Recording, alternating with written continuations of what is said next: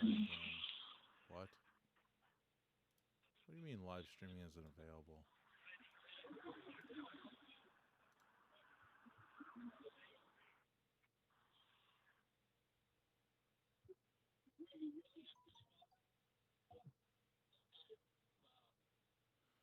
All right, looks like we are live.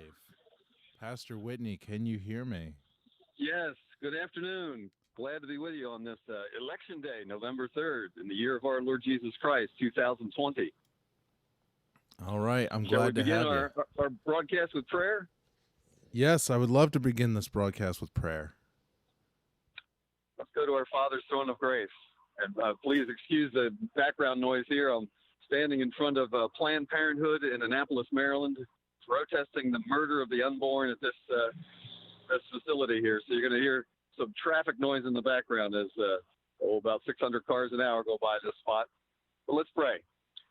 God our Father, we come into your holy presence, confessing the sins of our nation.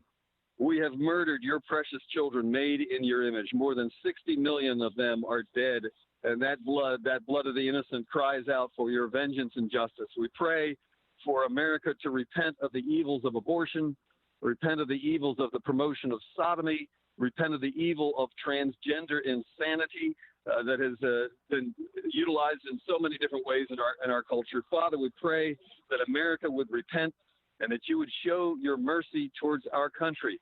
We know for the sins that we have committed, we deserve your judgment, but we pray for your mercy, which we know is available through Jesus Christ, our Lord and Savior. If we as a people repent of all our multitude of sins, if we turn away from our wicked ways, if we turn away from the idolatry of worshiping human civil government, thinking government is everything, instead to worshiping the one true and only God, who alone gives us life, who alone gives us liberty. And so, Father, we pray that in the election today, you might be honored. We pray for the preservation of our constitutional republic, not only in the selection of the president and vice president, but the selection of many in the House of Representatives. Well, actually, all of the House of Representatives up for election, and those senators that are up for reelection, judges. Father, throughout this land, we pray that you'd put the evil, wicked ones out of office and install the righteous. Father, we pray that the righteous would prevail and that justice would be done and that our land would return to Jesus Christ as King of Kings and Lord of Lords, for indeed he is King. And as our founders knew and loudly proclaimed, no king but King Jesus. And it's in his holy and precious name we pray these things. Amen. Amen indeed. And Pastor Whitney, is there anything you'd like to talk about on this election day? You told us that you're outside Planned Parenthood, and what's going on there? Well, Planned Parenthood here in Annapolis has refurbished its facilities, of course, at taxpayers' expense. Taxpayers forced by the wicked governor of our state, Governor Hogan, to give Planned Parenthood $9 million, count those, $9 million out of the taxpayers' coffers by a supposed Republican governor here, that $9 million to rebuild this facility in order to murder babies. And we pray for the destruction of this facility. We're out here letting the people know as they go by on West Street that this is where they murder babies in Annapolis, and even murder black babies of all things. So if Black Lives Mattered, black people in Annapolis would be outraged that this facility exists that kills, percentage-wise speaking, more black babies than any other race. That is, if you compare the number of the populace to that number. So we've been out here on Tuesdays on a regular basis because we know Tuesdays are the day that they murder babies here in Annapolis. And we know that we've had an impact. 2 weeks ago, they called the police on us.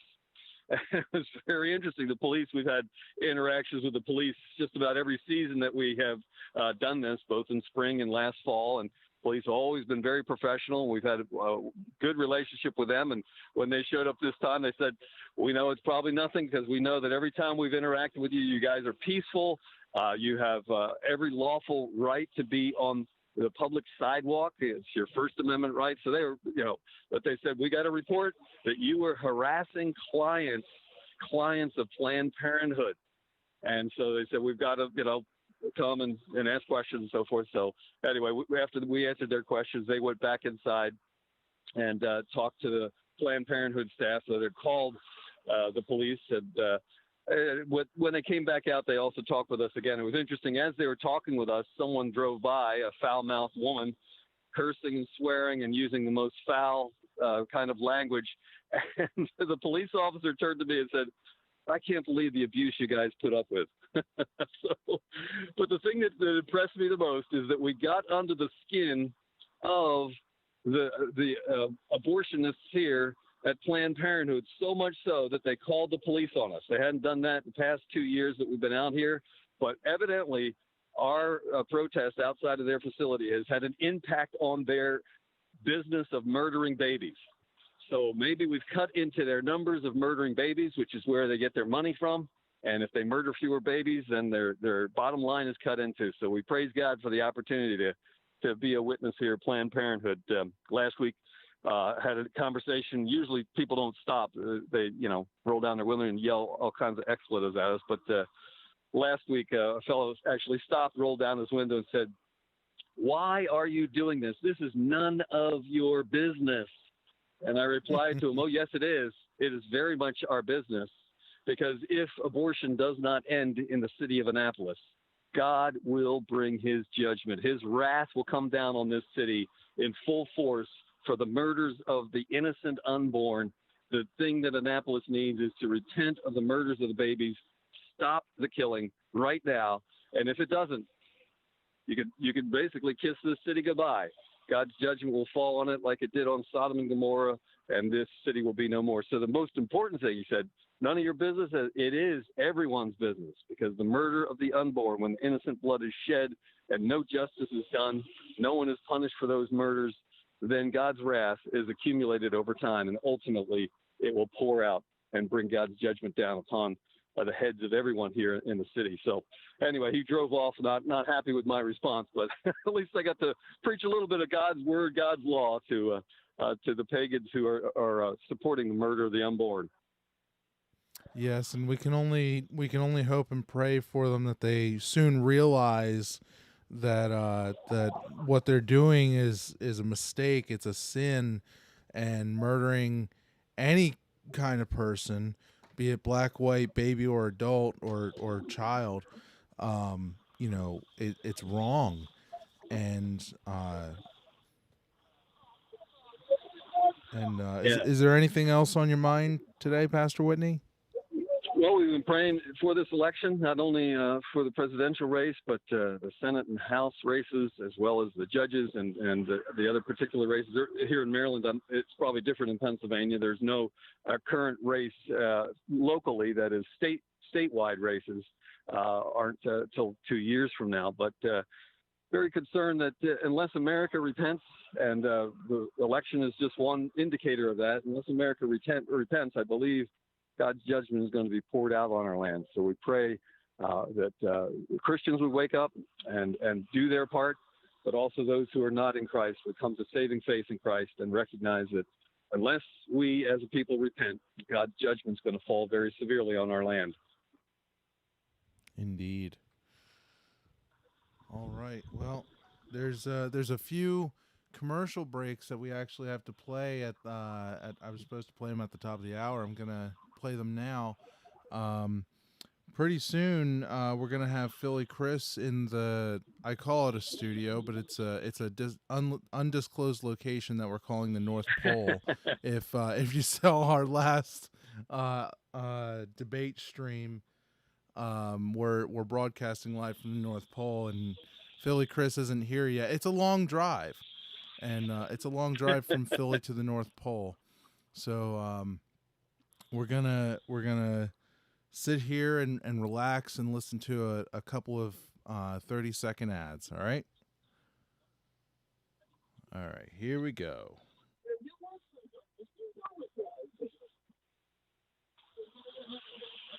Walgreens has always been there to help make your healthcare easier. From making sure you have the prescriptions you need, to answering any questions you have about them. Now, the question is whether you have the right Medicare plan. And we're here to help make that easier too. Walgreens can save you money and peace of mind with co-pays as low as $0. Visit walgreens.com/Medicare today to see how. Walgreens, We make Medicare easy. $0 copay on Tier 1 generic drugs when enrolled in a plan with Walgreens as a preferred pharmacy. Dell Technologies just announced their Black Friday sale. They're releasing new doorbusters every weekday, plus up to 50% off cutting-edge tech for your business. There's no better time to upgrade your small business with the latest laptops and desktops with Intel Core processors, plus there's free shipping on everything. Yes, everything. Give Dell Technologies advisors a call. They'll identify the right tech solution for your business. Call 877-ASK-DELL or go to Dell.com/SB Black Friday. That's 877-ASK-DELL.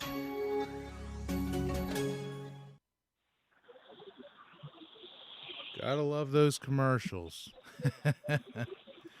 All right. Now, Pastor Whitney, Yes. is there anything else on your mind? I'm not much of a host, so I'm kind of leaning on you here. Oh, sure. I hate to thrust you into the spotlight like that. Well, no, this is fine. It was, unprepared comments are often the best, but one of the things that I work with is Institute on the Constitution, where I'm the senior instructor, and what we teach there is what we call the American view of law and government, and that's the view our founders had when they established this country. They based it upon a philosophy of government, very different from how things are functioning today, because their philosophy of government is clearly expressed in the Declaration of Independence. And you could say it's very simple. There's just 3 points to that philosophy of government. The first is that there is a creator God, and that creator God is the God of the Bible. That they were very, very clear about. Now, the creator God is the one who created each and every human being. And therefore, as the creator of each and every human being, he is the one that gives us rights from the moment of our conception, actually. So not even the moment of our birth, the moment of our conception, we're created in the image of God, as God's word clearly declares. And therefore, we have God-given rights. You can find those God-given rights in his law. So, for example, when the 8th commandment of the 10 says, "Thou shalt not steal," that means we have property rights. That's right. We have a right to own things, in contrast to the lies of the satanic Karl Marx, who said nobody should own any property at all. Property should be in the hands of civil government. And that's what we see, the creeping and encroaching thing taking place in our day of socialism. People like AOC and so forth, they don't believe in the 8th commandment. They don't believe thou shalt not steal. So I guess if you walked up to AOC and you took her purse and ran with it, she couldn't accuse you of thievery because she's not supposed to own anything. In their theory of government, the state owns everything. You own nothing. You have no God-given right to property. And we could go on from there, but that's just one illustration of how the commands of God given to us in God's word express what those God-given rights are that our founders spoke of. So the first point of our founders' creed, you might call it, their American view, is there is a creator God. He's God of the Bible. Secondly, our rights come from him alone. Our rights do not come from human civil government. In fact, that leads us right to the third point of their philosophy of government, that the only purpose, and you can underline that word only, and it's clearly expressed there in the Declaration of Independence, the only purpose of human civil government is to protect and secure our God-given rights. It has no business telling you what will make you healthy or unhealthy, and therefore no business telling you must wear a mask, you must, if you're healthy, quarantine, and on the list goes. In other words, if the word of God does not give civil government the power to do something, it does not have the power to do that. So when the issue of quarantine comes up, people say, well, that's a medical issue. It's spoken of in the word of God, and the law of God is clearly expressed that quarantines are valid, but only for the sick. You don't quarantine the healthy. You only quarantine the sick. And quite clearly, our government has decided not to follow God's law in that respect. And that's what happens when government steps outside the boundaries of what the Word of God and what our founders say is the appropriate function of human civil government, to protect and defend our God-given rights and nothing else. Your health is not their business. Your finances really aren't their business, unless somebody's robbing you, and then justice is penalizing properly the person who's robbed you and making them restore what they have taken from you, that sort of thing. But our founders' philosophy of government was very clear, And the result of that philosophy being implemented following the Declaration of Independence and later on with the establishment of our Constitution, all of which made the clear understanding that liberty was maximized in a society when the people obeyed God's law. So if everybody obeyed the 8th commandment, thou shalt not steal, well, you wouldn't have to have, lock your car. You could leave your keys in the ignition. Nobody'd steal it. You didn't have to lock your home. Nobody'd break in and steal anything. So if society obeys God's law, you then have liberty. Maximum liberty is achieved when the maximum number of people are on their own, in their own self-government, obeying God's law. And our founders, by establishing a government like that, unlike anything else other than the Hebrew Republic in the history of the world, when they established a government like that, the freedom that was available for everyone was unbelievable. People around the world recognized that freedom, and they said, I want that. You know, in Europe, you were born into a class, and you could never rise above that class. And so if you were born into a class where you did not own property, you were never going to own property. And you could never rise above the serfdom that you were born into. And so when they heard it, oh, there's a country across the ocean where you can actually go earn money and purchase property, and you can own your own property. The government there will protect your God-given right to own property and to keep the fruits of your labor. People flocked here by the millions because they recognized no other place on earth offered them true liberty, offered them freedom. But that freedom was all based upon and rooted in that founder's philosophy of government. There is a creator God. Our rights come from him. And the sole purpose of human civil government is to protect and secure those God-given rights. Sadly, obviously, we've gotten far, far away from that. Now we've got all kinds of government programs that are essentially, well, you know, Obama talked about this. I'm going to redistribute the wealth. That's stealing from one group of people to give it to another group of people. That's contrary, completely contrary to our founders' view of law and government. Yes, there is appropriate taxation, but appropriate taxation is very small. It's limited to only those small things that government can do that they're required to do to defend our God-given rights. For example, like protect us on the borders of our country from invasion, not only military invasion, but obviously robbers and brigands and other evil people that may want to invade our country. Hang on a second here. You know, police coming by, but they're not coming by for us, thank God. So the maximum liberty that was achieved has been successively squandered away by people voting into office those who do not hold the American view of law and government. In other words, people that don't believe there's a creator God. Hey, you know, there's a bunch of people that think that we all evolved from a rock. You know, can you imagine believing that you came from a rock? Well, that's essentially what evolution preaches, that we all came from a rock when that rock eventually grew legs and crawled up on the land and so forth and eventually became a human being. So they would say that you are a compilation of mistakes, mutations, and distortions, and that's what you are. So that's a very interesting theory. But if evolution were true, it's not true. We know it's not true. God says it's not true. But if it were true, what would be the law of the land? Think of it. What's the law of evolution? Well, in the evolutionary struggle, the survival of the fittest, right? That's the survival of the fittest, mean the strong almost have a duty, you would say, to kill the weak, because you got to kill off those weak genetic strains so that the strong genetic strains will survive and dominate. And so the strong ought to be killing the weak if evolution were true, and that would be perfectly just and right for the strong to kill the weak. So if you got somebody who's stronger than somebody else, and they're putting their knee on their neck, and it kills them, well, that's just evolution. You know, evolution in action. No problem at all there for the evolutionists. So because there's people that believe in evolution, then you have to ask, well, wait a minute. If evolution is the case, doesn't that completely undercut the American view of law and government, that there is a creator God, our rights come from him? Because if we don't have a creator God, well, the question is, where in the world do our rights come from? If there is no creator, if it's all a bunch of mistakes and mutations and the strong ought to kill the weak, it comes down to very clearly the strong dominate in a system based on evolution, and the strong ought to dominate.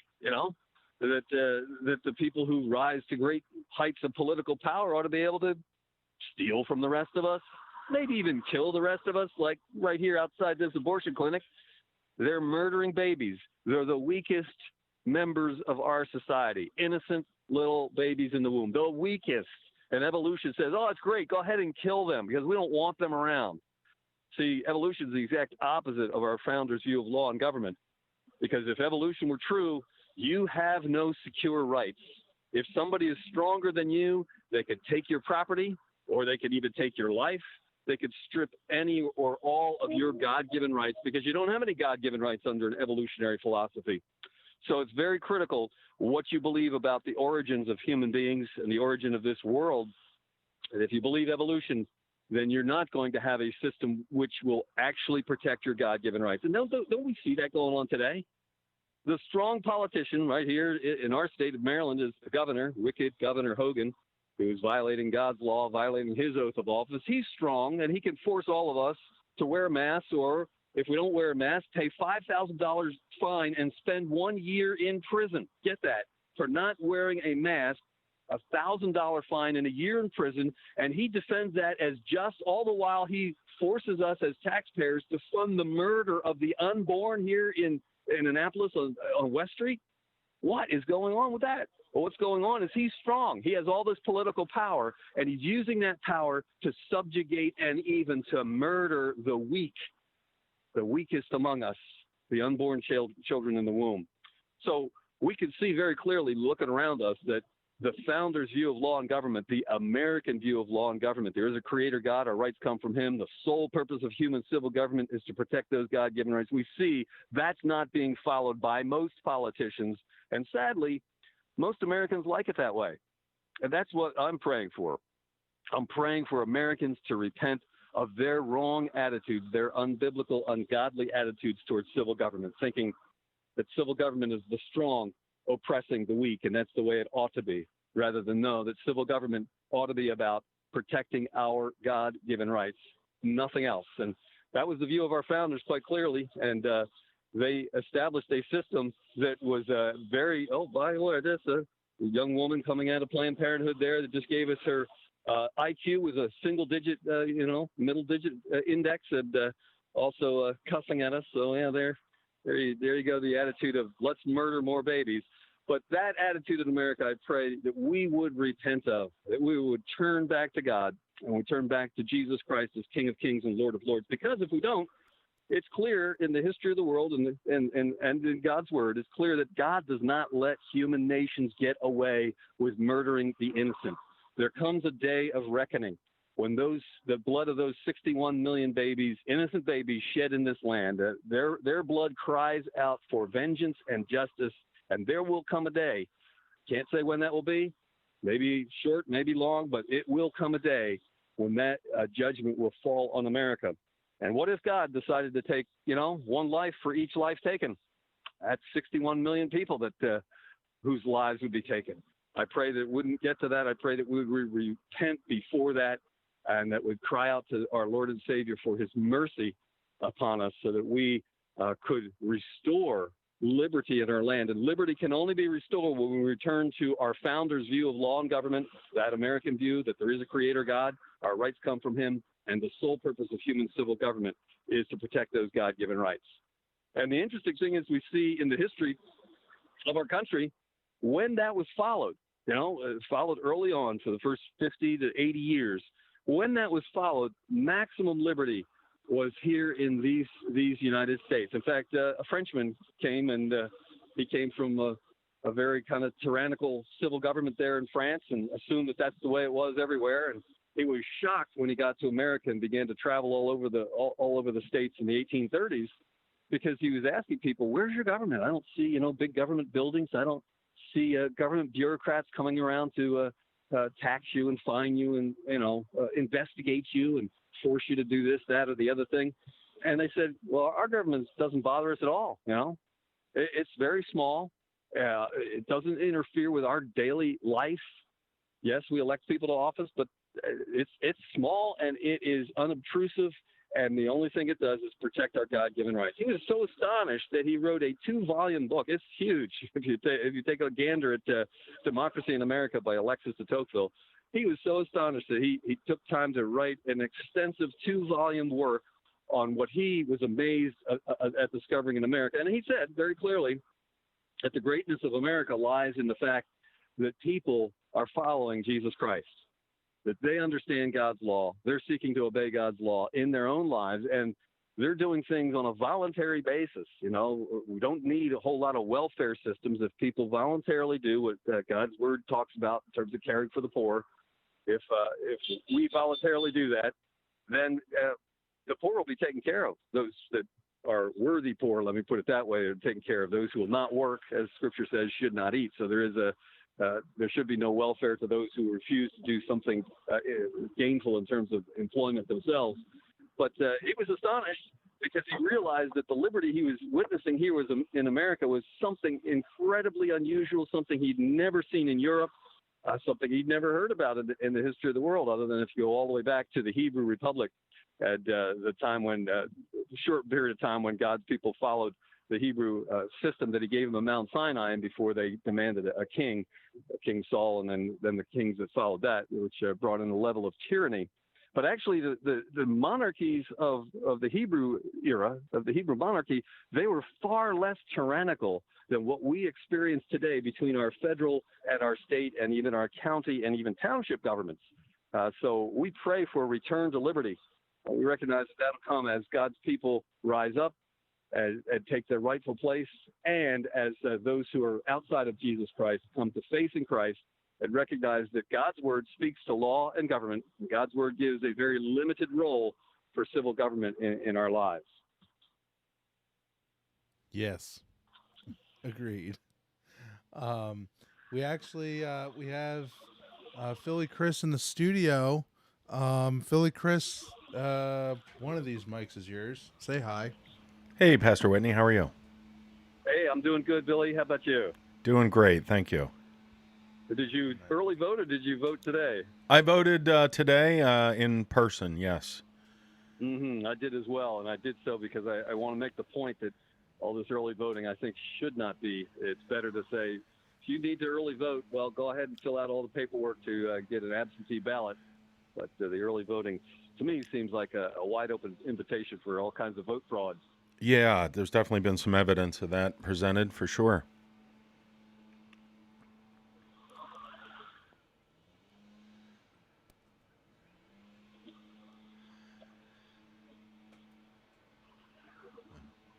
Well, I haven't heard anything in terms of actual numbers, just the overall sense that the voting today and in the entirety of this election, the greater numbers are voting than before in the election 4 years ago. The numbers today are enormous. Sorry for all the traffic noise, Billy. I don't know whether you heard or not, but I'm out in front of Planned Parenthood here in Annapolis, Maryland. Oh, are you? The murder of the unborn. Oh, okay. So you're going to hear okay. traffic noise and some people honking and other people cursing. That's all right. We get some on-location live coverage. That's great. That's right. Yeah. I was down in Philadelphia earlier actually taking a look at some of the activities going on in the city, and there was some protesters out around City Hall with some signs. And, yeah, interesting to see, but here we are. The big day is here. What did some of those signs hey, say? There goes a Trump flag for just radio? flying by us here, waving and cheering us on for speaking an end of the murder of the unborn. Yeah. Hopefully we get 4 more years of Trump and we can finally get some things fixed and corrected in this wonderful country of ours. And maybe the new Justice Barrett can help us in that. And I think really what needs to happen, in my opinion, is not really the overturning of Roe v. Wade. That would be one thing, but the recognition that Roe v. Wade is not law.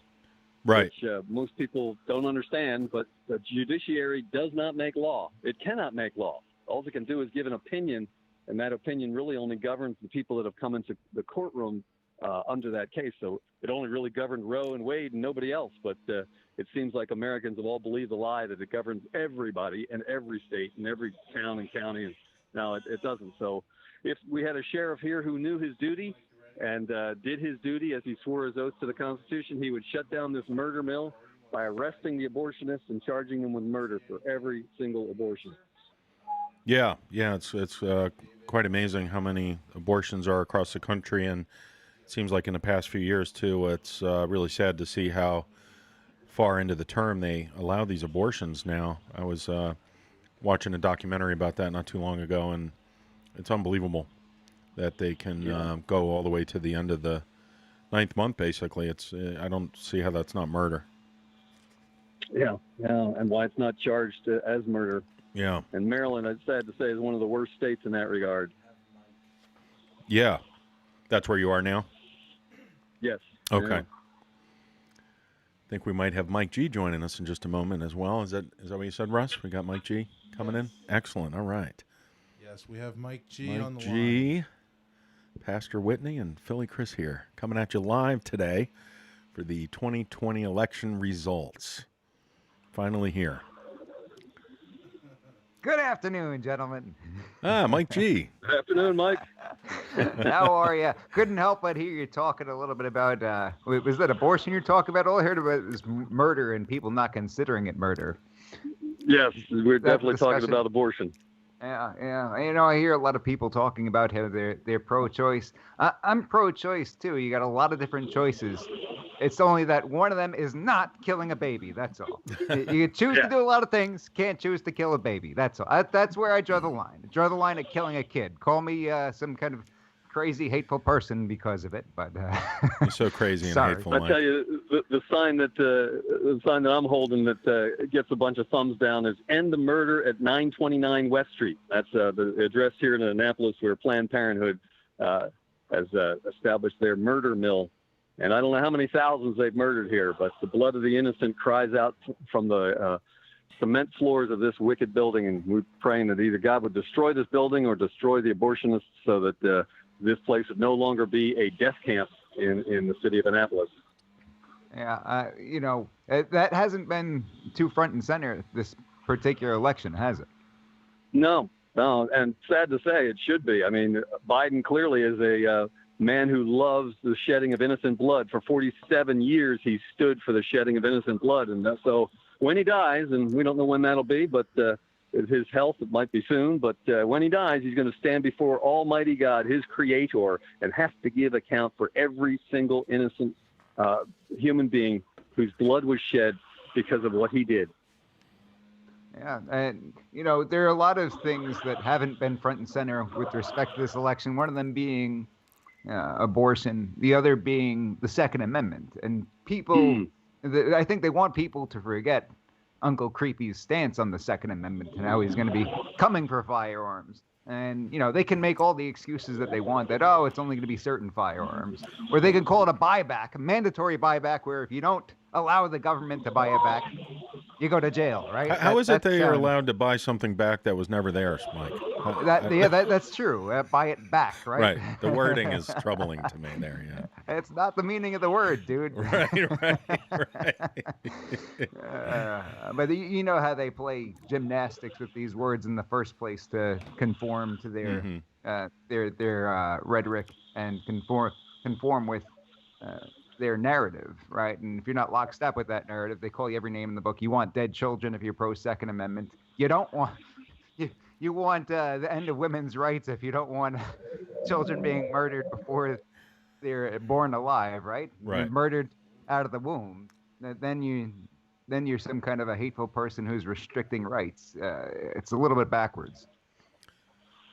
Regarding the Second Amendment there, I got a call earlier from someone from the Democratic Party, and they assured me that Joe's not coming for our guns. So I think you're wrong from what you just said. Really? Yeah, they said, well, they haven't done it Despite all yet. the other things that he's said, right? I said, well, you know, can you explain to me why you feel that way? And they said, well, they haven't done it yet. So That's all? yeah, that was it. I've never died yet, so apparently I'm never going to die, right? Is Right. that the way it works, Yeah, Pastor Whitney? yeah. There's a judgment day coming. And the interesting thing you point out is the extreme hypocrisy here. Let's murder all the babies. Oh, but don't let anybody protect you from a murderer. That is, you can't own a firearm because if a murderer comes to kill you, you can't kill them. It's like, That's what? right. Wait a minute.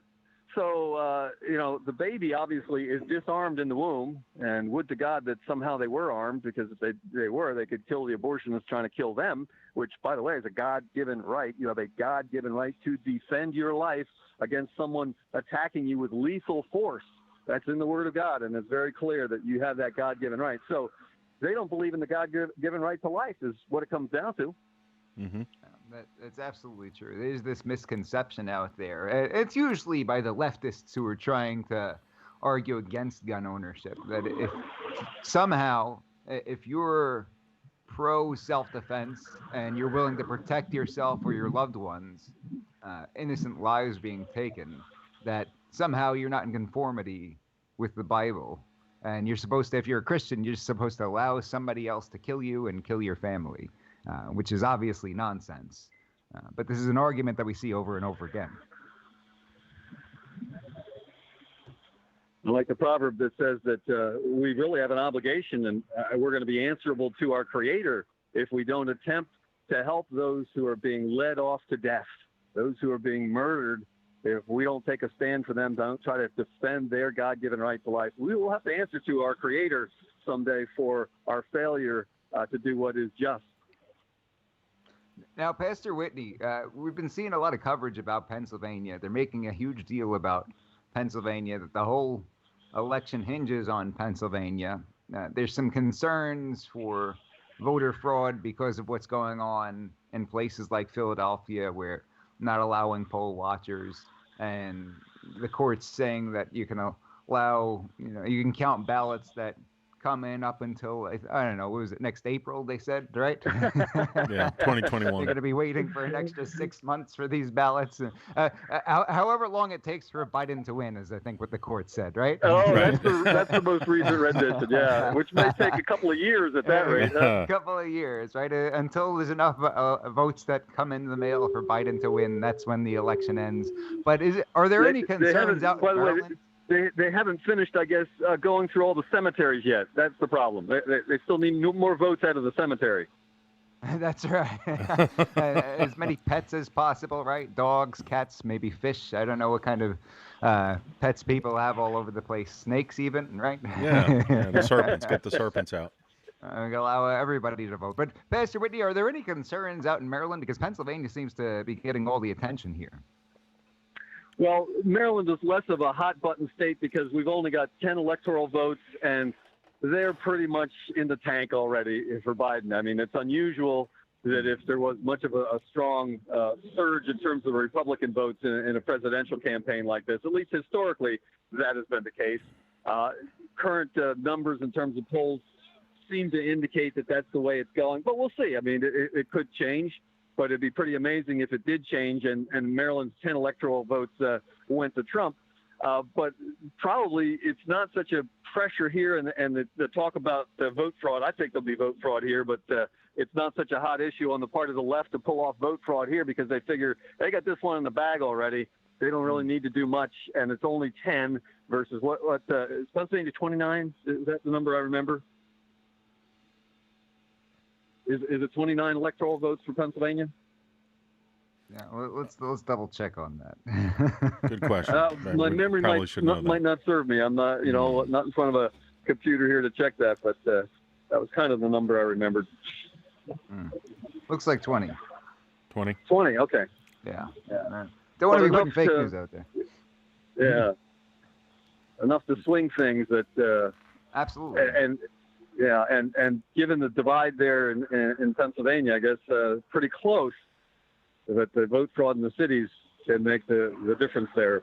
And I think also we ought to mention that the sad part of this is that all of this wouldn't be such a big problem if we weren't all winner-take-all states.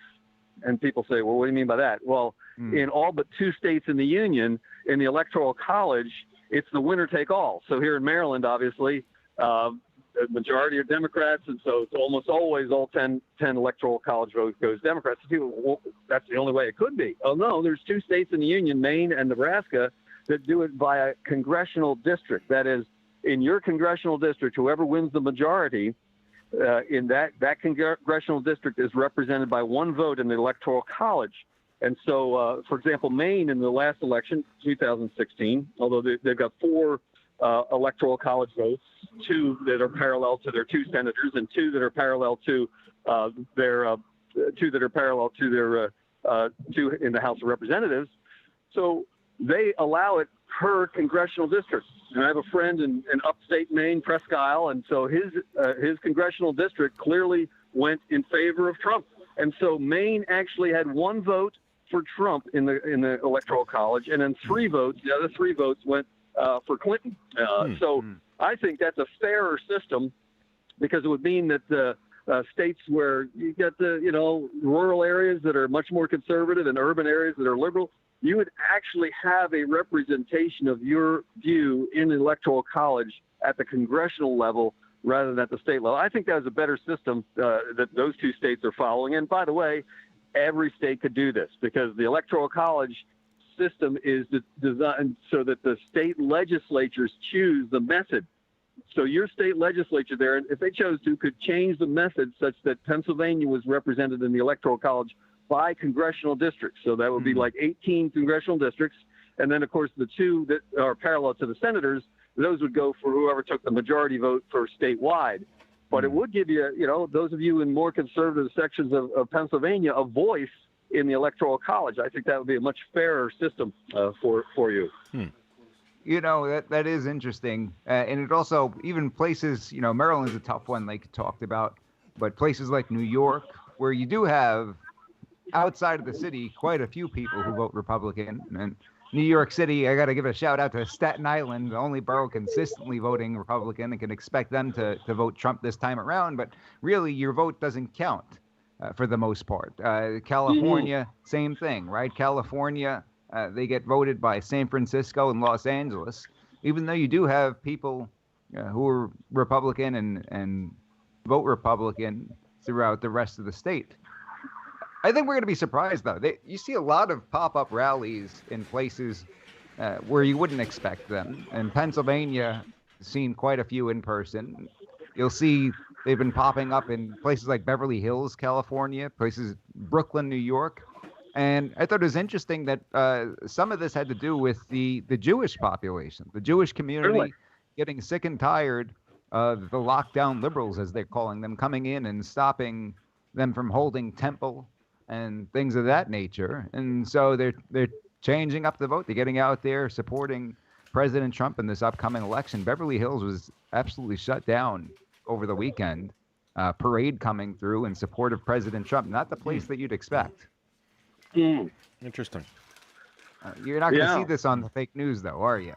No, not at all. No, probably not. I have a friend who lives in Washington, D.C., and she's actually evacuating today because she hears that what will happen after the election. She's already seen that everything's boarded up, and she's heard rumors that they're going to lock the city down, a hard lockdown, until sometime in December. So for the rest of the month of November, maybe the place will be virtually closed, a ghost town. It'll be a ghost town. It'll be a good ghost town if all the government employees went home and didn't work from home. It just didn't work at all. That would be a good thing. We can rejoice with that, right? That's right. But unfortunately, that's not the kind of lockdown they're talking about. Yeah. No, of course not. You see places like in these big cities preparing, Los Angeles, California. If you look at the videos of Beverly Hills, typically you've got stores, retail stores that are all made out of glass from floor to ceiling. And they're all boarded up right now. New York City, you've got places that are all boarded up right now. And I would think that they wouldn't be doing this if they were anticipating a Biden victory, would they? I mean, do they think that people are going to destroy the place if Biden wins? Are they? Well, are they? Yeah, I guess. I guess they're looking for all that peace and love. Those boards are there because all the peace and love that's going to break out in their city is just going to be wonderful, right? It'll be the winter of Preparing love. for some more peaceful protests, right? Yeah. That's all. Yeah. I'm just glad I invested in plywood. What's that? I'm glad I invested in plywood a few months ago. All these plywood companies are doing it. Wise choice. Yeah. Who knows? Maybe they're concerned that no matter who wins, there's going to be riots in the streets because the left, even if they do win, they'll say, "Oh, well, we wanted to break apart the city anyway, so let's just do it anyhow," right? So sad that seems to be their operation, their mode of operation is to burn, loot, and murder. Isn't that what BLM stands for? Burn, loot, and murder. well, it certainly doesn't stand for what they say they stand for, right? It certainly doesn't stand for Black Lives Mattering. That's probably the last thing they stand for. But it's unfortunate that we're seeing all of this happen, and people are prepared for it. Anybody see what's going on with the stock market today? Philly Chris, have you taken a look at it? I haven't taken a look, but let me pull it up and let's check it out while we're live. Looked like on it the was air here. gangbusters earlier today. Yeah, I would imagine. I don't know So what that's... the investors were looking at what they thought was going to happen today. Yeah, absolutely. Now they did say that because the stock market went down last week, that's usually an indicator that the incumbent doesn't win. But they've been looking for a lot of different things. I don't think that this is a foregone conclusion the way the mainstream media is making it out to be.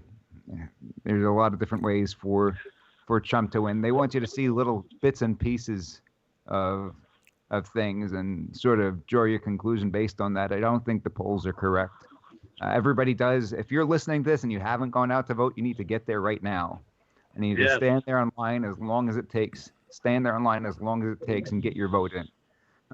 Because there's no going back in time and changing this after it takes place. So everybody needs to make sure that their voice is heard and that their voice counts, their vote counts. You see, Biden's in Philadelphia right now, from what I understand, out there trying to sway Pennsylvania one more time. Trying to sway Pennsylvania. I wonder how many people who weren't going to vote for Biden are out there right now saying, you know what, he's here. I'll go ahead. I'll vote. I'll go ahead and I'll vote for Biden. Do you Wasn't think planning he's on aware it, he's but in I'm Philadelphia? gonna go ahead and do it now. What was that, Russ? Do you think he's aware he's in Philadelphia? It's not Vegas to him. Yeah. It's a pleasure to be here in Kentucky, 1942.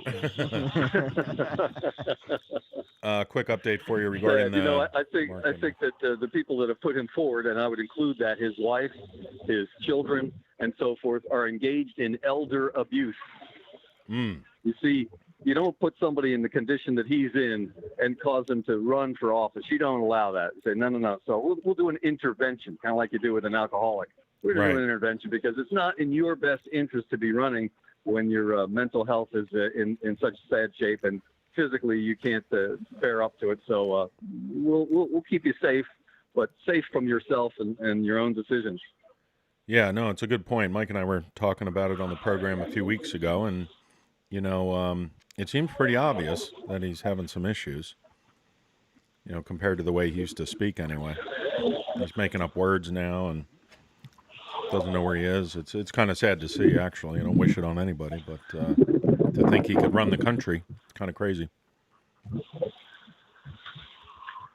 Well, the thing that I noticed today, voting in person at my usual polling place, because they have this crazy system now where you can kind of vote everywhere, anywhere, and it's like, that's a invitation to vote fraud if there ever was. Well, anyway, voting at our usual voting place where we've been voting, my wife and I, for 30 years.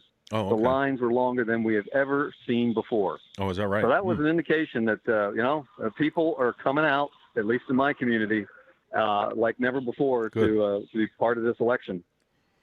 That's good. I saw some concerning numbers about how many people already voted as of a couple days ago. I think it was like 96 million. Did you see that, Pastor Whitney? Yeah. Yeah, it's kind of crazy. And I think the early voting thing, hopefully enough people have woken up to say, that was kind of a mistake, like the individuals who, there goes a Trump flag going by, but the individuals who voted for Biden, and then all this information came out about Hunter Biden and his laptop, and they said, oh, I want to change my vote. Right. Sorry, too late. That's the problem with early voting. Mm-hmm. I think that's a generous way to say is the information came out, though, Pastor Whitney. I think that information it's been around for a year. but it was suppressed to the millionth degree by the mainstream media. Twitter not allowing these articles to be posted out for what reason, I'm not sure. And then one of the biggest things perhaps that happened was that there was an article that came out, I believe it was by NBC, about how one of the Hunter Biden dossier was deemed to be fake.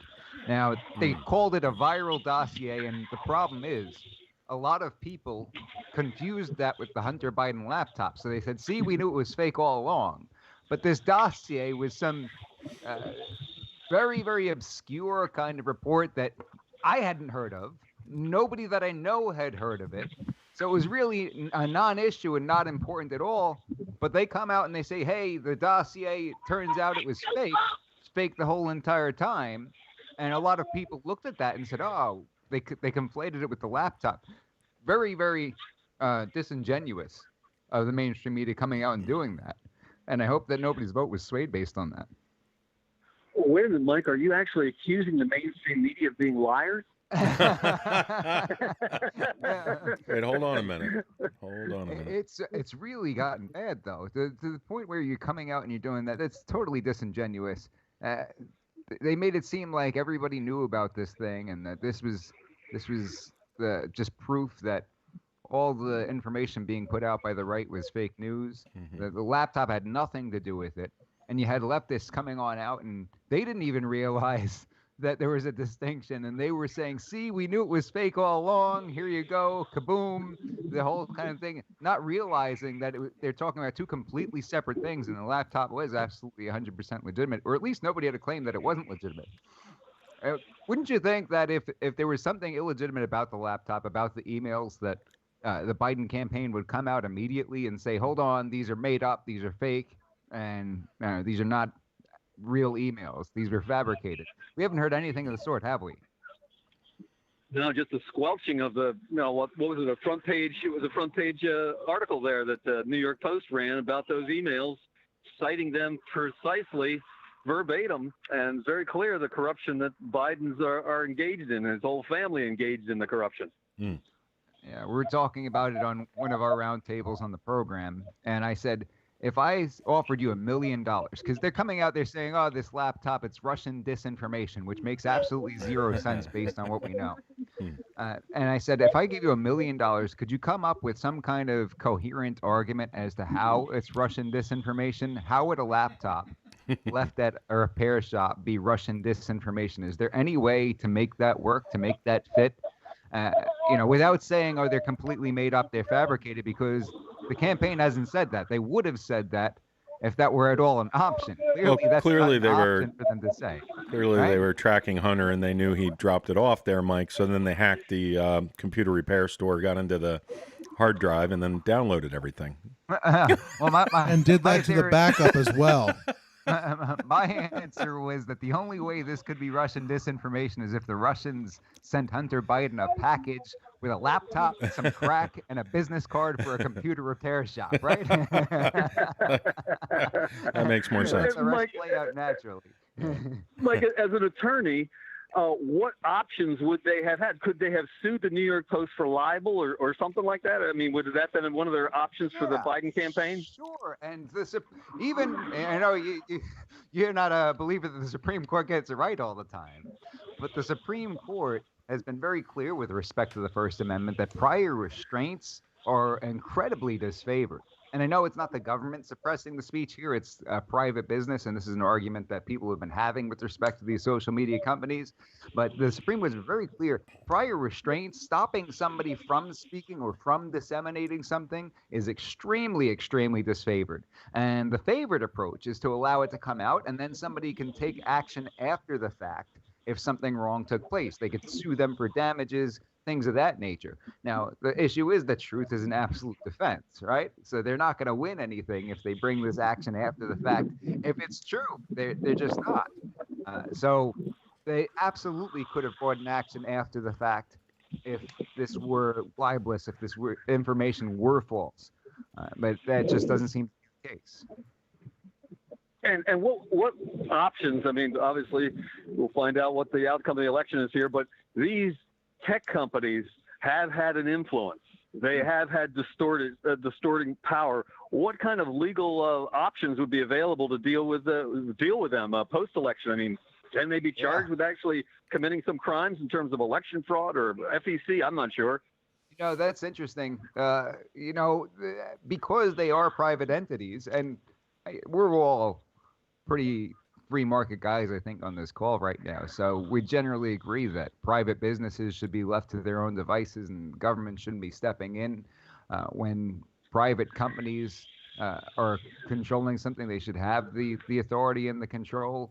The issue becomes with something like social media: are they akin to a utility? Now, with utilities, you have case law that talks about how there's constitutional protections on private entities if they're carrying out a traditionally exclusively public function.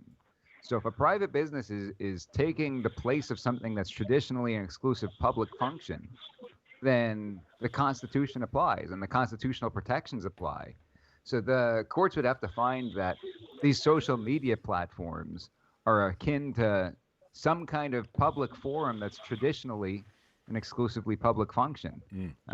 It's very difficult when you have new technologies like this coming around to compare them to older things and compare them to other modes of communication. Are they like a newspaper or are they like something else? I think once they start to censor things, they become a publisher. Well, that's also an interesting point, right? If they're going to pick and choose, then and they're deciding what goes, what doesn't go. But also, if they're a publisher, then a newspaper doesn't have to publish any article that gets submitted to that newspaper, right? What was that, Mike? A newspaper doesn't have to publish every article that gets submitted to that newspaper. I suppose not. Right? Yeah.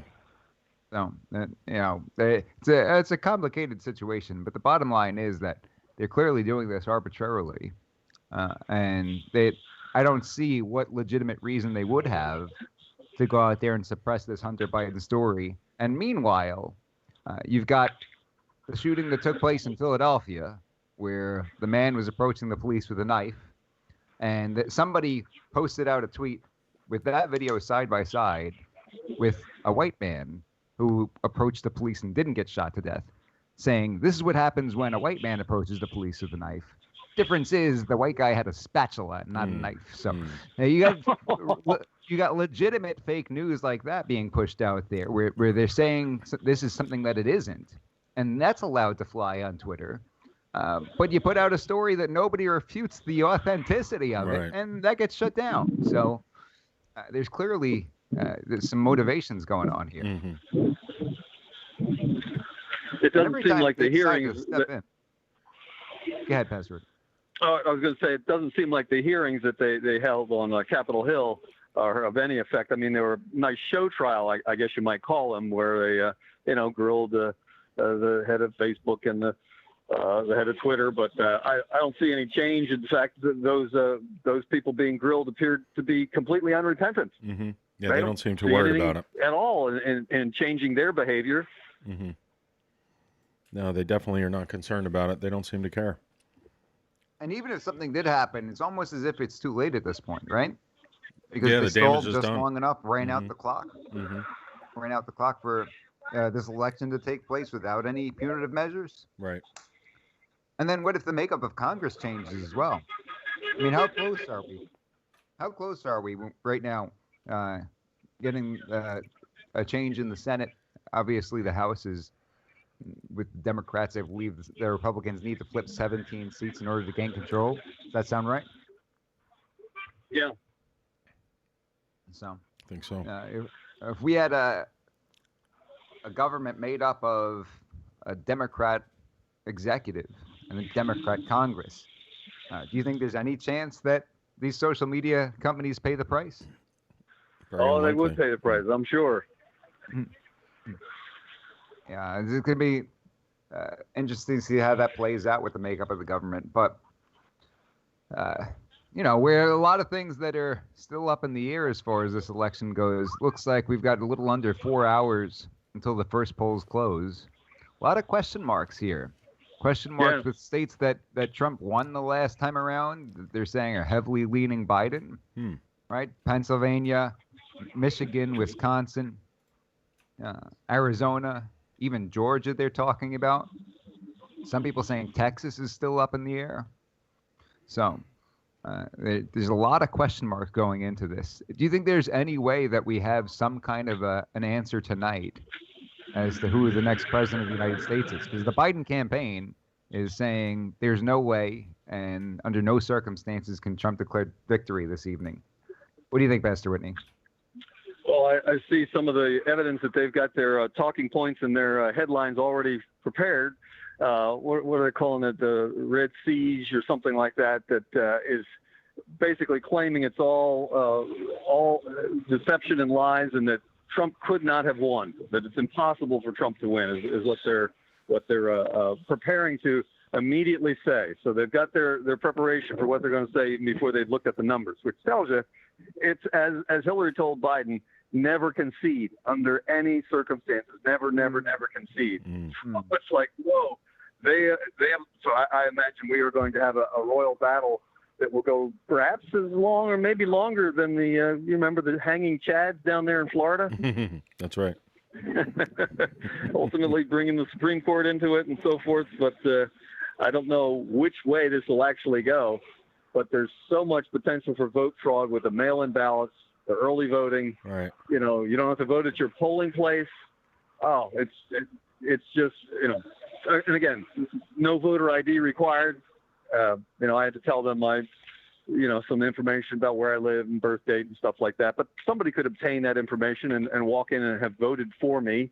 I would have much preferred they say, do you have a government issued photo ID that we could see to, you know, tell us for certain that you are who you say you are. Pastor Whitney, don't you know that the law requiring people to show photo ID when they purchase firearms, that's a racist law as well? Didn't you know that? Yeah, of course. Or Right. you have to have a photo ID to get on an airplane. You know, That's government right. issued ID to get on an airplane, to enter a federal building and most state buildings as well. Yeah. Oh, Yeah. but to vote, no, we don't want to do that. That's racist. We got a long evening ahead of us, gentlemen, but before we go any further, let's take a moment to pause for our sponsors. Those of us just tuning in, you're listening to election coverage on 1180 WFYL, Fox News Radio. Hillary Clinton called hardworking Americans like you deplorable. You could put half of Trump supporters into what I call the basket of deplorables. Joe Biden called us bad people. Not very good people. Liberal Hollywood attacks our faith. Amy Comey Barrett, Catholic, really Catholic. And the liberal media attacks our values. The credulous boomer rube demo that backs Donald Trump. They openly hope for the death of our president. Hillary Clinton's former spokesperson said, "I hope he dies."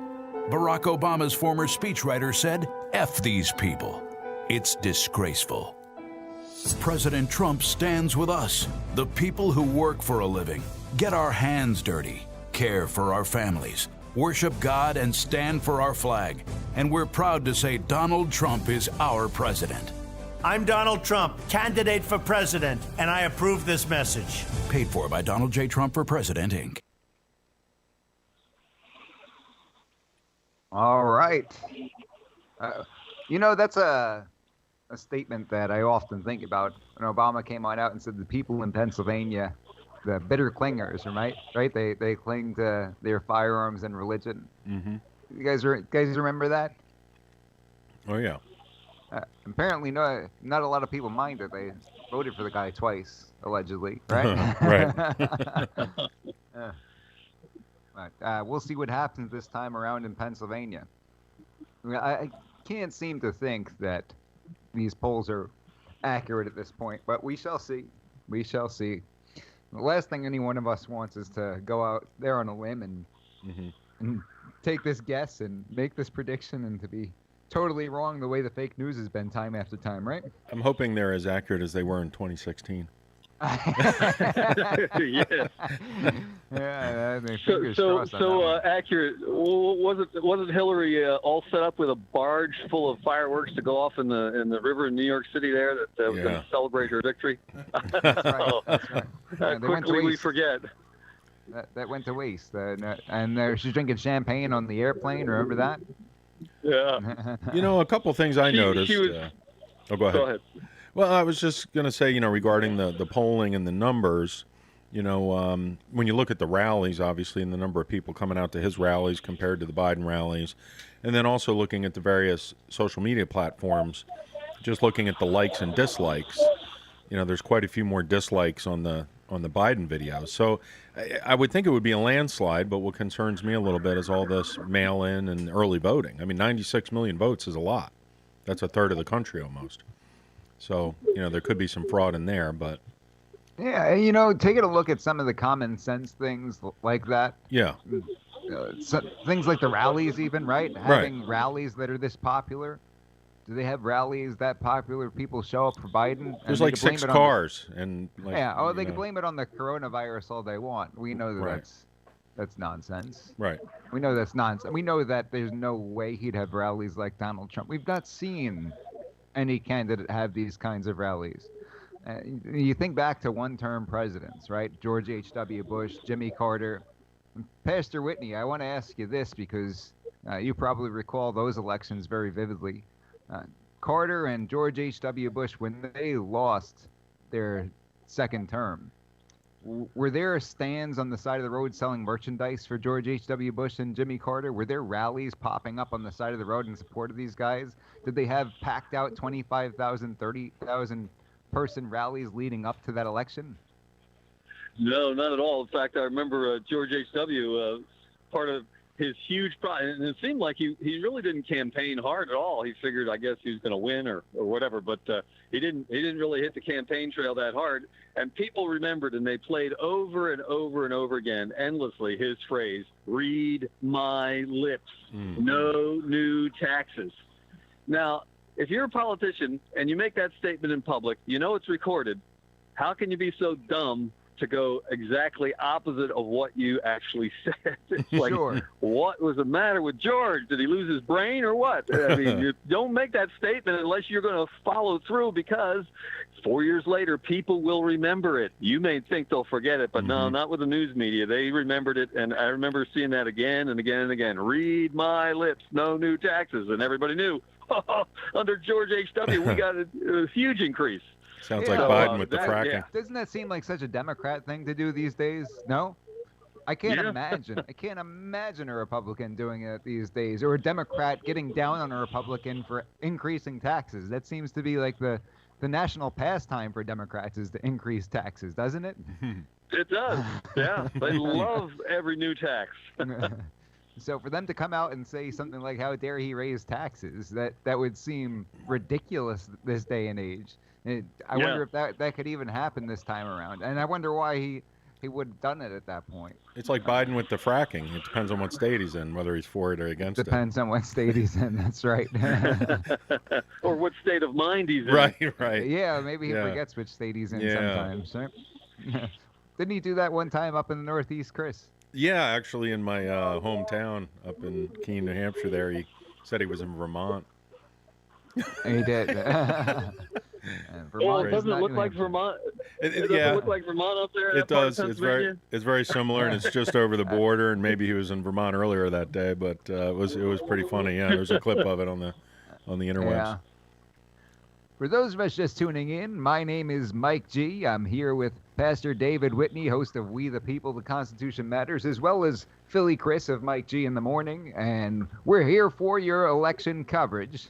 Election Day, a little after 3 p.m. Eastern Time, talking about the consequences of the 2020 presidential election and down ballot, too. I think that's one thing that a lot of people haven't been paying attention to.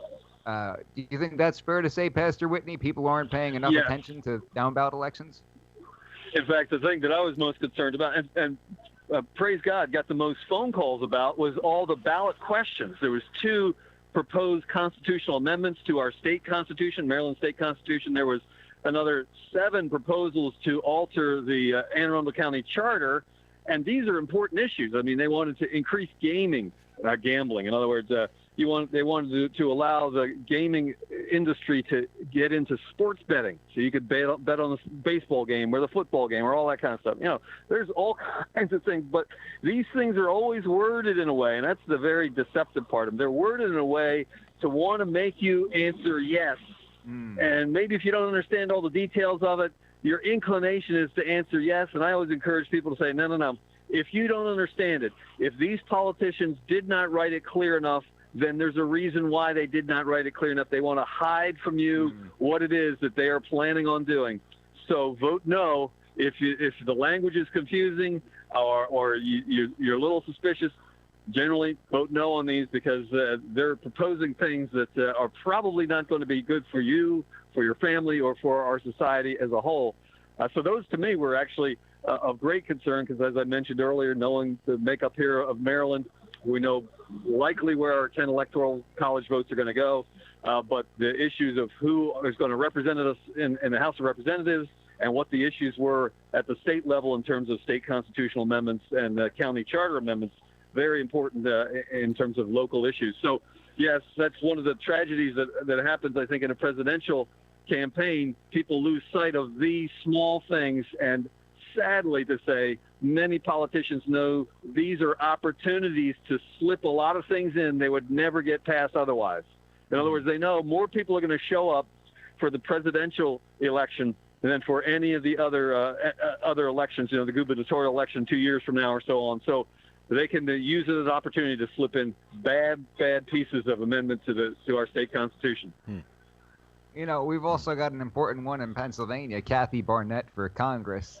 Pastor Whitney, I don't know if you've had the opportunity to speak with her, but she's actually done radio on this station for quite some time. And she's pro-Second Amendment. She is pro-life. And she's another one of those racist African-American Republicans, right? Clearly, she must be a racist. Doesn't matter if she's a black woman. Right. She's a racist because she's a Republican, right? Tragic. In other words, racism has been changed from a category of attitude towards someone's ethnicity or their origin or the color of their skin into a political tool. If you're not a leftist, then you're a racist. That's ultimately where we're at today, that the arguments of the left have failed so greatly that they now have to resort to lies and use the word racist for anybody that disagrees with their Marxist ideology, which is basically godless communism. That's right. And, there's also, isn't there a race in Baltimore that's taking place right now? Another African-American woman who's running under the Republican ticket, Kim Klacik. Yes. You familiar with her? Yes, and yes, she's running, and she looks very good. She's running against Kwesi Mfume, a avowed Marxist, and it would be good to see him put out. He was put in place, to replace Elijah Cummings, who went to his eternal judgment, and sad to say, I think that eternal judgment did not fare well for him, given the evil that he did as a politician. But anyway, so to replace Elijah Cummings, Mfume was put in, and so he's hoping to retain that seat. But I hope that, and it looks like this is really positive. I have friends that are in that district and voted for her, and I mean, there's a possibility here that she might replace him, and that would be a very good thing in Congress. And that would be a huge upset if it is. That'd be an enormous upset, because the left has figured that Baltimore is their territory and they could never surrender it. Once they've got it, it's there forever. But things may be changing, and we'll see how the outcome of this takes place tonight. So that's a very important race here in Maryland. Yeah, and you have people in Florida coming out and also supporting, Latinos for Trump and blacks for Trump, coming on out and talking about how the leftists are really the racists, because what they do is they just expect votes from these minorities, and they expect them based upon promises that the government will take care of you. And really, it's demeaning to these people. And you had a fighter come on out. His father came from Cuba, risked his life to come here in light of the oppression, and said, listen, we don't want government handouts. We just want opportunity. And that's why we're voting for Donald Trump in this election. That's why we support Donald Trump. And the left gives us these false promises of these handouts You know, they're basically insulting us as if we're not hardworking people, as if we don't want to get out there and earn for ourselves and earn for our families, and we're just going to rely on the government for everything. And I think a lot of people are waking up and realizing just how insulting it is. From what they've been saying, the African American vote for Trump is through the roof right now compared to previous presidential elections. Can you see that? Well, that would be very encouraging, because it means that many of them have woken up to the fact that the Democrats have been trying to keep them on the plantation. That is the government-run plantation of LBJ, you know, and the ilk that LBJ brought forward with his so-called Great Society, get all these people dependent on the government. And, you know, that's a form of slavery. If you're dependent on somebody for everything and you can't take care of yourself, isn't that a form of slavery? Definitely. You see that around here, too, in Philly, for sure. Yeah. The dependencies. It keeps these people down. But, you know, one thing that has been a topic of discussion is the Christian vote, Pastor Whitney, and where it goes. And there was a video I was watching about how traditionally white Christians will vote Republican and black Christians will vote Democrat, and talking about some of the reasons why that may be true, even though the African American community, particularly with Christians, they tend to be socially conservative, may very well go back to, you know, Lyndon Johnson, as you're talking about, Democrats of that day, and it's become more of a tradition than anything, even though these people may very well be pro-life and things of that nature. Have you noticed that in the Christian community? Yes, I was listening to a brief video by a black pastor who basically stepped out of being a Democrat, registered as a Republican, and he was saddened by the reactions. People in his congregation, large number of people in his congregation left. A large number of people who he thought were his friends, you know, friends for years and years, and they've abandoned him. And there's kind of this mentality that, how dare you? You know, it's kind of I don't know what you'd call it, a tribalism that says, you have betrayed our tribe if you vote for anybody that's Republican. And that's a sad reality, because it means that there's an idolatry going on there. And the idolatry says that we are looking to civil government to provide for us. Civil government is our daddy. And that is the opposite of what the Word of God teaches. Civil government has a very limited role, and that role is not to provide for our needs, not to give us a welfare check, not to give us education, not to give us health care, not to give us any of those things, but simply to protect our God-given rights. And in that limited role, everyone has the freedom, and that means the freedom to excel as well as the freedom to fail. The freedom to start a business, and you're not guaranteed that business is going to succeed, particularly if you don't work hard, you don't have wisdom. So, you know, you have the freedom to fail as well as the freedom to succeed in the system our founders established. But if you worship civil government as an idol, which is what God warned the children of Israel against in 1 Samuel chapter 8, it'd be a good read tonight if you get a little bit of time to look at 1 Samuel chapter 8 and look at what God warned of. A strong, all-powerful, centralized civil government will be a disaster for the people, because it will rob you of your God-given rights to keep your property, to keep the fruit of your labor, and so on. You know, 1 Samuel chapter 8 is a very good read to warn us about the dangers of a strong, all-powerful, centralized government. But when people decide they wanted to be provided for, they would rather be enslaved to a system, then you're not going to have freedom. You're going to lose that liberty and lose that freedom, and that's a very sad thing that any group of people would want that. And that's the sad thing about what we're seeing with immigration today. It used to be, you know, 50, 100 years ago, people that immigrated to the United States wanted to come here to become Americans. They wanted to learn our language, English. They wanted to master that. They wanted to give opportunities to their children. They wanted to excel. They wanted to start businesses.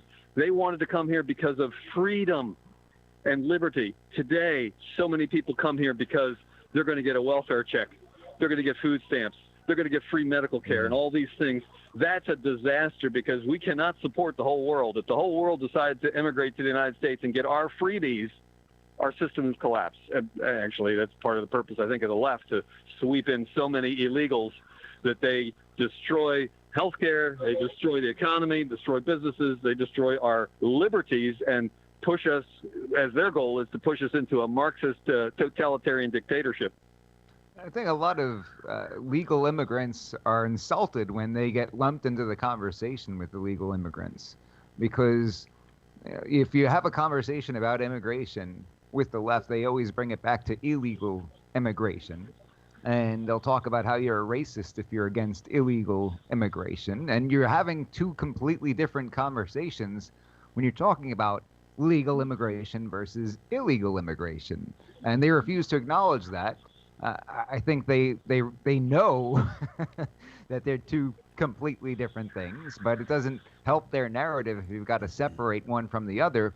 It helps their narrative if they could just say, oh, you just must be a racist, you're against immigration altogether. They're two completely separate things, and you find that people who have gone through the process illegally and have made all kinds of sacrifices, like my law school buddy whose dad was a veterinarian in Mexico and had to come over to the United States and work 3 jobs as a janitor and whatever else in order to support his family because his degree wasn't recognized here, pay all this money to immigration attorneys and wait all this time just to see people doing it illegally.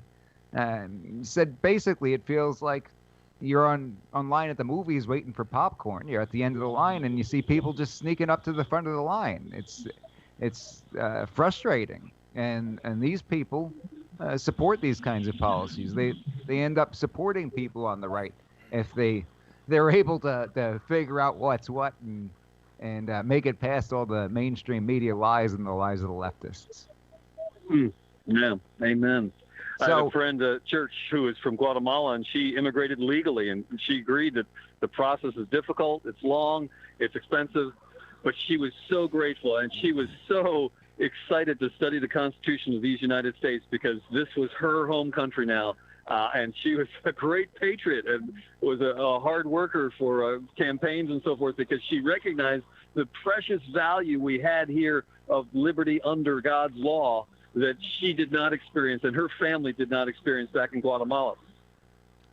Was having a conversation with a Guatemalan man just a couple of days ago. Seemed to be pretty conservative as well. Wonder if that's common in that heritage. It's interesting to see where people end up in these situations after they come on over and have to make this new life. And he seemed to see the opportunity involved in being American and not having socialist laws out here and being part of a capitalist system. He seemed to appreciate that. For those of us just tuning in, my name is Mike G. I'm here with Pastor David Whitney, host of We the People, The Constitution Matters, and Philly Chris of Mike G in the Morning. And we're bringing you election coverage, presidential election 2020, here on November 3rd. We've got about 3.5 hours until the first polls close. And Pastor Whitney, for our listeners who are just tuning in, I understand you're on location outside of a Planned Parenthood in Maryland? That's correct. We're here in the capital of Maryland, Annapolis, Maryland, and in our county, Anne Arundel County, this is the last death camp, the last murder mill in our county. Our church was blessed by God about almost 2 decades ago to be outside the other murder mill on a regular basis for about a year. And we got that abortionist evicted from his lease at that building, and ultimately he moved to a different place, murdered enough women finally. He'd murdered hundreds and hundreds of babies. We don't even know how many, but he murdered enough women that the health board finally pulled his license and he could no longer murder babies. So we were successful by God's grace in shutting down one murder mill, and we're here in front of the Planned Parenthood in Annapolis praying that God would grant us another victory here, that this murder mill would be closed. I mean, God could do whatever he chooses. He could strike the building with lightning and burn it to the ground, or, he could destroy the health of each one of the people that are murdering babies here. I don't know what God would choose to do, but we're praying that he would end the murders here at 929 West Street in Annapolis. By the way, it's just a half mile down the road from the governor's mansion. Governor Hogan, a Republican, sad to say, supports the murder of babies. That's right. He forces us taxpayers, you might even say he forces us at gunpoint, to pay taxes to murder babies, and the state of Maryland paid this murder mill $9 million to buy this building and to refurbish this building so that they could continue murdering babies. I pray for the soul of wicked Governor Hogan that he would repent of murdering babies, because the blood of babies here in this city is on his head, on his hands, as he forces the people of the state of Maryland to fund the murder of babies. May God rescue his soul, and may he repent of the wicked evil that he's done. And that's just the beginning of the list of evils that governor has engaged in. I've got a couple of questions for you, Pastor Whitney. I'm sure some of our listeners have some of these questions. Number one, did you say that the old abortion doctor had murdered enough women that his license was revoked? Yes, right. In other words, it wasn't just babies he was murdering. He was perforating enough uteruses, people bleeding to death, and those sorts of things. That, there was, when we were out front of his murder mill protesting, it had been 2 or 3, but it piled up to 4, 5, 6, and I think by the time it reached 6 or 7, the medical board of Maryland said, well, maybe we ought to pull this guy's medical license so he can't practice medicine in Maryland. That's a serious body count there. When you first said it, I kind of pictured a guy who dresses up like a clown and has people chopped up in the fridge or something. I wasn't sure if something like that was going on. But, hey, when it comes down to it, it's just as bad, isn't it? If you had people dying at your hands. What a shame. These people are sick. They are. And I'm trying to help a movement taking place of women who've been injured by abortion. Class action lawsuit being put together, and right here in Maryland, Carhart, one of the late-term murderers who murders the babies just shortly before they're born, but he has injured a number of women, and some of those women have died. Just read recently about Shady Grove Hospital over in just north of D.C. in that area. Within a 2-week period of time, this murderer sent 2 women to that hospital that were bleeding internally from the damage that he did in a late-term abortion, because the late-term abortion is very dangerous for the mother as well as the baby. And, one of those women did not survive. The other one had terrible problems. And so, people think abortion is safe. No, it's not. Obviously, it's not safe for the baby. The baby's dead. Yeah. But many of the mothers are also wounded and injured for life, or they actually lose their lives as well. That's something we never hear on the mainstream media, though. They'll never say that this is a dangerous procedure. In fact, they always say that it's necessary. She's the head of a Planned Parenthood, a successful one with lots of money poured in, and she was part of that. And yet she didn't even realize what it was she was doing until she actually saw the murder on the screen that she was participating in. And at that point, she said, I cannot continue doing this. So praise God, there are people who do, and we do pray. We do pray for the abortionist repentance first and foremost, but if they will not repent, then we pray that God would take them out of the way and save the precious lives in the womb. All right. We've got a long evening ahead of us, I think it's fair to say. Right, Pastor Whitney? I'm going to stay with you as long as I can, and we'll see what happens here. How long do you plan on being out there? Oh, by the way, we have the police coming over, so I'll stay on here, but we'll probably have a conversation with the police here. Excellent. Yeah, all right, sounds good. That's great. That's great. We want to stick around. We want to stick around and hear what's going on. Ask them if you're being detained. Hang on just a second. Let me hear what the policeman's saying. Sure. We're of one family. So being related to one another as one family, we can. But thank you.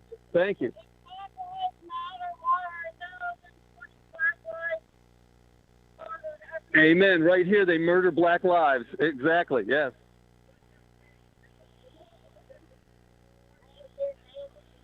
Okay. Thank you, sir. Appreciate your service to the community. Thank you so much. Okay, Mr. Friendly, yes, he was just telling us we need to wear masks. One of the good guys? Sort of, right? Yeah, actually, he said he got a report of a disturbance down here. Oh, that really? We're creating a disturbance here. So hey, Pastor obviously, Whitney, Planned Parenthood. Sounds like there's more of a disturbance going on inside that place. You got to keep an eye on that, Pastor Whitney, right? Were you burning buildings down again, Pastor Whitney? Throwing bricks through windows? Don't do it. Don't do it live on the air. Well, the thing that's been a blessing here with the Annapolis City Police is they've always had a very good respect for us.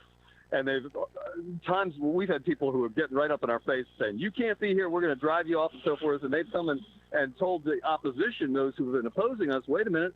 The First Amendment rights of these people is protected. They're on the public sidewalk, and as long as they're peaceful on the public sidewalk, nobody can drive them off." So we've had, residents, people in houses nearby or whatever, very, very upset that we're here. But the police have always been very careful to see that our First Amendment rights are protected. So we are very appreciative of the men in blue who protect our God-given right to peaceably assemble and to peaceably protest the evils being done. Well, that's what they're supposed to do, right? Protect the Constitution, defend the Constitution, defend our constitutional rights. So it's good to see when that kind of thing takes place, and out there protecting you folks, exercising your constitutional rights. And I think worst comes to worst, all you got to do, if they accuse you of doing something wrong, just say you're with Antifa, and that'll take care of it, right? Exactly. Well, we've had some attempted violence at other times, not recently here, but when we were protesting outside of the other abortion mill, this is about 20 years ago now, that we ultimately, by God's grace, were enabled to shut down. When we were there, a man came up to me, and providentially, God had put a policeman nearby me that could hear this conversation, but the man came up to me and said, "If you're still here in 30 minutes, I'm coming back with a gun. I'm going to shoot you." Wow. Great. And the police immediately began walking towards him and said, "Sir, you say another word, and I'm going to handcuff you. You need to leave right now and do not come back." So I was grateful in that situation as well, where the police were protecting our God-given rights, and they were letting the one who is threatening violence, the one who is threatening to harm us and even kill us, letting them know they were the lawbreakers, and they were the ones that were going to be arrested if they took any of the actions they were threatening to take. That is absolutely outrageous. Crazy. That is absolutely Crazy, outrageous. yeah. I have seen gun owners be arrested and charged for much less than that. Yeah. False accusations of all kinds. And to hear that stuff's going on out there, and they've got the audacity to do that. Frankly, I'm upset that he got away with it in the first place, because I've seen such aggressive enforcement against gun owners. That is ridiculous. So you don't hear these stories on the mainstream media, though. And no, they won't ever report it. It's curious, when we were there doing that protest during that period of time, the local paper here in Annapolis, that's ancient paper. I think it was started in 1650 or something like that. This paper showed up, and they showed up to do an interview with me and to take some pictures and so forth. But it's very interesting. The only time in the entire year that we were out there protesting, the only time in the entire year there were counter-protesters was when the Capital Gazette showed up. Isn't that odd? Wow. And the next day in the newspaper, when the pictures were showed of us, they did not want to show what we were showing. We were showing the ugly reality of abortion, what murder was taking place and what it looks like. They, of course, would not show any of our pictures, but the people in the foreground, the people in the prominence of their photographs in the newspaper were the counter-protesters who showed up just that once. And so it made it look like the counter-protesters were the majority there, and we were a small minority. What lying scodes Fake news. these newspaper men are. They know how to lie. And it seems like that's about all they know how to do. Sounds planned to me. Yeah. Could be. Absolutely. For those of us just tuning in, you're listening to 1180 AM WFYL on Fox News Radio. I'm Mike G. I've got Pastor David Whitney, the host of We the People, The Constitution Matters. And I've got Philly Chris of Mike G in the Morning, bringing you your election coverage. Clock is ticking, gentlemen. We're getting closer and closer to first polls being closed in this country. Obviously, West Coast going to be a little bit behind. It's around 12:40 Pacific time, so plenty of daylight over there. I think we're going to see a surprise in California this year, right? Everybody's really keeping an eye on California to see what happens over there, right? Yeah. Hopefully we have a good I don't know surprise. that there are many surprises out there, but Arizona's going to be a big one. Arizona certainly be a big one. And And so we'll keep an eye on that. Keep an eye on all of these different states. It's going to be very important. There are a lot of states that are in play and going to impact the outcome of this election. So we're going to keep an eye on that. Taxes is going to be an important part of this election, right? See how taxes got there. Taxes will go up. Biden's elected. Roughly 3 hours and 20 minutes until the first polls close. Now, it seems like some of these issues that are being put on the back burner are going to end up biting us. Things like the Second Amendment, things like being pro-life, right? Things like taxes being put on the back burner.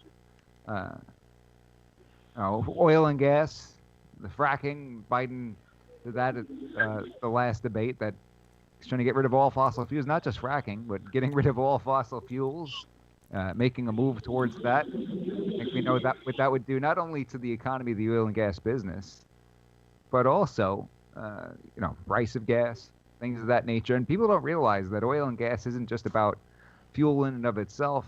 You've got all kinds of plastics and, things of that nature that are made out of oil and gas products. There's a lot of things that go back to oil and gas and energy.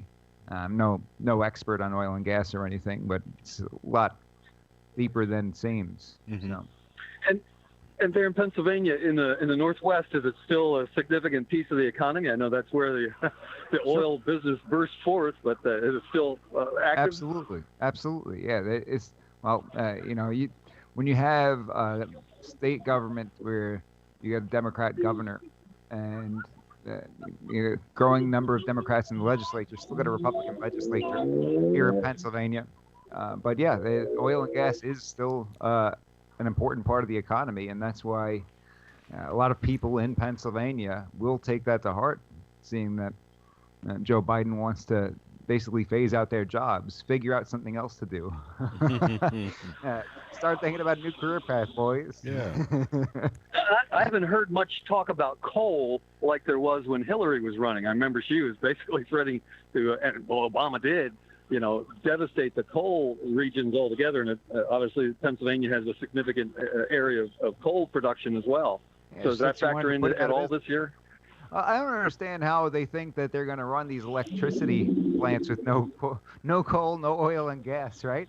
I think that a lot of these leftists think that when you have an electric car and you get electricity for it, it just comes out of the wall, right? They don't realize you got these power plants that got to be run on something. A lot of times it's coal, and many times they've got cleaner ways of burning this coal, but also natural gas. This is how these plants are run. It doesn't just come out of the wall, or it's not like you got Ben Franklin out there with a kite and a key, and that's how we get our electricity. The lightning, yeah. Well, there's not even enough. What these people are thinking. There's not even enough electric cars yet either. That's going to take a while. Yeah, that's another point. Yeah, that's another point. Not only that, but there's no infrastructure for when you do have an electric car. So I can't just stroll up to any gas station in my electric car and fuel up.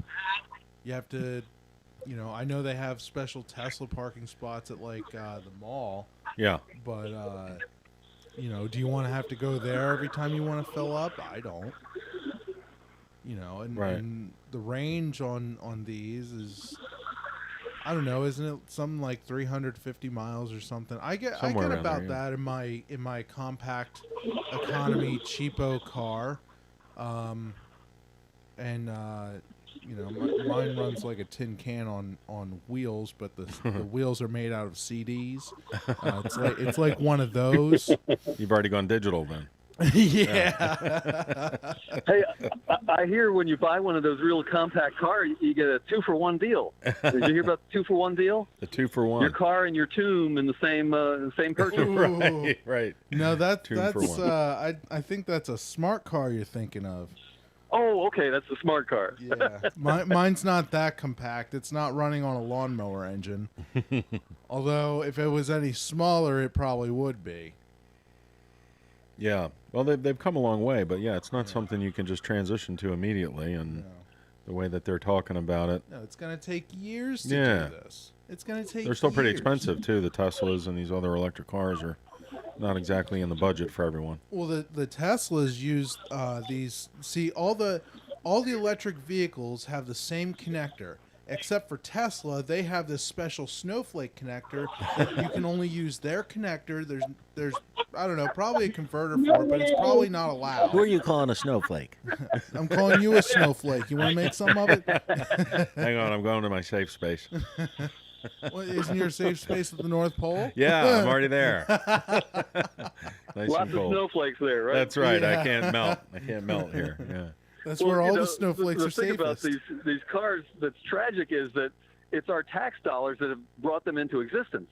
You know, if it wasn't for all the tax advantages given, so the price that the consumer's actually paying, the car costs twice that, and Right. you and I, as taxpayers at gunpoint, are basically forced to finance the purchase of these very expensive cars that nobody would be buying. Well, there'd be a few wealthy people, but the average person would not be even interested in an electric car because the price would be just unaffordable. Yeah, they're still up Yeah. there. Well, They're there's pretty expensive. also you also have to take into account that because they are still very new, and Tesla just charges out the wazoo. They actually include all the features in every car that they make, but in order to get all like the luxury features, you have to pay extra for those. The heating element in the heated seats.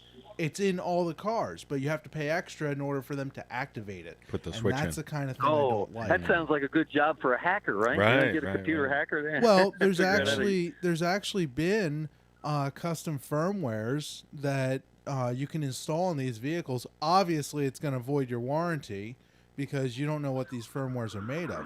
But there's ways to hack it so that you can have electric seats. You can have the heated steering wheel or whatever. You can have these features, but they lock it away with software on purpose. But if you're going to pay for the feature, why can't you activate it? That's what I don't like specifically about Tesla. Well, there's some movement around that too about being able to repair and work on your own devices. I think Yeah. Apple's big on that too, kind of limiting people Well, from. Yeah, accessing, Tesla may as well be the Apple of electric cars. Yeah, But yeah, there's sure. also the early adopter tax. So things just cost more up front because they're new. So you look at something like the Galaxy Fold. Okay, the first generation of that, super expensive. The next one is still super expensive. And you could just solve it by just buying a tablet, but this thing folds in half. It takes research and development for it. So there is going to be an early adopter tax, and it's going to continue until there's an electric charging station at every gas station, and it's going to continue even further because you have to be able to charge it quickly.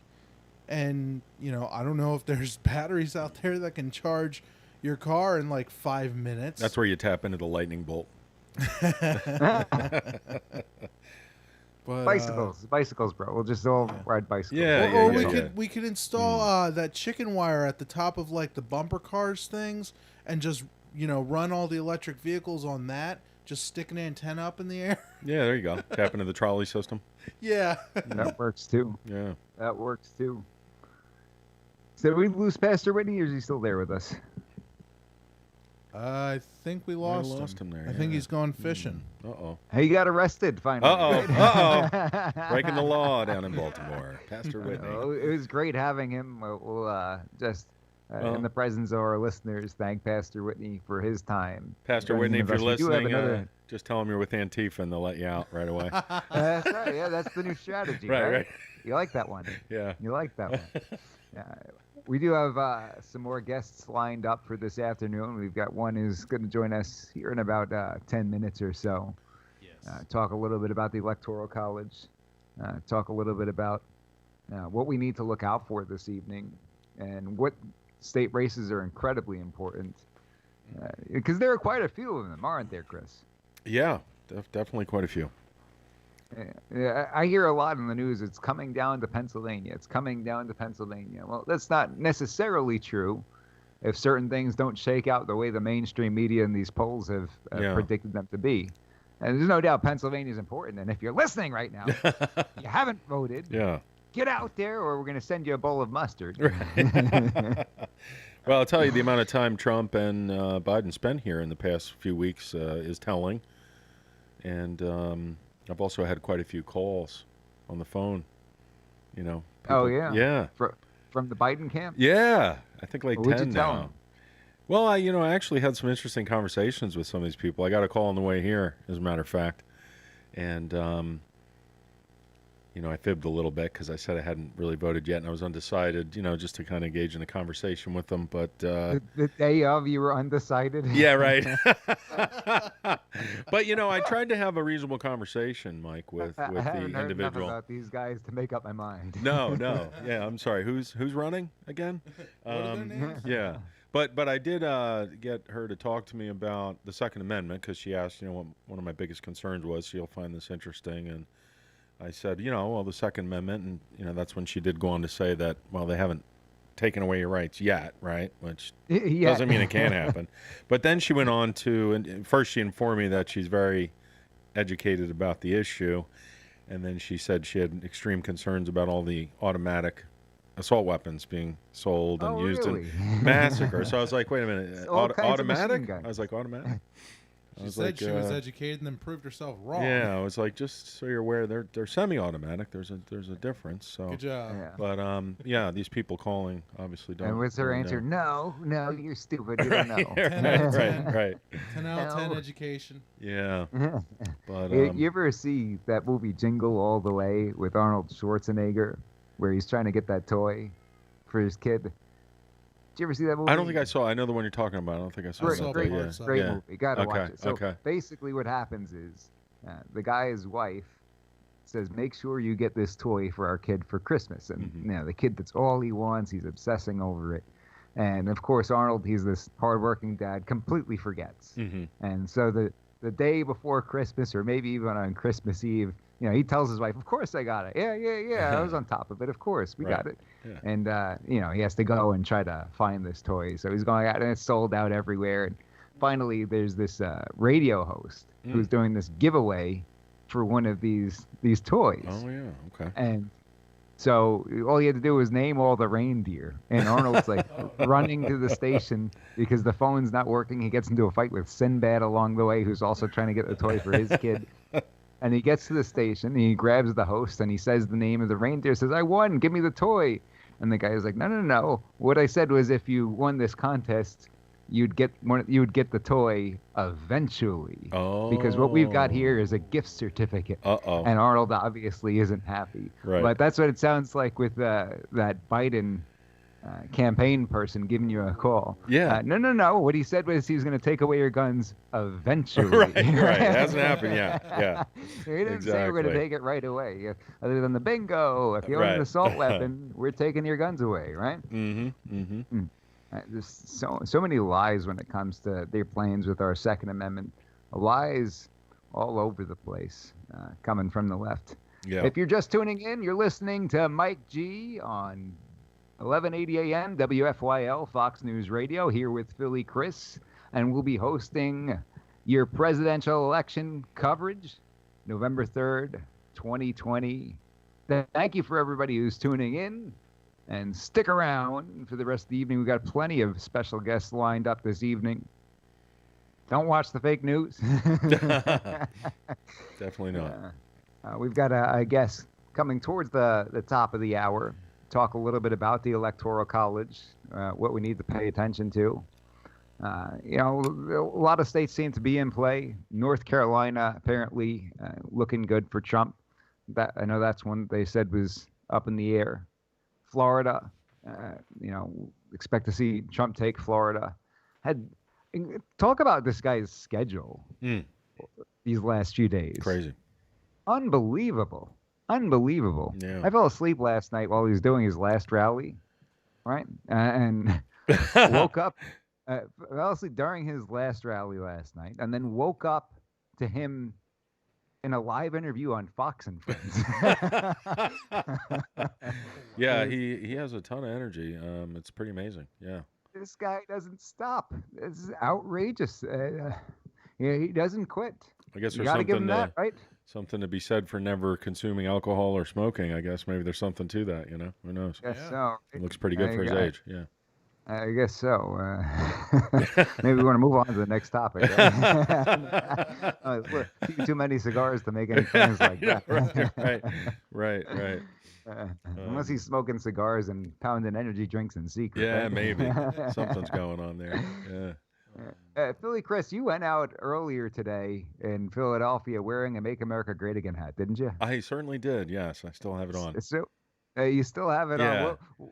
What happened? Can you tell us that? Did anything eventful happen? Well, I've worn it a few times here and there, but in Philly, in particular, I shouldn't have to worry about it, I guess. But it's interesting because I did throw it on today to go vote, and after I voted, I just took a spin around City Hall, and I noticed a few protesters, and I was taking a couple pictures, and there was this organization. They had a truck, and they were giving out food. Water and pizzas and things of that nature. So I was watching people come over and they were getting the food and Democracy, something. I have the information in the car. But so I decided to get out and walk over and, have some pizza. Figured I'm a voter too. And when I walked over there, the girl kind of leaned in and she's like, are you safe? And I'm like, what? What do you mean? She's like, your hat. And I'm like, I'm not real worried about it. I mean, but it's crazy, right? But that's very telling, I think, of the times where just wearing something political out in public is concerning to people. You wearing right? a Biden hat? Yeah, right. Right. Are you safe? Then I definitely would have been safe. Beat you up for wearing a Biden hat? I didn't even have hats. Yeah. So, but as I drove out, closer to here, out where the studio is and everything, you see a big shift in, the Trump flags and the support for Trump. I saw a pickup truck up the street at the Wawa flying a bunch of Trump flags in the back, and saw a couple trucks doing that. So, how many lawn signs? Quite a few lawn signs out here in support of Trump as well. So yeah, the demographic changes dramatically once you get out into the suburbs. So it's interesting to see. But I think there's just a lot of people being quiet in the city. And you don't see as many people going out with their Trump gear on, unfortunately, because of the unrest and the. They are concerned violence. for their safety. Yeah, I think so. Yeah, and I think unfortunately, it's something to think about. How many people just, even if they're not concerned necessarily for their safety, they just don't want to deal with it, right? True. Yeah. Right. I don't want to deal with somebody who's gonna come into my face and start screaming at me for wearing a hat, right? Yeah. How many people? It doesn't seem that you had that experience. Nobody threw tomatoes at you or anything like that. No, I got a few looks. I walked around the Walmart too down in Philly. There, I was picking up some stuff at the pharmacy, and you see people look. Right? Yeah, that's fine. We're not That's fine. snowflakes. Yeah, right. Exactly. Yeah. But and one person in the parking lot actually did say they liked it. So, and he said he was voting for Trump. So I did get a positive comment. Yeah. But I've seen a good amount of that. I was in Whole Foods one time with Kerry Scott, as a matter of fact. Oh, yeah. And we're waiting online, and the man behind us had a "Make America Great Again" hat. And you'd think that Whole Foods is like the last place you want to wear a "Make America Great Again" hat, right? right. And he was an older guy, and nobody gave him any trouble. Me and Kerry let him know that we supported the hat, right? Mm-hmm. That's good. And that's it. That was pretty much all that happened. I was definitely keeping an eye out for him, though. If anybody tried to start trouble with him, wanted to be there for it. It wasn't older gentleman, seemed to be probably late 70s, maybe even early 80s. Okay, that's good. But nobody gave him any trouble. No, and everybody should be out there. Obviously allowed to wear whatever they want. Supposedly we're in a free country still for another day or so, anyway, depending on what happens. I'll tell you what, I've gotten so many calls and so many text messages and emails this morning and social media contacts, just election related, mm-hmm.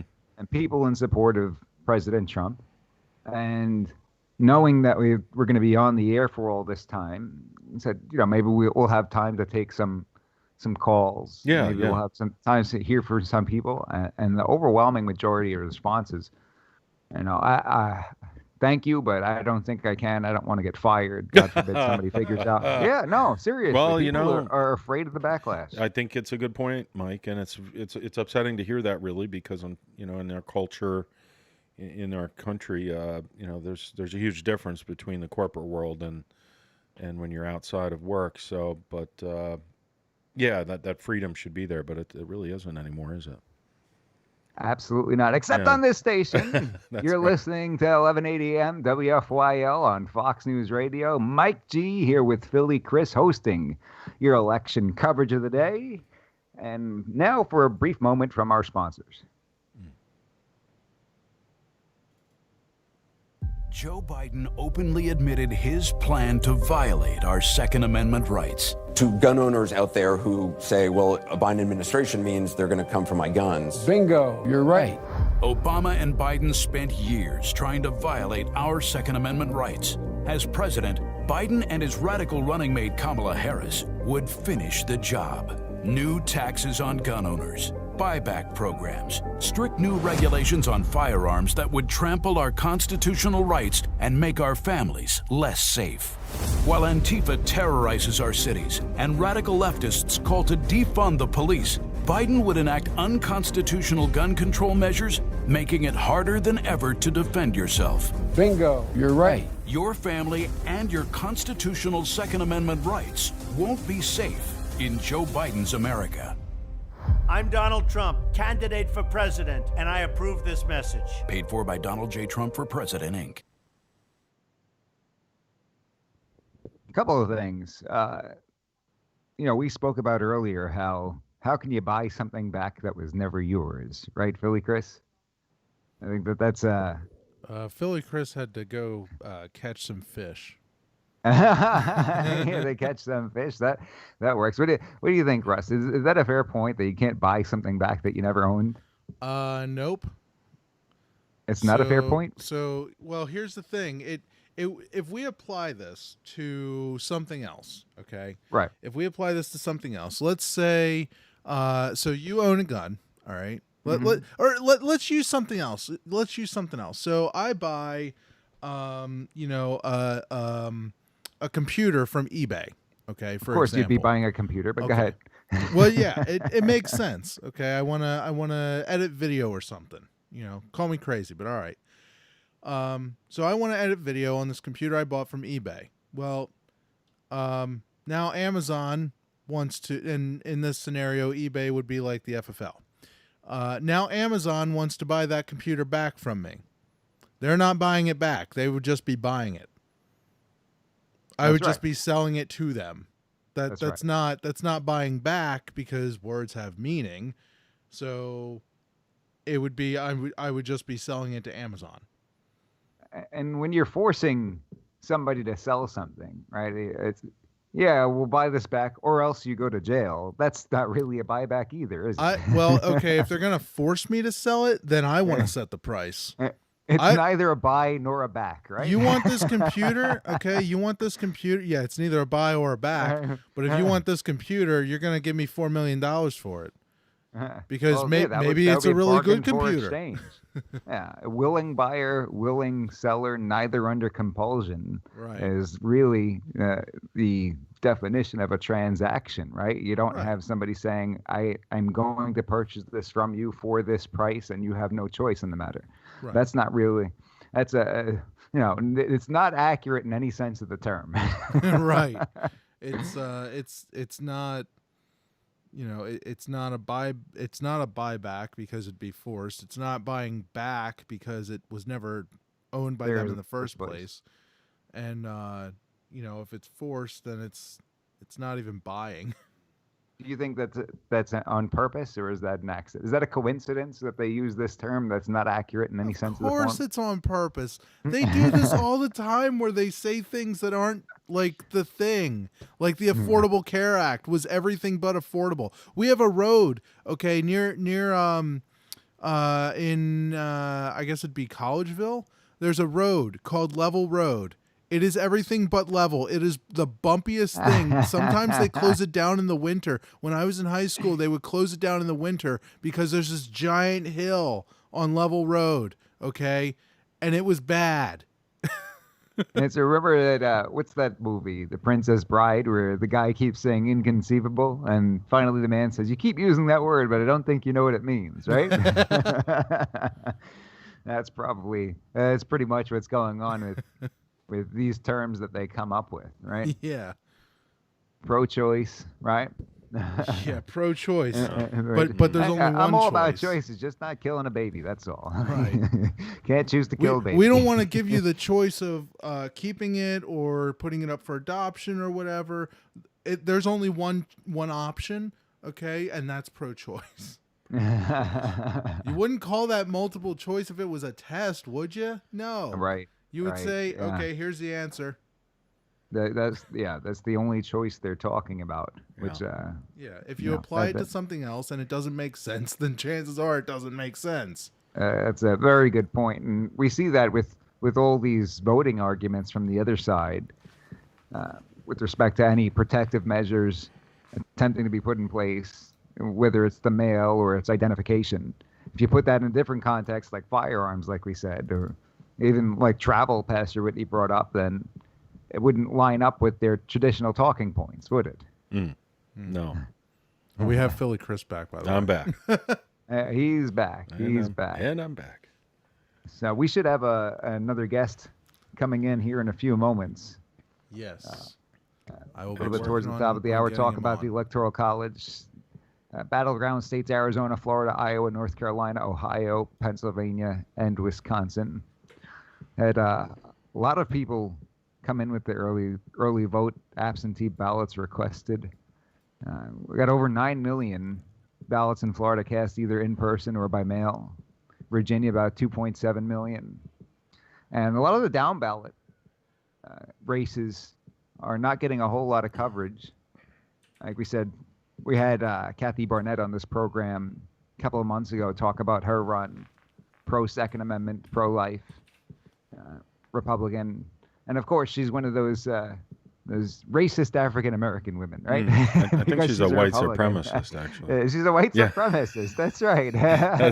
Because Biden said they're not black if they don't vote for him. So, that's right. Yeah, she must have forgot. Right. Must be. How racist is saying something like that? If you disagree with me, it's crazy. And you don't know the color of your skin. Pretty sure that. Of course, they know best for everybody else. Of course, right? Of course they do. What do we got going, Russ? Are we joined by our guest? Yes, I believe we have Daniel McCon on the line. Daniel, are you with us? I am. Can you hear me, Russell? Yeah, we can hear you. How's it going, Dan? It's excellent. I am in southern Lancaster County, Pennsylvania. Daniel, I believe it's called Lancaster, no? Well, I'm from Brooklyn, so what do I know? I'm from Brooklyn. I've been out here for a few years, and I've already learned it's Lancaster. Sheepshead Bay, born and raised over here.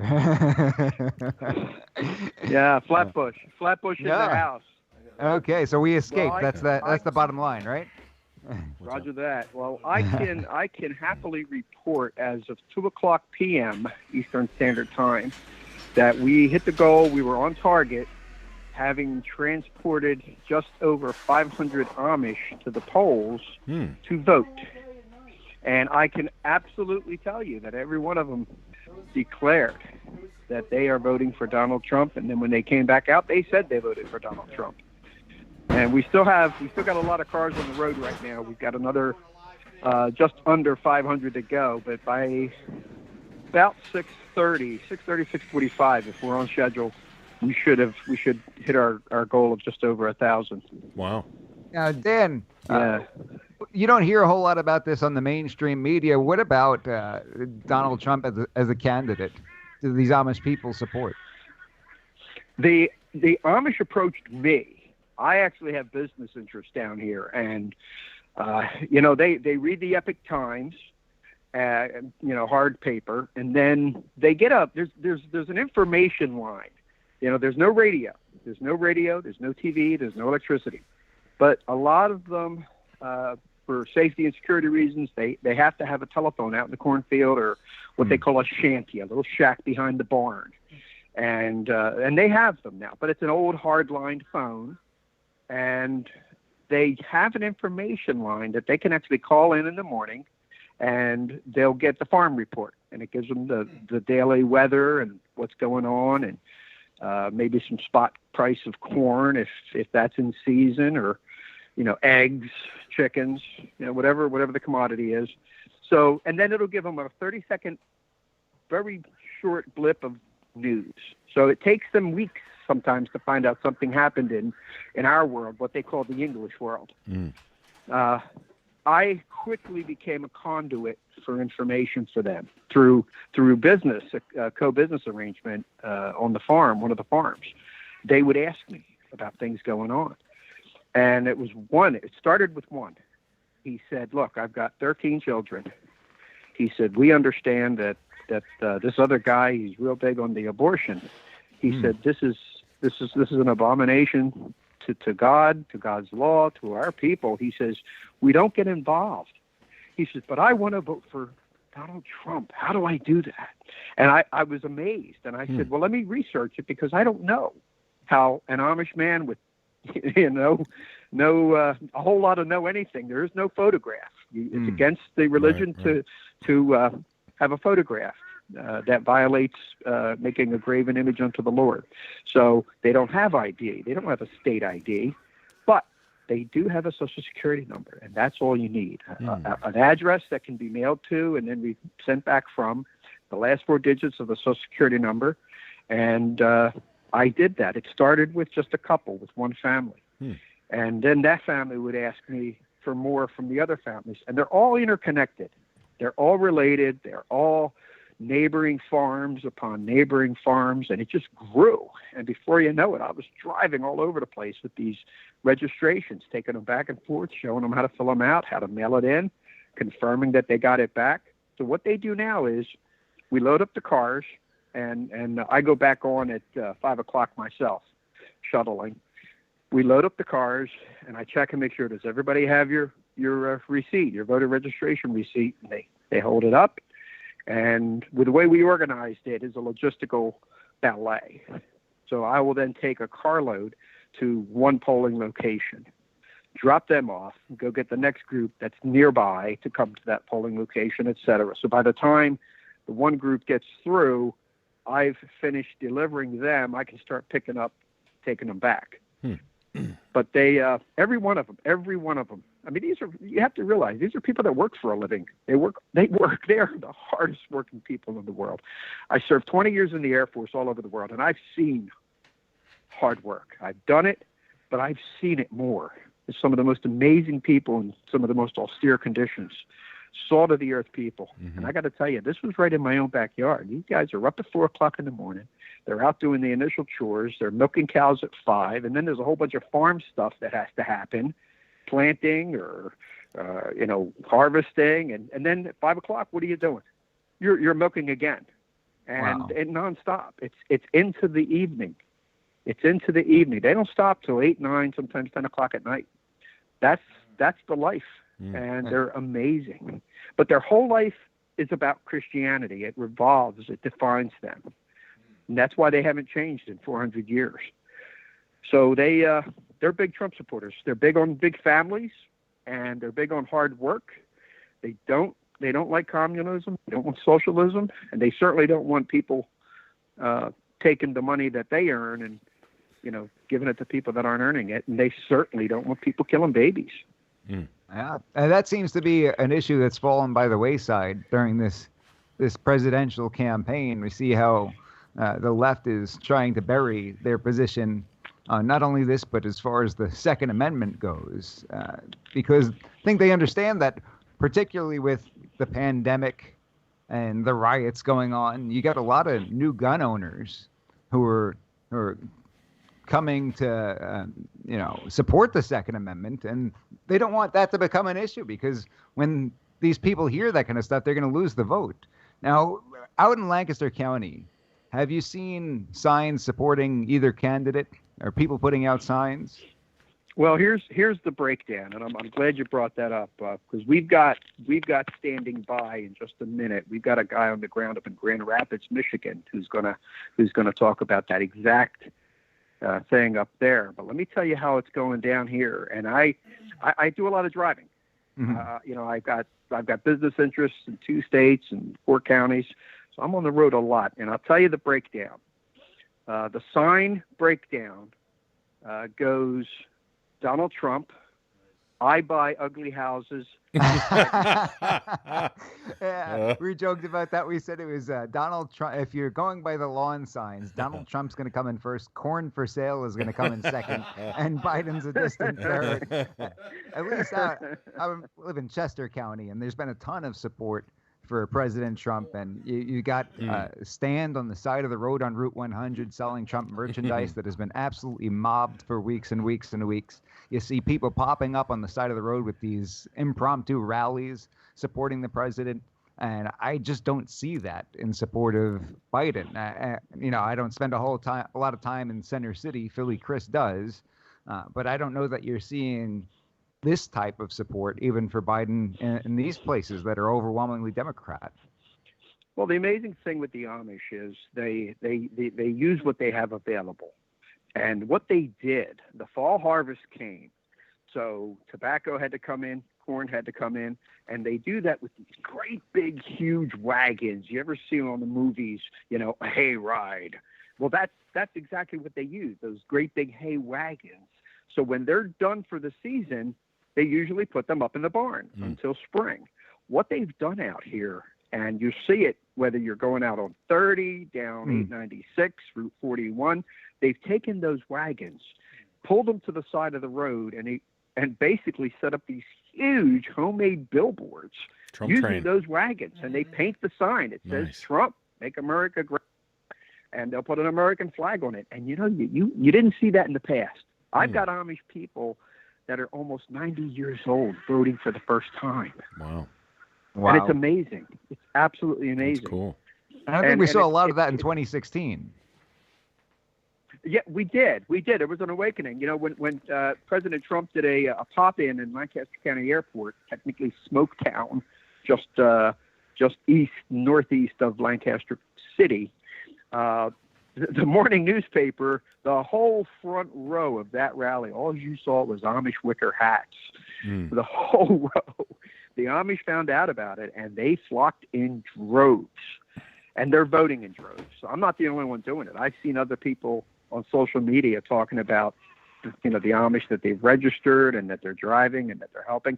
It's a unique organic phenomenon that occurred. You're going to be with them at 5? Well, I'm sorry? You're going to be with them at 5 o'clock today? I am. I'm here now. I wonder if there's any that would come on the air, Mike. I'm in Peach Bottom, Pennsylvania right now. I finished my last drop-off, and I banked an hour of time for WFYL 1180 AM working for your liberty, Excellent. Mr. and Mrs. America, and all the ships at sea.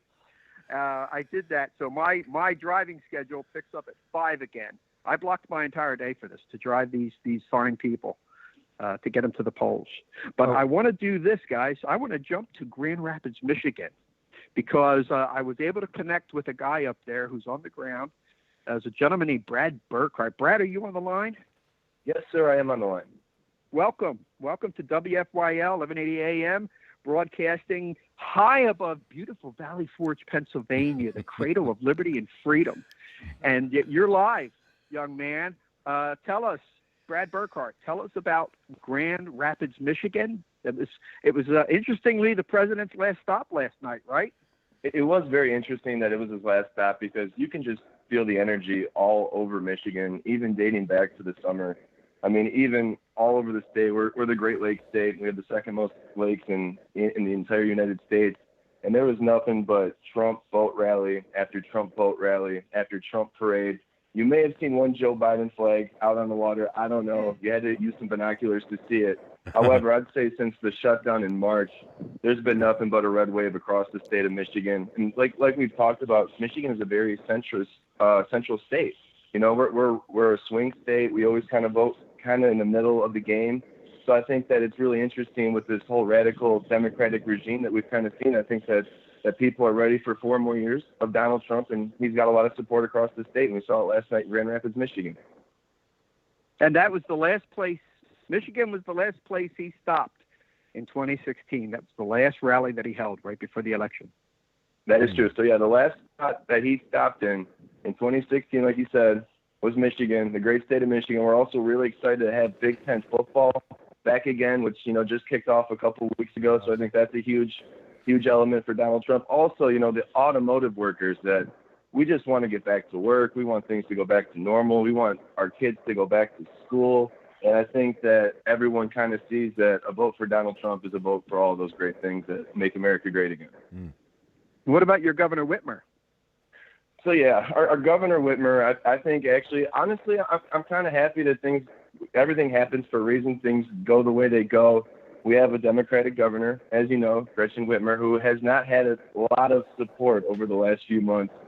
For good reason. We're kind of sick of the hypocrisy, especially when she's shutting down the state, giving us rules that don't make sense, and then only rules that apply to us and not her and her family. She shut things down and told everyone to stay at home, don't go anywhere for the holiday weekend.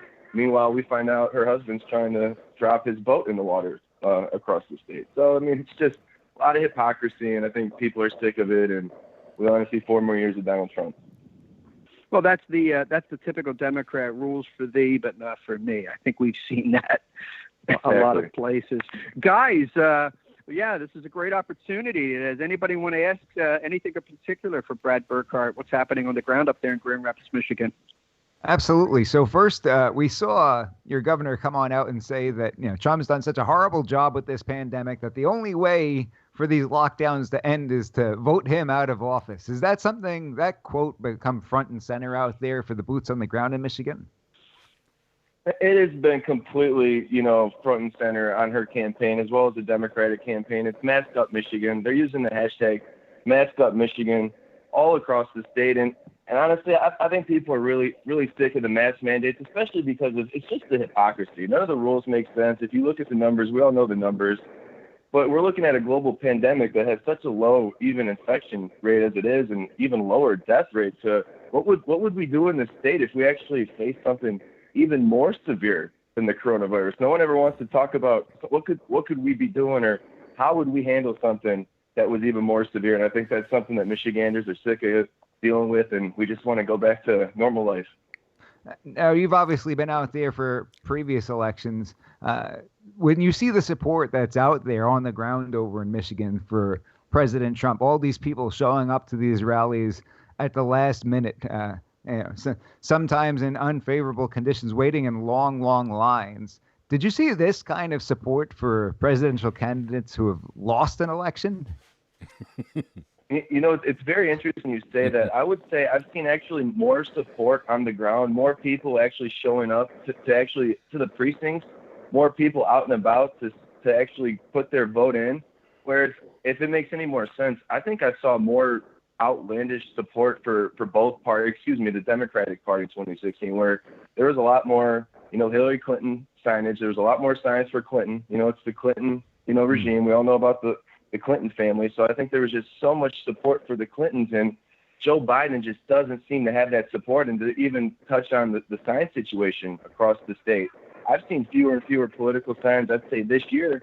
And I think that's a testament to Donald Trump, with all the riots and all the looting that has gone on, where people don't even want to put a Trump sign up because they don't want to deal with the ramifications of something potentially happening to their home. Right. So I think they'd rather just stay away from the drama and just show up to the polls on Election Day and take care of things on November 3rd. So these mainstream media polls, they're not adding up with what you're seeing in real life with your own two eyes. Is that fair to say? That is completely fair to say. Because they'll have you believe that this is a foregone conclusion. There's no way Trump is going to win Michigan. And we've seen this movie before, haven't we? I'm glad you brought that up, because it was very interesting. I told myself after 2016, I want to say I woke up in the morning and I was being told by all the mainstream media sites that Hillary Clinton was an 11-point favorite on Election Day in 2016. And I remember after the election, I told myself I would never believe in the poll for the rest of my life. And we did see, Michigan go red on, in 2016 for the first time since '88. So things are looking up and things are looking good. And I think Trump's going to be victorious today.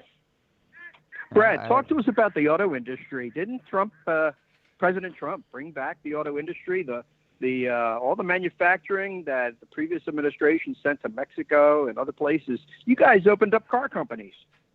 Absolutely. That was a huge thing. I was working actually for Infiniti at the time. I was doing auto shows for Infiniti, but was heavily in the automotive industry, being Detroit based.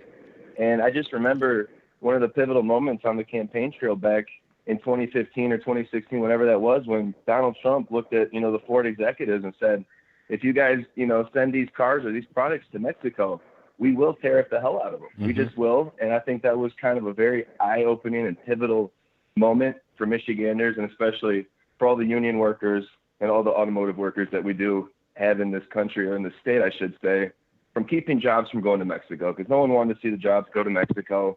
They were talking about opening Ford plants in Mexico, GM plants.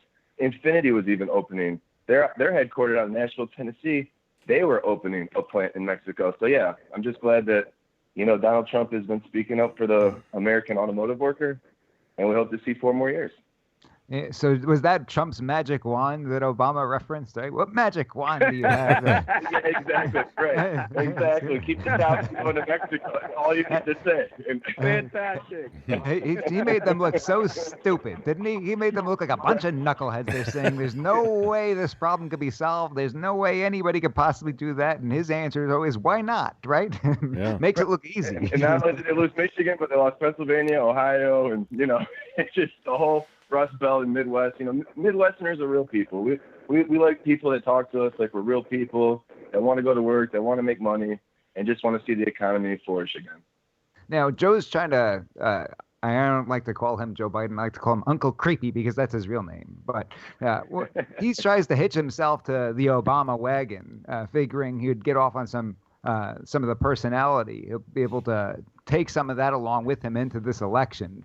I don't think that he realizes how the American people have woken up to the false promises they got through the Obama administration, how hollow everything really was when Trump's given them the opportunity to work and to go ahead and create their own future. Do you think people in Michigan are in tune with that, where they're choosing a different way of life through Trump and capitalism, as opposed to Biden, who wants to hand out these promises that the government's going to take care of you? I think that's 100% what's going on, especially because for the main reason that I've never seen so many black conservatives in my life, especially people on social media that are actually proud to be black conservatives, that are actually very brave standing up, especially, we have a very urban community with a high black demographic in Detroit. And I'm seeing more and more people, community members, standing up like, hey, wake up. Donald Trump's doing some great things for the black communities. And people need to wake up to those things without being scared or being pegged as, some kind of derogatory term. People don't like to be name called for having an opinion. And I think people are really wising up to that. I think, Donald Trump speaks to you like a real person, like you want to be spoken to. And basically he said with the Obama administration and some of the ways that Obama was such a great speaker, like he made you feel, united. You felt good about what he was saying. Joe Biden, it just seems like he's just angry, like your angry uncle just screaming at you at the dinner table, like you didn't do well in school today and Uncle Joe's got to scold you or something like that. It just doesn't have the same energy, the same love. And, I just think the demeanor, people give Donald Trump a lot of slack for his demeanor. And I see just a real person that, has great energy, who is very charismatic. Let me put a Brooklyn spin on that, Brad. Go ahead, please. Yeah, when I hear Joe Biden carry on like that, it reminds me of an old man trying to sunback soup at a deli. and it's a Saturday afternoon at Carnegie Deli, and the staff isn't hearing it because they got too many tourists waiting for that seat. So why is he so mad, right? Why is he so mad? Why is he so? Because he's a Democrat. That's why. That's why. Guys, I want to do this one other thing here. We've got another special guest I want to bring into the conversation. I was very fortunate through some networking. We got a new voter. We have a brand new, and he's on the line, brand new first-time voter, 18-year-old college student, Latino, first generation, parents are immigrants. This kid voted for Donald Trump. Okay, oh, so impossible. Yeah, impossible. Let me shout out here. Carlos Cordero, are you on the line? Hello, thank you. Hello, thank you, young man. So I just you just heard the description I gave, and according to the media, that's not supposed to happen. Tell us about you, and what did you do this morning, first thing in the morning? Well, me myself, I'm Carlos Cordero. I'm a college student at Seton Hall University. It's a nice private Catholic university. I'm double majoring in diplomacy and international relations and economics. And I'm planning to go to law school after my 4 years of college. Don't do it. And how old are you? I'm 18. And you voted this morning for the first time in your life. Yes, I did. Who did you vote for? Well, I voted for the man himself, Donald J. Trump. Fantastic. Tell us. Yeah, all right. You got a couple of 100,000 people listening. Worldwide, digital, the repeater, the satellite, Mr. and Miss America, and all the ships at sea. Tell us, why did you vote for Donald Trump? Well, I voted for Donald J. Trump because I like his way. I like how he worked through America, because after the Obama administration, there was a lot of problems that America was having, and I'm glad that he stepped up. And at first, I was kind of suspicious. I didn't really hear much about him. I didn't know much about him myself. But once I got to learn and I saw what he did during his first 4 years back in 2016, I was impressed, and I really liked his policies and such, that what he's done for America. And he's a very talented guy. He's an entrepreneur. He knows business, and he understands how to fix the U.S. So you voted on the man's record. Yes, for his credibility, and just because of who he is. Outstanding. And what's the word on the street? You're probably one of the only 18-year-old college students on any radio show today talking about how they voted for Donald Trump. What do you hear from your friends? What are the other college students doing? Well, a lot of them are very liberal at my college. I've met a lot of liberal people, and they always have a very negative opinion about Donald J. Trump. And it's hard to reason with them, but we have conversations about politics, but they just don't like him. And But they can't tell you why. Yeah, they can't tell me why they don't like him. They just say that he's just a bad person. All right, we call that orange man bad. Yeah, orange man bad. The bad man. And that's a learned behavior and a learned trait.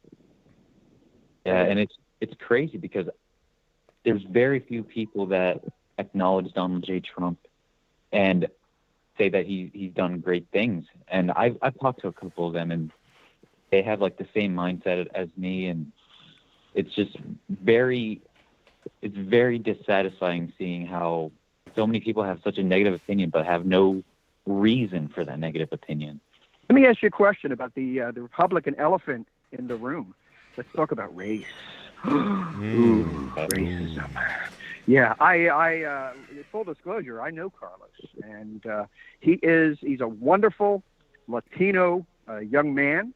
His parents are immigrants, first generation from South America. Carlos, you are you're the typical poster child for a Latino young man in America. Racism. Oh, yeah, sure. Tell us about how you're oppressed day in and day out. And I think you said you're going to Seton Hall University. Wow. Boy, they're really discriminating against you. What's it like being so oppressed? Well, I mean, I don't think I can say from personal experience, but tell me what you see. What is your life? Are you getting bashed and beat the way the media would have us believe? I mean, not that I know of. That's honest. That's honest, okay? So let me ask you this then. What would you say to somebody who says, how could you possibly support Trump because he's a racist and he's against immigration? What would you say to them in response? Well, who built the cages, Joe? That's a good one. His name is, I'm not going to name it his name, but his initials were Obama. Hussein Obama. Hussein Obama built the cages. But typically when you see somebody who's racist, they do racist things, right? That their actions support them being a racist or a white supremacist. Have you seen this kind of behavior coming from Donald Trump? Any kind of racism towards not only the Latino community, but towards immigrants in general? No, not at all. I mean, I've seen him done several great things, and he's helped the races in America. He is not a racist person. It's just people try to put negative things on him. He's been helping communities, especially in the Democratic cities. He's been helping everyone as much as he can. And among Latino immigrants, do you think that generally they're skeptical of people who go towards socialism because they've seen that movie before? They've seen what happens when countries become socialist and all the terrible things that happen as a result, and they'd rather have a capitalist government where they have the opportunity to work and earn for themselves and their families? Well, I think people just get confused in society, and they try to build upon things, and capitalism is the way to go because you need to have a free market in the country to build yourself. So you know what's going on in Venezuela? I know a little bit about Venezuela. It's very bad there right now. And they're not following the capitalist model.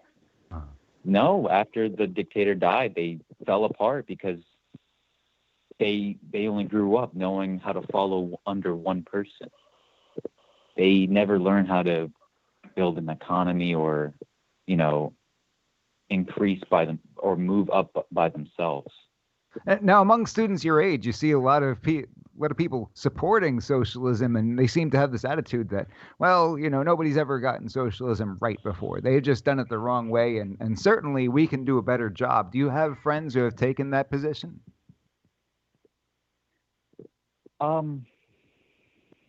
I don't want to call them friends because maybe you only hang out with intelligent people, right?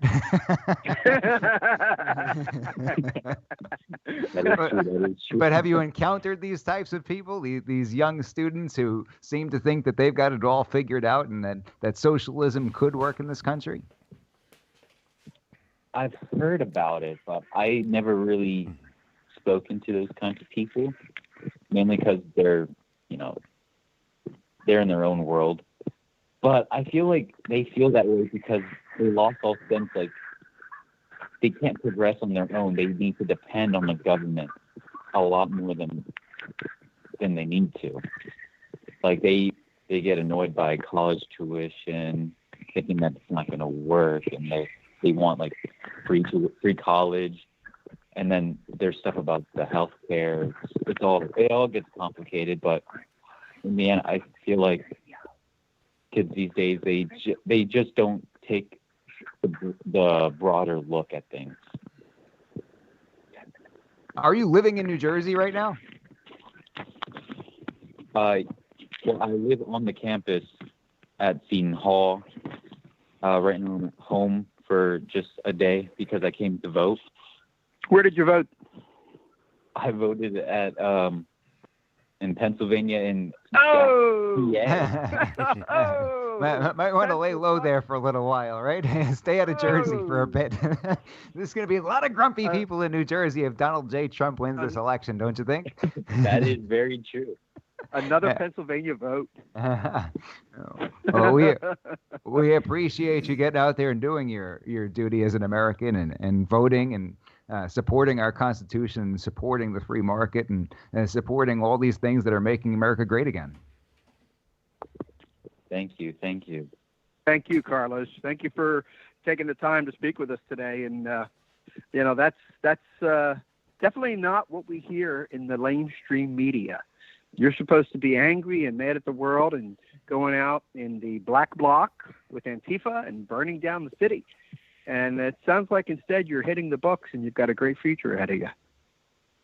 Thank you very much. I just want the truth to be told about society, and that Donald Trump is a very great person, that he can another 4 years would be great and help America, even make America even greater again.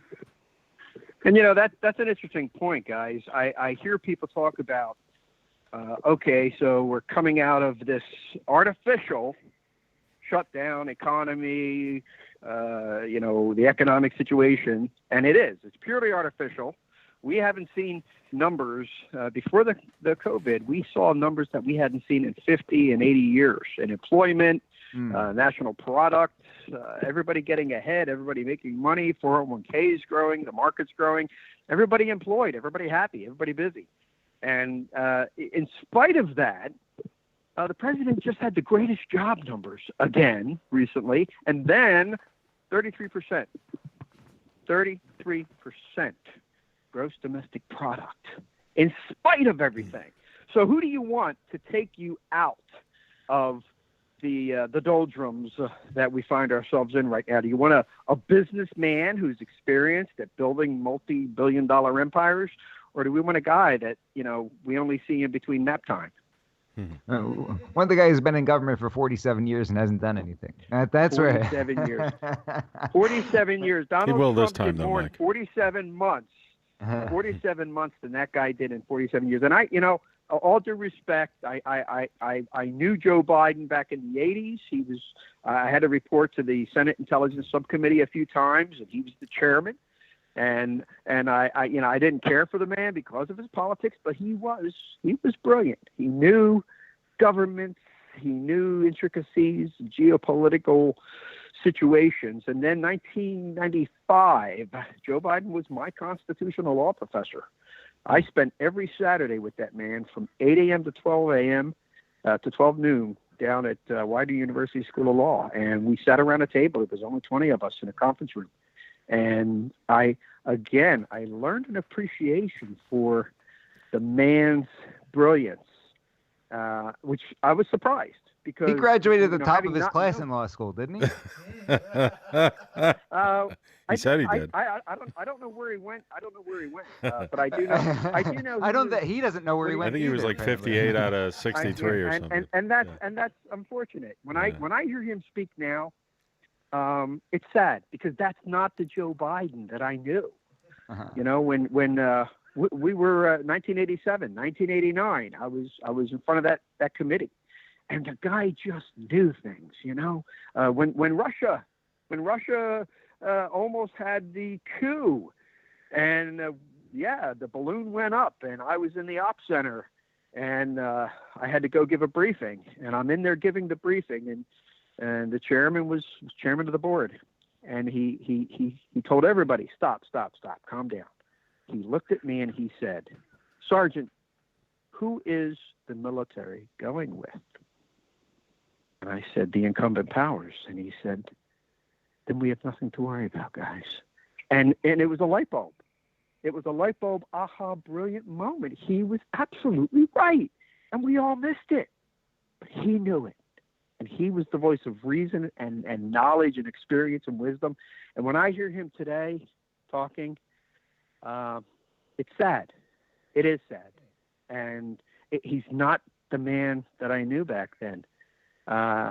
So I think it's terrible that he's become the placeholder for the Democrat Party because they think they're going to put a cop, Kamala Harris, in there, and that way she's going to be the actual president.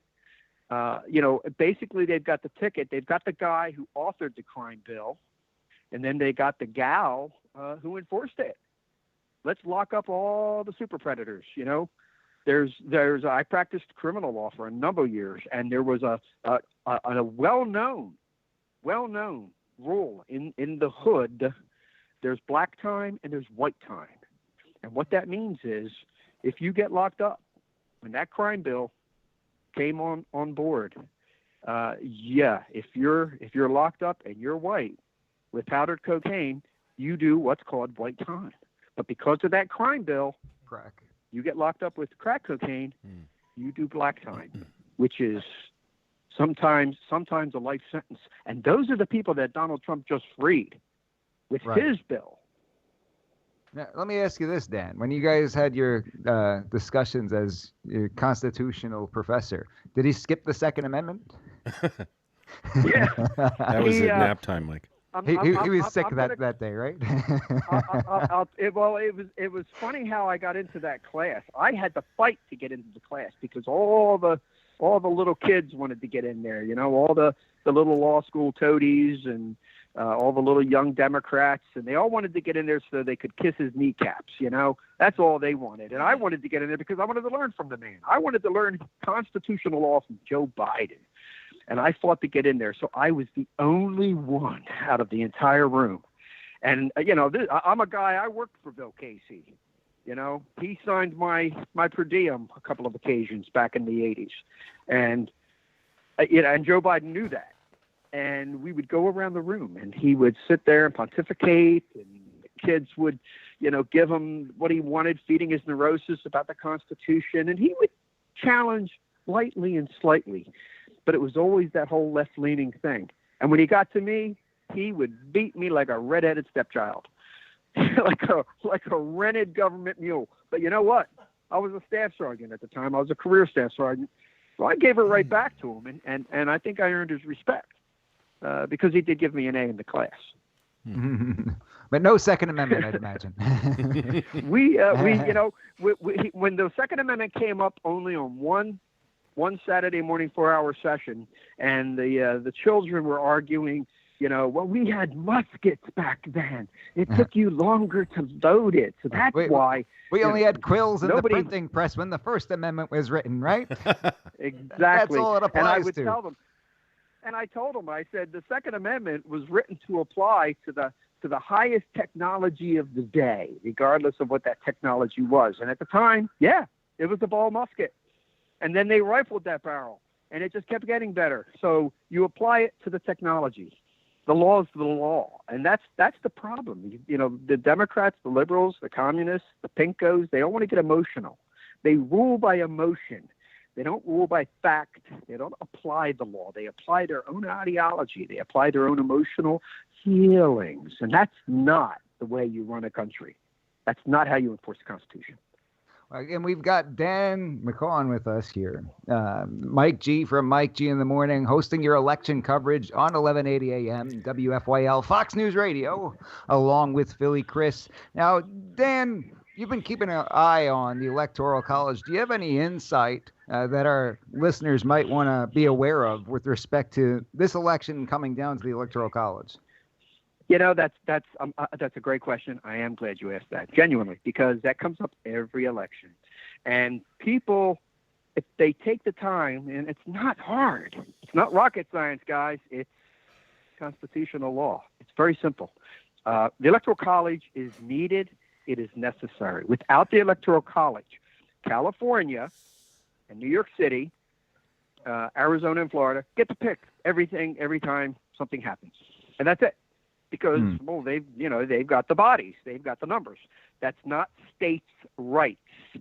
The whole reason we have the United States of America, the whole reason we went to war, the war between the states, the Civil War, had nothing to do with slavery.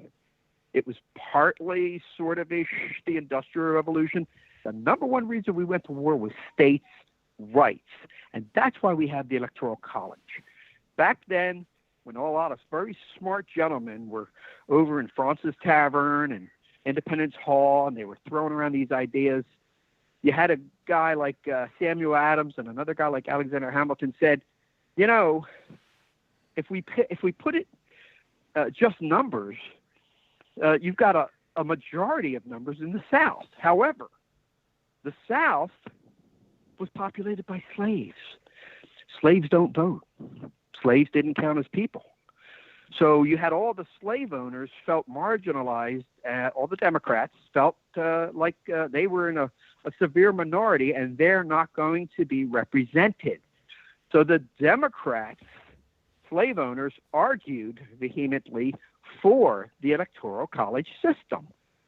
And that's where it's an equalized, prorated share of votes among these people that are selected through a process, and that's how they vote for the President of the United States.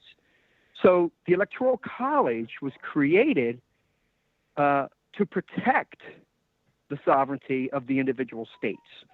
And it was actually pushed by the Democrats. And now you hear them today say, well, we should be able to vote on the internet. Well, you know, I just saw a story a week ago, guys. Iran put some of that $1.4 billion cash pallet to work that Obama sent them, and they hacked into some of the election databases, and they sent out emails.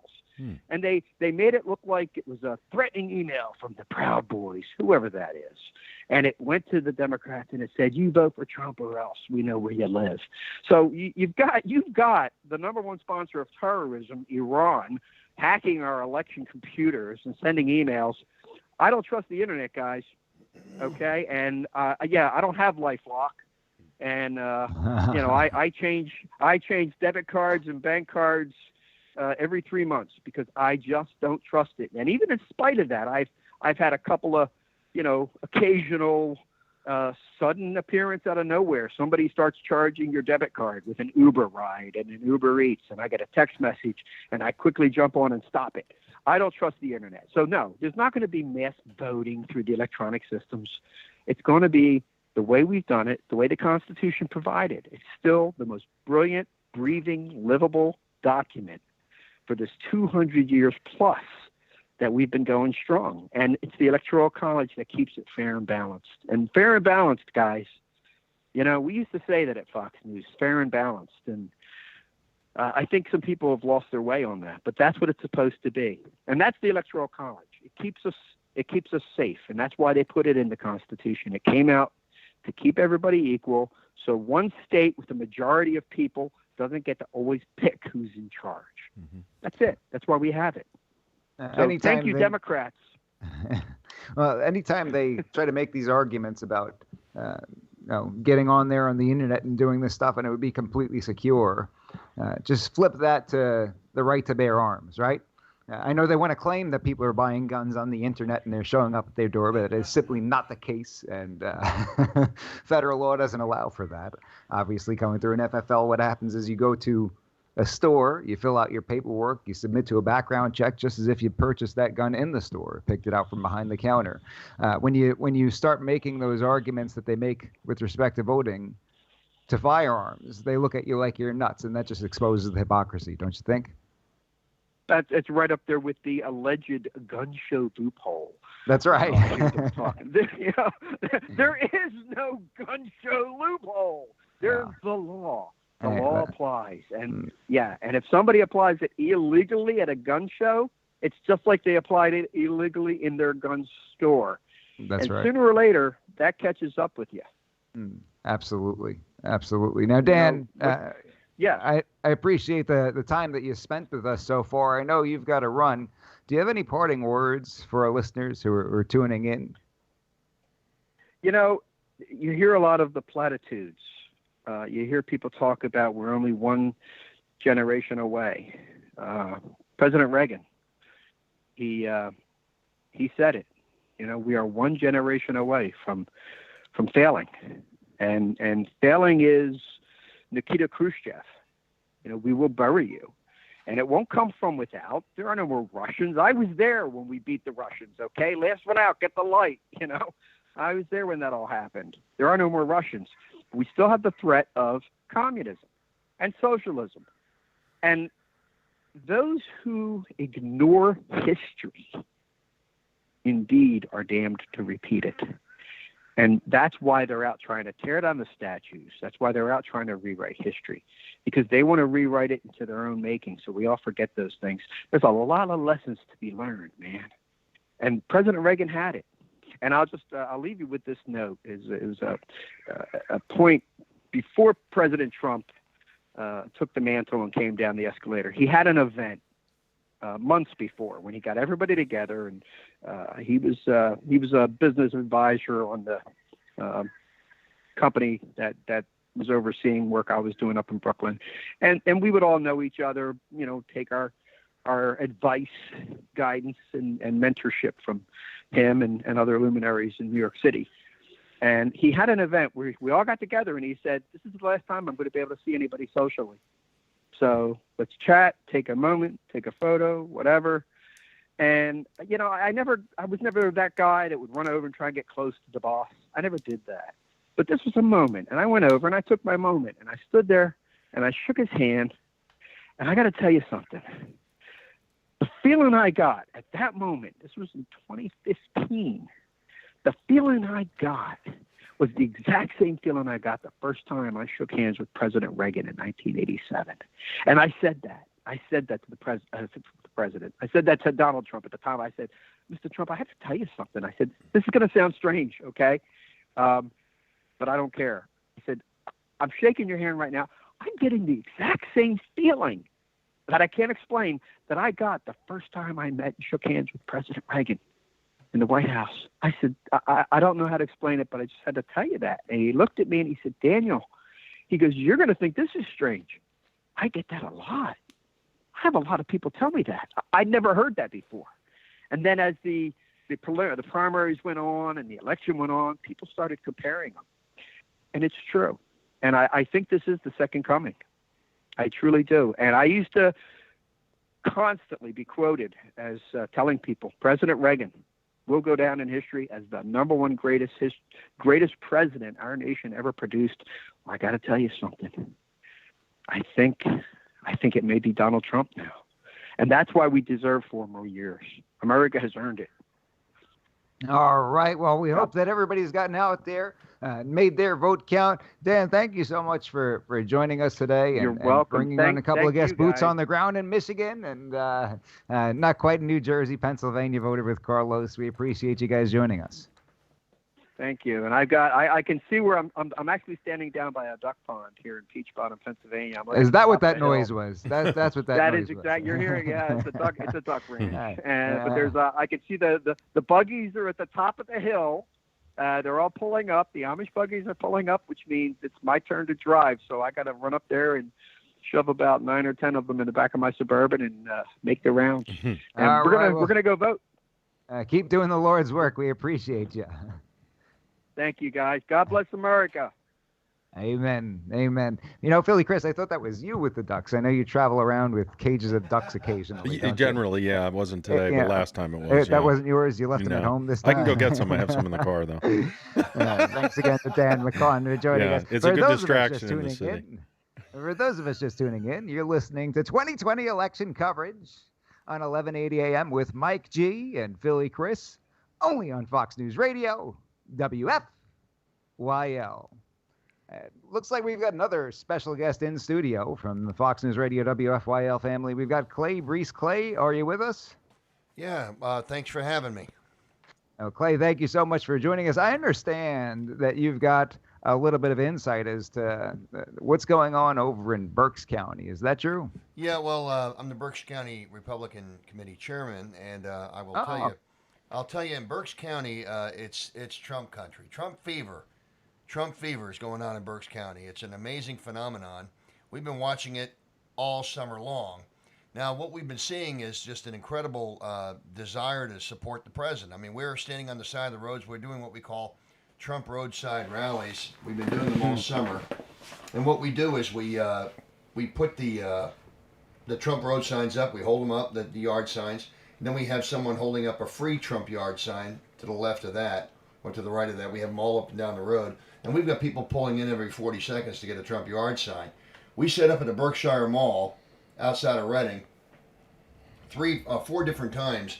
And in 8 hours, we had more people, in 2 hours at a pop, we had more people pull in for a Trump yard sign than the major retailers were getting into for their customer base. It was just an amazing phenomenon. And then we just, this past weekend, we just did a motorcade, a 5-mile-long motorcade in Berks County as well. That was pretty interesting with about 4 days' notice. Now, locally, is that typically the trend? Do people typically vote Republican down ballot over in Berks County, or is this a different kind of support for President Trump than you've seen in years past? Well, it's different in the sense that you've got more energy, and I think any Republican with a pulse is voting. I mean, that's just the way it is. I saw long lines today. We're seeing an incredible energy for the president and excitement for the president. Republican voters believe Trump's going to win. And Biden voters don't believe Biden's going to win. We're talking about that. We're talking about how, especially in these bigger cities, in Los Angeles and in New York, you see all these businesses are boarded up. Go to Rodeo Drive over in Beverly Hills, where you've got these retail stores that are glass from floor to ceiling, all boarded up. I don't think they'd be doing that if they anticipated that Joe Biden was going to win the election, right? I don't think Antifa is going to come out and burn the place down if Biden wins. It seems like it's in anticipation of a Trump victory, doesn't it? No question. And I think what's interesting as well is, I mean, you watch in politics, you watch your opposition. Your opposition tells you what they're really thinking. And also the fake polls, we've heard a lot about the fake polls. And what you got to understand is that the fake news, the propaganda, they put out these fake polls. They use these fake polls all the time. They're not putting out polls that were correct. They're putting out the polls that were wrong. Now, when you look at the polls that were correct and you compare that with the actual lead indicators on the ground, lead indicators like voting registration advantages the Republicans have, lead indicators like the early voting that came in. The early voting, they anticipated through polling that the early voting was going to be a huge advantage for the Democrats, like 20-30%, and it wasn't. I mean, in many cases, the Democrats were polling behind the Republicans. Certainly, when you look at the early voting, and it's all touted on the fake news all the time, 96 million Americans cast an early vote, up 20 million from where it was in 2016. But what you're not hearing people say is the Democrat early voting is not up. It's the Republican early voting that's up and the independent voting that's up. So the numbers aren't where they thought they would be, and they're really kind of caught in a quagmire. I bring it up on my show frequently, the idea that Winston Churchill, when he was defending England after Dunkirk, had nothing to defend England with.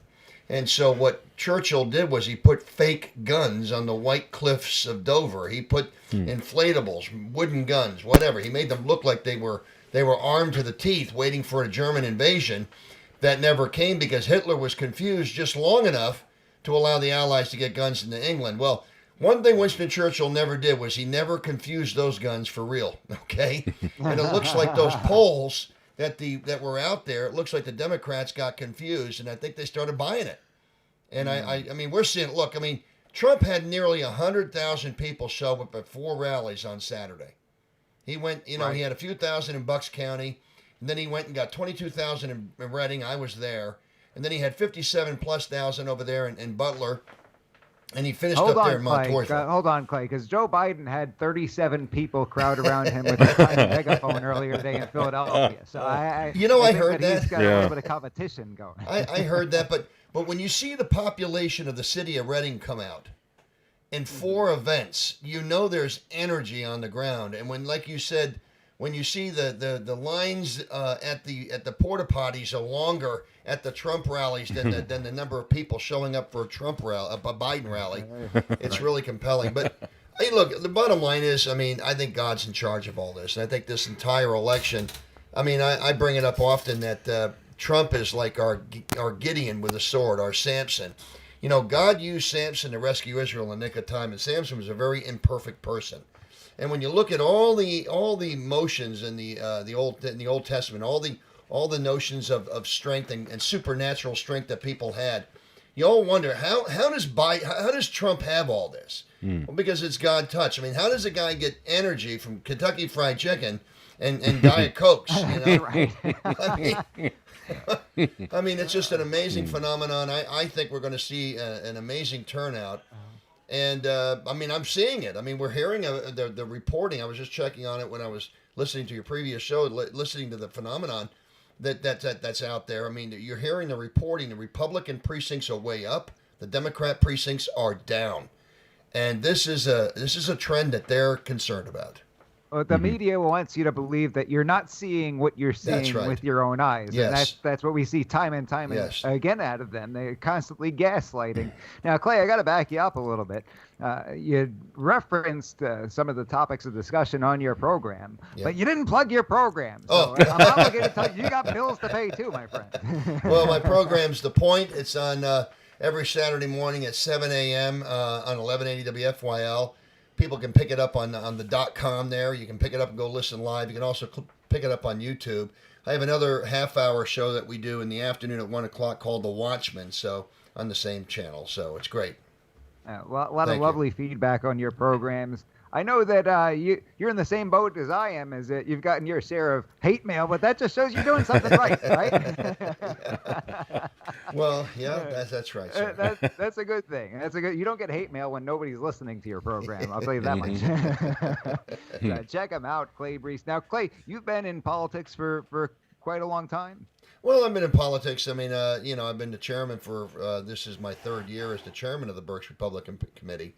But I mean, I've really only been in politics since like 2014, maybe 2012. After Obamacare came into play and threatened my health care, then I realized the Marxists were in a power grab. Didn't you realize that was the perfect system, and that's why Joe Biden wants to get into change it all over again? You're such a perfect system that he set up that he needs to get in order to fix it, right? You know what's interesting? You had one of your previous guests was talking about socialism and Marxism, and I had something I wanted to share with the group about, equity and versus equality versus equity. And Kamala Harris just put this out recently. Sure. And she's talking a lot about the problem is that everyone's not starting out in life from the same place.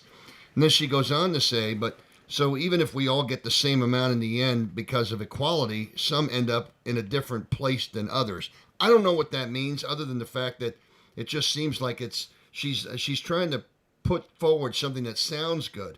But what it's interesting is that what she's trying to do is she's trying to convince people to accept Marxism willingly, to welcome it. And the changes with that come in with the false hope of a promise of a utopia. This is what the devil does, and it gets people into this. Evil is the father of lies. I think the father of Marxism. I think that this country is God inspired, and I think that the people that fighting God's creation, and we see it every day. I mean, God's creation is the family, but when you look at what's happening right now, the trophy generation, okay, is where everyone gets a trophy, and we don't really look at the skill and achievement anymore. Well, that's not what we're seeing anymore. And what we're seeing right now is we're seeing that come to fruition. It's not just that. It's gotten worse. Sure. And I think it's really compelling. And I think Americans are voting to protect this country. I mean, Republicans. It's amazing.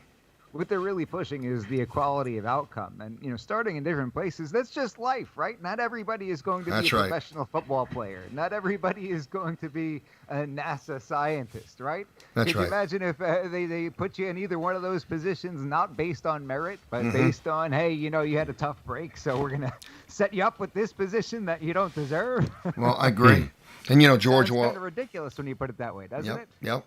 George Orwell had a movie, 1984, where they brought a fella in to recondition the person, and they gave him an electric shock every time he said he saw 4 fingers instead of the 5 that the guy wanted him to see, when he was only holding up 4 fingers.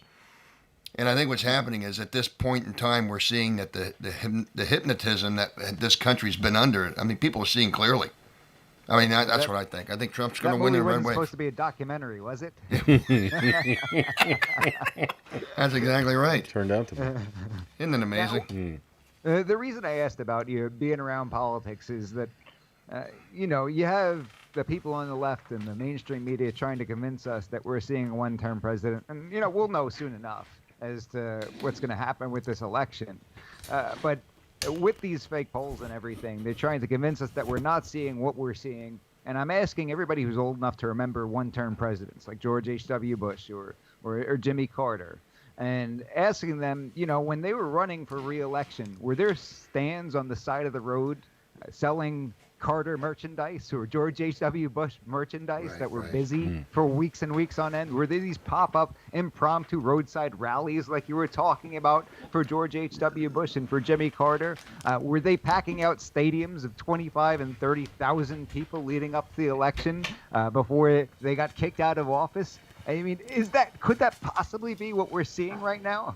Well, I think what we're looking at, I think, is the when those presidents got beat, they got beat because they were horrible presidents. What's interesting is that the Gallup survey that came out that showed 56% of this country believed they're better off 4 years ago.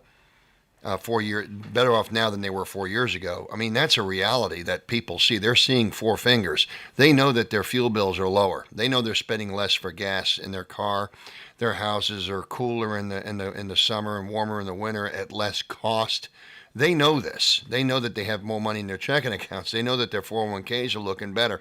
So I think, when 56% was a high water mark in a pandemic year, and I think it's just a compelling point.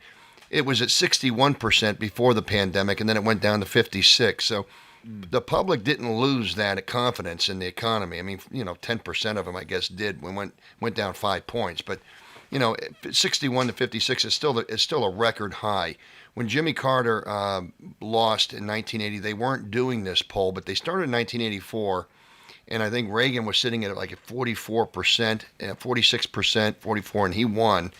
And then in 1988, I should say in 1992, when GW got George H.W. Bush lost, the country was sitting at 38% at that poll.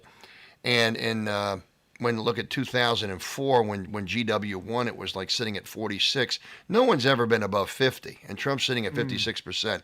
So I think it's important. Even in 2012, Barack Hussein Obama had a 48% amount of people that believed they were better off in 2012 than they were in 08.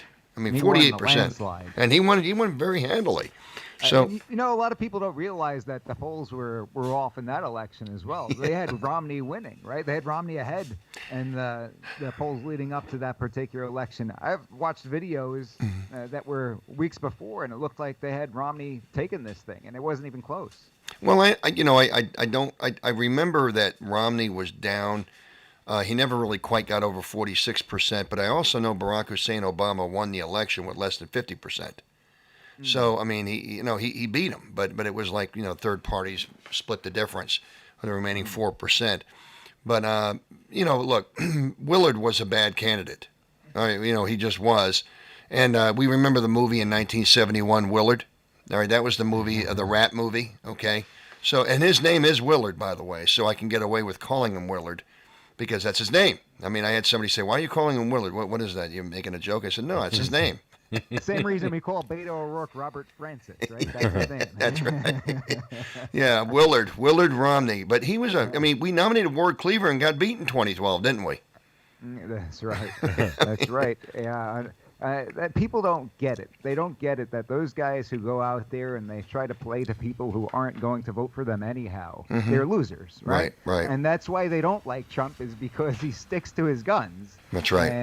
And he stands up for the people who are going to support him, and it drives these people nuts. It drives these people absolutely insane. That they want a loser running. The mainstream media wants a loser running on the Republican ticket, don't they? Well, they've been telling us for years who to select. What type of Republican it needs to win, who our candidate needs to be, but they don't like Trump because they can't control him. See, Trump doesn't take the money from the donors, so he basically isn't controlled by them. He doesn't need the money. All right, he's like the 150th richest man on planet Earth. When you're that rich, you don't have problems anymore. You have attitudes, and he just doesn't have that. He's not controllable. And so, they don't like him. He goes against the grain. He goes against the process. They don't like that. They don't like the fact that he doesn't give jobs to people in Washington because of who they know. He gives them to the competent people. They don't like him for that. When you judge a man's character by his enemies, and you can see that Republicans don't like him. The milquetoast Republicans don't like him. The Jeff Flake types, but they're not very many of them. There really aren't. I mean, Republicans love him. His enthusiasm, his approvals with Republicans is over 95%. I mean, that's a truth. Amazing. The ones who have come out against it, they learn real quick, right?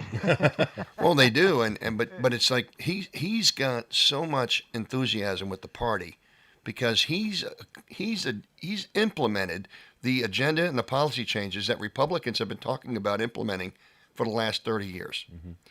He put in place about 75% of them. So what is their problem? Why do they have a problem with the guy? Well, I think it's because, again, they don't control him. Look, he donates his paycheck. Okay, he doesn't need the job. All right, he doesn't need the hassle, but he does it because he loves his country. And every supporter that shows up at his rallies, this is a very unique phenomenon that people don't understand. People that show up at his rallies have a personal connection with him. They for the first time feel like they have somebody that's looking out for them personally. Right. That's why they show up to the rallies. It's not, it's amazing. For those of us just tuning in, I'm Mike G here with Philly Chris and special guest Clay Breeze. You're listening to 1180 AM, election coverage only on Fox News Radio, WFYL. Now, Clay, have you heard of the Lincoln Project? I don't even want to give these guys airtime, but a bunch of quote-unquote Republicans coming on out, and they want to convince everybody that Donald Trump is what's worse for this country, right? Right. Donald Trump is not what's best for this country. They came out with an ad fairly recently, within the last few days, and it's a mother waking up a kid who's sleeping and saying, I know you wanted me to tell you who won. And he goes, who won? And she says, Donald Trump won. And he goes, he sounds sad, and he says, well, I thought you weren't allowed to be the president 3 times. And she says, not anymore. So essentially, what they're saying is that if Trump doesn't lose this time around, he's going to be the president forever, right? He's just going to keep running, and we're going to keep electing him unless they stop him this time around with Uncle Creepy. Isn't this ridiculous? Unbelievable. It's amazing what argy-bargy they've reduced their election to. What's amazing is the campaign they're running with Biden. I think what's interesting, and I heard one of your previous guests said he was a brilliant law professor. I don't know. I gave him a little bit of pushback on that one. I tell you, listening to that, I'm like, wow. I was listening to Biden back in 1988. He didn't sound brilliant then. So, but whatever the case is, I mean, I think the bottom line is the campaign they're running is to keep him sheltered, to not get him visible, and to run the ads. I've never seen a campaign where they're handling this guy. See, the media put forward a mannequin, an empty husk of someone, and they're going to fill this person with the Trojan horse with what their real intent is. The media is proving, they're trying to prove, that they can elect anybody. I mean, this is not. I mean, Joe Biden. He was talking to one media reporter in Wisconsin, and she said, there are people that think you're a socialist. She says, I beat the socialist. I beat him. But see, she failed to follow up with the question. And again, they don't commit acts of journalism at all. She never asked him about the Biden manifesto, the Bernie Sanders manifesto that he signed, that Biden signed. They don't get into that. And of course, when Norah O'Donnell did the 60 Minutes interview, the biggest softball of it all, I just thought was amazing. When they asked about the corruption in the computer, the laptop, she asked the question if it was Russian disinformation. Now, that gives Biden the wide open channel to come out and declare that, oh, no, it wasn't Russian. This is Russian disinformation. This isn't even genuine. So, in other words, it gives him a wide open channel to declare it is Russian disinformation. When, in fact, she could have asked a question like, did anyone from your family ever take a computer to this company? Or did your son take the computer to this company? Or did you validate the signature? Is the signature his on the bill of sale? And whatnot. I mean, that to me is telling. And when you watch the public doesn't trust the media right now. The media has a lower approval. The fake news has a lower approval than Congress does. And that's pretty telling. Yeah. That is absolutely telling. Clay, there's a bunch of things to unpack with what you just said. With respect to the laptop and everything, first of all, the fake news that's been behind him with not only not asking those questions, but I believe it was NBC came out. No, I'm not right. Somebody needs to correct me, but I believe it was NBC came out with this story about how this Hunter Biden dossier was proven fake and that the man who authored it doesn't even exist. He's not even a real person, and it was a disinformation campaign. So you had so many people on the left coming on out and saying, see, we knew the laptop was fake. We knew it was Russian disinformation. Kaboom, you guys are all done. And what they're not saying is that the dossier they're speaking of is something that nobody ever heard of. That's right. This is some random dossier from some random website.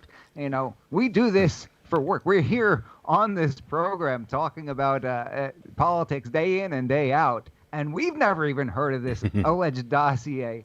But what the average viewer is thinking is they're saying, oh, the laptop must be fake. That's what they're saying here. And the media knows exactly what they're doing by saying that.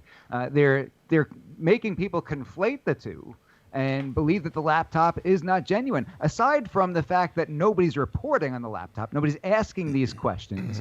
And despite the fact that Biden nor his campaign did not come out and said, hey, you know, these are not authentic. That's all it would take, right? All it would take is for them to say that these photos or these emails are not authentic. They were fabricated. They've said nothing of the sort. All they've said is this label Russian disinformation, as you said. Now, I'm going to put you to the test here, Clay, because we've done this on my program a few times. If I were to say, Clay, I've got $1 million for you, all you have to do is come up with some kind of coherent argument as to how this laptop left at computer store is Russian disinformation. Now, keep in mind, they haven't said the emails are not authentic. They haven't said the contents are not authentic, so you can't use that. You can't use that because they would have used it already if that made sense. So how in the world could this possibly be Russian disinformation? Any ideas? Well, I think when you look at their claim of Russian disinformation, Shakespeare had a comment, methinks me protests too much. The reason they don't want to get into Russian disinformation is because they're starting to explain it. They're answering it. Their contention, their strategy is to just avoid it because they're not being confronted on it. They're not looking for answers or excuses. I didn't hear this dossier thing that you commented on. I never heard that. But I mean, like you said, it's amazing. They'll come up with a bunch of phony things. They'll throw it out there and they'll say, see this, see that. But they forget the fact that there are actual emails. To verify an email, it's not hard to do. If I was to send you an email, okay, it's very easy to verify that email, okay? If I was to sign a bill of sale, it's not hard to verify the bill of sale. There's things that they can verify to say, well, this was his laptop. There's other identifiers on the laptop and a hard drive to prove it. But they're not going there. They're talking about, I didn't hear about the dossier, so I'm going to talk about it. I'm amazed that they would come up with something phony like that. I mean, where are they going with this? Well, they're not trying to explain it.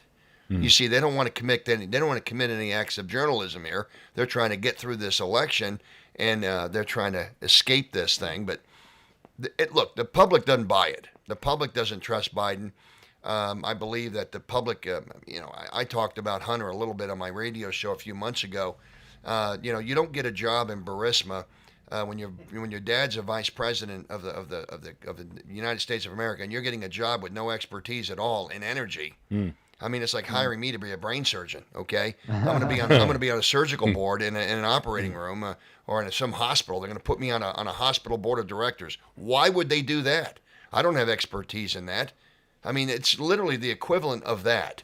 They gave this guy a board of directors job to do something he had absolutely no expertise to do. So we know it's stone cold corruption.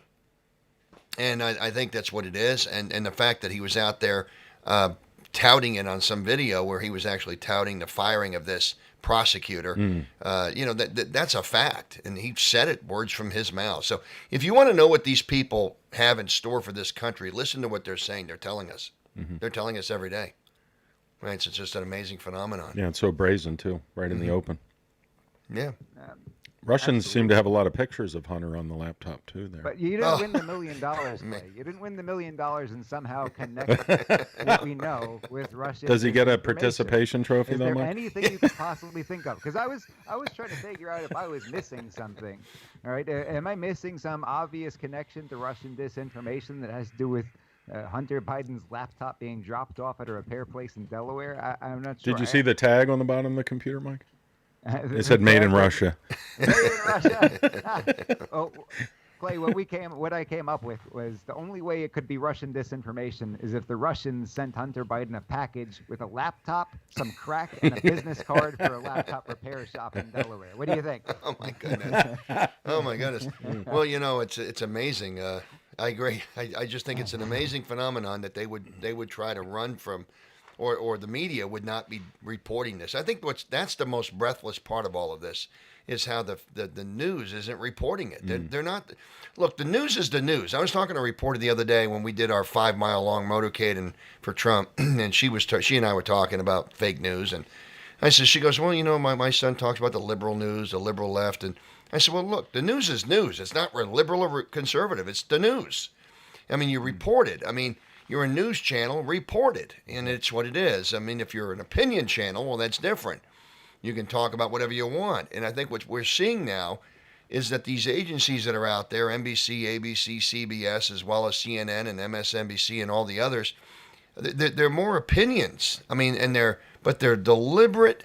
They're owned, I think, by organizations that I believe control what the output is. I mean, there's things they don't let out. I mean, if an Americans, this concerns me as an American. I mean, there's things they just will not let out. News, facts. And later, and of course, later this thing will come out and we're going to see what it is. And then they're going to say, oops. I mean, they gave Pulitzer Prizes, for fake stories on the Washington Post and the New York Times. They won Pulitzers for fake stories. CNN has to retract a story every week, seemingly. I mean, NBC doctors 911 tapes. I mean, we can go down all the way back the last 10 years. You can see a lot of fake news that they've been caught in, the fabrication of stories, and yet they still have their license as a news agency. Now, people get fired. They're the sacrificial lambs. But I think, getting to these polls and how these people buy into them, they have determined election winners all these years long since I was a child watching elections, because they can get in there and they can shape the stories, shape the polling, shape the enthusiasm. They can actually shape public opinion by the mere fabrication of it all. But they can't do that with Trump, and it's an amazing thing. I mean, seems to backfire in a lot of ways with Trump. Well, yeah. because Trump is out there doing his thing, and he bypasses it in a way that they can't. That gets back to the miraculous stories. And again, I get back to the Old Testament. You see how God works in the characters of the Bible, the people of the Bible in the Old Testament. And we wonder, how did Samson pull them pillars down? How did he do that? What kind of strength would he have? Well, it's the same kind of thing. How does someone like Trump have the energy he has and the ability he has to stay positive when he's being oppressed and suppressed in every turn by everybody? How does he maintain it? I heard this. I didn't read this, but I heard this. His pastor was Norman Vincent Peale when he was a child. The power of positive thinking. I mean, people, and it's just really amazing. But, anyway, I just think that the man is the times make the man. And I believe Trump is going to win because I think, God's got his hand on the scales again. I think he's going to pull it off for him. And we're going to see this tonight. It's going to be exciting. I hope so. There's something very interesting about it all that you mentioned earlier, is the fact that, number one, he's not making any money on this. He's donating his salary. He doesn't need the money. That's right. And yet he's endured more than any president I've seen in my lifetime, with the attacks not only from the Democrats, but from the press and from people on the right. That's right. I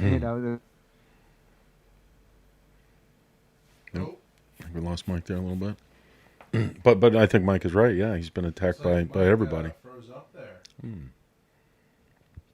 Yep. But well, we can carry it, Russell. I mean, is that what you want us to do? Yeah, you guys can carry on while we wait for Mike to thaw out. I'm going to get some KFC tomorrow, though. No, but what it's an amazing thing is that you're looking at how Trump is able to overcome. He's able to carry it over. He's able to carry the water, if you will. Yeah. He's able to do this, and a lot of it has to do with the fact that he has the mental dexterity to do the job. Well, he is positive, like you said too. I mean, even looking at the coronavirus, I know he got some flack for that, but you don't want a president who's going to, panic everyone and say, oh, this virus and we're going to all die. So, you have to stay positive, right? That was a remarkable position that the Democrats took. They were upset with Trump, right, for not wanting to panic people. I mean, I was amazed at that. I was amazed at that response. I was too. I mean, I don't want to panic the Americans. We don't panic the Americans, Joe Biden said. You give them the truth. The truth doesn't panic them. What, are you kidding yourself? It's an amazing. I mean, I tell you what, when Winston Churchill had no guns on the White Cliffs of Dover, he wasn't panicking England. Okay? Right. And then they had nothing. I mean, Hitler came. He could have come right after those 100,000 troops that came over that were evacuated from the shores of Dunkirk. Mm-hmm. There was nothing there. They could have come right in. So it's really it's a phenomenon. But the fact is, and how about Biden calling Trump a racist in the first and the second debate? Yeah, it's unbelievable. How did he get away with that? We were screaming. If I were Trump, the only thing I'd be saying is, listen, very high here, but I've never gone on the Senate floor and said I wanted to not allow schools to desegregate because I don't want my children growing up in a racial jungle. And I know I'm not setting the bar very high, but I'm the only candidate on this stage who can say that right now, right? Right. Well, you know, his response has to be said. His response was priceless, wasn't it? Though I mean, he really was. I mean, he just come out and goes, "I'm not a racist. I'm the least racist person on this stage." That's right. That's right. All right. We're going to take a short break for a word from our sponsors.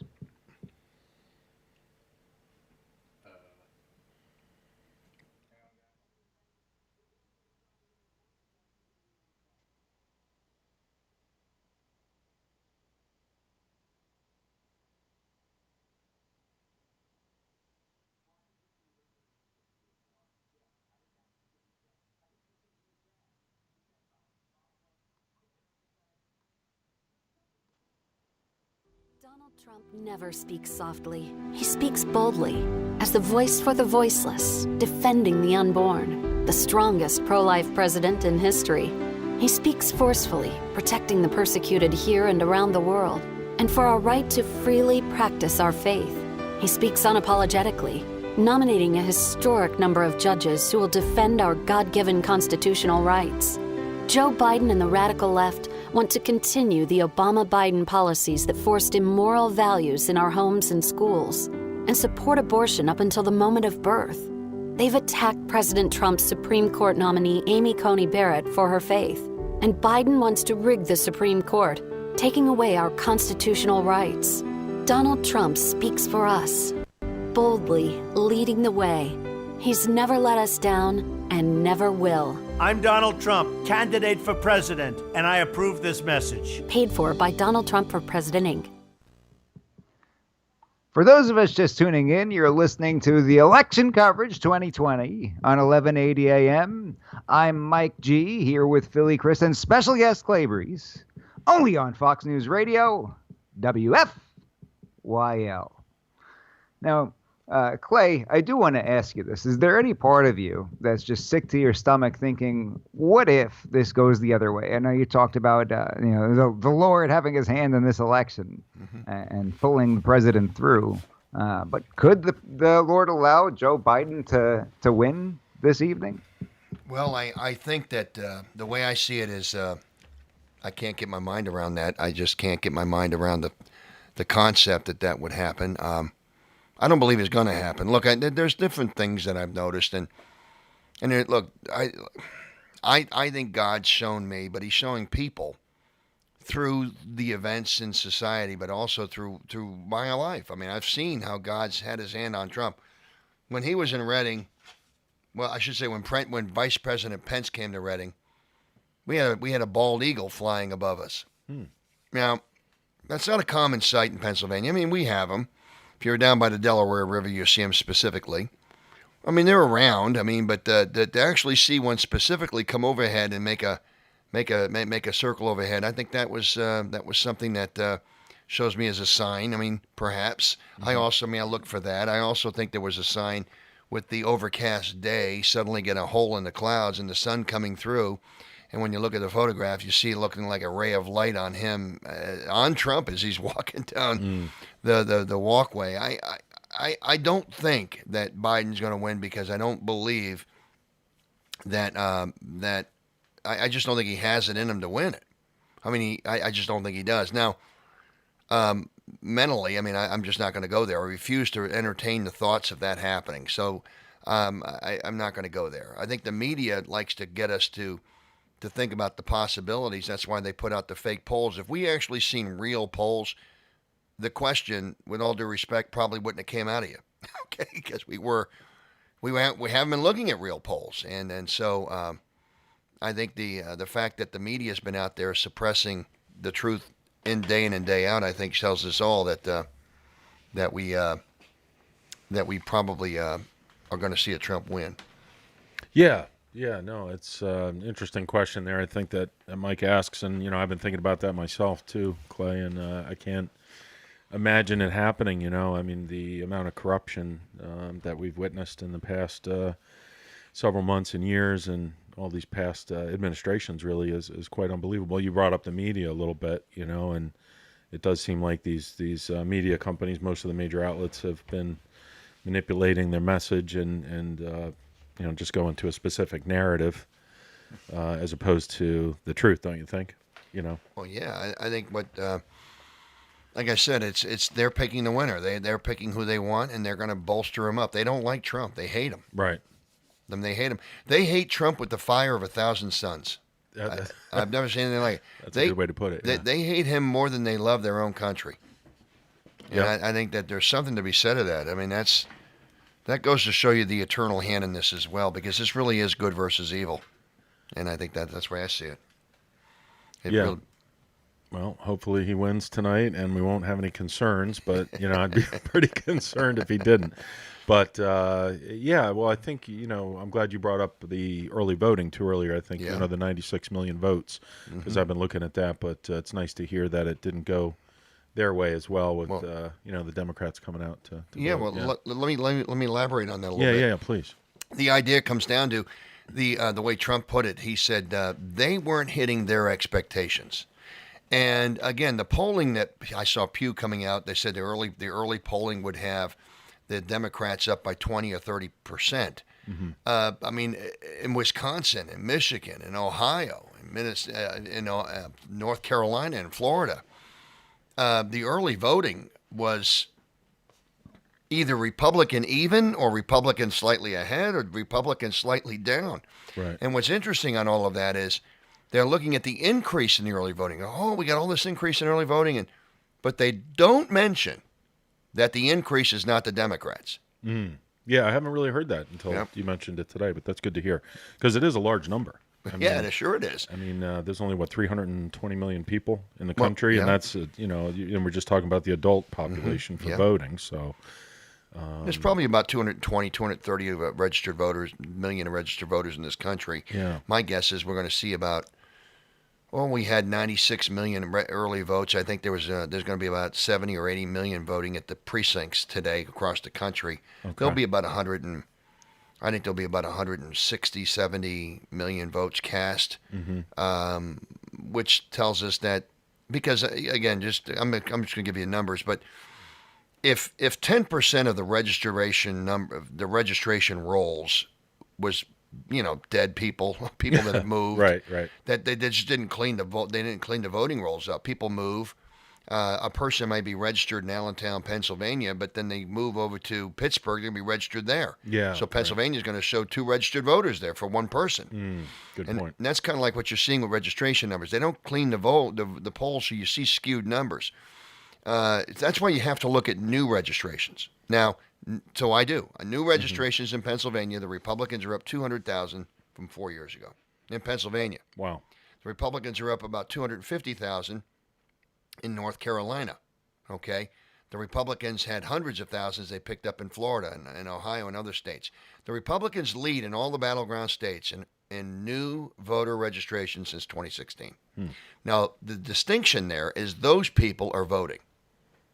You see, right? Not the registered voters from 2002 that voted in 2006 and haven't voted since. Right, I gotcha. See, and I think what's interesting too is that when the when the people that I'm seeing that are out there voting, I think is, I mean, there are the people that registered in the last 10 years, last 15 years. And then you got people that registered like myself back in when I moved into Pennsylvania back in 2000. Mm-hmm. But I mean, it comes right down to you have to get your base out. This is a base election, Mm-hmm. as in most elections are. They really are. I mean, you see the difference is too. You've got your persuadable voters, and then you've got your base voters. There's not very many persuadable voters left out there. They're simply base voters. Trump gets more Republicans, just for numbers' sake. Say there's 100 million registered Republicans in the country, and just say for grins and giggles, there's 110 million registered Democrats, and the rest are registered independents. Well, if the Republicans get 90% or say 85% of their 100 million out, Mm-hmm. and the Democrats end up with 75% of their 110 million, the Republicans win in the turnout. Right. It's as simple as that. It's the same way in Pennsylvania. What's interesting is Pennsylvania, look at the numbers. They say, in PA, the Democrats lead by 700,000. Well, I was talking to one party leader once. We were talking about the numbers. He says, I'm not sure your numbers are right, Clay. I said, why? He goes, well, our records show 9.6 million registered voters in Pennsylvania. Okay. And I said, out of 10 million possible voters? Are you saying there's 96% of the states registered? Come on. That's not right. Something's not right. There's something not right with that. So you got to realize the numbers are a little skewed. Right. Based upon people moving, re-registering, Mm-hmm. the voting rolls stay the same. But the system is pretty carefree. It's pretty I want to say pretty safe, because a person that's registered in Horsham, Pennsylvania, or Pittsburgh, Pennsylvania, well, he can't vote in two places. If he does, he's going to get caught in the system. Yeah, yeah. No, it's unfortunate that the system's not better as far as that goes, but I'm not exactly sure what the solution is either, because can't necessarily trust, going to the internet, but... Well, the solution would be voter IDs. I think when Yeah. your driver's license is, there's only one person that has my driver's license. Right. And it's me. Mm-hmm. So wherever I move, I mean, your driver's license is your voter ID. And of course, you can, if you don't drive or whatever, you have a state ID. Yeah, the state with a number photo ID on it, card, yeah. with a number on it, a barcode, if you will, and that becomes your ID. I mean, that's the way I think it can go. I think when Trump wins this election, he's gonna squash the head of the serpent Mm-hmm. of the mail-in votes and this other nonsense. Yeah, I hope so. It needs to be fixed. Well, we're seeing all of it now. It's just I think it's very compelling what we're seeing with the fake votes out there in California. You realize that somebody talked about that. He said, what's the problem with mail-in systems? If it's not described within the laws on how people get the ballots, Mm-hmm. and they just do mailings, Yeah. like they Mhm. want to do they did in New Jersey, New York, California, and they wanted to do it in Nevada. That means people that are registered at an address. So when you take a particular address in Philadelphia, there may be 10 different people that have lived at that address in the last 15 years. Right. If every one of them registered, then that house Mm-hmm. could get 15 ballots. Yeah, I have some family members who have some rental properties, and they've been receiving them in the mail for the past tenants. Mm-hmm. Quite a few. They have a little stack of them, so Mm-hmm. pretty easy to get a hold of those and manipulate them. Well, you know. I mean, in Pennsylvania, you mean they're getting the applications for the absentee? I believe that's what it is. Yeah. Right. Yeah. But Yeah. somebody could still fill that out, I suppose. Yeah, they could if they Yeah. have to have particular information on it. But that's what makes it Yeah. difficult. I'm not saying Right, it's impossible, right. Mhm. but in a system where it's a mail-in system, it doesn't matter. They don't need Right. that information. You just say, I want a ballot. Right. Right. Yeah. You know, there's a slip for you. You get it and you check the box, and there it is. Yeah. That's kind of a mess. Well, it's going to be interesting seeing what happens going into tonight's election coverage. I think the media, they're going to be looking to crown Biden at some point tonight, and Biden's going to want to be doing sure. some speech. I heard he wants to do a speech. But I don't think it's going to come down to that. I think he's going to lose. When he loses the states like Florida and Texas and Georgia, Mhm. see, when Trump ends up with 240 electoral votes pretty quick, and then he's looking at Michigan and Wisconsin and New Hampshire and maybe Nevada, I mean, that's going to be you're going to see Trump ahead. Trump's Yeah. going to be ahead tonight at midnight. Yeah, I would imagine it's going to be a landslide. It has to be, right? Well, I mean, when I hope the states that Trump won by 5 or more percent, that's 203 electoral votes. Mm-hmm. You need 270 to win, so he needs 67 more electoral votes. Well, you got Florida in there, you got North Carolina in there, and you know that right there you've got about 45 or so electoral votes. And then you swing that up to, say, Michigan, you get another 10 or 12. Mm-hmm. And then you're into New Hampshire and you get 4 more there. He's getting real close to 270 right there. And that's kind of like what they know. Mm-hmm.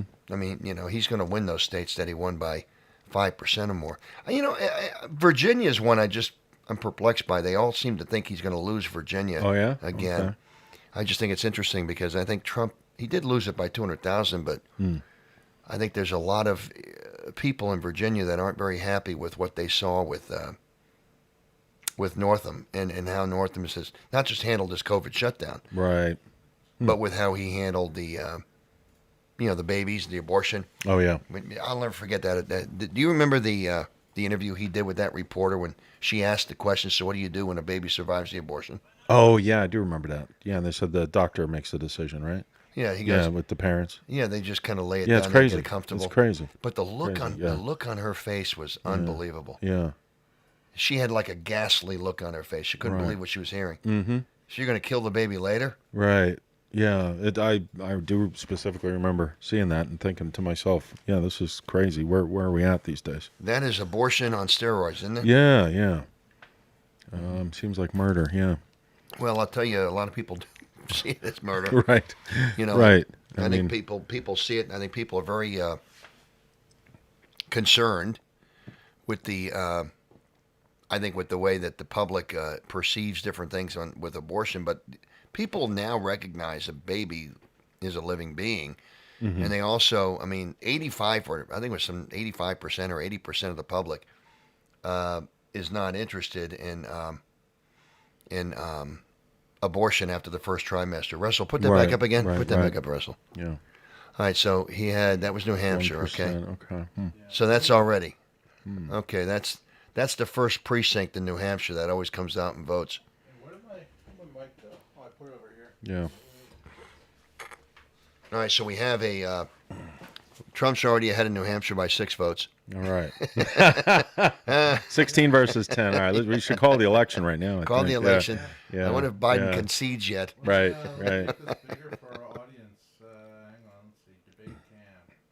Well, that's what it was. We have a caller up in New Hampshire we can reach out to, actually. Well, anyway, when I mouse over this. Are we taking calls over there, Russ? Can you take calls?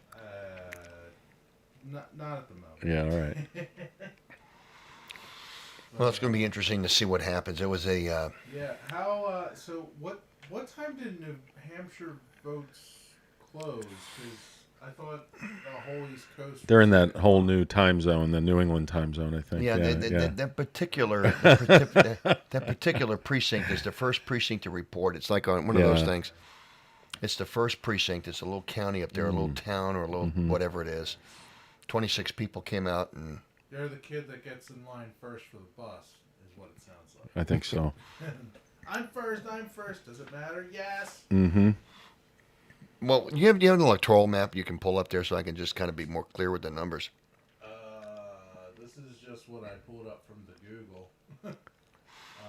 I mean, I know pretty much from memory, but it's a lot better to have precise numbers up there. Right. What state were you looking for? Well, I'm just kind of curious on Michigan. I think that's 10. Michigan 10. Michigan is here. No results yet. I don't think it's going to tell me. I just wonder if there's a map you can pull up. Oh, the electoral votes? Yeah. Yeah. Looks like Google is useless. Let's open a new thing. Well, there we go. I mean, when you look at the electoral maps and you see how, he had 203 electoral votes locked in the states where he won by 5% or more. He's going to win those again. Mm-hmm. So what you want to do is you want to look at the maps he has and where he can go here. Right. What's interesting is that Biden is now, it seems like they seem to be conceding Pennsylvania, which I think is interesting. I think he's like, well, we don't need Pennsylvania or Florida. Right. Well, I think for weeks we've been watching the Biden's ahead in Pennsylvania. Well, he's not. When we're standing on the side of a road in Reading, Pennsylvania, handing out Trump yard signs, and you've got one car coming in every 50 seconds to pick up a yard sign, and the constant cascade of horns honking and thumbs up. Yeah. That tells you that's good, Russell. Bring that There we over. go, there Take we a look go. at that. They must have given a lot of signs out. Up there. That gives you, yes. Now, Michigan's got 16 electoral votes to Pennsylvania's 20. And I think Okay. what's interesting on this, and again, when you look at the states that he won, and again, I see, you know, by 5% or more, then you throw in Florida and throw in North Carolina, okay, that puts him at 203, and then you've got 233, and then 243, 247 right there. And then you throw in the 16 from Michigan. Mm-hmm. You know, that puts him at 247, 50, 63, okay? I mean, New Hampshire gives him to 267. Mm-hmm. And then he wins the congressional district out in Maine. He's in got another one, 268. And then if he wins Arizona, he's in. He wins. See, I think the path of... That's why I think we can see a winner tonight. I think he's going to win Michigan, okay? I think he's going to win Michigan. I think he's going to... I mean, I really think he's going to win Michigan. I just do. I would imagine so. The crowds have been enormous. And don't put that back up, Russ. Yeah, and then you got Minnesota, which is another phenomenon. I think they're thinking that he could keep that, but that's what we're saying. And you know, Biden campaign saying, "Well, we don't have to win Florida and Pennsylvania; we can still win." They know that if they don't win Pennsylvania, they're toast. Yeah.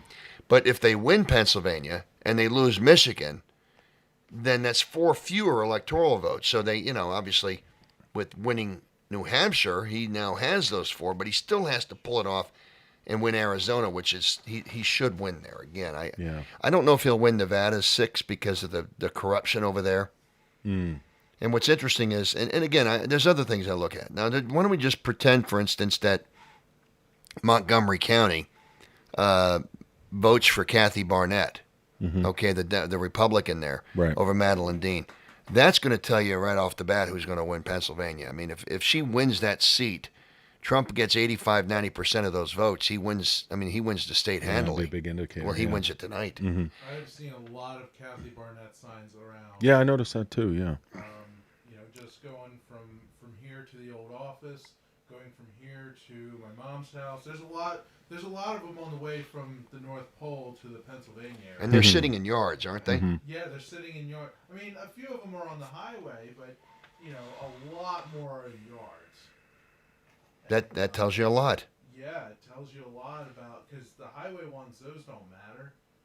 But I mean, I think both sides have taken a clue from the 2016 election, where yard signs matter a lot more than highway signs, because you know, 2016 you saw a lot more Trump signs in people's yards and a lot more Hillary signs on the highway. Right. And, Yeah. So the yard signs are a pretty good indicator of what people want.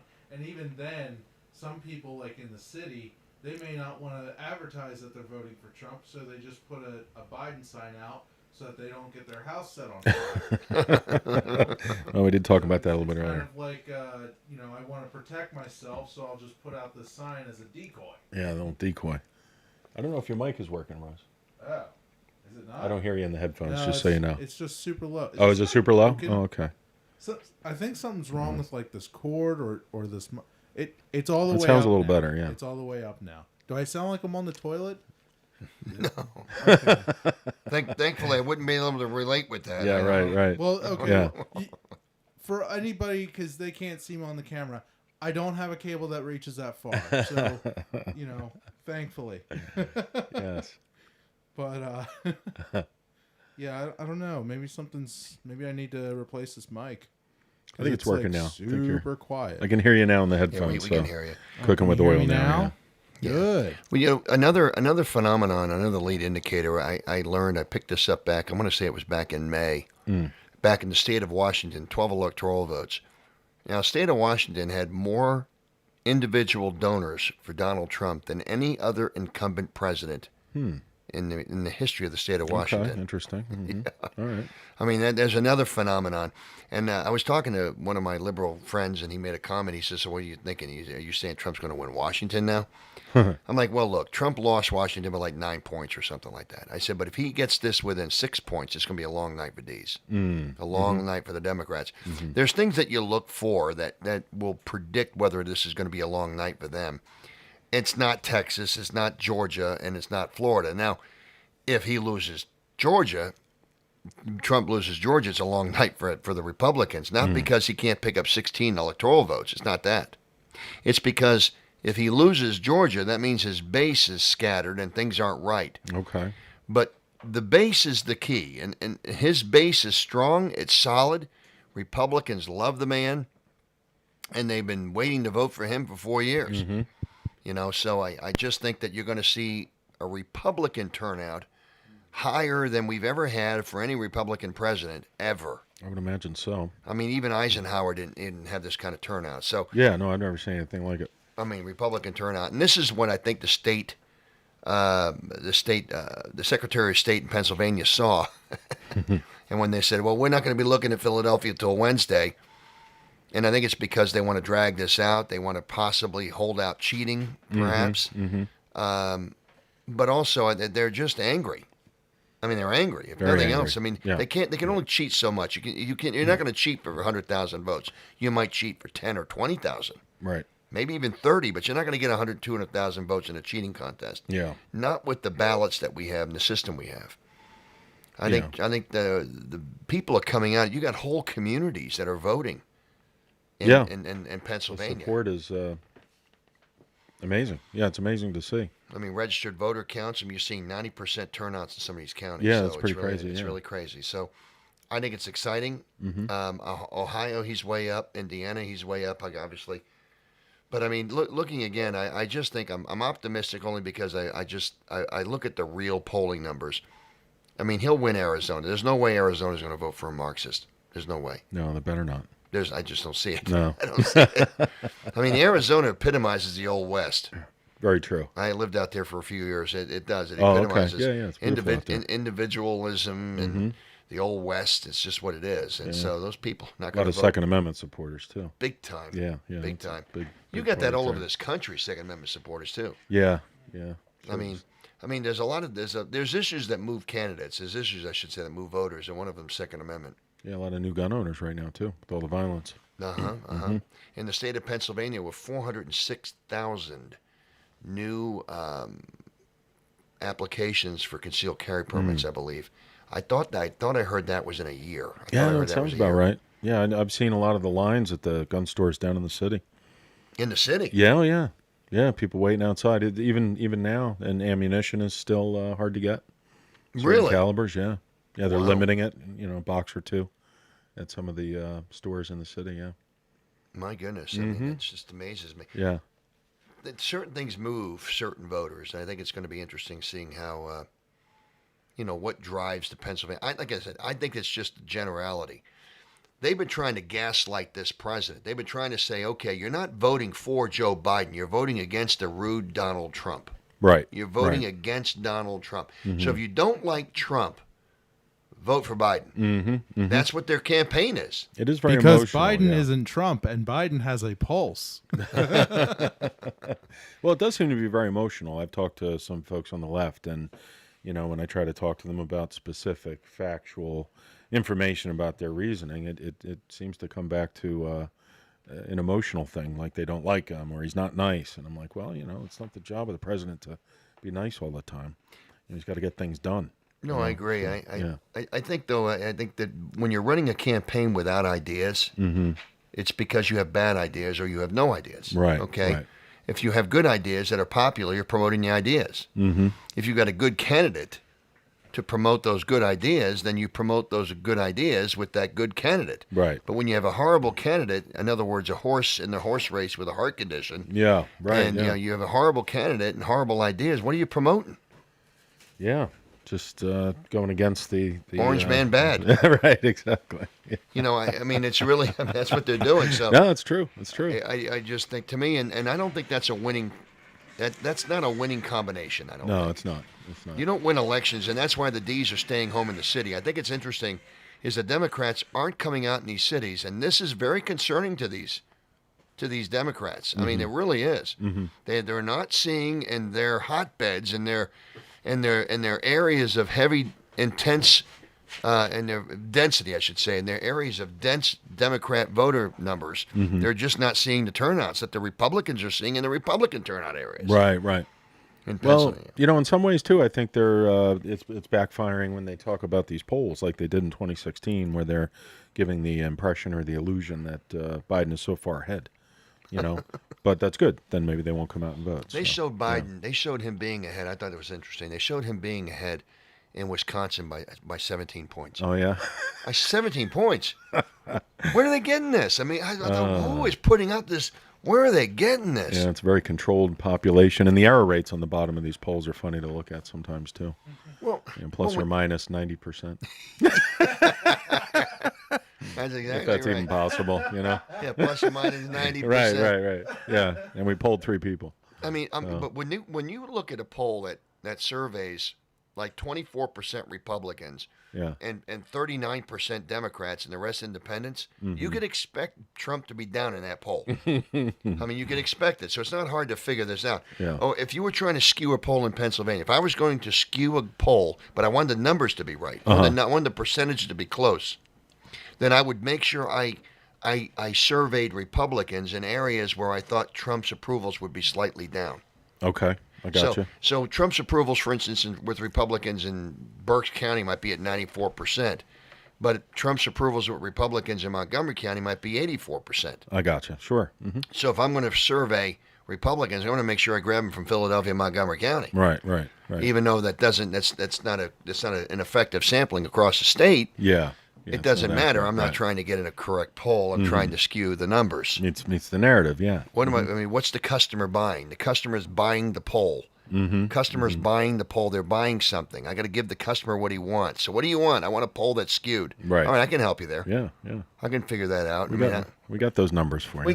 We can figure this out. We can skew this. Yeah. It's not hard to do. But you think about it. We had a poll that we had a poll recently that I was talking to a pollster about. I saw the numbers, and it was one of our a candidate that somewhere else in the state. And I was looking at the numbers, and I thought, "There's no way this poll is right." It was like showed the incumbent up to 30 points. I said, "Where are they getting this?" Wow. Yeah. And so you look at the numbers, and you see the Republican and Democrat balance across that particular area was like 50-50. So you're like, okay. How could he be up 30 points? And so you're looking at the particular poll and you're wondering, and so you're looking, I said, can you give me the, breakdown of your poll? So here comes the breakdown. I look at it. It looked like something a high schooler wrote. And so I'm looking at it, and they had 65% of that particular poll were people that were surveyed from an area that represented 24% of all the vote. Oh, okay. All right. Well, there you go. And I said, and I looked at it because I had the breakdown of the area, and you could see it, and you're like, okay. So you had 24,000 votes come out of this particular city, but you surveyed 65% of your survey out of the city. Why is that? He goes, well, we got areas around the city. It wasn't just there. I said, well, why didn't you put that on your summary? Right, of course. I said immediately, I'm thinking I'm getting the line of mumbo jumbo. So I just kind of detached mentally from this guy. Yeah, no, that's good. But I mean, you realize. So I mean, I was just sharing this with some of the political people of that county. I'm like, don't believe the poll. Yeah. That poll was put together for some other reason. Right. I don't know what that reason was. I have no idea. Yeah. Come to find out, that guy does work, though. That pollster does work for Democrats as well. Oh, okay. Interesting. All right, yeah, it was interesting. So the Republican pulled him in for a poll. And I basically got this person to tell me that he works for D's as well. So okay. Once I learned that, I realized, okay, well, maybe there's something to this. Yeah. Well, it's pretty easy to manipulate the numbers if you want to. Not hard for a mathematician to do that. Right. Yeah. You don't have to be an Einstein to know how to do that. Yeah, there's books on that. There is books on that. How to cheat and poll. Yeah, how to use statistics to tell. What's going to be interesting now? California's got about 18 million registered voters. It's going to be very interesting. Are they still part of the U.S.? California. The People's Republic. Yeah. People's Republic of California. Yeah. It's going to be interesting to see what happens there. You know, I was telling my wife, I says, well, I want to see if any of these states end up with like a 95% or 100% turnout. Oh, That's going to tell you that how would- much. That's going to tell you how much fraud's there. Yeah, that's a good point. Absolutely. You know, so Yeah. it's going to be interesting. I'm kind of excited to see how this shapes up. We're going to be going to an event later today, so Okay. I'm looking forward to Oh, that. good. And we'll see if we can shape up and put this together. But everybody, if you haven't gotten out and vote, please get out and vote. I mean, don't leave your vote on the sideline. That's important. You got to get out and vote. Your vote matters. Every vote matters. I mean, my wife won an elected seat by one vote. Oh. It was my Wow. vote. Oh, okay. Good thing you voted, huh? That would have been quite the fight that night. I told you to go and vote. It's a good thing I voted. Yeah. Boy, am I glad I voted. Came down to one vote. But you know, you think about it. I mean, even 100 votes is 50 votes going one way versus the other way. It's Yeah. not 100 votes; it's 50 votes going a different way. Right. So we win these elections by people voting. So get out and vote if you haven't voted.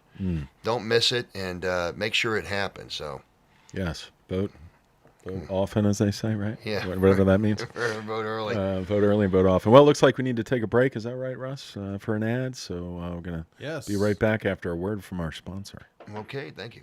Thank you.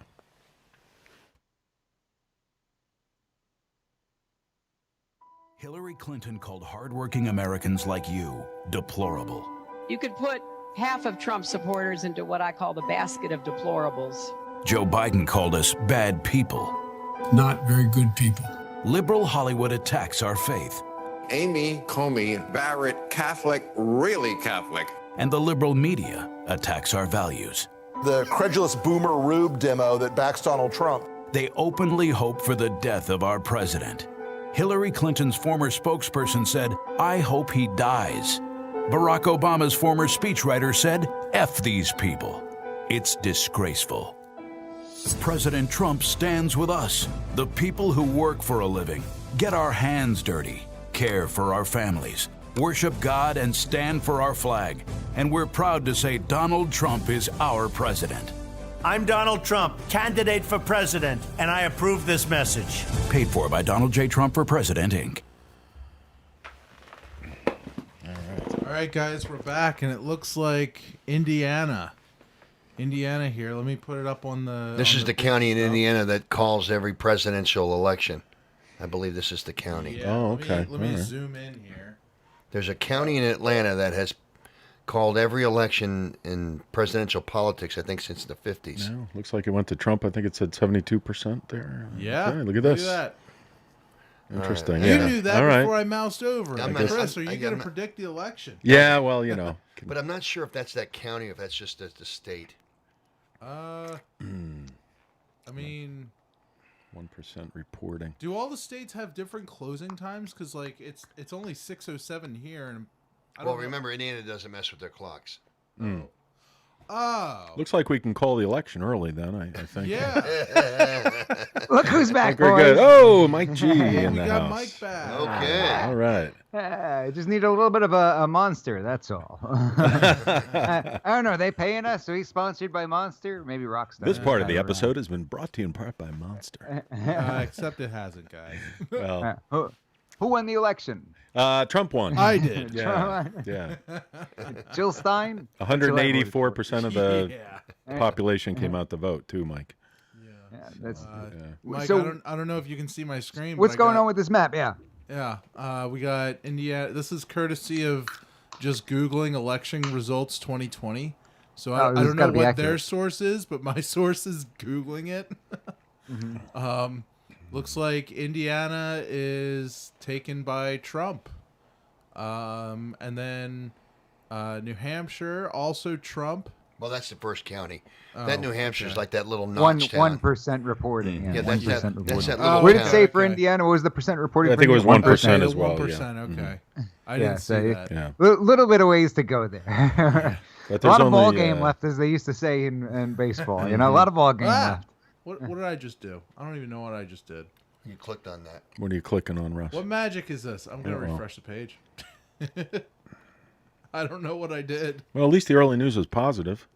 You know? Early news is yeah, positive. Early news is positive. Well, first poll's closing in under an hour. I think we got about 51 minutes left till the first polls close. Yeah. That's when the fun really starts, right, boys? Yeah, that's when this show So- gets kicked into high gear. Now, you're out there in the People's Republic of California.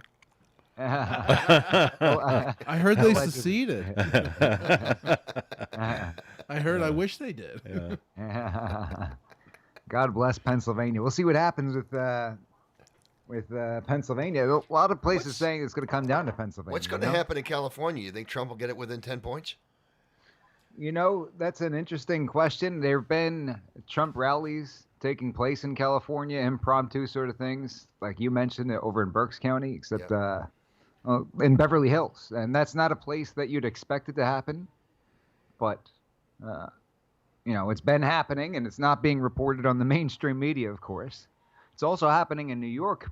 And one thing I've noticed is that it's taking place in communities where there's a high Jewish population.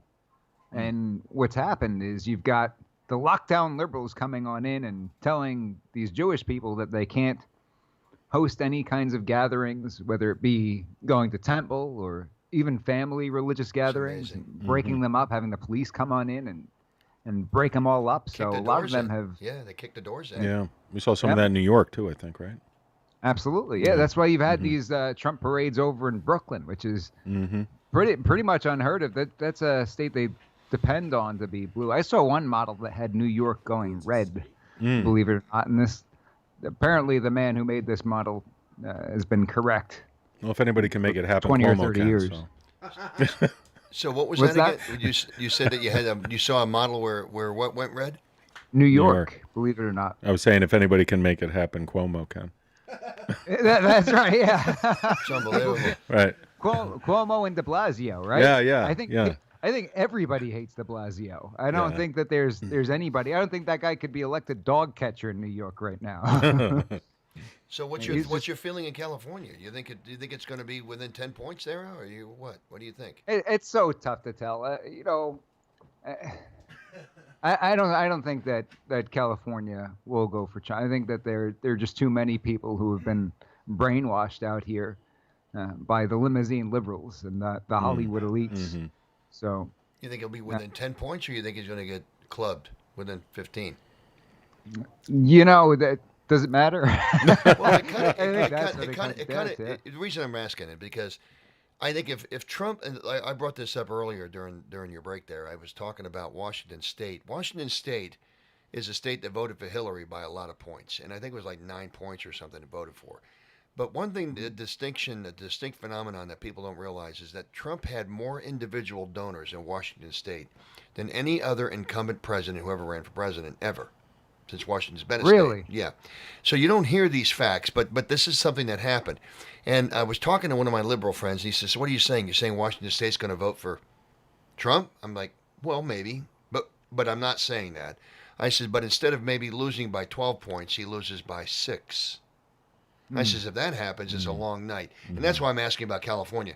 Because it comes down to, I mean, we're really, like we were talking about Georgia. Like if Georgia was to go for 16 electoral votes, Trump could pick up 16 somewhere else. But the bad news for Trump is that it would show the harbinger, there would be a harbinger of Republican support not helping him in some areas. And it would cause him to lose support in other states that he needs. So, in other words, trying to predict the outcome of certain states, you're looking at other states to determine the strength of the support within the party. So, if, for instance, California is supposed to go for Biden by 15 points, and it goes for Biden by 9 points, that means he's got weaker support than he should have, and it's just a harbinger. That's all. I mean, like I agree. a leading indicator of some kind. Yeah, kind of. Yeah. But it goes down. I mean, California's a late vote anyway, so it doesn't matter. And anything that any one of us was to put up about California would be simply a guess anyway. But I mean, like you're saying about the organic movement on the ground does show you that there's something there. I think he might be within 10 points of California. That's just my guess. And it would be interesting to see those liberals out there in Hollywood decide to go apoplectic. You'll hear the little mini explosions going on when you put your window down driving home. You'll say, what is that sound? That's the sound of their heads exploding. People in California just live in their own world sometimes, though. You'll walk down the street, you'll hear people openly talking about how if Biden doesn't win, then the thing was fixed, and because they don't know anybody who's voting for Trump. They just don't understand that there's a country beyond California. And listen, I grew up in New York, so that's the way it is over there as well. Yeah. People tend to forget that there's a whole entire country outside of New York City, which is, you're talking the 5 boroughs, extremely small. You see the rest of the country. That's what America's all about. They love Staten Trump. Island. They love you know him in about Staten Island? Yeah, they know. They love Trump in Staten Island. They love him there. Staten Island, it's where my parents still reside, as a matter of fact, and it's the only borough that consistently votes Republican. It is. It is. We had Joe Saladino on our program a few months back. He was running in the primary for Congress, the Republican primary for Congress, strong Trump supporter. And Staten Island, they should really ought to consider seceding and becoming their own state. So I know we have a lot of listeners in Staten Island because that's where I went to high school, and a lot of people come and followed us from there. So shout out to Staten Island. If anybody's listening over there, you ought to become your own state. We get the Second Amendment situation straightened out over there, and stop being a different country in and of itself with New York. But a couple of states we got to keep an eye on. Pennsylvania being one of them. I think, like I said, just looking at different harbingers, we're talking about different numbers. But I agree with you. I think that Trump's going to win Michigan tonight. I think that's the reason I think there's going to be a win is because I think Trump's going to win Michigan. He's ahead in the polls there. And I think he'll win Wisconsin because they had him down 17% on ABC News poll. So when he 17, they had him did you down say? 17%. That can't be possible. No, that's ridiculous. Not when the guy's drawing 20, 30,000 wherever he goes. He draws like the Green Bay Packers wherever he goes. You mean the numbers might be wrong, Mike? Wouldn't you know? You don't say. I didn't see that one, though. Seriously, 17%? I heard it was 17%. It just took my breath away. I was like, this is amazing. That's ridiculous. And they put it out there. They put it out there like, here it is. Here's the poll. Nobody looked at it and said, that's got to be a typo. We can't put this out there. Well, and Wisconsin's interesting because of the industry there that's benefited from Trump, but also Minnesota. They're overlooking Minnesota.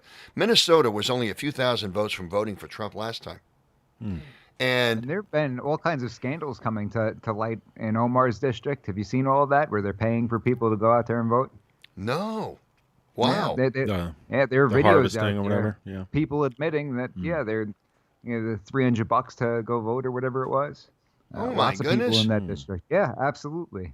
They didn't say, needless to say, they didn't play that on the mainstream media. You wouldn't see that on the news. No. Nothing to see here, folks. It's amazing what they don't when they don't put the news out there. They don't put these facts out there. I mean, if it's a fact, I don't know. I mean, there's a lot of times we're being gaslit. We're being gaslit from the other side. Yeah. And we got to be careful because, I remember when the Pennsylvania Supreme Court ruled that signatures didn't matter and that they can just count ballots till Friday. Everybody was calling me going, "Oh, what are we going to do?" I said, "What are you going to do?" Well, what they're saying this, the governor said, I don't care what the governor says. It's what the law says. Right. And if the Pennsylvania Supreme Court decides to go against it, then it's going to go to the U.S. Supreme Court. And now we have a new justice there. They're not going to win that case. The bottom line, now, of course, I'm talking about after the fact, not beforehand, but the fact remains that they're trying to gaslight. They want people to just be upset. They're trying to get people upset. I had one guy. He was so upset about it. He says, they're not counting signatures, the Pennsylvania Supreme Court, blah, blah, blah, blah. And I says, come on in off the ledge. I mean, this is not as bad as you think it is. First off, let's talk about the absentee system in Pennsylvania. See, the absentee system's unique in as much as you can't get a ballot unless you have specific information on the voter, i.e. the license number or the last 4 digits of a social security number. You don't have that, you don't get anything. Then, of course, you have to have other particulars too. I mean, basics like the address and so forth. So birth date, things like that. So there's things that you have to get the information. And then you're getting a ballot. You can't fabricate them, So You know, the front, but in California where there's no in-person voting. Am I hearing this right? There's no in-person voting out there, correct? You know, that's something I haven't looked into, to be honest with you. I believe there's no in-person voting in California. Now that's that's a concern, I think, with voters. I mean, when everything's a mail system. I mean, but I think Trump will come in and fix Have you that. seen the footage of them counting all the ballots in Philadelphia today? There was just a live stream. Were they counting People them? sitting there. Yep. I heard they weren't sitting there. counting them until Wednesday. So they were counting them. They were looking at something. They had all these people in orange vests and face masks sitting in this Philadelphia warehouse. Sounds very going official. through all of these I think papers. I think they were gaslighting again. Yeah. I think they were gaslighting because I was told, again, I got this third hand, so forgive me, folks. I'm just repeating stuff that I'm hearing from voters, but from our workers that are working. Someone said they heard a report out of Philadelphia they weren't going to count ballots till Wednesday. I didn't hear an official report. I just heard from someone that they said they heard it. Well, it's obvious if they're counting ballots, then they're not waiting till Wednesday. That's good news. It says what's this news story? The Philadelphia vote counting live stream. Perfect. Is the perfect boring thing to soothe your nerves. We're doing that in Berks County too, you know. Yeah. We'll be live streaming that too. I was amazed. I had somebody call me. Now, you know the PGA, when you're watching professional golf, if you're a registered PGA quiet. member, you can make a phone call to somebody when you see them, when they do a mulligan and they're not supposed to. Oh. Yeah, I didn't know that. Somebody told me you can actually call in, and Tiger Woods had that done to him once. Oh, yeah? Yeah. Ratted him He out. moved the ball. He has to move the ball back Wow. because someone watching on TV caught it. Oh, okay. All So right, I was asked that question by somebody. What if somebody sees something on the live stream that's not right? I'm like, let's not burden our attorneys with a bunch of calls from people see on TV. Let's get the number. We got to make a call. Let's not do this. Let's not be gaslit by this. So let me ask you, where are you a registered voter at? Are you in California? Me? Yeah, are you California? No, Pennsylvania. Oh, you're in Pennsylvania. PA. Okay. No. All right. What Don't town? let my Hollywood attitude surprise you. So what town? Your fame precedes you, Mike. What county? What county do you vote in? What county? Chester County. Chester Chester. County. Not too far from you. Well, what do you think about Chester County? You think Chester County is going to vote for Trump this time around? Well, I'll tell you what I've seen on the ground over there is nothing but Trump signs, nothing but Trump support, nothing but impromptu rallies like you were talking about. Yeah. It's been everywhere. There's been a couple of Biden signs, but really, for the most part, all kinds of support for President Trump, and really nothing else. Kind of makes you feel like you're talking about the mainstream media gaslights us. It's like, am I not seeing this with my own two eyes? Right. And the 5-county area has gone more and more left over the years. You know, Delaware County went Democrat for the first time since over 100 years, I believe it was, during the last election. Wow. And so there's changing demographics politically in the 5-county area. Montgomery County, you're seeing a little bit of the same thing happening. And really what's happened is this. So people used to spend their money in New Jersey, and they realized that at this point, New Jersey's on lock, right? They don't have to spend any money there politically. They'll be fine without it. And then they moved over to Philadelphia. And now Philadelphia is on lock. It's been on lock for a long time. So what's happening now? So an article about how George Soros, and we're going to get kicked off the air now that I talk about him. this, right? Yeah. But there's an article about how George Soros donated a ton of money to the last Delaware County election. Yeah, it was $1 trillion. $1 trillion. Come on. They already think that it's fake news and bringing up George I know, Soros. right? I'm You sorry. got to say something I'm like going to go all the way with it, yeah. He donated in pennies too, right, Philly Chris? Right. Why do I keep this guy around? Let's be factual. But we're seeing this happening where they're moving further and further west with their money. Because they know that these certain locations like Philadelphia, they're just unlocked. They don't have to spend the money there anymore, and the election's going to go their way. So that's why we saw Delaware County flip. We saw Chester County has a Democrat sheriff, and we're seeing a lot of these elections go in ways that we haven't seen in years past. But as far as boots on the ground, people and support, it's been nothing but Trump. in Chester County, not just northern Chester County where I'm from either, Chester Springs area. We're seeing going all the way down in different areas branching on out. A lot of Trump support. That's good to know. That's good to know. That's encouraging because Trump lost Chester County by 20,000 votes last time. So and I was talking to John Emmons is the guy you're voting for, I hope. John Emmons, he's our candidate for U.S. Congress out there, and John's a good guy, a good friend of mine, but he's a good guy, and he's a class act. We had 400 of John Emmonses in Congress, we wouldn't have any problems in this country. Not near the problems we have right now. I've said that to him, and he's just a really, really nice person and a man of principle and character. But anyway, I told him the other day when we were doing our 5-mile Trump motorcade, because he was part of it, his district comes into Southern Berks a little bit. And I commented, I said, John, I says, if Republicans vote Republican, you win. It's as simple as that. You win. I mean, he goes, you're right. I says, your key is the Chester County Republicans voting Republican. And that's why I was asking what your thoughts were on that. That's all. Yeah, sure. Absolutely. I've seen a lot of Trump support. Even going into Lancaster County, other places for work, seen a lot of Trump support. I haven't seen I haven't been to Center City for court. A lot of that stuff's been shut down. But I haven't seen a ton of areas where there's an overwhelming amount of Biden support. Maybe some little pockets of the Lehigh Valley. But other than that, seen a ton of Trump support, and really that's it. It's almost mind-blowing. And I know that, I'm only talking about a few select counties in Pennsylvania. It's not the entire country. But you're certainly not seeing this being portrayed through the mainstream media, and they would have you believe that places like this simply don't exist, right? Right.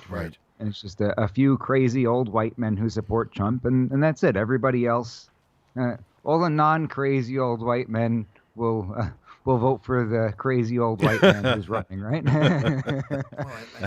Isn't that funny how they want to be divisive with these labels, and they run out an old white guy for Isn't president, he running for Senate, though? Biden's running for Senate, though, isn't he? He's running for Senate, yeah.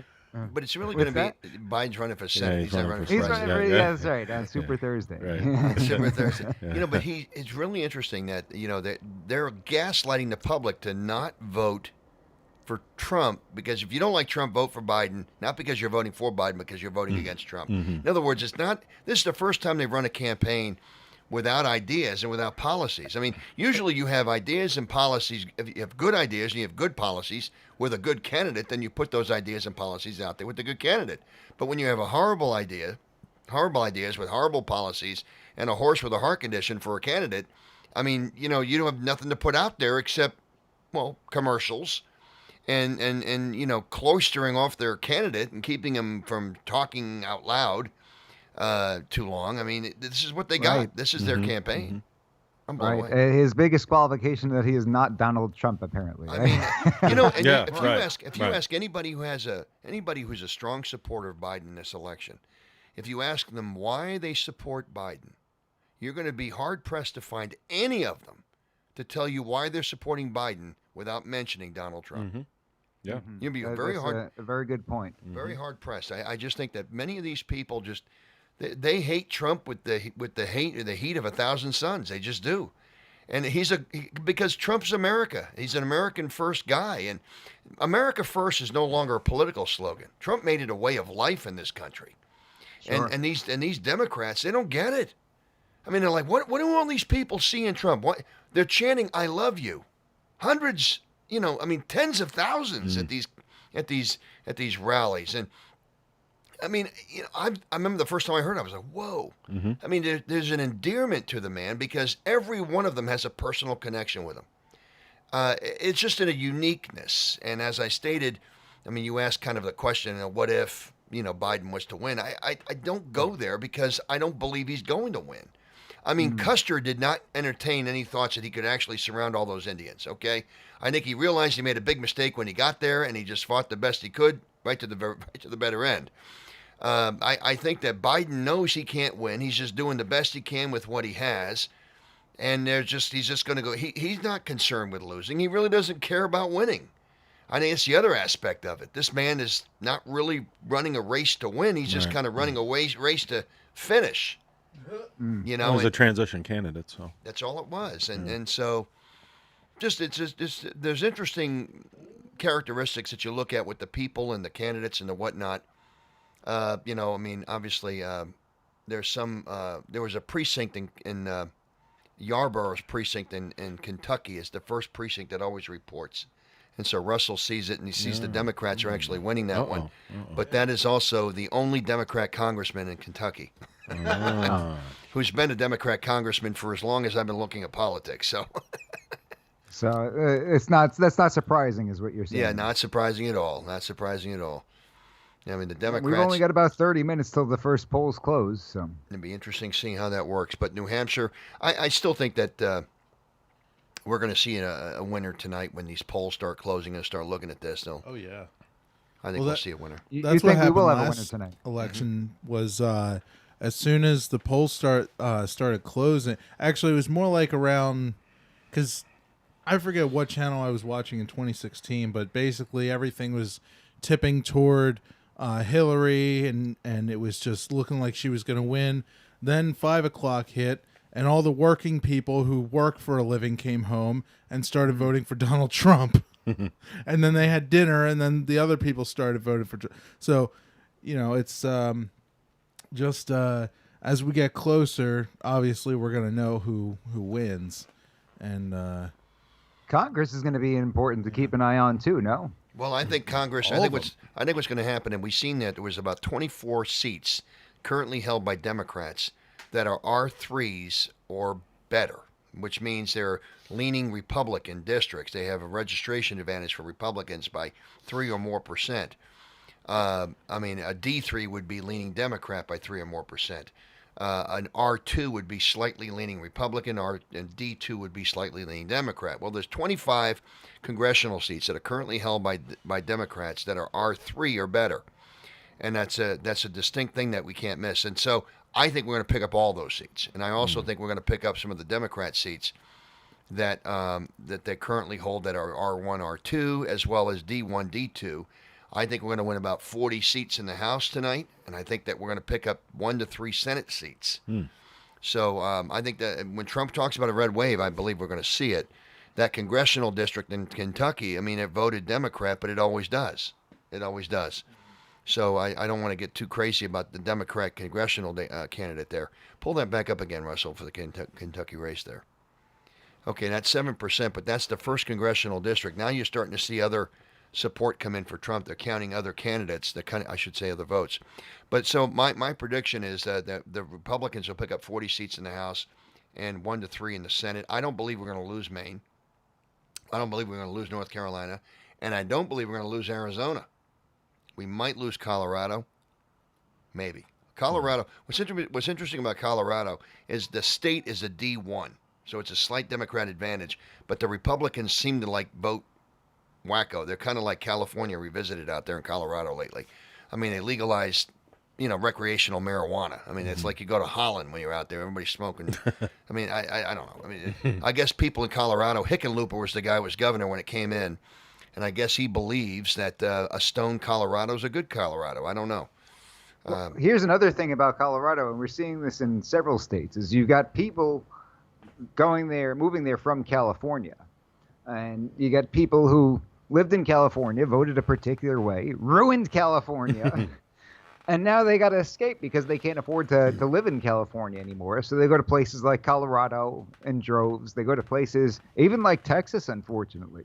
And you see it on the East Coast where you got people who are moving from New York and New Jersey to places like Delaware and North Carolina, and hopefully not Pennsylvania. Sometimes you go out to Monroe County up in the Poconos, it feels like they call it the 6th borough out there, right? You got so many people escaping New York and moving over there.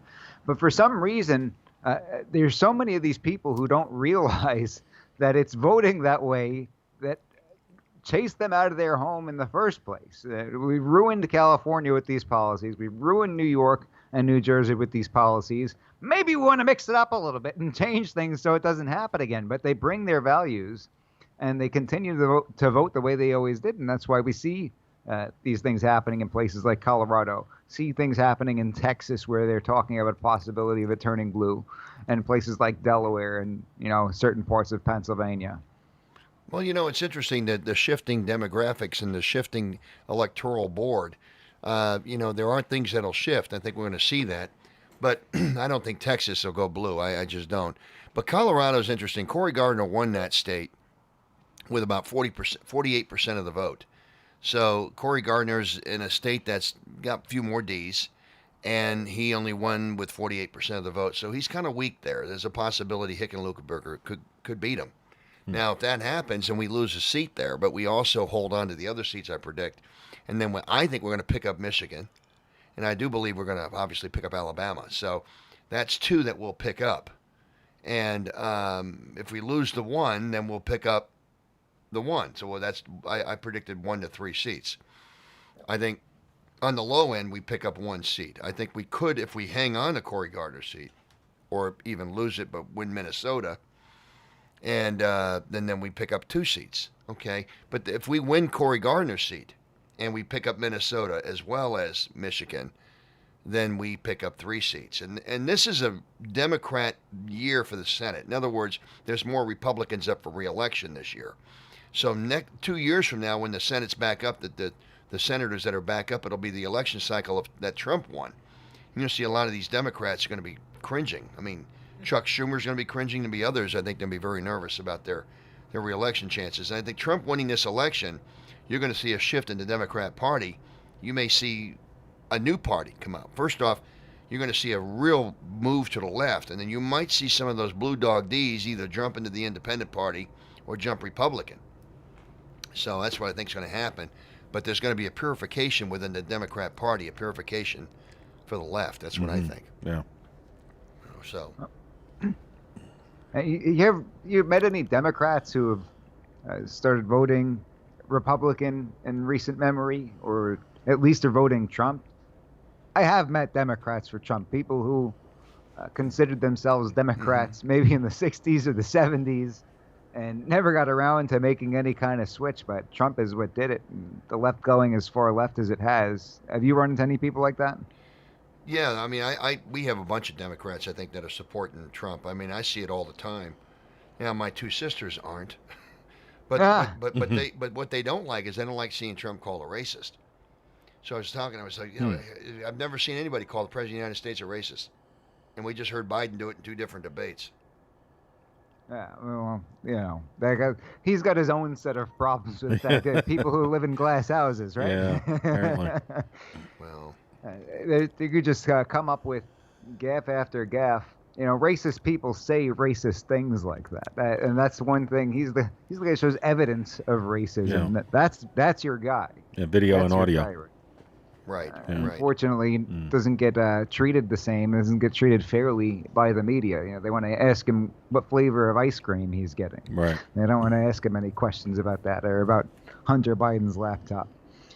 For those of us just tuning in, you're listening to 1180 AM. I'm Mike G, here with Billy Kristen, special guest Clay Breeze, bringing you election coverage only on Fox News Radio, WFYL. Coming down, clock is ticking, boys. We've got just about 25 minutes till the first polls will close. Yeah. Really what it comes down to, we've got a handful of states here, depending on where they go, going to dictate the outcome of this election.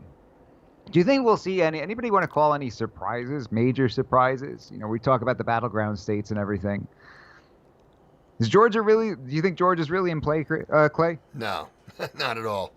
I think the 203 electoral votes that Trump won by 5% or more are solid.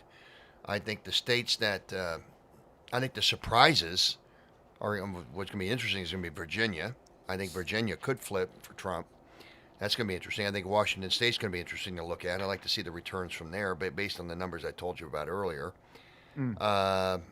Those, to me, are numbers I'd like to look at. I think Trump's going to win Michigan, and I think he's going to win Wisconsin. I think he could win Minnesota as well. I think he's going to win all 4 of those states, including all 3 states in Pennsylvania. So, but it's going to be interesting. The surprise is how Virginia goes. That's going to be interesting. Absolutely. Virginia is a place that really turned overnight, though, didn't they?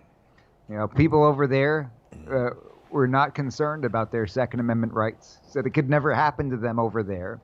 and that Virginia valued its Second Amendment rights, and all of a sudden, one bad election, and they're turning into New Jersey over there. I think Clay, you had a hard cutoff, didn't you? You had to be somewhere. Yeah, I gotta. Yeah, I'm gonna have to split. But folks, I appreciate you taking the time with me and letting me be on this show. Thank you so much. It's been a privilege and an honor. Well, Clay, thank you for joining us. Plug your shows one more time. I got to keep reminding you, you got to pay bills, Clay.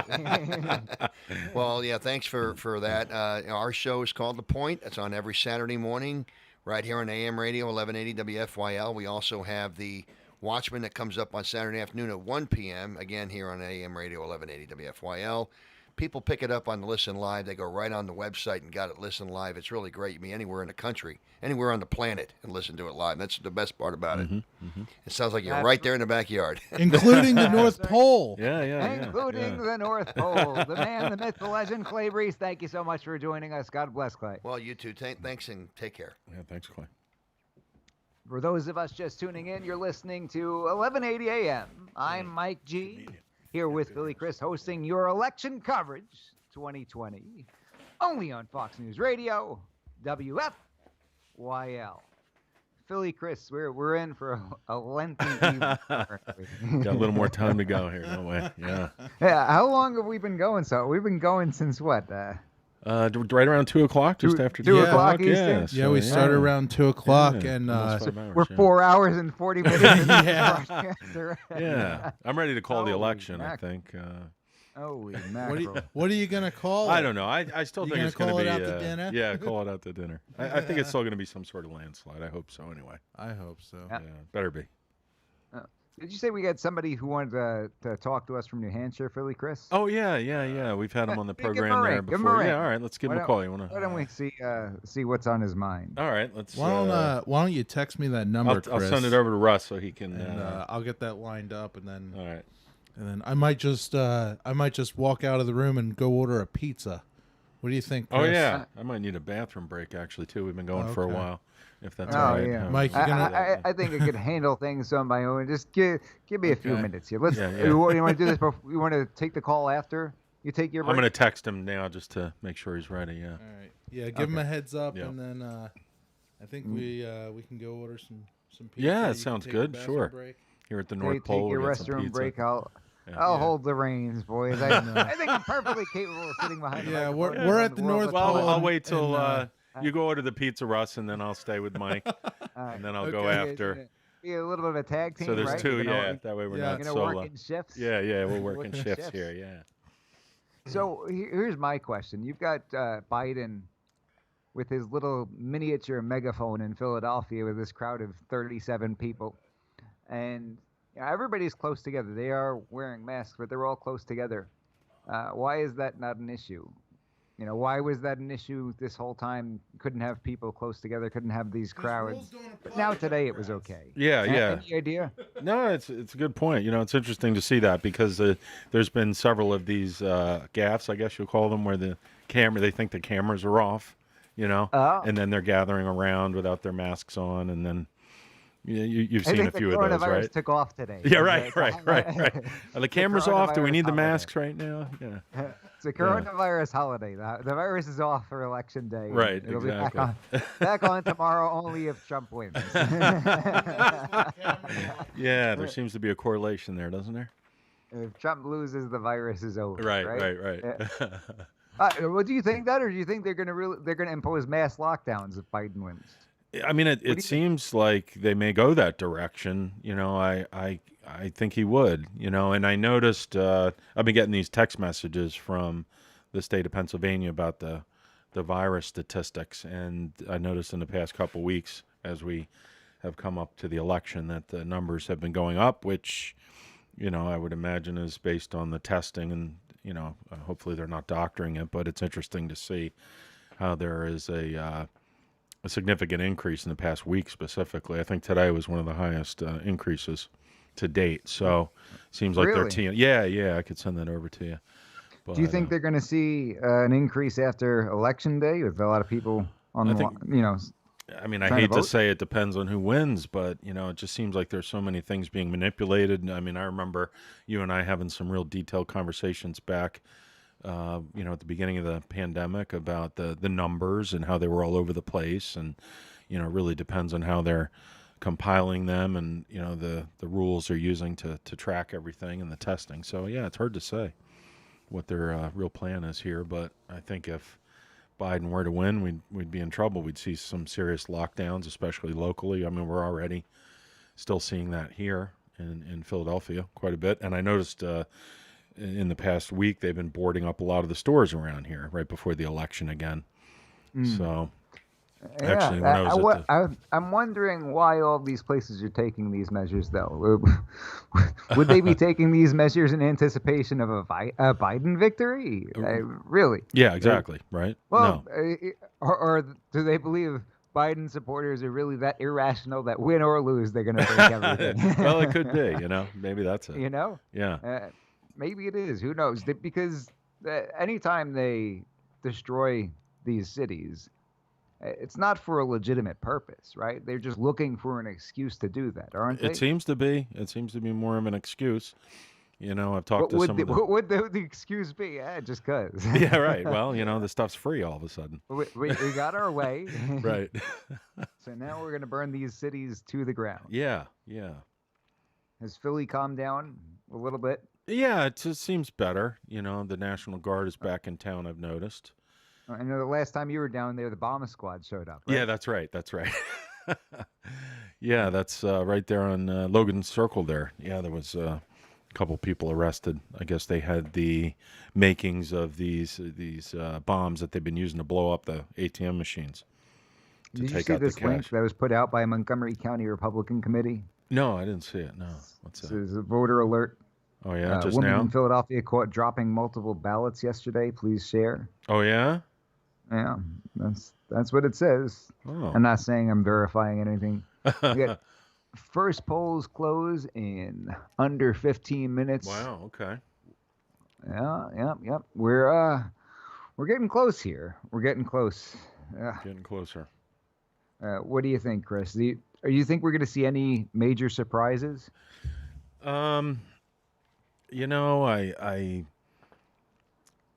I feel a little bit better after Clay was talking about the early voting and some of the statistics around that, because it did seem like quite a few folks have already been out to vote early. But if what he was saying is accurate about it being more Republicans, then I still think it's going to be a landslide victory for Trump. You do? I do. I mean, based on... You think we'll know tonight? I think so. Yeah.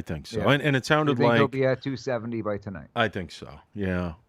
Probably in the next couple hours. But no, sometime before the night's over. But, I just can't imagine it going any other way based on what we've seen with our own eyes, like you were talking about earlier. The rallies and the signs and, the people coming out to support him. I just don't see how it could go the other way. But who knows? Yeah. I guess we shall see. What do you think? I think we got a long night ahead of us. Yeah. I don't want to say either way. When the 2016 election was taking place, I remember I was at my Mechanicsburg office, and my wife was home in Harrisburg. Yep. And I was at the office. It was maybe 4:00 in the afternoon, and she was just sick to her stomach, saying, Hillary Clinton's going to win. Life is going to change dramatically. Could you please just come home? Could you come home? Right. I typically work late hours. And I said, okay, I'll come home. And I go home, and I remember being on the road just sick to my stomach, thinking about what was allegedly impending, right? Yeah, sure. It was inevitable. And we're sitting there watching the election, and, we're both miserable. And then the next thing you know, Trump wins a state, and then he wins another state, and right. they call another state. Mm-hmm. And then they're talking about Florida, and I remember there was garbage there. We're like, don't move anything. Don't throw anything away. Just leave everything the way it is. You might have a baseball player. We're very superstitious, right? Right. And we stayed up until, Trump gave his victory speech that evening. Yeah. Yeah, so I remember it's just, it being a late night. Every time you watch one of those videos, you ever watch those videos that have all the people making fun of him and saying, Oh, that yeah. there's no way he could win, and Yeah. then him winning state after Right, state. right. Those videos really sum up that night beautifully, I think. If you're somebody who sat there and lived that experience, I think those videos do a pretty good job. Yeah, yeah. And then the few Who people knows? Maybe who we're were just looking at the supporting him. same thing tonight, you know? It could be. Who knows? Mm-hmm. Because if you were to watch the polls, it's just as bad. And we don't talk. I don't think we talk about this enough on conservative talk radio. But these polls are really bad. These polls Yeah, look really bad.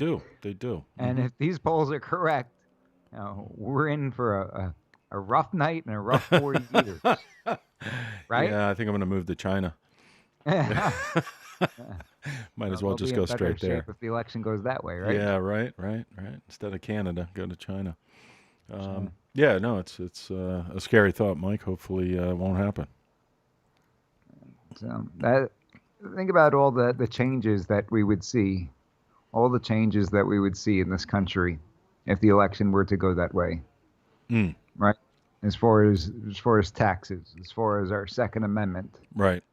as far as employment through oil and gas, Yeah. the economy. What do you think would happen to the economy if Biden wins? And be realistic. Don't be one of those sky is falling and everything that happens from somebody on the left is going to be the end of the world. What do you think? You've been in this general field for a long time. You know the markets. I mean, I think right away we would see a pretty significant drop in the market. A reactionary drop, and then as he implemented, the things that he's openly talked about, raising taxes and going after our fundamental rights and things of that nature, I think it would be a decline. And he's openly talked about raising the taxes, as you mentioned. So I think it would be a significant blow to the financial markets. Yeah. We always hear about how under Obama the economy was amazing, and he Right. brought back this tremendous recovery, and everything that happened during the Trump administration was just Obama's doing. Right. Is that fair to say? No, I don't think so. It's interesting to see all the regulations that he's changed and, made it possible for, businesses to be more profitable and also people to bring home more in their paychecks, and having more of a free market approach to what's going on. So I think it speaks for itself what's happened. I mean, I'm still amazed how much the market went up. So we've got a write-in question here. Marshall from Philadelphia. What battleground states do you think Trump will lose? What battleground states do you think Trump will lose? Any insight as to that, Philly Chris? Boy, that's a good question. I just I hope none, but there'll be some. I'm sure. I don't know. I'm not sure on that one. What do you think? I don't know. I think he's going to do pretty well. If you were listening to the polls, right? Yeah, He's going to lose Wisconsin. Yeah. He's going to lose Michigan. He's going to lose Pennsylvania. Is he going to lose Ohio under the polls? I'm not sure on that one. What about North Carolina, Georgia, Florida, Arizona? I can't see him losing Georgia, North Carolina, Arizona. I think he's got Florida. Michigan and Wisconsin. Michigan and new state, I like Wisconsin, that, I think, are going to be tough. Mhm, I think they are going to be tough. He won them both last time, right? Yeah. But I think they're going to be tough. It's really tough to say. I don't know what's what anymore. I know. Well, that's kind of why I was stuck with that. How could because, you believe these polls for some respects, but not for others? I mean, you either do you got to take them all or throw them all away? Is that the way it's got to work? That'd be good. Yeah. Yeah. Sorry. What was that, Mike? And because if you're listening to the polls, he's going to lose all of them, right? Yeah. Right. And that's why I think too. It's So how do you do it? Do you say, okay, they're all wrong or they're all correct and there's no in between? How do you guess what's in between? I'm almost going off more of a gut feel, but also what I'm seeing with my own eyes, and the number of people coming out to support him, and even the stuff on the social media platforms. It's amazing to see how many people are disliking a lot of the Biden videos and ads, even on YouTube and Facebook and things of that nature. And I was kind of looking through the comments. So I think there's a huge disparity between reality when it comes to these polls, just like we saw in 2016, which to me seems kind of dumb because they're just motivating Trump voters to get out and vote. You know, if you think there's any possibility these polls are accurate, you're going to vote, right? I guess so. I Yeah. mean, the other thing would be people get so discouraged that they don't even try. They say, you know Yeah. what? I guess that's what they're trying to do, right? Yeah. Yeah. Well, I'm not even going to vote by mail, right? Right. That's too much trouble Yeah. for me. You give up. As Just easy give as up. they're making it, I'm not even going to do that because these polls have discouraged me. Right. Yeah, I don't know what the motivation is, or maybe they're just not good at their job. They Well, got it wrong I think 4 they're- years ago, right? Mhm. And the reports are that roughly 30% of these places even changed their methodologies to account for what went wrong Right. 4 years ago. Yeah, I think they're And intentionally the one manipulating guy it. who got it all correct is predicting that Trump's going to win in a landslide. Okay. So I don't know. I don't want to put that out there. Have people stay home. I don't need to vote, right? He's gonna smoke Biden. I don't need to go out there and vote. Right. Even though we're coming pretty close to. If you're not at the polls on the East Coast right now, we've got listeners on the West Coast. We've got listeners all over the country. Mm-hmm. So if you're out there and there's still time to vote and you haven't voted, get out there and vote. Time to vote. So I'll let you go ahead and take your break. Yeah, For I'll be those of right us back. just Yep, tuning in, you're listening to 1180 AM. I'm Mike G, here with Philly Chris, and you're listening to our 2020 election coverage only on Fox News Radio, WFYL. Russ, we got you there? Yeah, you got me here, and I don't know if you guys covered this. I mean, I walked out of the room, but it looks like Kentucky done flipped again. Oh, it just flipped right in front of me. No. The numbers changed in front of me. I'm not It's sure so what early. it did. You know, when you only have 14% reporting, it just depends on, who reported Yeah. earliest, whose votes got sent in. So that's really too early to tell anything. If you had one small location that was predominantly Democrat, Biden could be up by 80% or whatever. Yeah. So, but we're getting close to next polls close under 4 minutes right now. Yeah. And for those who did not set their clock back, I really wish we could get rid of that stupid thing that we do. Because, He was talking. I don't think he was saying Indiana doesn't. Arizona doesn't do it. Arizona's, Yeah, we need to be why? more like that. How come? Hey, you're gonna say you're gonna setting set your your clock clocks forward and ahead back at is this time, annoying. then we're gonna set it back so that we could set it ahead. And they were just like, "Why? That doesn't make any sense. We're just not gonna do that. No, thank you." Exactly. They're like, wait, we don't have to put up with this crap. Why don't we just not do it? The time is the time, and Really? that's it. We're getting pretty close. 3 minutes. 3 minutes. Yeah. Russ, we've got a guest we're going to get on the line. I sent you a message. Oh, yeah, let me check that out. I was ordering pizza, and Get the pizza guy on the phone. Let's ask him who he's voting for. the what? Let's get the pizza delivery guy on the phone. Let's see who he's voting for. That's what we should do the rest of the program. I Just don't call want all to get the kinds of- good people at the pizza joint in trouble or canceled or whatever. Yeah, cancel culture, right? Yeah. Yeah. I sent you the number for our buddy up in New Hampshire there, You too. sent me Russ. a text saying check your text. Good job, Mike. GG, 10 out of 10. All right. Why don't we get Sean from New York on the line? All right. Yeah, is that the number you sent me at 6:55 p.m.? Yep. Okay. Yeah, don't do me a favor. Don't say it on the air. all right? That's why I asked about the time that you sent it. 267 8. Is it 867-5309? 5309. 867. Oh my. Let's All right. Did Trump win turn off your while I was away? Skype. Oh yeah, you missed it. Oh, you won? All right. It's over. Wait, which and one's mine? Display 4 more capture. years. There we Make go. America Yeah. great again. Yeah. All right. So let's. I got a minute and a half here.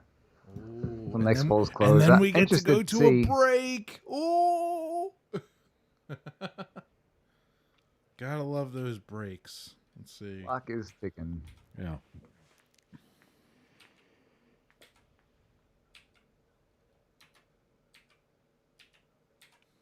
We got another. Okay, so Pennsylvania Attorney General tweets this out. Oh, no. Josh Shapiro. If all the votes are added up in PA, Trump is going to lose. That's why he's working overtime to subtract as many votes as possible from this process. For the record, he's 0-6 against us in court. We've protected your voting rights. We've protected voting rights. Now, ignore the noise, vote. Okay. I mean, attracting people to vote He's for saying you is there's kind of your no job way as he's candidate. going to win, right? There's no way he's going to win. No way. Hey, I've There's seen all this movie all before. these people supporting, all these people who have been out there supporting him, they don't count. They shouldn't count, right? Right. And if Let's hope everybody my computer doesn't goes have out a there and stroke votes this in time. Pennsylvania, then that's it. He's going to lose. So your vote doesn't matter, according to the Attorney General of Pennsylvania. Yep. That's what it's all about. It has Right. nothing to the protection of voting integrity has nothing to do with. Well, I just phrased it wrong, right? these battles, these gripes had Have nothing to reached do the with. voicemail box. Nope. That They won't didn't answer, so I. That's on them. That's Want on to try them. that other number I sent you, Russ? If you Yeah. want, we have the I was ready to listener, kick them from the call. So one their of our number regular doesn't get listeners up doxed. in New Hampshire there, if you want to get the New Let's Hampshire see. opinion. All right, let me see what I can do. I'll be ready to kick if the call doesn't answer. Hang on. You want to know what Shapiro's done for gun rights in Pennsylvania? It's been absolutely outrageous. Besides bad things. Says Virginia has just been called for Biden. Oh yeah. Vermont called for Biden. Oh really? Ooh, Kentucky is super red now. Oh, there's a check mark. I mean, Donald Trump for Kentucky. 15% reporting. yeah, but only 15% reporting. Does Well, he the- only need a threshold of Kentucky to actually get it? Well, it shows that they're confident enough based on Okay. what is in and what's expected. Well, I guess this is the Google is doing this Refresh courtesy it. of Refresh the, it. the See Associated Press. See if they've Ooh, called. look at that! The Vermont. numbers changed. It's not 0 anymore. Well, what's the 3 for Biden? I don't know. Right? Is that the electoral votes or? It's got to be a. Well, yeah, but you got to Yeah. figure out where that's coming from. 'cause Right, I right, don't right. see anything blue on the map. Is it like- Well, They gave him 3 I'm free gonna mics. guess, he starts out with his spot, Trump spotted him 3. I'll do it with one hand tied behind my back. Right. I'll just give you 3 to start with. Hey, who's Biden's handicap? Vermont. Okay, so nobody Vermont, huh? reported in Vermont, but they're calling it for Joe Biden. Oh yeah, that's what I just said. I saw that they called Vermont. Yeah. So. Well, you All saw right. it before me. That's not fair. I sure did. I I want sure a did. participation trophy. Let's see.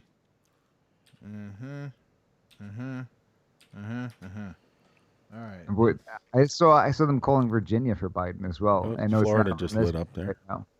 It's not on this map. At least we're Florida. getting some activity now. All right. I'm calling the guests. I'm going to be ready to remove them if they don't answer. All right.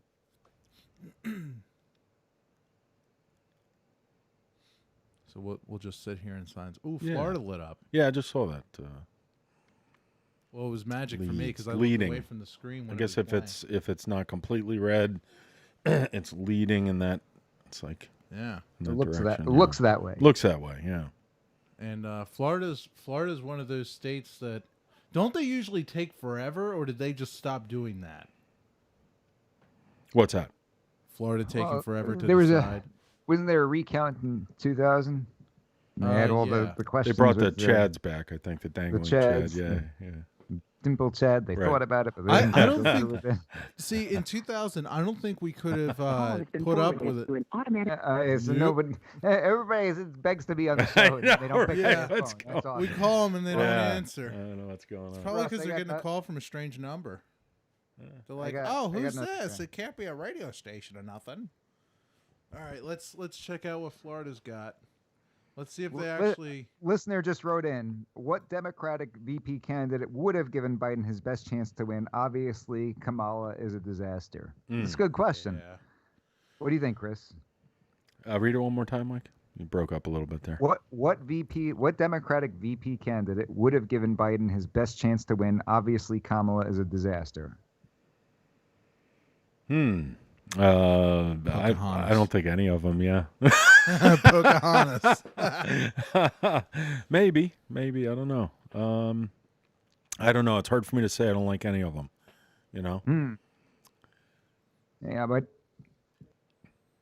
can't think of anybody who would have been better than Harris for them. Seriously. Well, I'm not asking think you of for any a that'd whole be lot. worse? Mike. I'm trying to think of something funny. Can you think of any that would be worse? Virginia who just lit would up. be better? Who would be better? Let's see here. The Pillsbury Doughboy? Yeah, I think so. What do you think, Ross? The person who was in the kitchen with Dinah. Right. The person who was in the kitchen with Dinah? Yeah, someone would have been better. Liza from the Hole in My Bucket song? Is Ross Perot an answer? Ross Perot?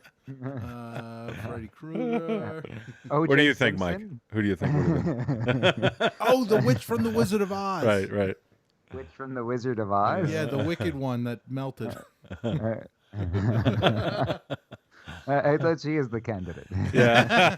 No, that was 2016 Yeah. she was. Yeah. That was 2016. She already tried. Maybe Hillary. Should have picked Hillary. That's great. Oh, man. Yeah, he could have picked Just, Hillary. That would have been repeating worse. Repeating for anybody who didn't hear when we mentioned this on the air, but we've got Kentucky being called for Trump at this point. Oh, yeah? Interesting, because they're calling. This map says Virginia is colored for Trump, right? Yeah. The very small Leading amount that of way. vote count. Mhm. Yeah, very, very small amount. But they're calling Virginia for Biden right now. Well, They are calling Virginia for Oh, Biden. they are. I still don't understand how I mean, I understand Vermont. I mean, they're kind of like home of Bernie Sanders, I think Right, it is. yeah, Or is Bernie, he yeah. New Hampshire? No, he's I Vermont. don't know. I'm having a Biden moment. I get Yeah. them mixed up. They look just like each other, except one's upside down. Well, some of the listener thinks Tulsi Gabbard would have been better. Oh, She would have okay, given okay. more military vote and isn't as terrible of a human being as Kamala. Well, she went against the establishment, right? Wasn't she filing lawsuits in the middle of the primary and everything like that? I have no idea. She put up too much of a fight to play ball and get in with the establishment. So They're calling That- Biden with that 0%. GG, Associated Press. 10 out of 10. You win. What do you Yeah. win? This new car. A new It's a Matchbox. You don't deserve a Hot Wheels. You get a Matchbox. I got another number for you, Russ. Hold on one second. I'm sending it over. Yeah, text it to me. Don't tell it to me. You tell it to me. You tell it to everyone. All right, it's the way this works, right? Yeah. Share it with the world. Is this another person who was begging to be on the air? Who's not going to pick up the phone? Yeah. Yeah. I'm sending you all the number. I asked everybody, okay, who will not pick up the phone? Yeah. You can be on the We're program. doing a We'll call you poll. up. Who's not going to pick up the phone? We're doing a contest. We want to make sure that everybody we call doesn't pick up the phone. So only let us know if you want to be on the show, but will not pick up the phone. That was the Yeah, criteria. right. Yeah. That This was is the circling random criteria for people. today. That was the criteria. That was our Mhm. polling method, right? Yeah. All right. And who am I calling here just so I'm not getting like the What Santa one swing hotline? state will have the biggest impact for either candidate? I think that's Pennsylvania. I think so it's too. Pennsylvania. I'm going to be Uh, ready to kick this person That's if been the consensus. Pennsylvania. Yeah, we're definitely the. If this person Keystone. doesn't answer, then we got to do the ad break because it was supposed to be at 7. Oh, great. Yeah. The station's going to be in the poorhouse. now. Oh, hey, here we go. Oh, Greg, you were on Mike G in the morning election coverage on 11:80 a.m. only on Fox News Radio WFYL. Thank you for joining us, Greg. Hey, it's a pleasure. Good to talk to you, my friend. I tell you, you actually called me. I'm shopping in Giants, and since there's probably going to be a shortage of toilet paper, I'm saving money. I'm just buying beef jerky and using the wrapper as with my wife here. Genius. So we got you on the air. We're live streaming this evening, throughout the entire election coverage, and I wanted to get some real voices from real people. Did you get out there and vote, Greg? Absolutely. I was there early, shivering like a wet cat. It was kind of cold this morning, but I wanted to draw a polar opposite of the Biden Trump supporters. I mean, you drive all around, Mike, and you see these defaced Trump signs. And last night, for the first time, I saw one Biden sign defaced. Oh. And that's just the nature of the animal with the liberals. If you don't kowtow to them, if you don't bend the knee, unless you agree with us, you're nothing. And then, and that one was on the news, right? They put that one on the nightly news, the Biden sign that was defaced, right? That was national that news. one they had to get on there. Forget the 200. I don't even think that made. I don't think that made it on Home Shopping Network, Mike. I mean, what I'm saying though is that the media wants us to believe that all the Trump supporters are the angry, violent ones, right? So anytime some little thing happens, they want to put that front and center, but they won't put anything about all these Trump support. There was a Trump supporter who was killed, an African American guy. I forget where he was. He was killed, and they don't want to talk about that. They won't bring that up in the mainstream media because the answer is, those people, they don't represent the Biden supporters. They don't represent the Democrat community. Yet anytime any Trump supporter does anything wrong, they got to paint all Trump supporters with that brush. They'll look for any excuse to do that. We saw. Yeah. I'm sorry. I'm amazed that you hear that Trump's a racist and all that, but you never hear in the media how Joe Biden was at a KKK guy saying his funeral, saying he was my mentor, and he called black people predators, and you ain't black if you ain't voting for me. It's like, yeah, but you're correct, Mike. You don't hear that. The list goes on and on and on. He has the audacity to call Trump a racist. Back to what you were talking about with the defacing of signs. There was a sign over on Route 100, a huge Trump sign, and somebody came over and defaced it, graffiti all over it. And the next day or the day after, the owner of the sign went ahead and replaced it. And I said, you know what? He should have left it out there. I think he should have left it out there because that just shows everybody, look at the animals who are on the other side, right?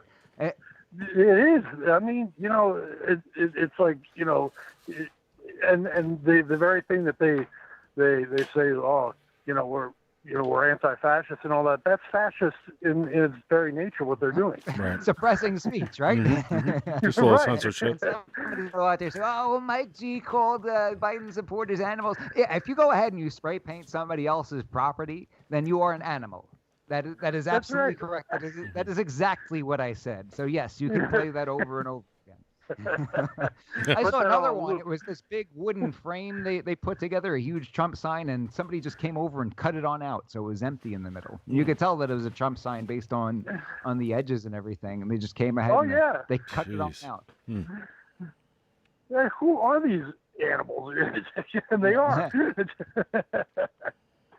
So you're in central Pennsylvania. Do you see a lot of Trump supporters out there? Is there a lot of support for Trump lawn signs, things of that nature in central Pennsylvania?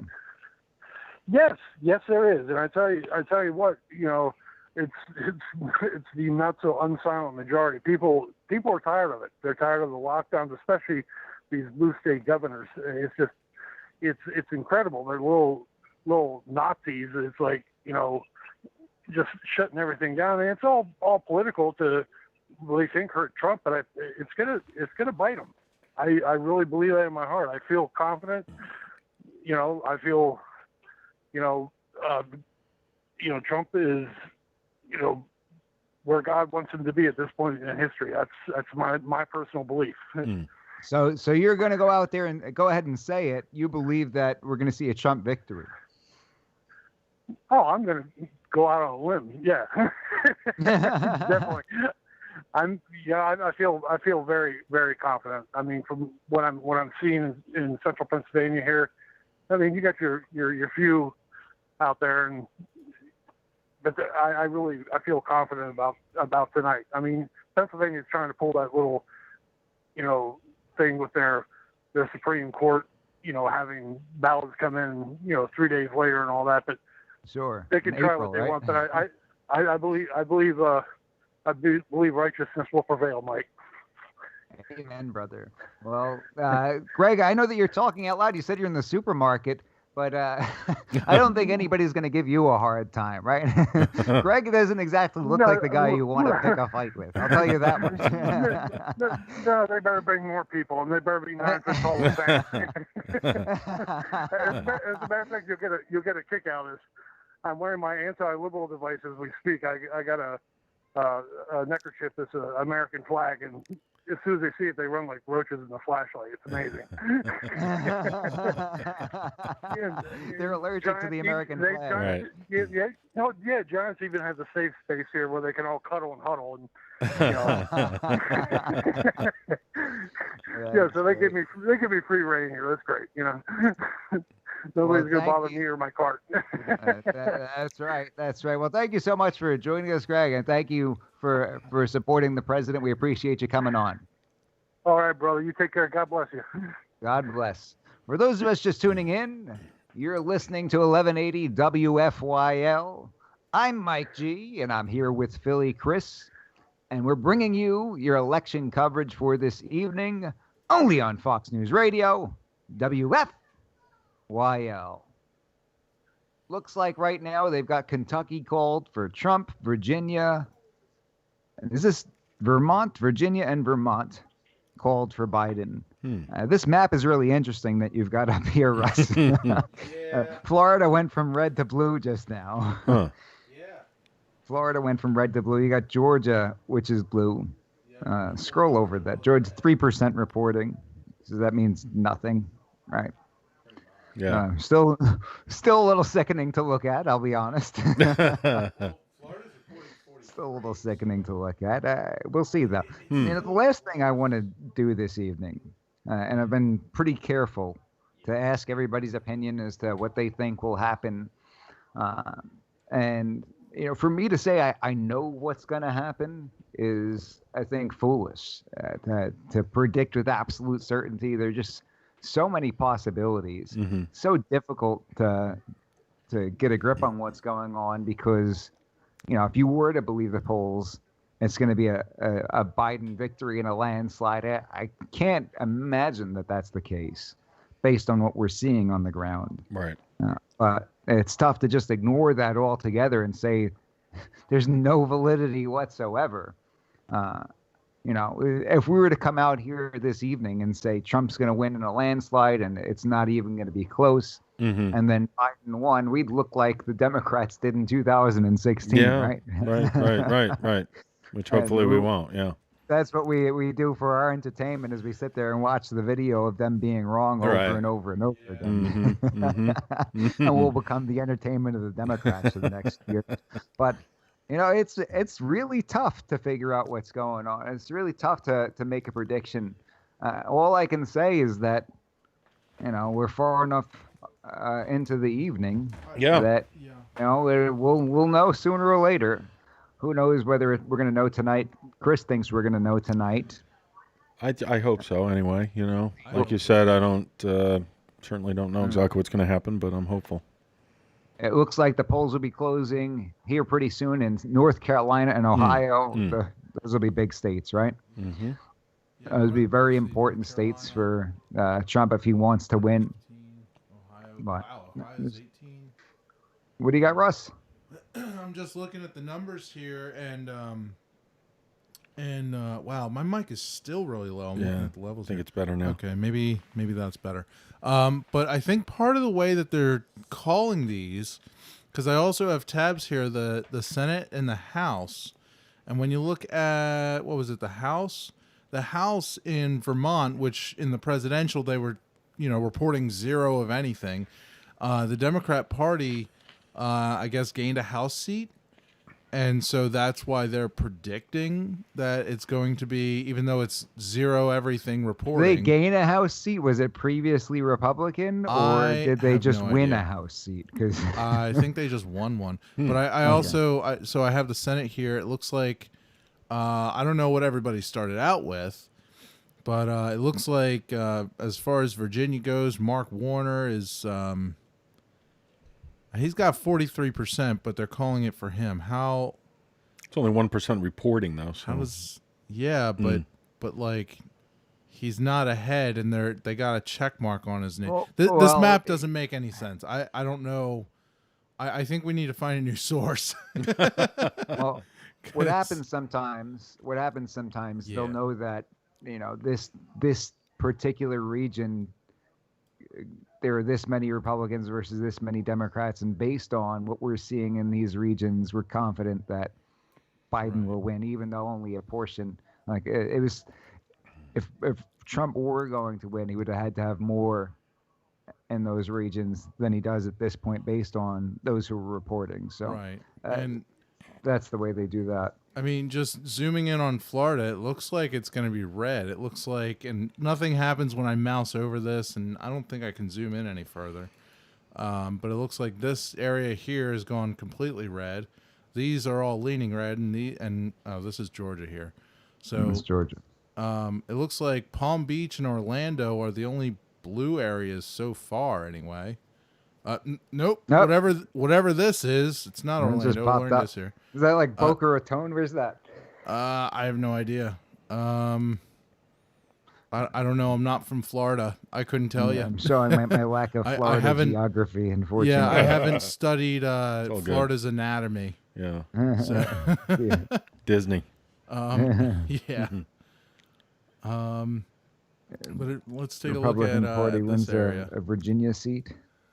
Yeah, so looks like just, I guess, west of Roanoke. They have, this is Kentucky here. West of Roanoke is going red. This area is mostly red. Whatever is what looks to be Richmond and south, and nothing from Norfolk. I mean, a lot of military in Norfolk.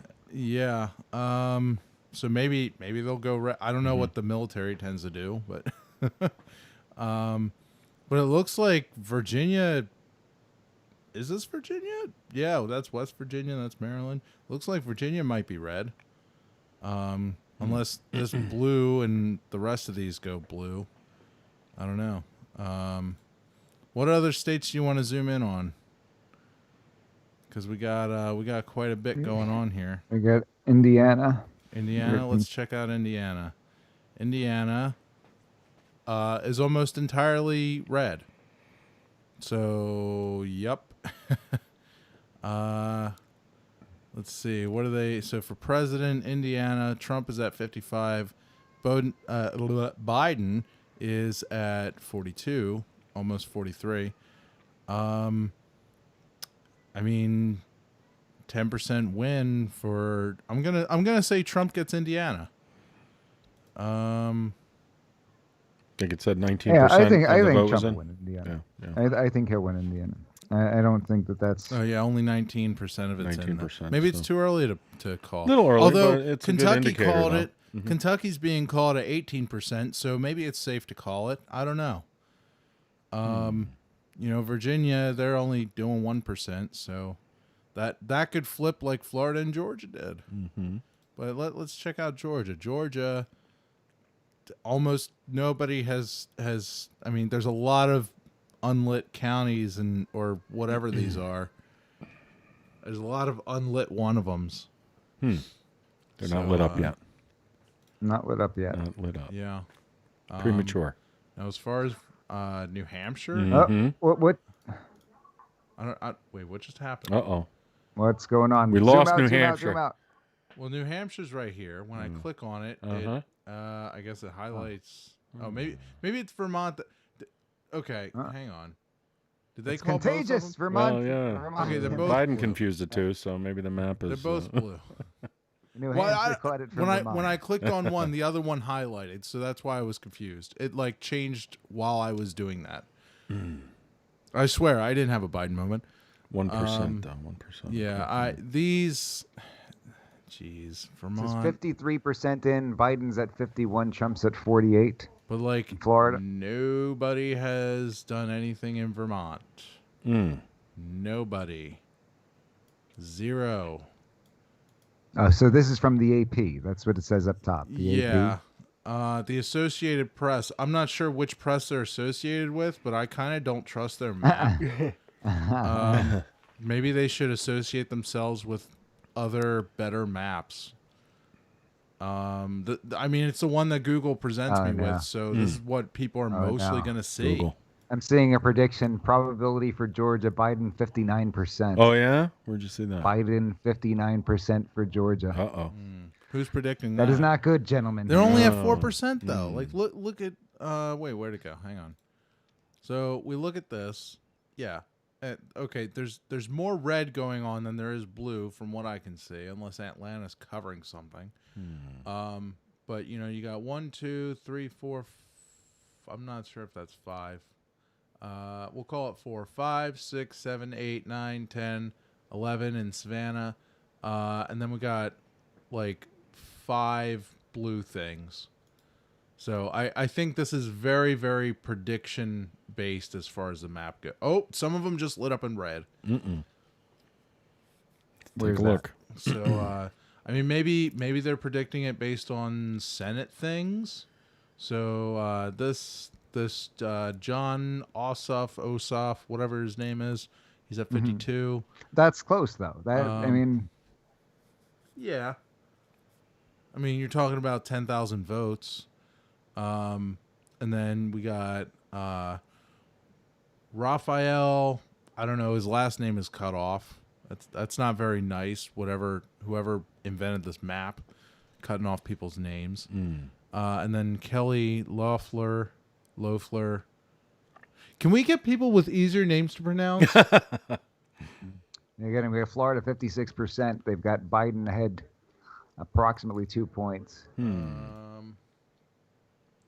Georgia 4% in. That's got to be within margin of error. Okay, what's this yellow mean? Who's yellow? It's saying Leeds, but I don't know. That's the Socialist Party, I think. Oh, really? Howie Hawkins. I want to vote for Tim Hawkins. He's the guy who made that Chick-fil-A song, the comedian. I could eat there 7 times a day. Joe Jorgensen. Yeah. Constitution Party barely has anything going on. Man. Well, it's still pretty early, you know. See, that's how you know when things are troubling, when the Constitution Party is behind the Party for Socialism and Liberation. Yeah. Like, well, there we go. I mean, this lady would probably be better off just like inventing her own country. Gloria, and so would this guy. Like, honestly, like you're not getting, like, I mean, Joe Jorgensen. I mean, she's the one that has the most out of them, but it's not even a competition. It's not even a competition. It's distant third. They've lapped her. They've lapped all of these people, and they're now eating their collective dust. It looks did that we way. Did we ever get that ad in, Russ? Oh no, we didn't. Oops. Oh yeah. Well, why don't we take a break and yeah, I think it's a I Trump want to ad. pull up that ad. Yeah. All right, hang on. Let me turn off the things. Let's see. 7 o'clock. Here we go. All right, everyone quiet. We have to listen to advertisements. Right. Nobody change the channel. We'll be right or you're back. fired.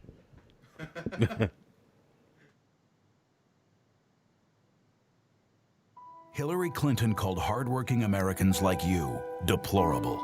You could put half of Trump supporters into what I call the basket of deplorables. Joe Biden called us bad people. Not very good people.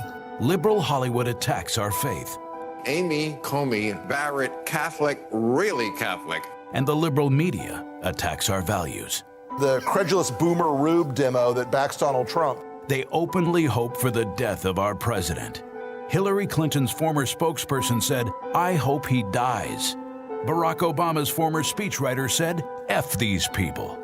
It's disgraceful. President Trump stands with us, the people who work for a living, get our hands dirty, care for our families, worship God, and stand for our flag. And we're proud to say Donald Trump is our president. I'm Donald Trump, candidate for president, and I approve this message. Paid for by Donald J. Trump for President, Inc. All right. For those of us just tuning in, you're listening to 1180 AM. I'm Mike G, here with Philly Chris and Russ, the producer.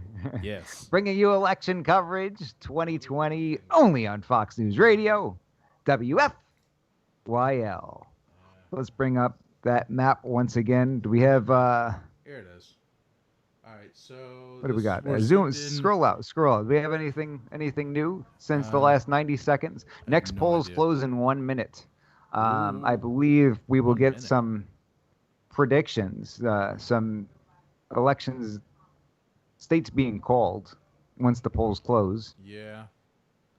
Yeah, well, Pennsylvania... 45 seconds. Pennsylvania ones, they close at 8. Who closed at 7:30? How many states we looking at? Ohio and North Carolina are very important. Okay. Very, very important. Let's see. 28 seconds. Ooh. All right, so Ohio. Let's Any watch predictions? it change in real time, shall we? And what do we think about Ohio? You think Ohio's gonna Well, what did it go do for in Trump? 2016? Let's minimize. Oh, it's not even showing on the stream. Whoops. Listen, people, we're a radio station, not a TV station.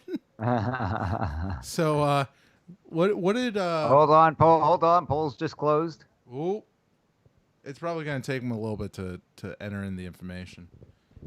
Oh, What do we West think? Virginia What do we going think? What do we red. think? Okay. They're going hard Ohio. What's going on with Ohio? What do we think? Red. No, blue. No, purple. Orange.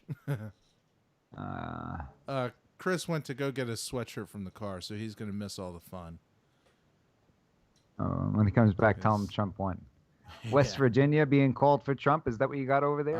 Looks like it. Let me Okay. zoom out here and West Virginia. I'm very surprised. 0% reporting. It's another case of. See, I wonder if they have like Senate winnings. No, that's still at 30. House winnings. Let's see. West Virginia. I don't know how these people are calling anything. Maybe they're updating that before they update the numbers. I don't know.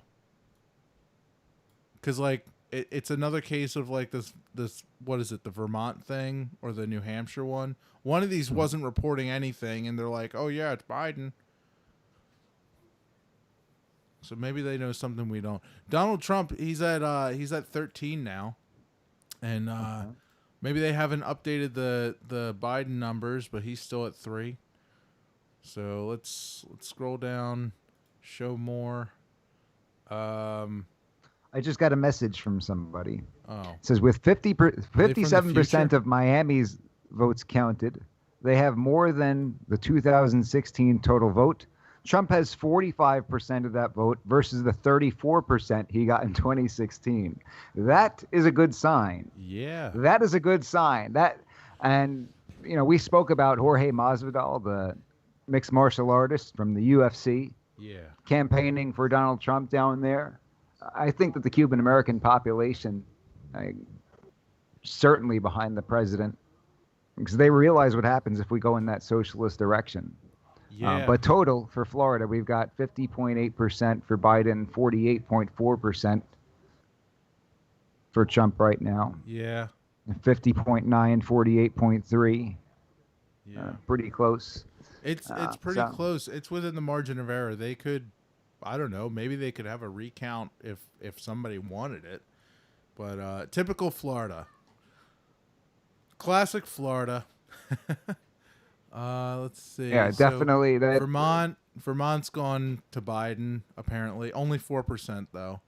1% in New Hampshire, and Biden's at the Hillsborough County, in Hillsborough County, Florida. Trump's at 43.7%. All right. He had 46.5%. All right. Well, Mike, I guess Chris is still getting his sweatshirt from the car. our pizza's here, so I'll let you do the numbers while I go get the All pizza, right. and then Philly, Chris, and I are gonna stuff our face. So Sounds good, Russ.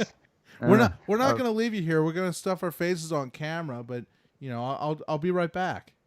That's fine. For those of us just tuning in, you're listening to 1180 AM.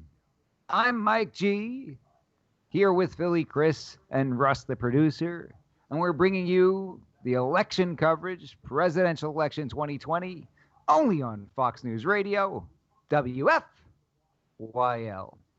Things are really starting to heat up here with the election. You're seeing some states being called. You're looking at the different counties who are reporting in the different states.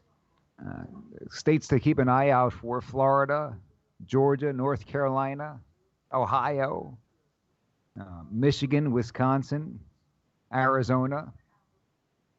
And with the timing of the way things are going, got to keep a very close eye on Florida, Georgia. On the East Coast, North Carolina, Ohio, polls just closed within the last few minutes. It'd be interesting how many people who believe in our Second Amendment got out to vote, or thought it was important enough to get out and vote in support of our Second Amendment. Biden campaign didn't really make that an issue. Didn't make it an issue because they knew that their position would not be favorable. I can promise you we're going to see an uphill battle with private gun ownership and mandatory buybacks, magazine capacity restrictions, quote-unquote assault weapons bans, really anything they feel like banning. And they're going to make it more difficult for you to protect yourself and your loved ones if there's a Biden administration. Harris, as a matter of fact, during her presidential campaign, her failed campaign, said that if there was no action by Congress within her first 100 days in office, that she would do it by way of executive order. I'm not sure exactly how she planned to do that, but we'll be keeping an eye out for that. Kentucky, as of right now, called for Trump. West Virginia called for Trump. Vermont called for Biden. Virginia called for Biden. And it is very, very, very early for Virginia to be called for Biden, but nevertheless, being called for Biden. What happened to Virginia? I mean, people don't care about the Second Amendment over there anymore. They don't care about freedom over in Virginia. It's been taken over. What happened? Where are these people coming from?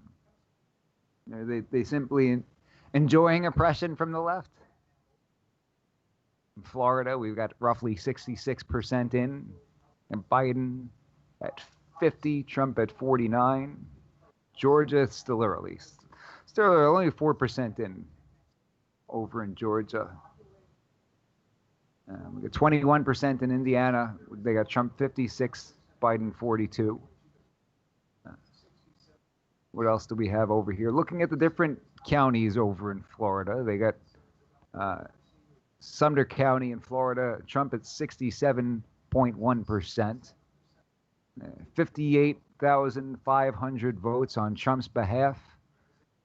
He was at 70%, but only got 52,000 votes in 2016.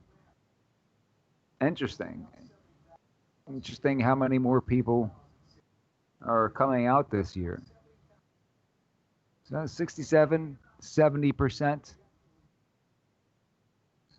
So keep an eye on this. Florida is going to be very important, folks. It's going to be very important for us to keep an eye on.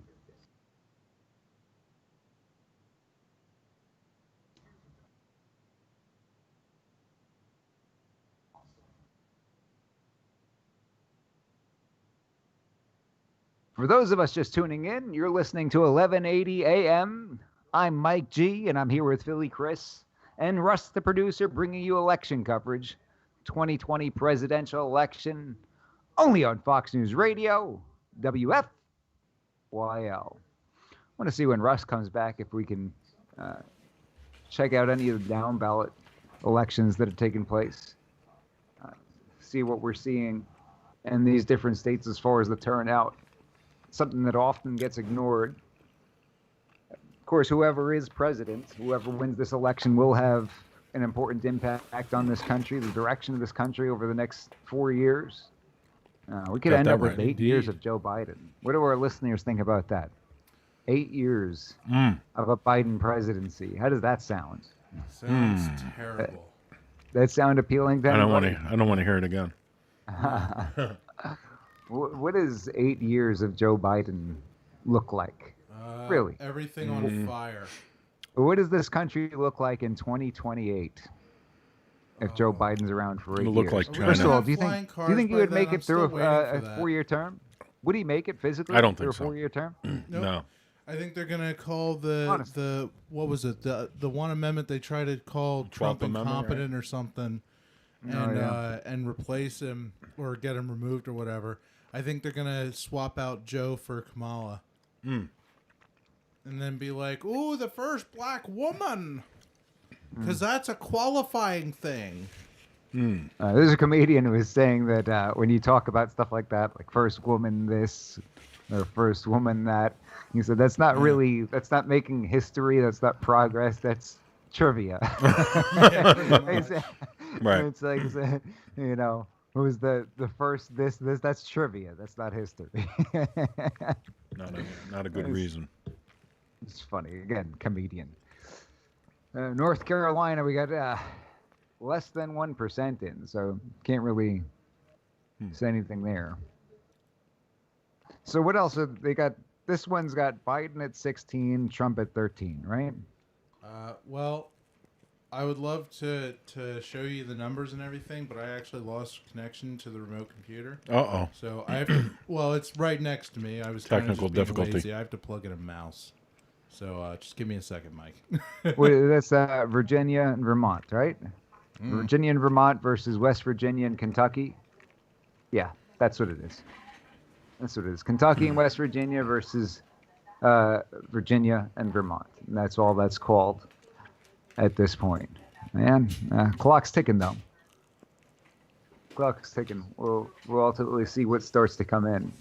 Philly Chris, how's your life going to change based on this election? Well, hopefully Trump will win, so we'll just continue to see the positive momentum that he's brought to us in the past 4 years. But I can't imagine Joe winning, but if he does, we're in trouble, I think. Big trouble. Taxes, the economy. Yeah, just the corruption, the all-around corruption. And you do think we'll see a hit in the economy if Biden wins? Yeah, I think it would be pretty immediate, and then it would just continue to dwindle off into the great abyss, Russ has got some what do we got, Ohio Russ? news. What do we got? Uh-oh. Looks like we got Ohio. Only two of the this many things. Oh, three. Cincinnati. Cincinnati's typically Democrat, no? Mm-hmm. I think so. Another big Let's city. see. Virginia's gone extra blue, although I don't understand. That still has Russ confused. I am confused. They must be calculating it some Common Core math way, because last I checked, 53 is more than 44. There's different things that There play must be here. a number of the Why is places someone going that have not come in yet must be overwhelmingly Democrat. Well, we don't know what that check mark means, right? Is there a legend somewhere that we can It look at? means that they called it. no It's idea. that Okay. The Associated Press. Wow, no wonder I never used Scrolled this it. mouse. The scroll wheel's busted. Ohio not looking good. Looks like Republicans gained whatever this is, a Senate seat. Hold on. This number used to be say 30, so they gained it somewhere. House looks like it's 50-50. And then back to president here. Georgia, I saw that blink red, but I'm not sure why. These are all really close. 77%. Yeah, that's pretty close. I'm surprised by Florida. I'm surprised it's not more red already. I mean, if we look at Florida, it's pretty red. We're waiting for. I think these folks are in a different time zone, so they might take a while. And, we don't have any other commercial breaks unless we actually want them. So we can just sit here quietly. Well, polls and are about watch to close in everything. Pennsylvania, right? No, they're not closed until 8. Well, what time is it now? 7:43. Yeah, so 17 I said minutes. about to close. Yeah. I think 17 minutes is I think that's qualifying about. as about Mhm. to, right? It's Yeah, but they're about not to. reporting It's anything. imminent, It's right? It's fixing to happen. It's fixing to happen. These polls are fixing to close here in a little bit. So, Philadelphia, Clinton had 560,000 votes to Trump's 105,000. Keep that number in mind with Philadelphia. 560,000 to 105,000 in Philadelphia with Clinton versus Trump. So we'll see what happens. Mitch McConnell projected to win in Kentucky. See if the Republicans keep the Senate. He'll stay in charge.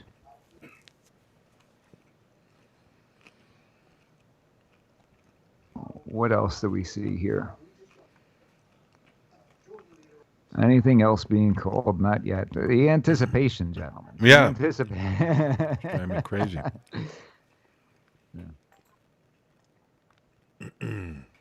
Yeah, I see that blue up north up there.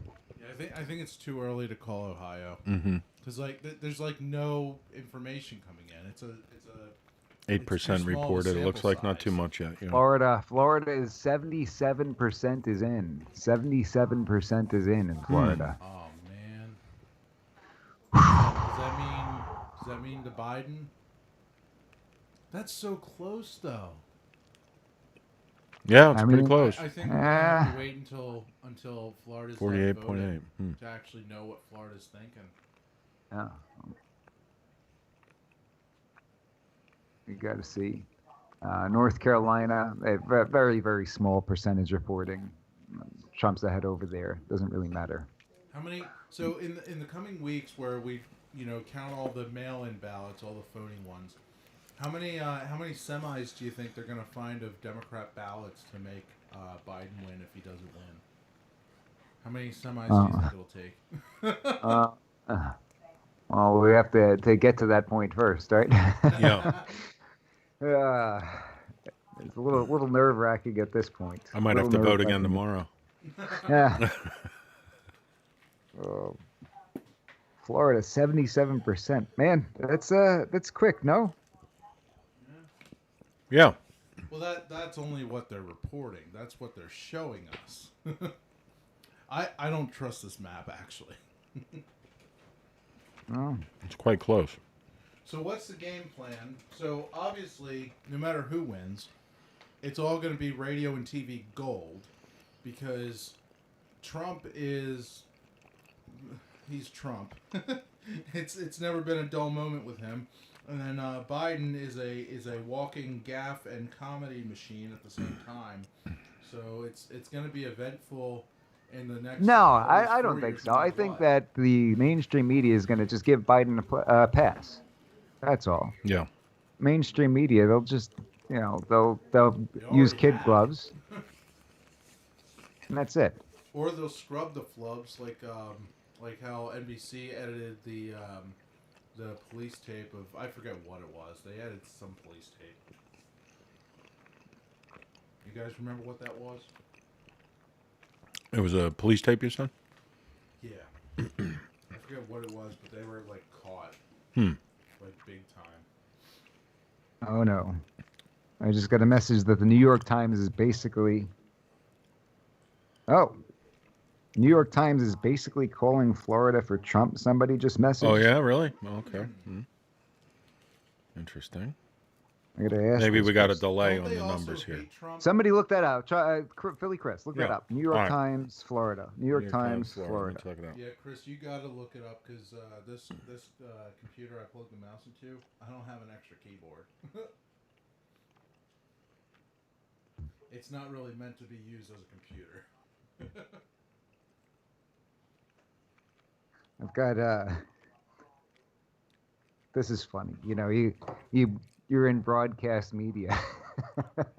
You got people watching and listening.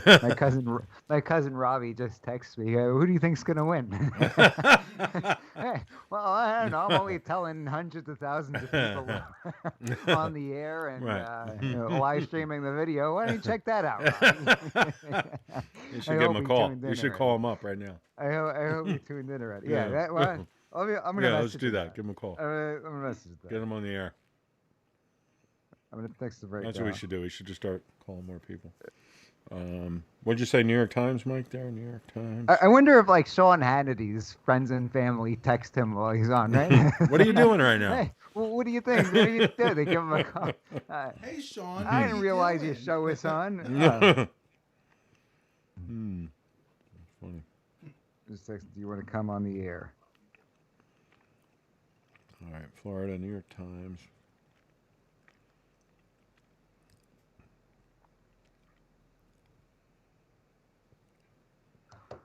If that's true, that'll be a little bit of relief. Okay, tightening in Florida. They got 49.2 for Trump, 49.9 for Biden, 79% in. Wow. Did you see anything with the New York Times? I'm trying to find it here. New York Times. Our Google overlords have probably buried it. You know, like they do everything. Oh, yeah. I remember Cousin Robbie back doesn't in want to come on the air. No. Yeah, Back in 2016, tells everybody what he's they related did to me. was- Oh, yeah? So I won't say his last name, right? Oh, that's funny. Yeah, I can't tell you how many people have messaged me today through, whether it's somebody I know personally or through social media or whatever, and say, "Hey, you want to come out?" Oh no, God forbid, I'll get fired if I tell anybody that I'm Yeah, supporting it's Trump. unfortunate that people are afraid, to speak their mind. Yeah. It's almost not allowed anymore in our country. Unfortunately. Chris, you don't see anything with the New York No, Times? seeing some stuff on COVID keeps popping up here. I'm trying to get to the election stuff here. The COVID is number one, really. It really is, yeah. Yeah. You think Maybe today... that's who people are voting for. Let's Hey, just vote for attention to COVID. the election. Chris, if you want to get 49.9 for Biden, Biden, 49.3 for Trump in Florida, 79% in. Nice. So, Chris, if you Yeah. want to get better search results, Yeah. you can use. There's a tool on the end that lets you filter the time when something was created or posted or whatever the internet calls it. Okay. So you can search by posted in the last 24 hours or whatever. Oh, okay. So yeah, there's a filter tool for that. Is that on the Google or? So actually, Yeah, that's on the Google. I'm using the DuckDuckGo these days. yeah. So they've got right here the election needles through New York Times. I think it's the signal. They got Florida 3.3 to Trump. Win probability very likely Trump. They've got Georgia tilting Trump. They've got North Carolina tilting Biden, though. North Carolina tilting Biden.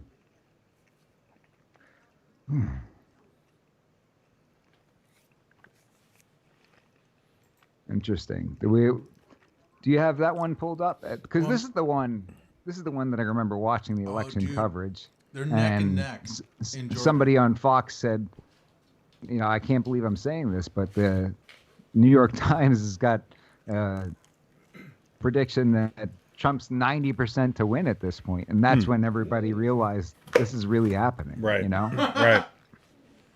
That was the moment where somebody on Fox said New York Times has it at 90% for Trump as of right now. So, Well, being I that would the New York suggest, Times kind of hates pulling him. it up because, well, sure, and that's why, if they're saying it, then Yeah. it's fair for us to use that. If we're going to use some right-wing site, then everybody's going to say, well, Right. Of course they're saying that. They want Trump to win, and that's why they're saying that. New York Times does not want Trump to win. Well, yeah, and if they're going to willingly admit it, then that must be a serious thing. So maybe we should keep our eye on the New York Times. Are they reporting? is that 90% figure? Is that this year or was that 2016? What's that? You said they had him. They predicted 90% Trump. Oh, that was 2016. I said that Okay. was the moment in 2016. Hmm. That was the moment in Who's 2016. calling me? Now it's telling me I need to. Somebody just comments, Trump is doing way better than 16 in the Hispanic and Cuban arenas. What's the number? Better in black areas. Biden is doing better in older white areas, but not as much. Not by as much. Mm. Republican officials in Wisconsin are saying they think Milwaukee Election Day turnout has been soft today. I think it's one that Mike sent me. Mm.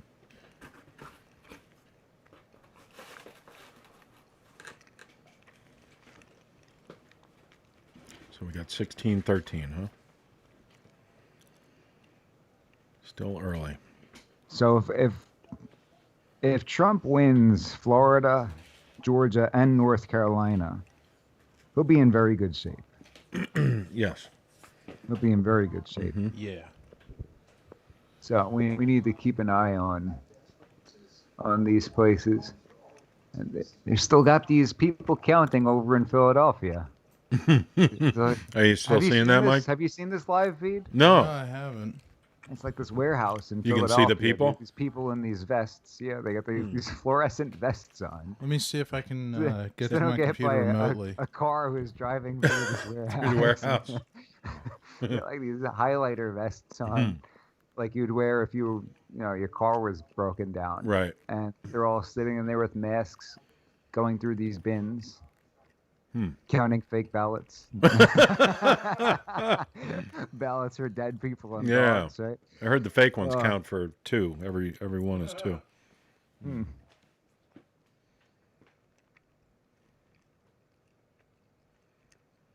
Yeah, we gotta. Every second, there are changes with these things. Yeah. Every second there are Just never know. changes. So now Florida and Georgia look like they are going to Trump. Good. Good. North Carolina is the one that looks like it's going to Biden, though. Uh-oh. North Carolina, what happened to you? What is What going else on? do we have? Let's see. I think one of our previous callers that you wanted me to call earlier was trying to Skype into us. I had to. Really? I didn't know who it was, so I rejected. I They- just they accept- should have answered. They you should don't have want any answered. old person. Somebody's trying to hack into the show. Yeah. Somebody just sent me, I'm Joe Message, and I approve this Biden. No. 10 out of 10.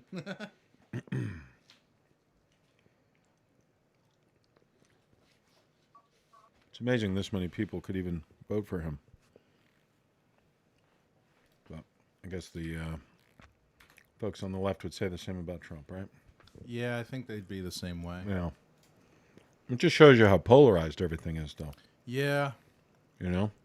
Yeah, why don't you Waiting for scroll the out, country Russ? to Let's split in let's take a two. look at everything else. All right. Let's take a look Good at everything news. else, Russ. I was able to. Good news, everyone.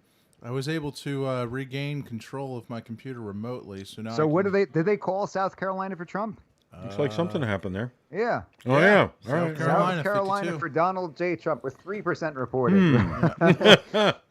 Again, Interesting. that's gonna All blow right. Russell's mind, right? Right. We've got Kentucky, South Carolina. Move that thing, Russ. It's Kentucky, South Carolina, Virginia, and Biden's still at Vermont. What's going Or on? West with Virginia, Florida? rather, for Trump. Kentucky, Florida. West Virginia. Whoa, Florida's so close. But New York, I don't know what the difference is with the New York Times, but if you take a look at that, I would pull that up on your monitor. If you Yeah, can. still trying to find that there. Okay, hang on. I found the link. I guess I can send it over to you. Yeah. If you Please, send it to me in the I Shoot don't it even over know. there. I don't What even about know how the to get it to Skype this chat? computer. What about the Skype chat? No, it doesn't go to that computer. I'll figure some way to get it.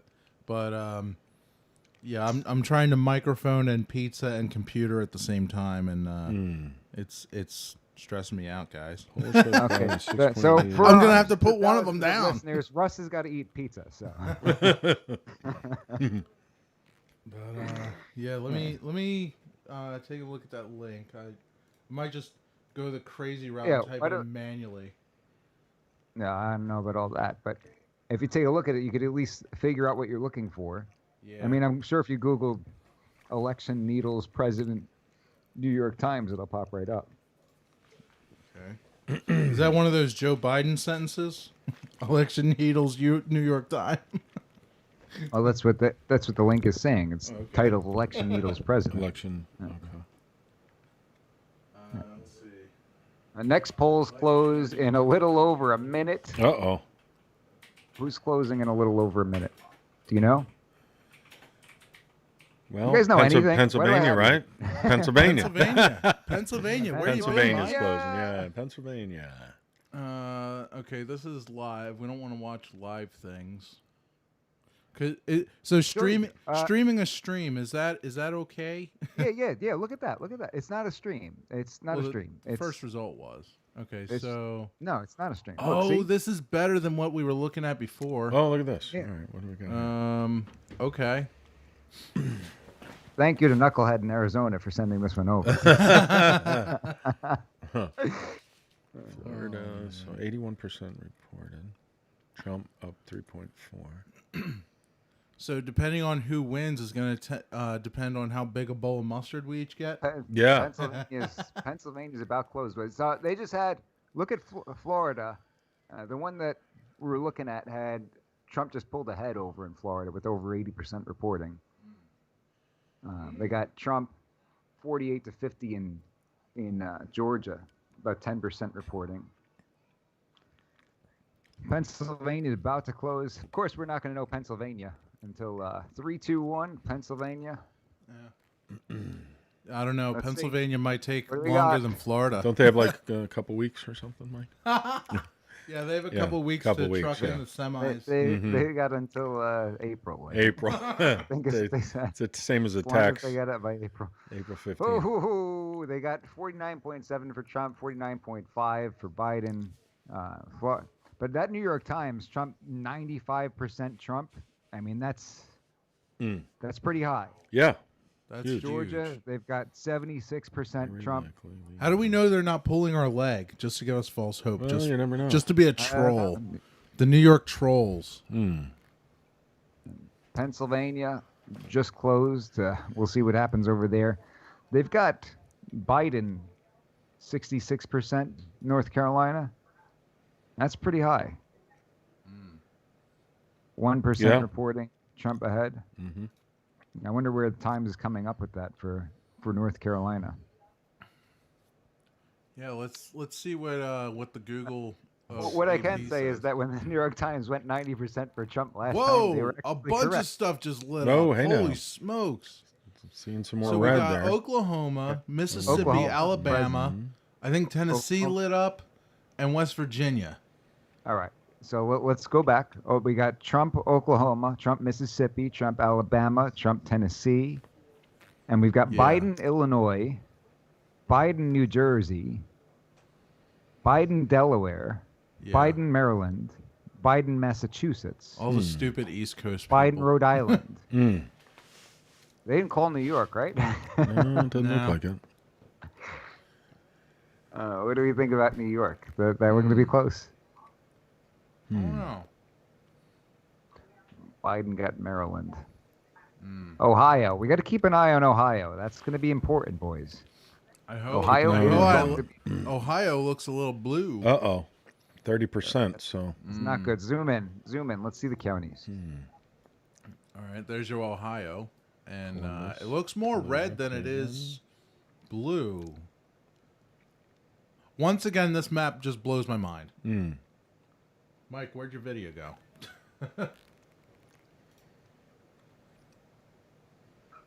What about Missouri? Did they call Missouri? Back up. All right, let's check Missouri. Nope. Yep. Oh, Texas looks a bit red. Texas, 5%. So Well, it's still. that's close, man. Look at Yeah. I mean, bit Biden's red. still in the lead for By electoral 11? college things. By one family? Yeah. Huh. Although it is still such a small percentage of 5% the reporting. total Yeah. vote. So I can't see Biden winning Texas. Can you? Can't imagine. It just went it blue. just flipped blue. Yeah, I told him. 16% reported. You better check your Wow, eyeballs. that there, jumped Mike. up by 10%. No. Yeah, about that. 11%? Yeah, Yeah. just jumped up. I mean, yeah, especially with his recent comment about the oil industry. Yeah. Right. Yeah. Why do you He scroll loves the in, oil see what industry, parts but of he wants to Texas- shut it down. Yeah. Scroll in, see what parts of Texas. I mean, because if it's Dallas and Looks it's like Houston, okay, it's a yeah. big city. Even Right. Dallas Fort Worth, is it red? Okay. Yeah. Mm. Fort Worth is red, and Houston. Isn't Houston usually Austin. blue anyway? I believe so. Austin's definitely. Austin hasn't done anything yet. I don't see That's- Arlen. Who do you think Hank Hill's going to vote for? I'll vote for Donald J. Trump. I'll tell you what. Surprise. I don't know about you guys. I'm really surprised that Oklahoma went for Trump. What do you think? What does Oklahoma usually do? So what do we got with the Senate? Democrats need to win 4 extras. I think that's right. Oh. 34, like? 40. Okay, so Democrats need 11 to have a majority, and we need more than 11 to have a majority. It's not looking that great for Senates. Still early. And then House, wow, we're neck and neck still. I think I checked this 19. earlier, and we had like 3 each. So, obviously... And Republicans need a big win in order to take control in the House, though. So, breaking even ain't going to cut it. No. No, then we're just going to be evenly divided on everything, and nothing's going to get done. I've seen that movie before. Oh, yeah. Why don't you pop back over to that New York Times tracker, see if anything's changed on that. Refresh it.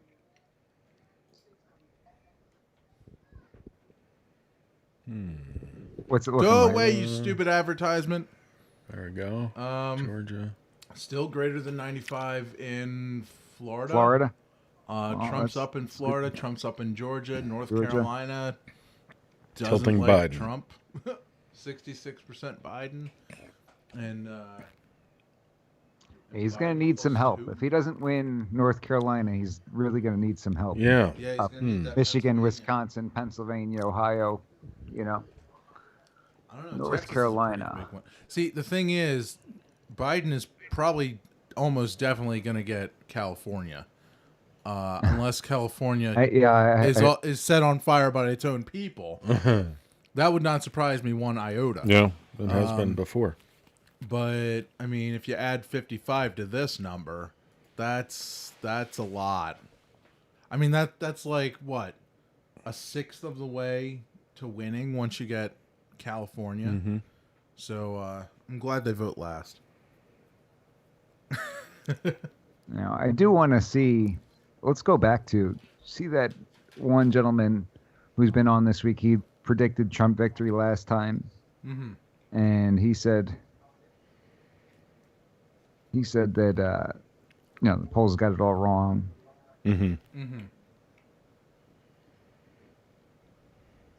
Trafalgar Group. I want to see what they've got in North Carolina. That'll be telling, right? Still nothing from Pennsylvania. See, I think he had very, very close with North Carolina. He had 47-45 Trump win. Okay. Mississippi and Total Alabama with don't even have wins anything 48, reported. 46 Trump. They're showing red, though. 48. He predicted a Trump win by a couple of points in North Carolina. Okay. Let's see what else. He predicted Trump in Arizona by a couple of points.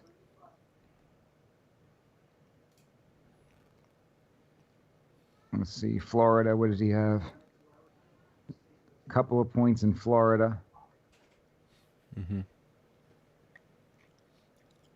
Michigan by 1.5, or a couple of points if you consider the leans, like somebody's leaning Trump or leaning Biden. And then Minnesota, they haven't even considered Minnesota being close in the mainstream media, though, you know? Mm-hmm. Wonder how he had Ohio. The Minnesota's got Biden ahead. But they haven't even considered that to be close in the mainstream media. That's something they haven't even really discussed. I want to see where he's got Ohio. What is that? Simple trick to eliminate dust? That looks like guacamole. Yeah. Get out of here.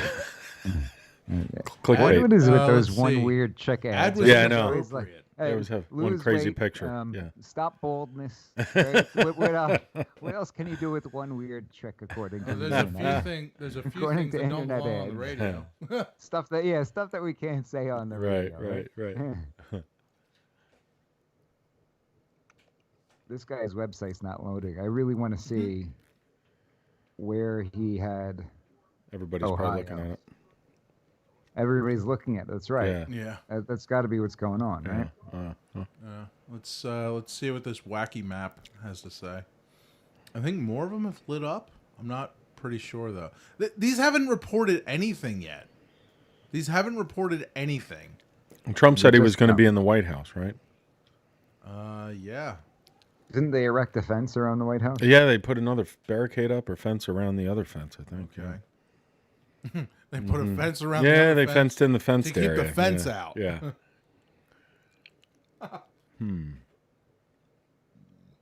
85-55, huh? Crazy.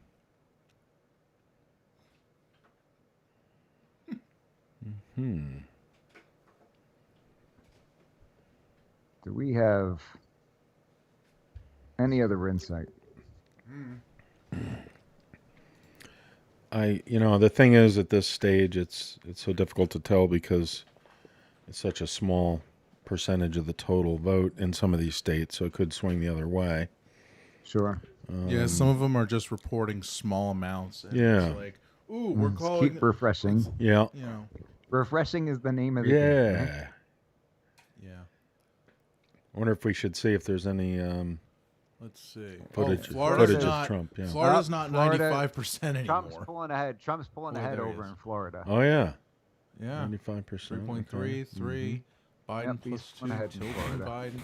I think these two are the same as what they were. We're hoping the New York Times to be correct. Yeah. How I often don't, does that happen? I don't know right? if I'm comfortable banking on that. Let's see. Nothing reported in Illinois, but they're calling it for Joe. I got a message from somebody watching. They said that they were asking if you could put the map back up, Russ, so they this could see it. Yeah. I guess I that guess they map. can't see it right now. Yeah. All right. Well, let me zoom in for them. Hang on. Getting a caller. There we go. Person's calling. Let me That'll be find good until it refreshes, because like it does this thing where it auto refreshes. Hello.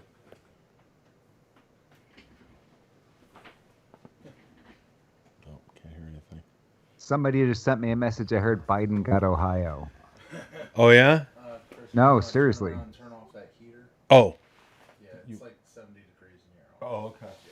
What happened? Yeah. I'm still a little. Is it alright if I leave it on? Sure. Okay. I'm still a little Yeah, cold. if you want to just point it at you. Yeah, I'll point it this way. Yeah. We got What a is heater going in on here. over there? We got a We're heater. we're adjusting in the here heat in the North because Pole it here. was cold in the North Pole. Quite cold. We had to turn the heat on. Oh, I know what you mean by turn the map back on. Yeah. That, you know what? If you guys can't see the map thing because I turned it off, you're better off calling me a doofus, and I'll realize it sooner. The map wasn't on the screen at all. Yeah, I was wondering what happened. Oh, okay. was it? Okay. All right. If you're gonna tell me to turn the map back on, make sure you call me a doofus. Looks like Kansas got something. Oh, Kansas 20% reporting. That can't go Biden. No. I don't know. Let's look at the counties because it might be. Okay, what is Yeah. this? What is this? One Kansas blue, City. one Yeah. blue, and 2 red, and they're like, "Oh yeah, it's Biden there, bud." A bunch of them. Let's see. All right, you got the map back up? Yeah. I actually have it back up this time, not just on my screen. Pennsylvania light blue. Oh, nuts. 77 Biden, 1%. Oh, well. We're not going to know the other 99 till April, though. Scroll in. All right. So we got... What county is that? I don't know, but it's shaped like Delaware. But Delaware County's like somewhere over here, isn't it? Like closer to Delaware? Yeah. And then- No, you got Delco down there. You got I don't know Chester what this County. is. What is this? What is it? I don't know. It's. Oh, Pittsburgh. Oh, there's a we surprise. we got Pennsyltucky over here. Pennsyltucky. on red. Coming at you live. I don't know. This one does look like Delaware. Oh, look, New Jersey. What a surprise! What a surprise! They go Trump for didn't the win New Jersey. Yeah. Okay. So New Jersey is going to continue to suck for the next 4 years. Does it show anywhere, Russ, the percentage of votes total, like for the country, as opposed to just the state? No, that would give us too much hope. Yeah. So that's Lanco. It looks like that's Lancaster County. All right. So That's red in Pennsylvania. I think I want to these see guys... what that other county was. Oh, the other county. Hang on. Pittsburgh. Pittsburgh, and then Yeah. and what's down in the southwest? Is that Somerset? this I one's think that's new. Somerset County. I Okay. don't know. And then what else is down there? This one next to Philadelphia. Is that us? Is that the North Pole? Oh, it's North Pole. Delaware County. That's Delaware. Think Delaware so. County, no? Really? Because this Just one, no, that's not Lancaster. That's York. That's right. I was over. this one looks more like Delaware. That's York County. That's Delaware No. County. Whoa! That's Whoa. Delaware County, no? Is it? Could Oh. be. Might be. Oh, nuts! Doesn't Wait, tell you let's on see, there, huh? Let's see what New York Times is saying. But Delco went Democrat. Delco went Democrat in the last election. Which one's Delco? Right there. That's Delaware County. This red one? Yeah. Should Whoa! Chester, then it's Chester County, then it's Lancaster County. York is the next red one.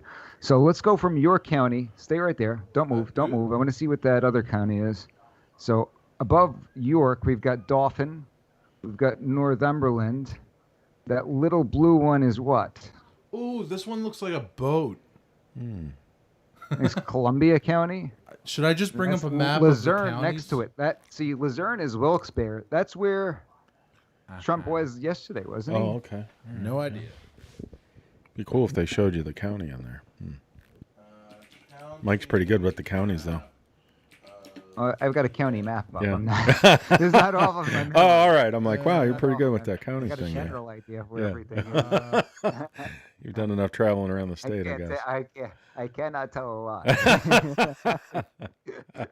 You should have run with it. I'm like, wow, he knows all the counties. Yeah, I know every single. Well, I'll tell you what, I looked at it fairly recently, and I've fought for gun rights in 33 Pennsylvania counties. Oh, Believe wow. that? Wow, that's awesome. 33 Pennsylvania counties. All right, That's let's fantastic. take a look at this. That's only gun rights. That's not Yeah, other stuff, yeah. earlier in the career when I did some other stuff. So we got above there. So we got Somerset, York, and Delaware County.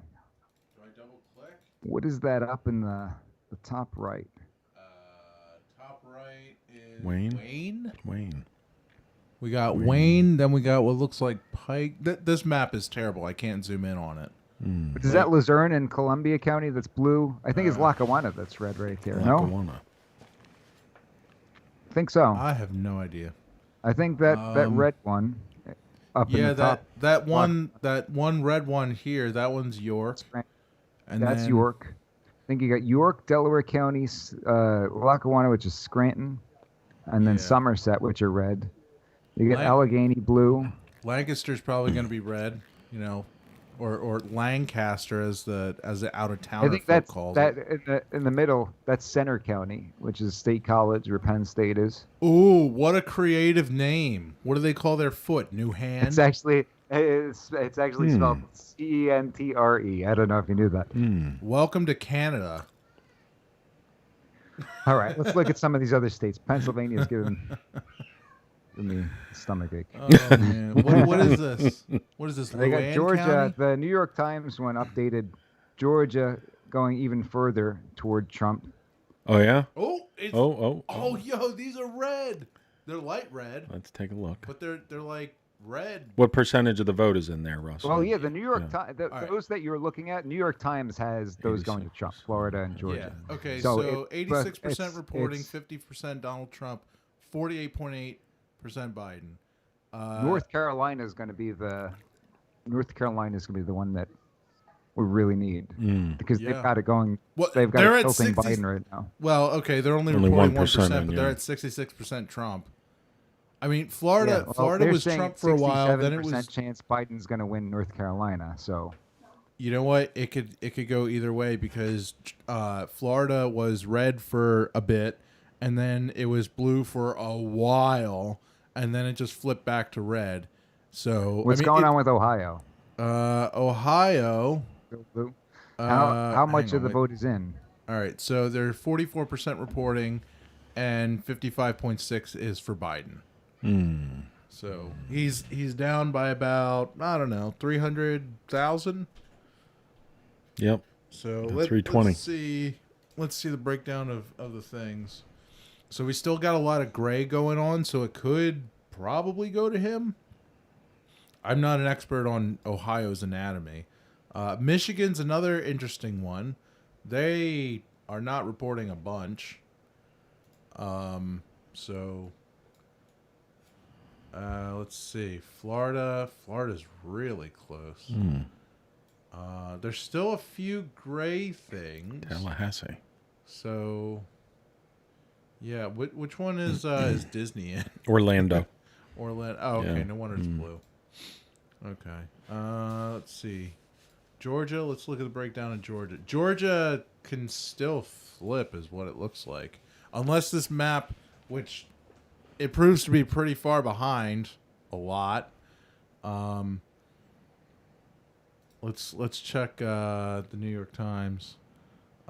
These look the same. Estimated less than 1% reported. Florida, Georgia. So if we get Florida and Georgia, let's scroll over here. Florida gets us how many? They just call Indiana. Just called Indiana for Trump. Indiana. Not a surprise, but Oh, that's a lot of Not red yet. going on.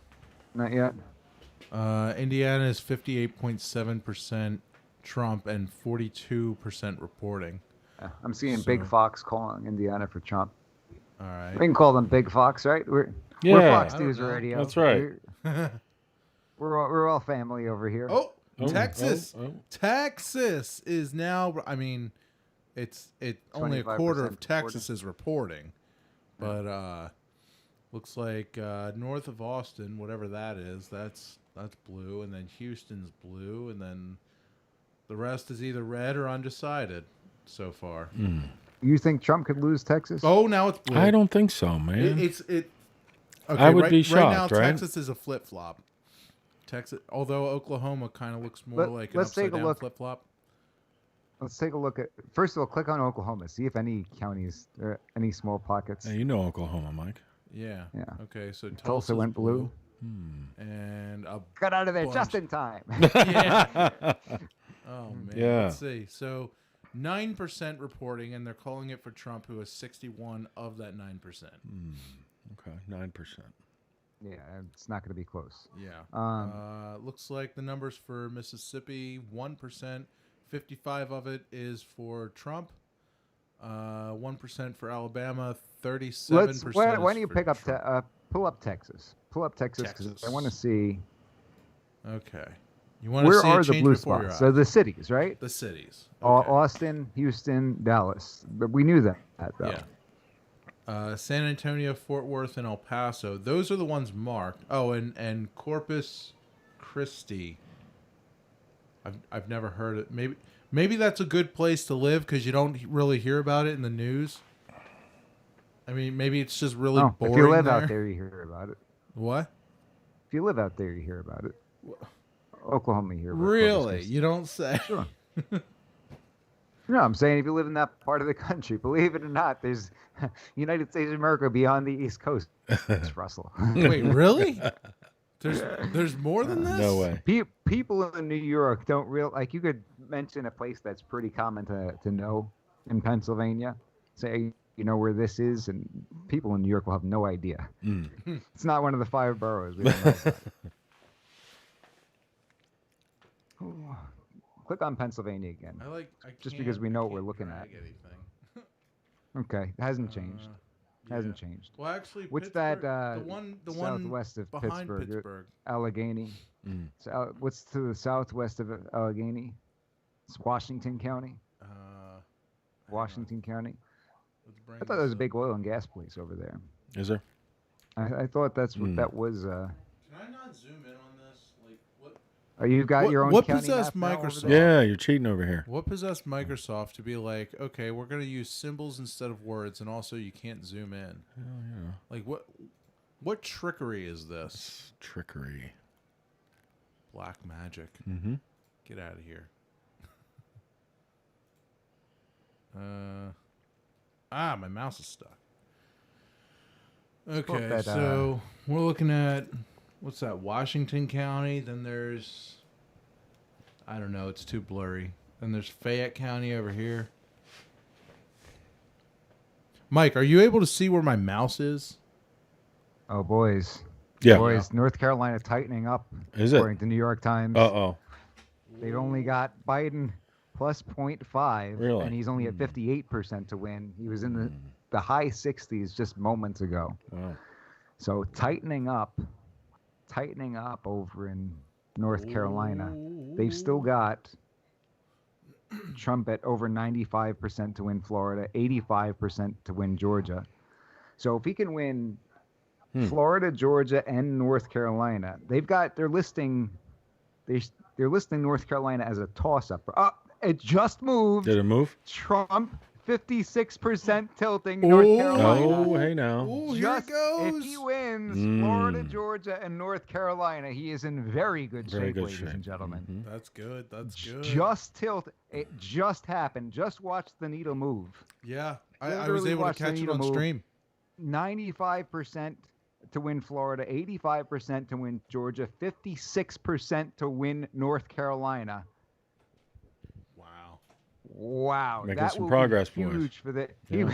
That is progress. The candidate of progress. Right? We're just a bunch of progressives over here. Right. Thank you for watching our progressive broadcast. Or is it progress or is it trivia, Philly Chris? Yeah, I don't know. It's a good question. Depends on what day it is. There's a difference between progress and Right. They got What Georgia happened? just went down from 85% Trump to 84% Trump. Oh no. Georgia, don't let us down. That's horrible. Lost a What's wrong with percentage you, point. Georgia? That's not progress, Mike. Can we send somebody to Georgia to slap Georgia over the back That's of the the head? opposite of progress. That's progress. Going in the wrong direction. You're going the wrong way. Yeah, turn around. He's like, for us this many miles in the wrong direction. The best one is Planes, Trains, and Automobiles. Remember that movie with John Candy and Steve Martin? Great movie. Yeah. And so they get on the wrong side of the road. They're on the wrong side of the highway into oncoming traffic. Yeah. And these people realize, he says, this guy's going to kill somebody. So they pull up next to him. And they're like, you're going the wrong way. Right. And they can't hear him. You're going the Yeah, wrong yeah, way. yeah. And John Candy says to Steve Martin, oh, don't listen to him. He's drunk. How does he know which way we're going? Right. How does he know where we're going to know that we're going the wrong way? That's funny. They don't make movies like they used to, right? Hey, buddy, you got pulled out. What's going on? Some joker wants to race. There might be curse words in there. Oh yeah, better not do that. What's that movie? Yeah. That's Planes, Trains, and Automobiles. Yeah. Oh, okay. I'm You're pretty going sure the wrong there's way. curse I words. gotta find that one. Good catch. We are live. Yeah. Yeah. I'll never forget that scene over in the airport, remember? Where he says the F word like 90-something times. And that was the first time I had seen that in a movie. These days, it's like nothing. Yeah. Right? Mm-hmm. Okay, so Or they they haven't. shifted. Nobody Okay, so the Associated Press has not updated the Electoral College thingies. Uh-oh. They're cheating. Well, no, I think they're just trying to make it so that there's more suspense. I think there's more suspense. Or maybe they're Trump just back really up slow at to 86 updating. in Georgia. He's going in the right direction. All right. No progress. They got North Carolina is up to 58%. So tilting Trump 58% to win in North Carolina, according to the New York Times. Why don't you zoom out on the AP one, Russ? See what we got going on over here. All right. So what state are we looking at? It looks like Kansas lit up. Or no, they've been lit up. They're at 32% 32. reporting now. Hasn't changed much. Kansas. Not going to win Kansas. Nah. We haven't won Kansas anymore. Florida is probably going to be Trump.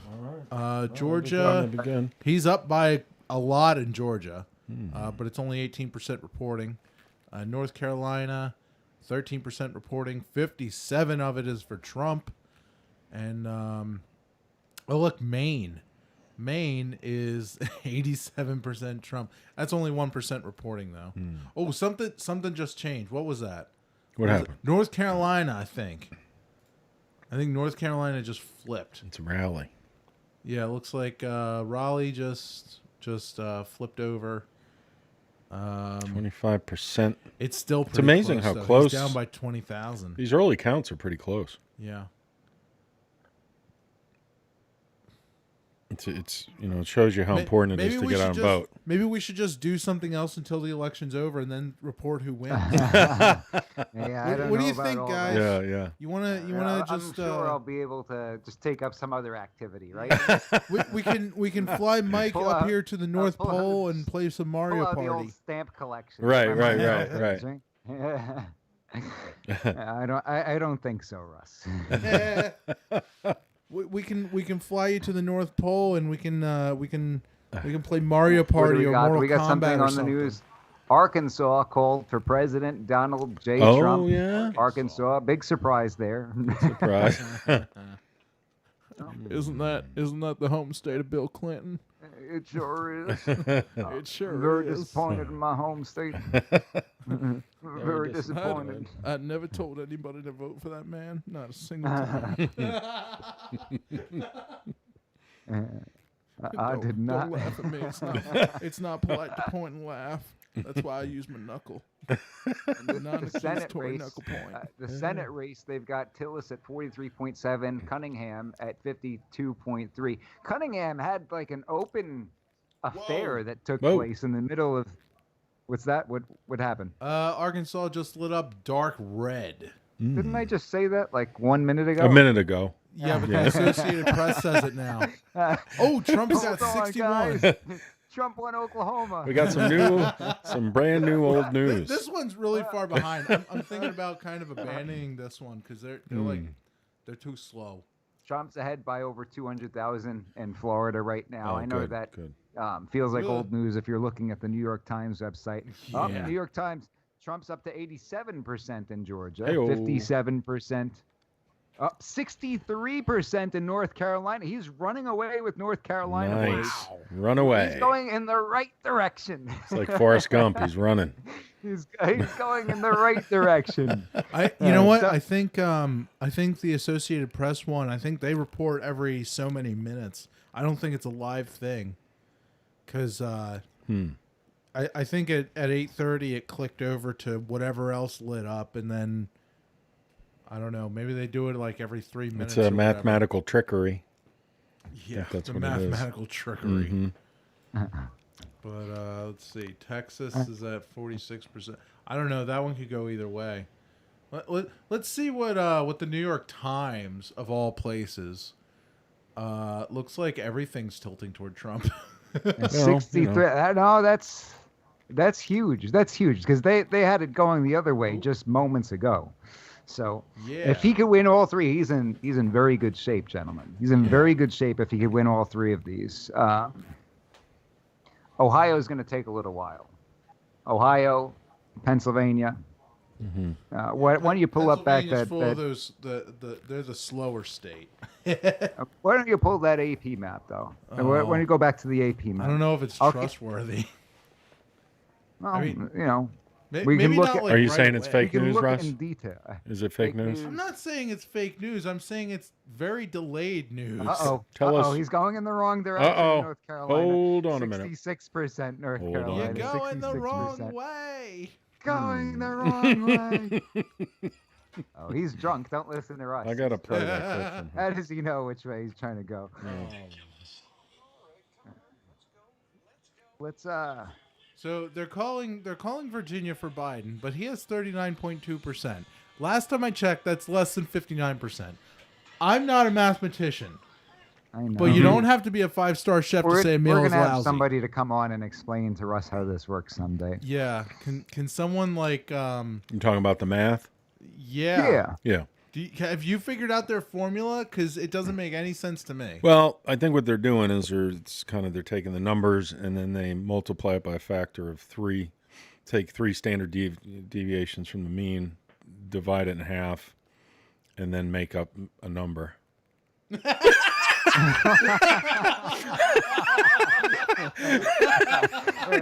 I think they get this hat. Yeah, that's what they're There's a doing. bunch of Yeah, numbers in a hat, and they pull one out. right. You had me going there, Chris. You had me going. I'm like, okay, what's he gonna come up with this time? This is like that Biden laptop question that you asked earlier. Right. So what about If I give you $1 million to come up with their formula, what would you come up with? I'd want a little more time to think about it, but yeah. And then they make up a That is a number. good question, though, Mike. You've been asking people that, yeah. Did our audio clip out on Mike's I got another computer? message over here. Harris County, Texas, where Houston is. 46% reporting, and both Trump and Biden have more votes than 2016. Biden is at 56%, which is the same as what Hillary had.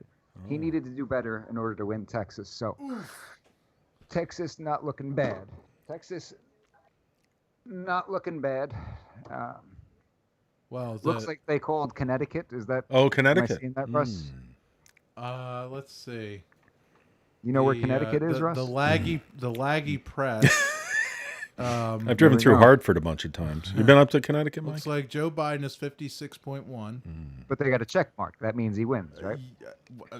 I guess they're calling it. But how do they do that with 4% report? They're making stuff up again, I think. Yeah. Yeah. Then they make up a number. Right. Whoa. Every time this thing refreshes, it just sends me back to the other side.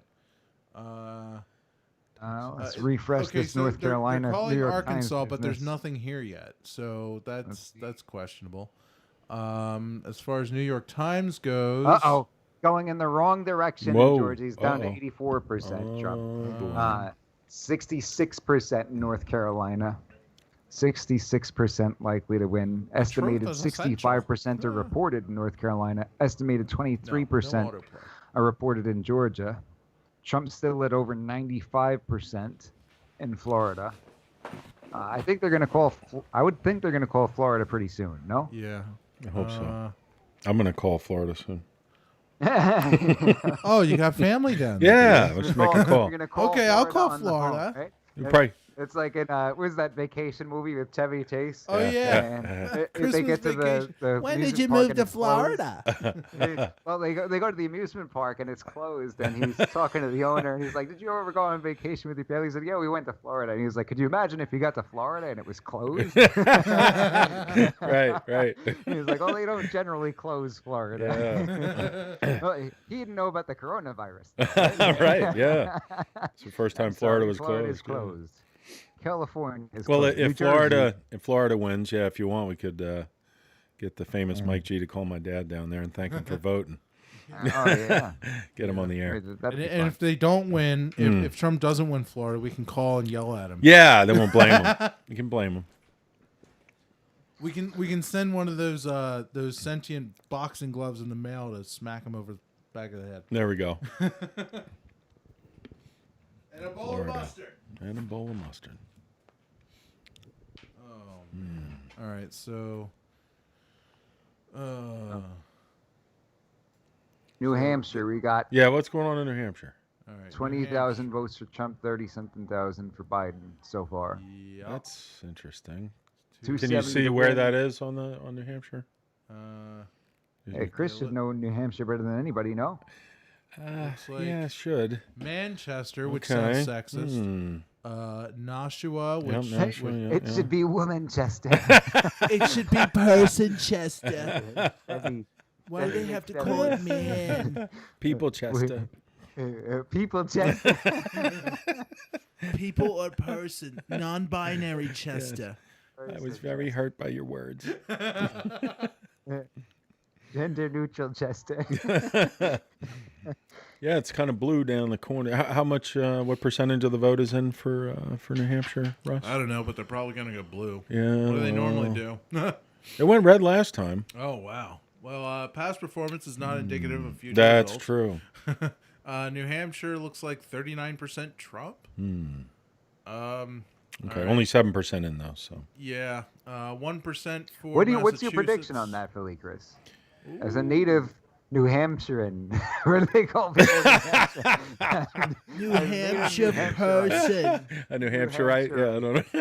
What do they call people from New Hampshire? Well, the state motto is "Live free or die," so you would think it would go red. But a lot of people have been leaving the cities and heading They up decided there. to die. A lot of people have died. Yeah, yeah. And then they started voting Democrat. A lot of dead people up there, just like the man on the mountain fell off. That was an indicator. I don't know. It did go red last time, but I think it has been blue. A lot of things went red last But I think people are leaving the cities and heading to the more rural areas, so that could affect the election, I suppose. Do you not know what they call somebody from New Hampshire? Should we ask New Englander. Should we ask the pet Google? New Englander, yeah. Yeah, go ahead. Okay, let's Check see. in. Let's see if the Google can understand. So anybody with a Google Home, I'm very sorry. No. Hey Google, what is a person from New Hampshire called? Granite Staters and New Hampshireites. New Hampshireite. Oh, okay. All right. Hey, I was, live in New I Hampshire. was actually. You were right, Staters yeah, and see? New Hampshireites. Granite Staters. Yeah, Granite State. I've heard the Granite State thing. Granite Staters. I guess living there, maybe I didn't realize what Okay, other so- people were calling. People Granite who live in New Jersey are Staters, called apparently. communists. Yeah. So, I can't say what they call people in Massachusetts. I think Oh, you mean yeah. Massachusetts. I know what you're saying. You know I what I'm you're saying, thinking, right? though. It rhymes with a curse word, right? Yes. Now, Trump's going in the wrong direction in Georgia. He's down to 82%, but he's going in the right direction in North Carolina. They're saying 71%. So if he can just stay Can we above, afford to lose Georgia? go in the right direction in Georgia. North Carolina. Did I say New Hampshire? I meant North Carolina. North Carolina. Okay. North Carolina's at 71% now. Whoa. North Carolina, 71%. Whoa. 82% Oh, I forgot that was a thing. Georgia.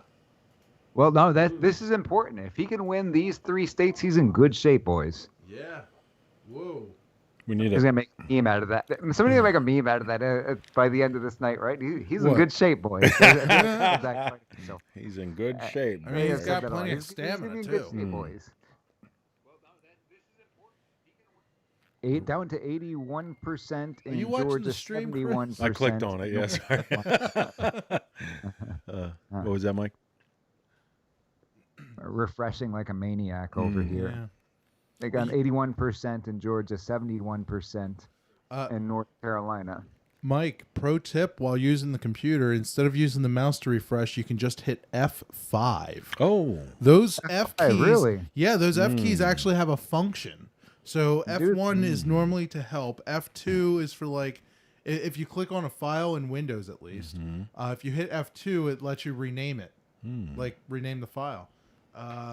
Power user. I really over here. don't know what the other F keys do. F11 is usually like full screen. F4 combined with Alt is to exit, so that's something.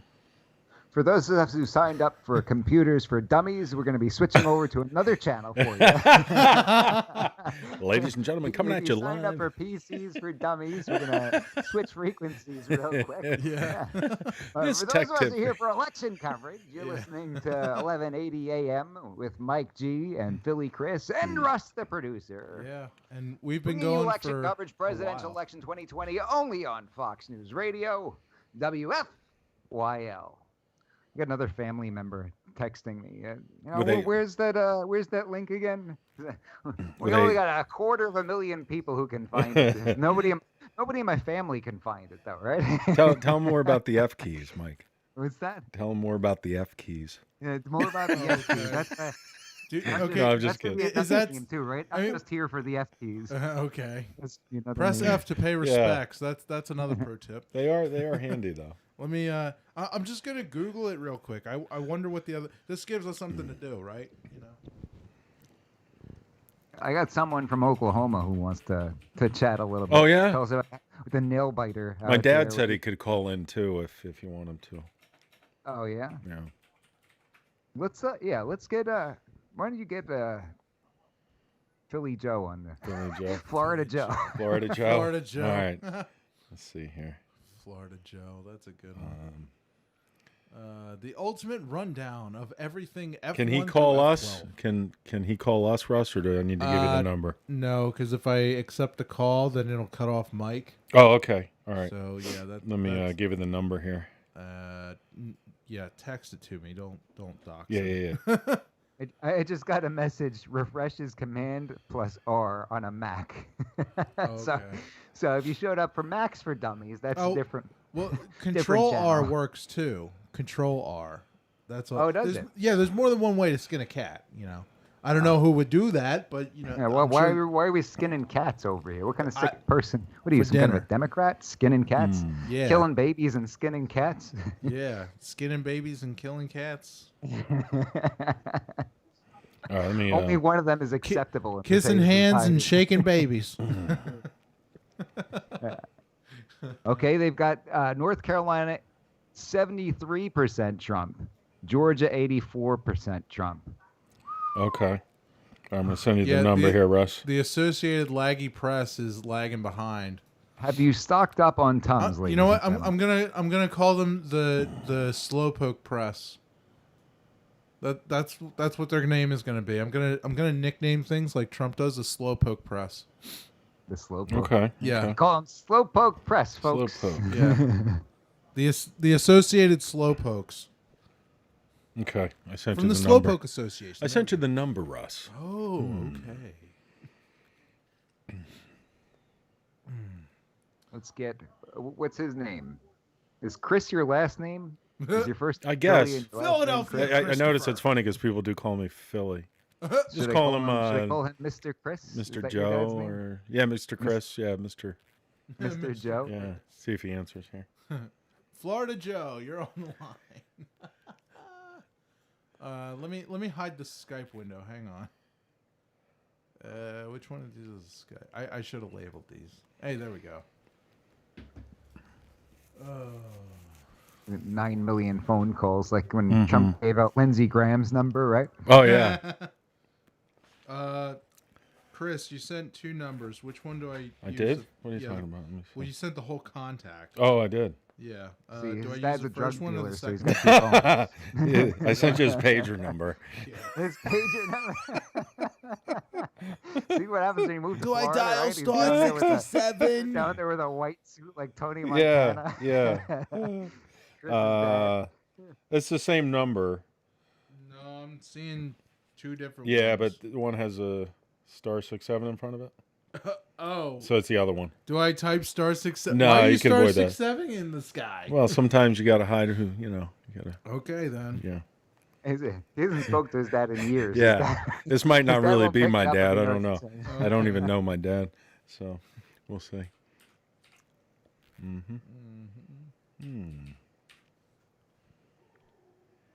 I blocked my number to call him because I didn't know if he'd pick up if he saw it was me.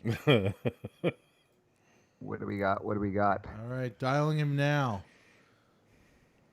I'm gonna be prepared to kick him. Yeah, just make sure you. 'Cause, You never know. Apparently, nobody likes to answer their phone. Hmm. Oh, somebody's unavailable. It says Really? they're yeah, it says it unavailable. Wait a minute. Really? Yeah. What is going on? Technical difficulties. I'm pretty sure I can't star 67 from. Okay, Georgia Oh, 83%. Looks like, North Dakota's Trump. in. North Carolina, 74% Trump. Sorry, I ran over your All right, mic. hang on a minute. Michigan, 10% reporting. Here, try. Ohio, it looks like Ohio, Trump's at 43.9, Biden's at 54.9. Hey, Russ, try that New Hampshire number I gave you again. Maybe we can try Matt. Is that all right with you, Mike? Because we were talking about New Hampshire a little bit. I think he said he was available, but that means he probably won't answer either. Is that New Hampshire, Matt? Yeah. That's the criteria. If he's willing to pick up the phone, we can't talk to him. Yeah. And we don't want him. Right. Okay, let's try. Tell him to New go on Hampshire some other Matt program. He's got to want to be on. He's got to want to be on the show, but not be willing to pick up the phone. That's the criteria. Right.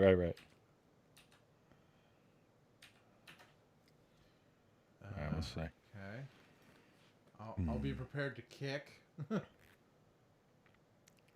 Calling now. We all wait in suspense. Yeah. Ring, ring, ring, ring, ring, ring, ring. Banana phone. Hello. Hey. Hey. We got Matt from New Hampshire. Hey, how's it going? Matt, you're on with Mike G and Philly Chris for the 1180 AM WFYL Fox News Radio election coverage. Thank you for joining us. It's a long name. How's it going today? What's up, Matty? All right. Well, yeah. Why don't you tell us what do you see over there in New Hampshire? How are things looking? Have you seen support for our president leading up to this election? Oh yeah. I mean, New Hampshire is kind of, it's always been kind of a middle ground state. But yeah, I see support on both sides. It's kind of 50-50 up here. Really? So you wouldn't be surprised if this went either way? Well, no, I think Trump's going to win it. You do? But I just think, New Hampshire? New Hampshire. Well, no, actually, no. I mean, I think Trump's going to win overall, but I think Biden will win New Hampshire. You do? I think New Hampshire. Yeah, New Hampshire will go Democrat. Yep. It went red last time, Matt, didn't it? During the last election, I think it went red. I don't know. I think it's been a while. I don't know that. I don't know if New Hampshire went red or not last time. So, Russ, why don't you scroll in on New Hampshire so we can see what counties have reported, what districts have reported so far, and take a look. Click on that so we can see. So, right around Manchester. Person-chester. Person-chester. You can't say Manchester anymore. Yeah, we decided a few minutes ago Manchester offends people. Very so sexist to say Manchester. So, gender-neutral Chester. Yeah, I'm going to lay down for a minute. Gender-neutral Chester. It looks like north of that is blue, northeast is blue, but directly east is red. Is that typical for those areas? That's where Matt is, too, right in the lower left quadrant there. I'm in the lower. Yeah, I'm in the southwest corner. Blue in front of that New looks like it's Hampshire. blue. That looks like it's blue. Yep, that makes sense. Cheshire County is where I am. Can you there's drop what you're doing, Matt, and get some more people to vote real quick? If you can run around your neighborhood screaming a little bit. Come on, you should have called them yesterday. Yeah, I know, right. They all voted already via mail-in ballots. Of course they did. There was no line today when I went to vote in person. I walked right up to the booth voted, and then walked right up and put it in the little machine. There's no line at all. No kidding. Wouldn't you know? Everybody up here has voted already, mail-in ballots. Wow. So it But we're was watching not it. very busy at all. No, it wasn't. It wasn't busy at all. And there really Have weren't you that seen many any sorts of people. rallies or anything like that leading up to the election? Have people gone out Not- and support the president, or is it just kind of quiet all around? Not in my area. No, I mean surprisingly, even though New Hampshire is mostly blue in voting, otherwise New Hampshire tends to be a little bit more conservative as far as the police and stuff like that, like state troopers and local police. So we have not seen any rioting at all where I live. We've seen some protesters in Central Square, and mostly it's just picketers with signs. But the police around here, and especially state troopers on the state level, they don't tolerate riots. around here. It's still illegal to riot around here, if you can believe that. Not even if you call them peaceful protests? No. As soon as it becomes violent, I mean, as soon as you start impeding traffic, they bonk you over the head and you're out of there. You're gone. Wouldn't you know it? They should probably talk to the Philadelphia police, maybe. Yeah, I mean, it's kind of a normal thing every weekend, to see protesters in downtown with picket signs protesting something. That's it's a normal event, but they keep it pretty tame. They really don't allow any violent riots around here at all. Matt, what's your prediction for the night? Overall prediction? I think Trump will win. You do? I think he will win. However, I'm wondering what is going to happen with the states that have passed legislation to allow votes to still come in until the 12th, is what I'm hearing, which I don't know how that's going to work. I mean, Trump basically came out tonight. Like when he, I don't know if you guys saw him talking to reporters with his he was thanking his campaign, people, everyone that supported him on his campaign. And, he said basically that tonight's the night. We're going to find out tonight who won, whether it's him or not. We're going to find out. Didn't he say something tonight. about bringing his lawyers out with him or something? Yeah, and I guess he's got like a whole pack of lawyers all ready to rock and roll should they come out tomorrow and say, oh, wait, there's no winner. We have to wait until the 12th to keep taking in ballots. And he's pretty much said, no, we're not doing that. He's still the president, so he can pretty much, he still has the ability to use the courts to say that it's unconstitutional, because I think that the day of the election is like the day, right? I think it's unconstitutional to change the rules during an election to say, no, we're going to give it. Just vote whenever you want. Maybe he could do an executive order, Mike. What do you think? It's unconstitutional. So, I mean, vote we're next year if you want. I think. I think we're on your the world, verge. we just live in it, right? Yeah, right. Yeah. So, I'm wondering what's going to happen there. I think he will win, but I also think that there's going to be a lot of confusion and a lot of on the left, the far left. I think there's going to be a resilience to accept a Trump win. Now, I was in Center City today, Matt, and I noticed they're boarding up a lot of the stores. Even the Walmart I stopped at. I'm sure that's a common thing up there, right? I gotta pop in here. Okay, go ahead. Yeah.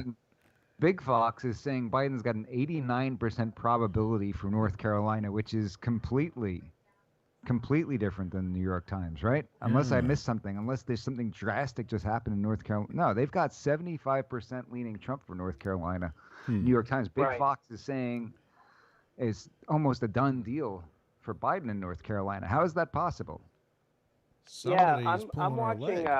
You spent some time down in there, didn't you, Matt, in North Carolina? Special. Steven Crowder's doing a special. What the heck is wrong with you? Yeah, everybody who's listening to the program, just click over to Steven Crowder, okay? Thanks, Matt. But he's showing both sides. If you want to listen to CNN, they're on a different station. Well, that's what I'm saying is that they're all showing each side winning. So, gotcha. CNN is showing Biden winning certain states, and then you click it over to Fox, and they're saying that Trump is winning those same states. I have Don Lemon's number. If you want. That's what I'm saying. Is I don't. Wouldn't you think the New York Times is a pretty fair source, though? Because I don't think they're pro-Trump, right? Is that fair to say? fair to say that the failing New York Times is not pro-Trump? They didn't exactly endorse Donald Trump. Yeah, pretty much most of the news, most of the mainstream media are anti-Trump. Yeah. Good deal. Yeah. Good deal. All right, Matt. Well, we appreciate you joining us as our boots on the ground over in New Hampshire. Sorry to hear that we didn't have a likelihood to win over there this evening, but glad that we've got you out there having our backs and supporting freedom and supporting our Constitution. Absolutely. You know it. Live free or die, brother. Awesome. Well, thanks for calling, guys. Yeah. You got it. Thank you again. All right. Good luck with everything. All right, peace. For those of us just tuning in, you're listening to 1180 a.m. with Mike G, Philly Chris, and Russ the producer, bringing you the 2020 election coverage only on Fox News Radio, WFYL. Man, this is really got me concerned, Big Fox. Big Fox saying that their predictors get leaning heavily towards Biden in North Carolina. How is that possible? How would they be so much different than the New York Times? Could they be know a something delay, that we don't maybe, know. or, you know, Maybe it's I delayed. guess this is the problem though with these things is they have these different models and different Gotcha. people making a decision. And you It's- have different models for numbers, though. Like there's a certain amount of votes for each candidate. Those numbers are those numbers. 78% Trump, North Who? Carolina on New York Times now. It's 78%, and they just showed a Biden predictor,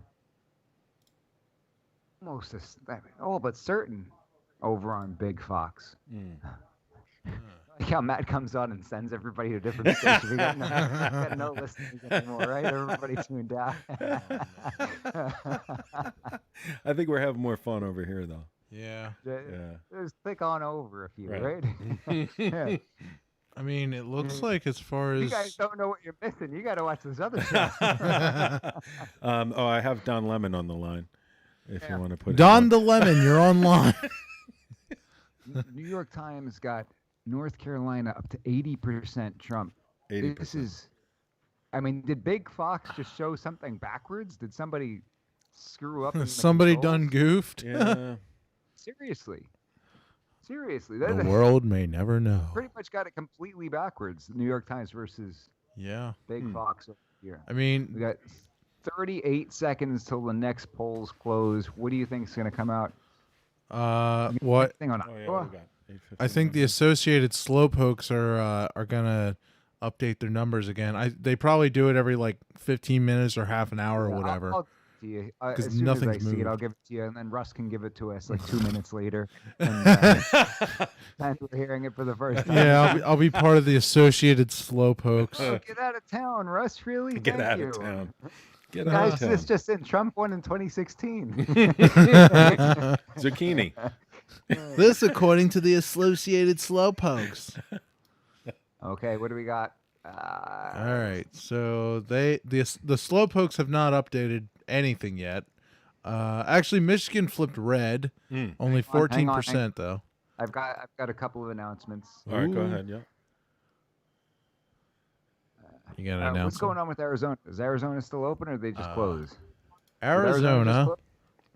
has nothing yet. Was that your announcement? Or I know, but I think they might have just closed. Okay. I think we've got some listeners over there. Should I ask the Google when it closes? when Arizona closes? Yeah. Hey Google, what time do the Arizona polls close?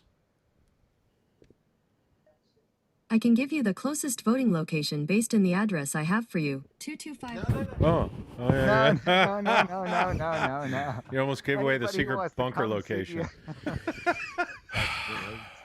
Well, That's what happens when you depend on guys, technology. Yeah, I done killed the Google. I unplugged Yeah. it. Oh, I'll just next time manually type it in. How about that? she's still listening though. Yeah. Wisconsin. Gonna have to Wisconsin. introduce her to gender You're saying neutral Texas is hammer. close right now. Why don't we pull up Texas real quick on the? Why don't I throw my Google at the wall? How's everybody feeling right now, Mike? How are you feeling? He's looking a bit ready to yellow. I'm honestly not feeling any better. I'm not. Yeah. Being completely honest, even It's- with these New York Times, I'm it's not a little feeling- unsettling. Yeah. Okay, New Mexico hasn't reported anything according to the Slowpokes, but they're calling it for Biden somehow. I don't think that was a surprise. Nope. Okay, Is New Mexico anything like regular Mexico? it looks like they just called Nebraska for Trump. Did you Instead see of that? Speedy Gonzalez, do they have regular Gonzalez? Yep. Look up there. Look up here. Look up here. Look up here. Three Amigos. Anybody? What is it? Three Amigos. Oh, I don't Just know. YouTube that. Three Amigos. Three Look up Amigos. here. Nah, that's So all what- right. So we got Trump for Wyoming, Trump for North Nebraska, Dakota. Now Nebraska does things funky, right? They just called New York for Biden. It looks like Mixed allocation. they just called. They got North Dakota for Trump, South Dakota for Trump, Nebraska, Colorado? Oklahoma, Arkansas, Louisiana. What about Colorado? Colorado has nothing yet. Heard they called it. Let's see. Oh, Biden's ahead. Up, Hickenlooper just beat out Gardner in Colorado for a Senate seat. Not good. Yo, I bet he Not won good. purely based on his name is fun to say. That is not good. Democrats need 4 to take control in the Senate. What is that? Is that Mickey Mouse? Listen. Hey, you! You're a tile!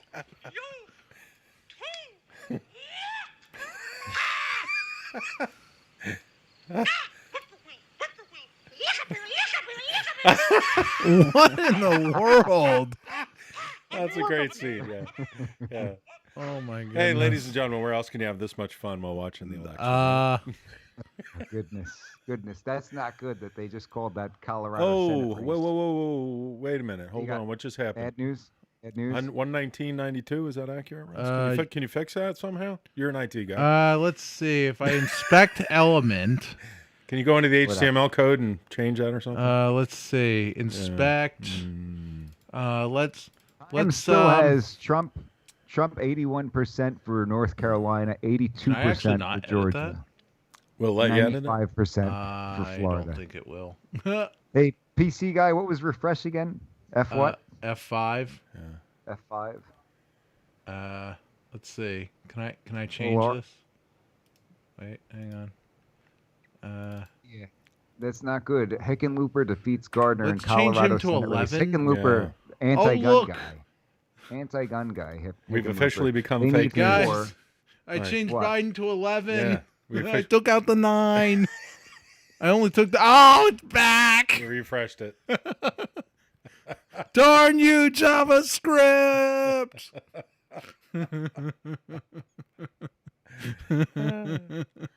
Why don't we take a look at Texas and see? Yeah. All right. So Okay. it's only Dallas, Austin, Houston, and some places really far south. Little Yeah. spot Corpus Christi. outside of El Paso. Yeah. It looks very red to me, but then again, the cities have lots of people. I can't see him losing Texas. I Can you? would be shocked. I'd be shocked. Yeah. Texas. All right, zoom back out. Let's take a look at Pennsylvania, see if we can All tell right. anything by Courtesy county of the map. We'll see if Associated there's anything- Slowpoke. Okay. Okay. All right. Wasn't this red earlier, that's though? Right. Yeah. So Delco was red. Mm-hmm. Delco is now blue. Blue. Right. And then Chester County's blue. Why? Yeah. Why? Lancaster's red. York's red. But why? We were red. We got different parts of More of the votes the coming in county, there, yeah. Votes pouring in, right? What's the overall votey reporting It's only thing? still 9%. 9%. 9%. The rest And of them are coming in by mail. Well, they have a couple more weeks. yeah, most of them are. No. Most of them probably are coming in by mail then. Yeah. Because like, if this is 9%, gotta- like he's what? gotta- he's gotta Shouldn't sweep well, everything shouldn't else. they have already had Gotta the mailed ones sweep counted? everything else. What's going on in Ohio? How's Ohio looking? Ohio's not looking. Wait, what? It looks almost completely red. Yeah. Is it red? What Hang on. percentage is in? It for is Ohio? not red for some Okay, reason. 57. How? Because of Columbus and Cleveland Wow. and Dayton, or the big cities, Cincinnati. Wow, it's all yeah, the but, cities, yeah. Can we It's always abolish the city. cities next? Can we abolish cities? They're harmful because of Corona. How's that? Let's just get rid of cities. It is very telling, though, when you see Yeah. that pattern, yeah. Yeah, see- because like, I mean, if we look at just about any place with cities, you know, let's see, Florida. Let's see, Huh? blue city, blue city, blue city, blue city, Right. blue city, blue city, Wow. blue city. I'm noticing a pattern here. Alabama. Okay, not everything is in on there. Not Okay, everything. let's see. Blue city, blue yeah, city, yeah. blue city. Blue city, blue city, blue That one city. hasn't reported. Blue city. Place around yeah. the blue city. When you say it so many times, it doesn't even sound like words anymore. Wow. Blue city, blue city, blue Greensboro, city, blue Charlotte, city. Raleigh, Fayetteville. Let's see. This tiny one is a blue city, Richmond. Roanoke is red, probably because it starts with R, though. You know. Norfolk, blue city. Let's see. Okay, Maryland has nothing reported, but it's blue for some reason. Thanks, Associated Slowpokes. Blue city, blue city, blue city. Atlantic City. New York, nobody. Okay, they're calling New York blue. This map on its own, unless you look into the details, it's very misleading. Because New York has nobody reported anything. So there's one county in Ohio that Trump flipped during the last election. One of the was it one of the blue cities? He's losing. He's losing by a good bit right now, but a lot of the votes aren't in. The number's low. I mean, we still have the western states. Oh, Colorado's blue. Big surprise there. I think some places have already called it for Colorado, to be honest with you. Yeah, Colorado called it before there was even an election. Well, dude, they're a looks like mile they called high. I the- can they tell you called that the much. Senate.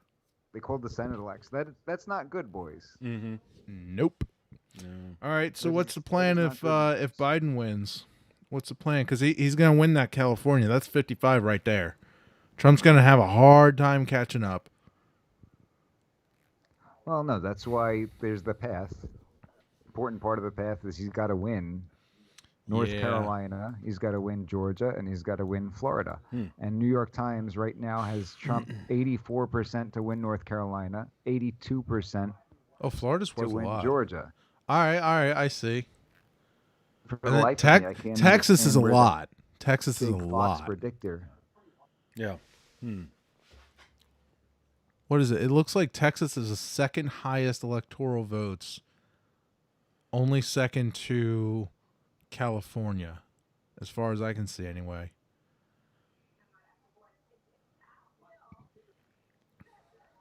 Should we make any more calls? Anybody else to call? Well, what do you think, Mike? I did tell Stan Casascio that I would call him. Want to try my dad again? Why don't we call Stan? Stan? Yeah. Stan the man? Yeah. Who's Stan? He does the show called Don't Back Down. Hang on. Chris. Yeah. The building before I started working from home, he owned that. Oh, okay. Cool.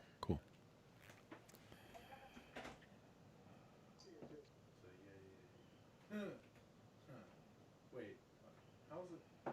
Okay, I won't say it on the air because of the network that we're on, but I will say that a television station that I appear on regularly has just called Florida for Donald Trump. Oh, yeah? Yep. Okay. Good news. Good news. Big Fox has got Biden winning North Carolina, though. I don't understand this. New York Times has to be way off. They say 85%. This Big Fox is pulling our leg. They don't want anybody tuning out. Yeah, somebody's pulling. Right? Somebody's pulling our I leg. didn't get the memo. They Mike G, read your email. Don't tell Oh, anybody. this needle here just We're moved. gonna go to bed. Probably Trump. What is this one? North Carolina. The needle just moved. Probably 85%, Trump. All right. Well, This- yeah, that's what I'm saying. That Yeah. Big Fox. Is Well, the Associated Slowpokes just caught up. Big Fox has North Carolina completely backwards right now. Yeah. Compared to- What percentage of the vote are they saying is in? Maybe they got hung up somewhere. Maybe they know something we don't. Which They probably use that formula I mentioned earlier. just make it up. Yeah. If in doubt. When in doubt, make something up. Yeah, they've got this. Big Fox has got 77% reporting, and Times has 70. The Associated Slowpokes have 78. I think your mic's off again, Russ. No, it was just on the desk. The Oh. Associated Yeah, Slowpokes right, have 78 and, reporting. like, it's like watching two completely different worlds right now. Yeah. It's like two different races.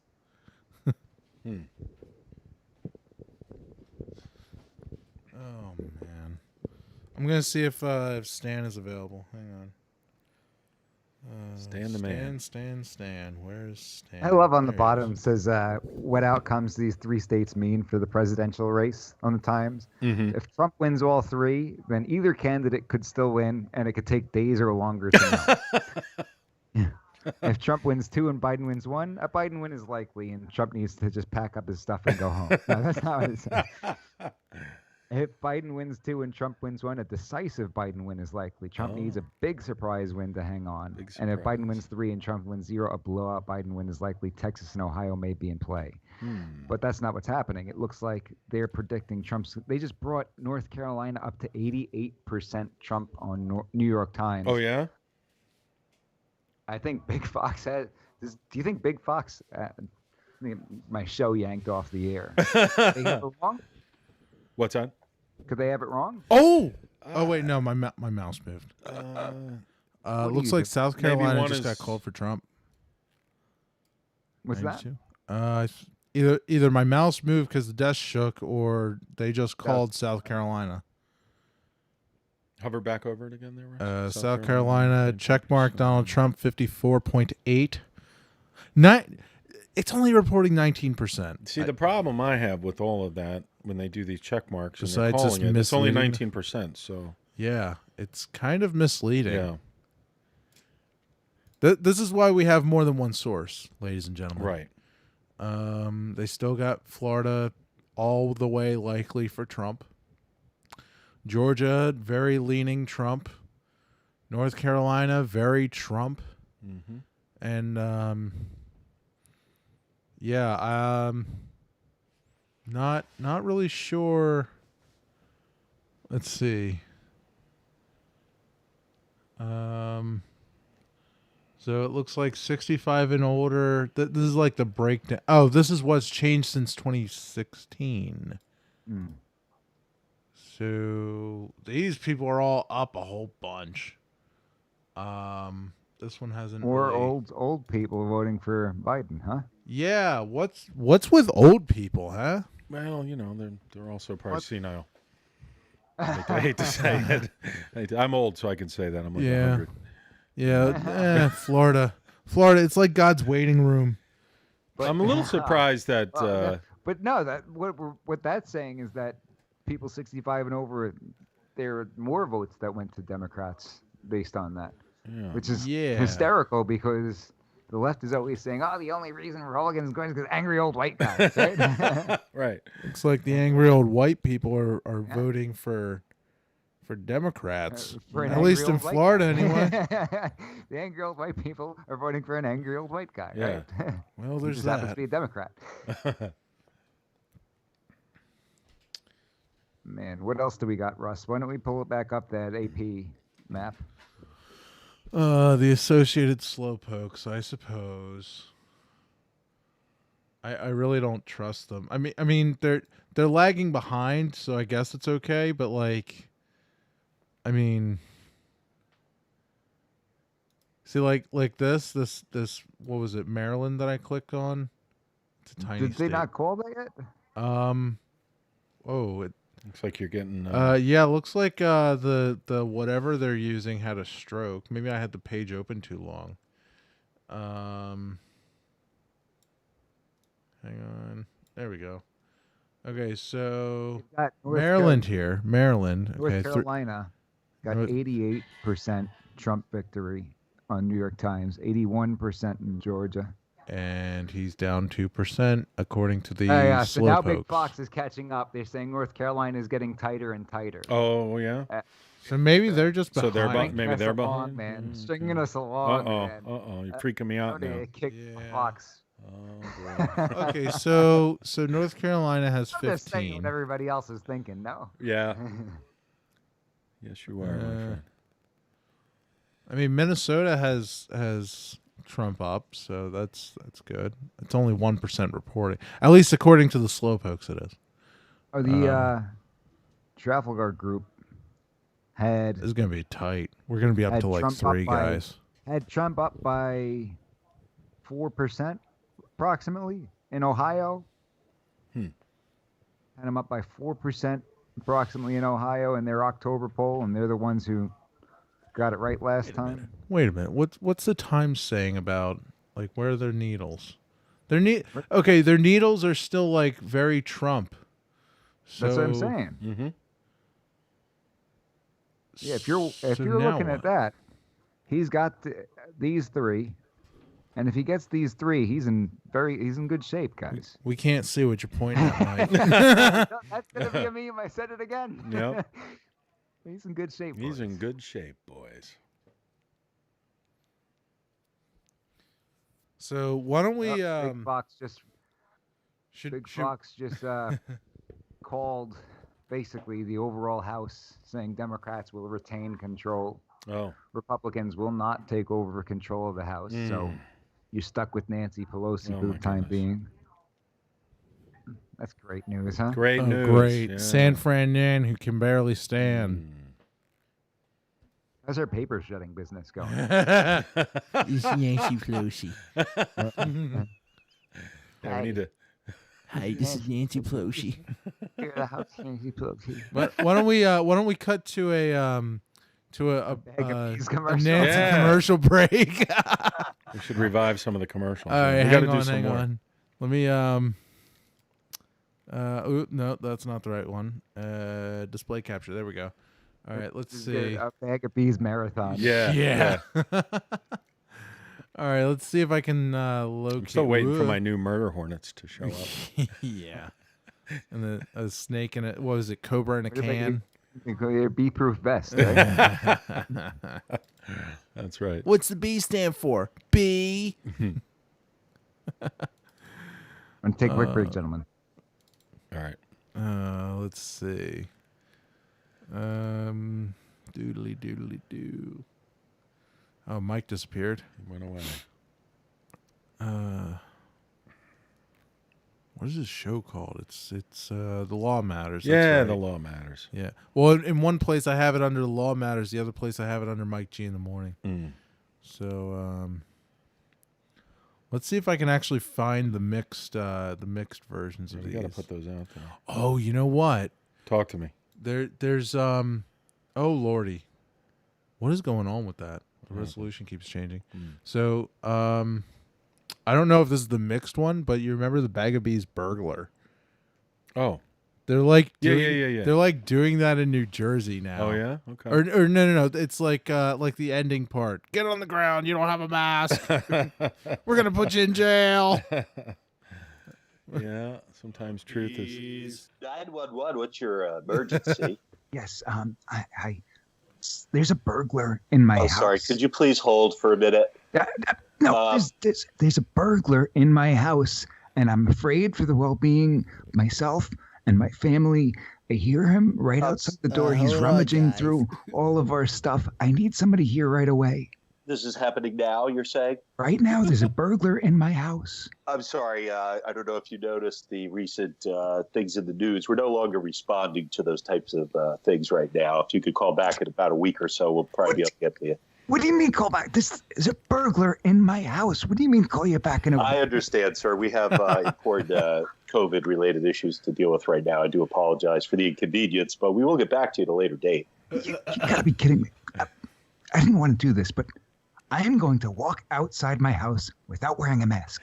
Oh, wait a second. I'm sorry. You don't have a mask? You don't have I'm masks going with to you? walk outside my house without a mask. And that'll All be right, hold on a second. $1,000 and 5 gonna years do in it. prison. Come in. What's the address over there? We're going to get somebody over there probably in the next 30 seconds. You don't have 123 to- Maple Street. 123 Okay, Maple hold Street. I'm walking outside without a mask. All right, we Oh, have a Mike just helicopter doxed on the us. way. We're at 123 Maple Street, not the I'm North breathing Pole. air outside. Take the boys and surround the house. Hey, come out.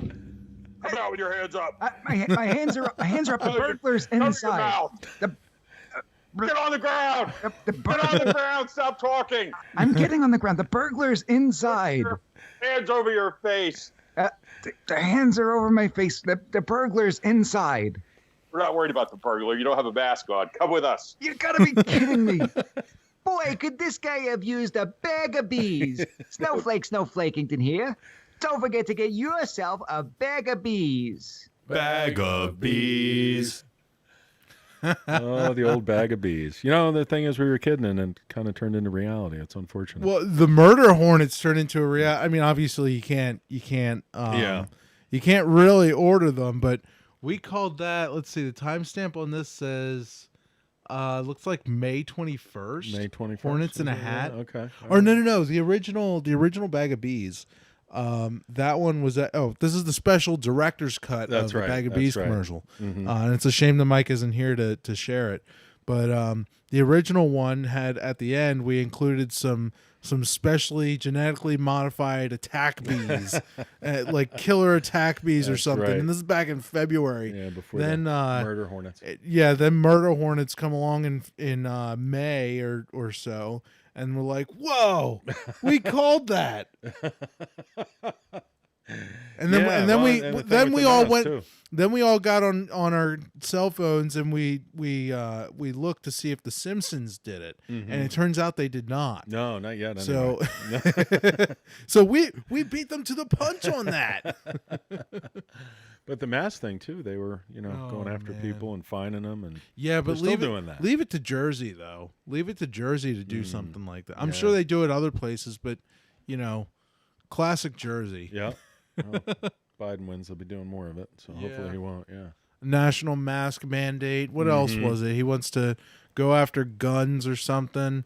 Increase taxes. Yeah, let's all vote to increase taxes. Yeah. I'm not surprised how many people have already voted for it. Oh Crazy. my goodness.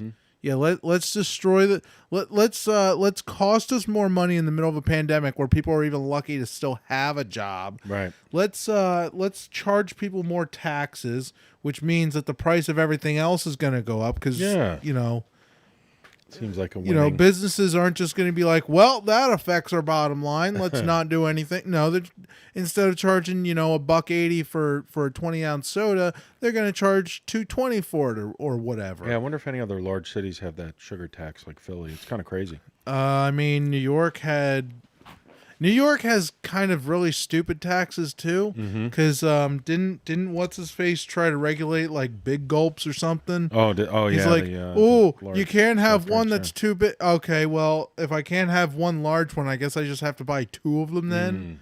Okay, Double yeah, the tax. you're really putting me on a diet there, bud. Good job, 10 out of 10. Idiot. All right. Maybe we can bring the map back up. Yeah, see if there's any developments. But when Mike comes back on, we should play another commercial. With the diet of sugar, do I get to take some stupid pills like you do too? Like, come on. See if there's any major developments here. What do we got? What do we got, Russ? Here's the ultimate rundown of Oh, everything the F F1 keys. through Oh, boy. Oh, man. We'll save that for our technical That's a episode different coming thing. up. Wait, what happened to this? What happened? I don't know. It's like smaller. Did the resolution change? I leave for 5 minutes and you guys are back on computer class again. Do you forget what we're trying to do here? Interesting. Looks like the North Carolina Senate race tightening up a little bit. Oh, yeah? Tillis coming a little bit closer to Cunningham. I can't believe that's even... Cunningham got popped for an affair, like a bad one, in the middle of the campaign. Is there a Didn't good drop affair? out. And people are like, eh. And they have the audacity to complain about Trump. Right. Yeah, it's... Whoa, why is this stuck in Yeah. 1600 by 900? That's weird. I hate it when Okay, that well. Yeah, me too. Yeah. Well, okay, I guess I'll Nobody else adjust has some any idea things. what Hang you're on. talking about, Russ. Well, the resolution changed, so now the things like pillar box and letter Oh, I'm seeing a lot box. more red here. Am I seeing more red? Is it? I don't know. The resolution changed. Looks like Pop back Wyoming, North Dakota. Let's see what's up with the hang on. Beatles. This is the house. Oh, okay. Yeah, Wyoming, North Dakota.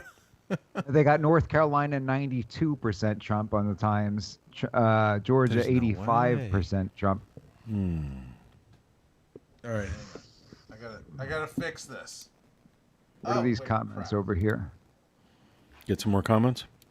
In national exit polls, Biden wins most voters who went third party or didn't vote in 2016. Had Clinton gotten those voters in key states, she might have won 4 years ago. Huh. That was not Exit the polls current were wrong in 2012 too. Believed they had Romney winning. Yeah, a lot of these They're polls are very just wrong. He got joke, smoked. Yeah. Got Put very smoked. little faith in them.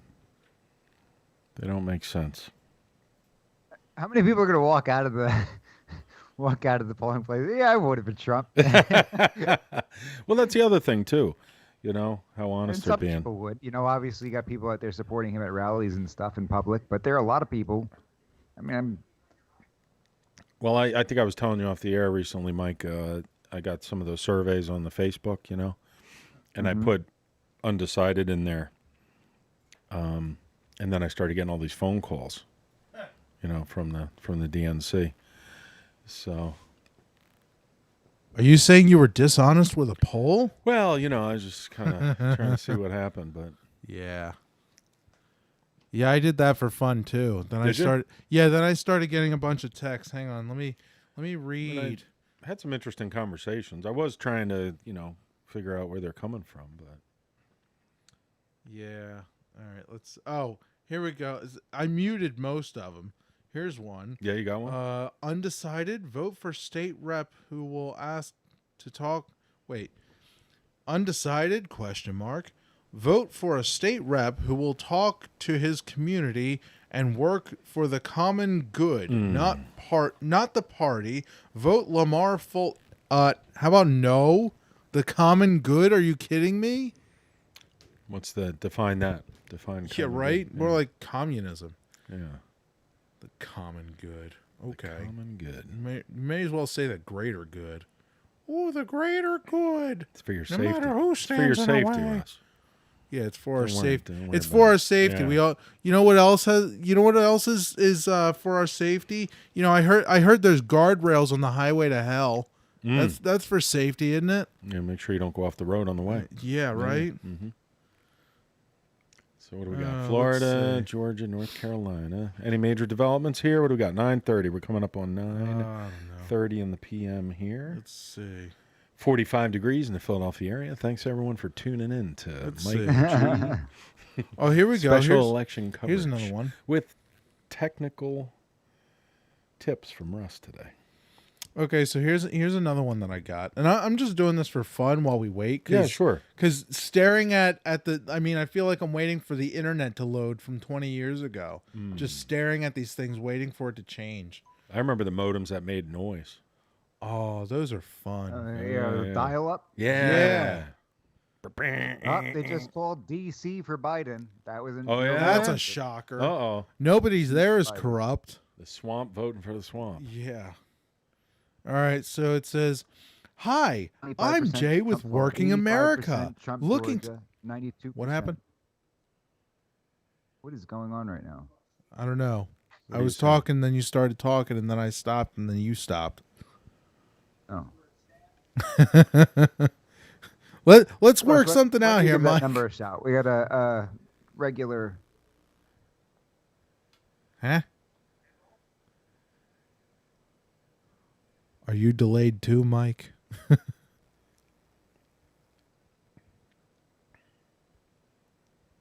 Mike? When do you call that number? I texted you.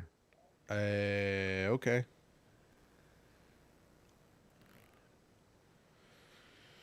All right. And what's this guy's name? And should I be ready to? Is he going to pick up, or is he just interested in having us hang up on him? We'll see what happens.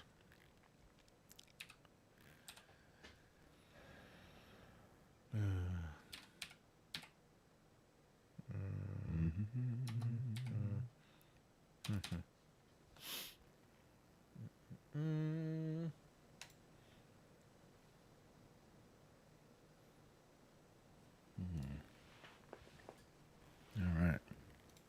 You got him? Russell's dialing the digits. Is this Tony from Tulsa? This is. Tony, you're on the 1180 AM election coverage with Mike G, Philly Chris, and Russ the producer. Only on Fox News Radio, WFYL. Thanks for joining us, Tony. How are things out in Oklahoma? Well, as you kind of expect, it's pretty heavily Trump country out here. You know, people are waiting in lines for a long, long time to vote today. We've had some friends that have waited 3 and 4 hours for the early voting. They were waiting 4 to 5 hours. We got lucky at our polling place today, and you know, my wife and I were able to go vote. We had our 2 little ones with us, and we only had to wait about 45 minutes, so that wasn't too bad today. Yeah, not too bad. I saw a video of somebody in Oklahoma City who did early voting, and they said they waited like 5.5 hours or something like that. Wow. So good for them. Good for them. What do you think of your neighbors over in Texas? You know, it's showing, looking at the graphs and stuff that they're showing online. The hard part is, you know, in the graphics you guys have been showing all night as well, you know, the arrows are leaning towards Trump, and it's all part of that weird campaign strategy that the Democrats essentially called, and anyone with half a brain knows that they were going to do. They're going to still claim that they're blue states because we know that these votes that'll come in by mail over the next few days are going to, you know, they're all going to be a majority of Biden votes. So anything, I mean, you can see on the graphics that you're putting there, even the states that are leaning Republican right now, the votes are still coming in, and they're still on the overall map. They're still showing them as likely blue. That's a little fishy. I know they're trying to guess what's coming in, but you know, especially the states that are giving it several more days for votes to come in. You know, if you look at those, they're all leaning blue, or they're predicting blue, which essentially, unless he wins by just a landslide in those states, they're going to do everything they can behind the scenes to turn those states blue. Mm-hmm. Here's a tweet that somebody put out. If Ohio ends up going for Biden, if it's a surprise and arguably a bigger deal than Florida, not only is Ohio a big prize, it would suggest Biden's strength in Pennsylvania. Do you think that's helpful? That's hopeful? Your left, is that a hopeful thing, or what do you think? I don't know. I think honestly, they've been setting the stage for months now, saying that these polls are neck and neck.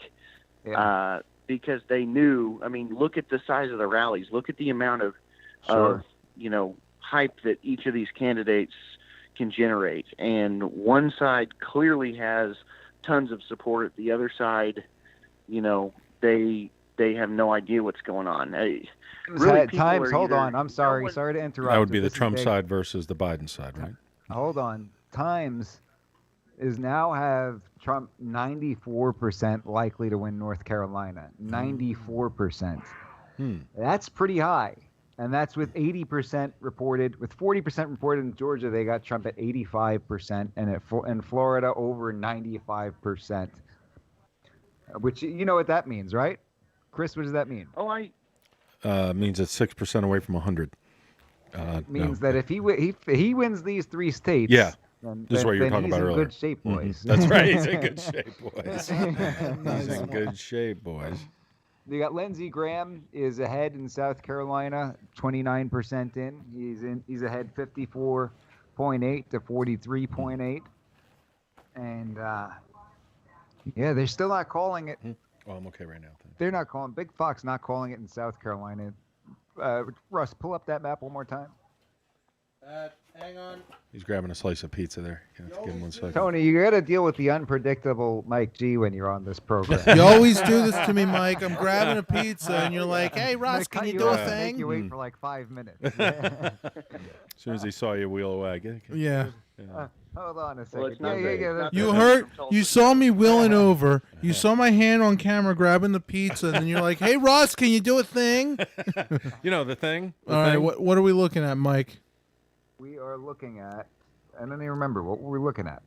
Oh, I don't know how to save you from this Joe Biden moment. You were late. Oh, South Carolina. They called South Carolina, right? They got a check. Big Fox isn't calling South Carolina. Well, what do they know? They also have them not in North Carolina, and like New York Times. Are we considering New York Times credible? We're totally getting kicked off the air from here.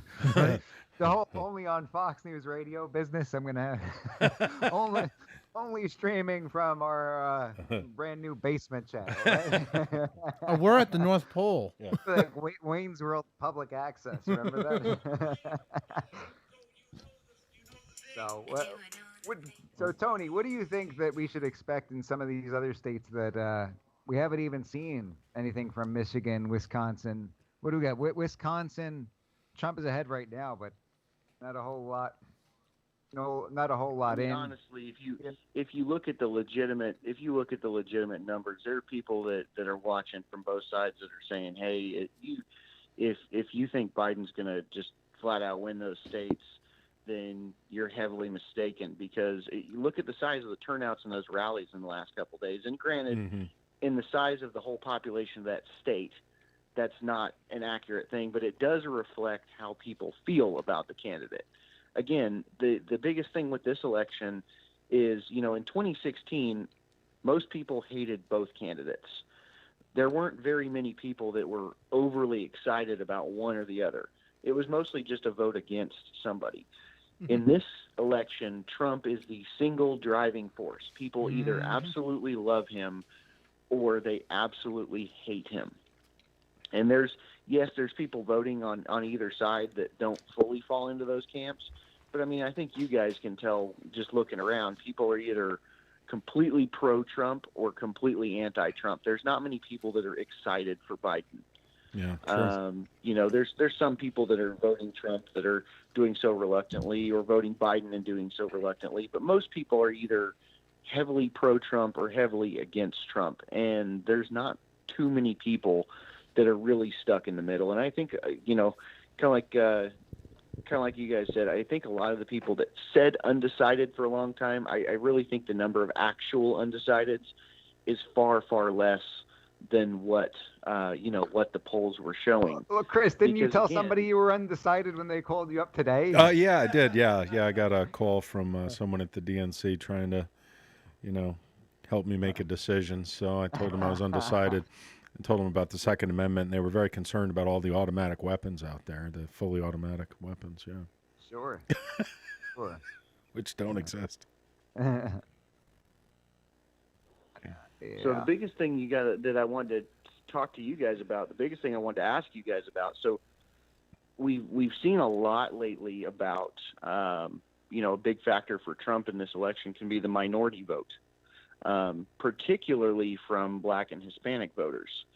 So the big question is, do you think this large percentage, comparatively, of voters who are flipping parties, do you think that this is something that will continue to carry over, or do you think they're just hyped for Trump, and as soon as Trump's no longer a candidate, that they'll fall back into voting lifelong Democrat, or do you think that this might be opening the door for, legitimate lifelong switches, or not that's lifelong, a good question. but at least? Yeah, the long-term switch. That's a good question. I think it depends what the Republican Party does with this, because the Republican Party has had its struggles in the past.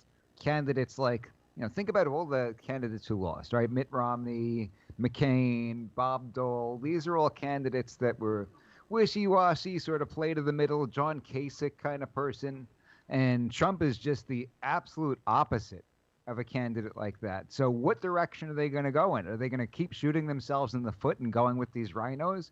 Or are they going to go with somebody like Trump, who's just going to push forward and is not afraid to be harassed and attacked by the mainstream media and demonized by the left and demonized by some people on the right? I mean, what direction is the Republican Party going to go in? And that's really what it comes down to. Are they going to take a lesson from Trump, or are they going to continue to do the same thing and expect a different result? Because I think we know. Well, just look at the definition of that, right? Sorry. Right. Yeah, just look at the number of minority candidates who are running for seats in these heavily Democratic areas. There's a guy named Joe Collins who's opposing Maxine Waters in Los Angeles. There's Kim Klacik, who went national with her ads in Baltimore. And you see this wave of very prominent. Another candidate up in Michigan, right? Conservative. Yeah, and you see them. They're coming up all over the country in waves now, almost as if they've been empowered to say it's okay to run as a conservative, and you're not going to be just, one out of every 100,000 people is going to vote one, Republican versus Democrat. It's now going to be, hey, you may still be in the minority, but it's a very close, much closer margin now. And so I'm wondering and I'm hoping that that's a legitimate change, that they begin to see that if you want change, you can't keep voting for a party that promises change and really is just giving you just enough to shut you up and get your vote, but is going to leave you in the exact same spot you're in. It's interesting. It does seem like there's a shift, but right before I think we got you on the line, we were looking at the map again, across the country, and we were kind of focusing in on the cities, the metropolitan areas like here in Philly and the big cities around the country, and it seems like most of them are still going blue. It's kind of surprising to see with all the looting and the rioting and all the craziness that's been going on in those cities, but maybe it's something that'll happen over time a little bit more. We'll see that shift. But you know what I'm talking about, Mike, when we were just looking a few minutes ago there? Yeah. Yeah. All the areas of cities happen to be blue. Yeah. And then the red parts are generally outside of the city. Yeah, but you would think based on what we were just talking about. Tony, you spent some time in Alabama, didn't you? Yeah, I did. I went to med school down there. Do they have Democrat areas in Alabama? I know it's been called for Trump. Oh, very, very much so. Yeah, especially in the cities. In Mobile, Birmingham, Montgomery, very, very heavily Democratic. But it's actually overall in the whole state, it's a pretty mixed population. I think it's, when it comes to, and overall you have several different ethnicities that live there, obviously, but really you have about 45% on each side, white and black, and then you have about 5 to 10% that make up the other minorities throughout the state. But it's a very, very mixed state. So, but it's interesting because you still see in those metropolitan areas a heavily blue vote, and you still see in the rural areas, regardless of race, a heavily red vote. It's just so. Is it more of a cultural thing than a black and white thing? I think honestly, down there, it really is more of a cultural thing, and especially when you look at here's how the media portrays it, and then you go down there, and there's definitely a lot of areas where, I also spent a lot of time in North Carolina. There's definitely a lot of areas in the Deep South where there is still legitimate racial tension on both sides of the aisle. But there's also, it's more of a cultural thing. There's certain areas where that's the case. And then you go 10 miles over in a different direction and everybody treats you like family, and there's no difference, and it doesn't matter. So it really just depends on the area. I mean, it's really variable down there. So they like to make it out on the news as if there's just this awful, cultural clash and racial clash going on, but really it just depends on the area you're in. Here in Oklahoma, even in the areas of, in rural Oklahoma, there's not a very large black population. There's a larger Hispanic population and Native Americans, but there's not really a lot of racial tension going on in rural Oklahoma. And even in the urban areas, there's not a whole large amount of racial tension going on. Again, it's kind of just where you're at in the country, and it's not really a thing that goes on as much as the media likes to portray it. I am a little shocked, like you said, with all the rioting and all the looting and all the destruction. I know there's some people who've openly said, hey, because of this, I'm switching my vote. Yeah. But it's still shocking to see the number of people that are claiming that they're living in fear, or that, for instance, have gone out and they're first-time gun buyers because of all this, and yet they're still voting for gun suppression. The same people that were complaining that there's a waiting period and they need to protect their home tonight. Right. But now they're going to have to wait 7 to 14 days in order to get a permit back from the state. And oh, by the way, the state offices are closed because of COVID. Yeah, all good points. So, it's amazing to see that people will complain about something and continue to vote for the same thing that is causing it. What I hope for the most, obviously I'm hoping Trump pulls it out tonight. If he does, I'm also hoping, if it's secure enough of a vote that they're not still worried that Biden may come back with all these mail-in votes, I'm hoping that one of the first things he does is enact pretty significant federal law and order. I'm normally for the federal government staying out of things, but the safety of your citizens when local governments are not willing to step in and do their jobs. Right. I think part of the reason he's been as hesitant as he has in some of these cities like Portland and LA and all those for so long has been he didn't want to kill his chances of reelection. Sure. Hopefully, if he wins that second term, that the first thing he's going to do is come in and clean house and Time's up. designate you guys as terrorists. Yeah. Now, Tony, essentially say, two "We're quick not dealing with predictions this from you. anymore." 2 quick predictions from you. Number 1, will Trump win Texas? Yes or no? Yes, And but number not 2, as much as he would have in the past. and number 2, will Trump win? Period. I think he will. You think he will? I think it's going to be. I would love for it to be a landslide. I think, honestly, I think there's going to be a lot of cheating going on the other side because I don't see how a candidate who's been hiding in his basement and his his VP candidate who is hated even by her own party, I don't see how they can actually generate enough support across the country to make it a legitimate race without there being a lot of dead people voting Democrat. Yeah, well, I guess we shall find out. Tony, thank you so much for taking the time and joining us this evening. We hope for a positive outcome by the end of the night. Yep. Thanks for having me, Mike. Take care. For those of us just tuning in, my name is Mike G. I'm here with Philly Chris and Russ, the producer. This is 1180 AM, and you're listening to our election coverage only on Fox News Radio, WFYL.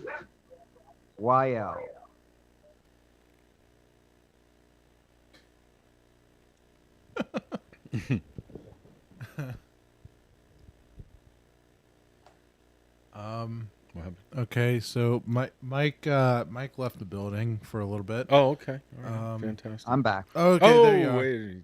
Oh, Where'd you go? That was quick. Are you back from the Internet, future? It's the deep state. It's the You deep got state. that time machine all figured out, don't you? The deep state doesn't want me doing this broadcast. They're trying to get so to you here's what too. I've got up the AP Pennsylvania Uh-huh. to look at all the counties that are different. I want to go through the counties that they've got. Yeah, it looks like Yeah, mine. that So pattern's you see reoccurring Erie again. in the top left. Erie is blue. I'm going to take Warren a bathroom County break is real blue. quick. I'll be back. All right. All right, I'm going to go through all the counties. So Erie is blue. Warren County is blue. They've got Mercer, Venango, and Forest all red. They've got McCain red. Elk is red. Clearfield is red. Jefferson is red. Clarion red. Armstrong's red. Butler's red. Lawrence is blank still. Pittsburgh is blue. Beaver is red. Washington is red. Greene is red. Greene is red. Greene County. Good job, Mike. Westmoreland is red. Indiana is red. Cambria is red. Somerset is red. Bedford is red. Fulton is red. Huntington's red, right? We got Mifflin not called yet. Blair is red. Center County is blue. Clinton County is red. Lycoming County is red. Potter County is red. Tioga County is red. Sullivan County is red. Bradford County is red. Is that Columbia? Columbia County is red. Looks like Luzerne County is blue. That's what's concerning me. Right? That's Luzerne County is blue up there in the northeast. Up in the corner, that's Pike County. I don't see how that could possibly be blue. I didn't know there were any Democrats in Pike County. That's where Tommy Gun Warehouse is, where they make Oh wow. Thompson. They make Pike. They make Kahr firearms, KAHR. They make what are the other BFR? They make Desert Eagle up in Pike County. It's heavy population of gun owners, Second Amendment supporters. Looks like Monroe County is red.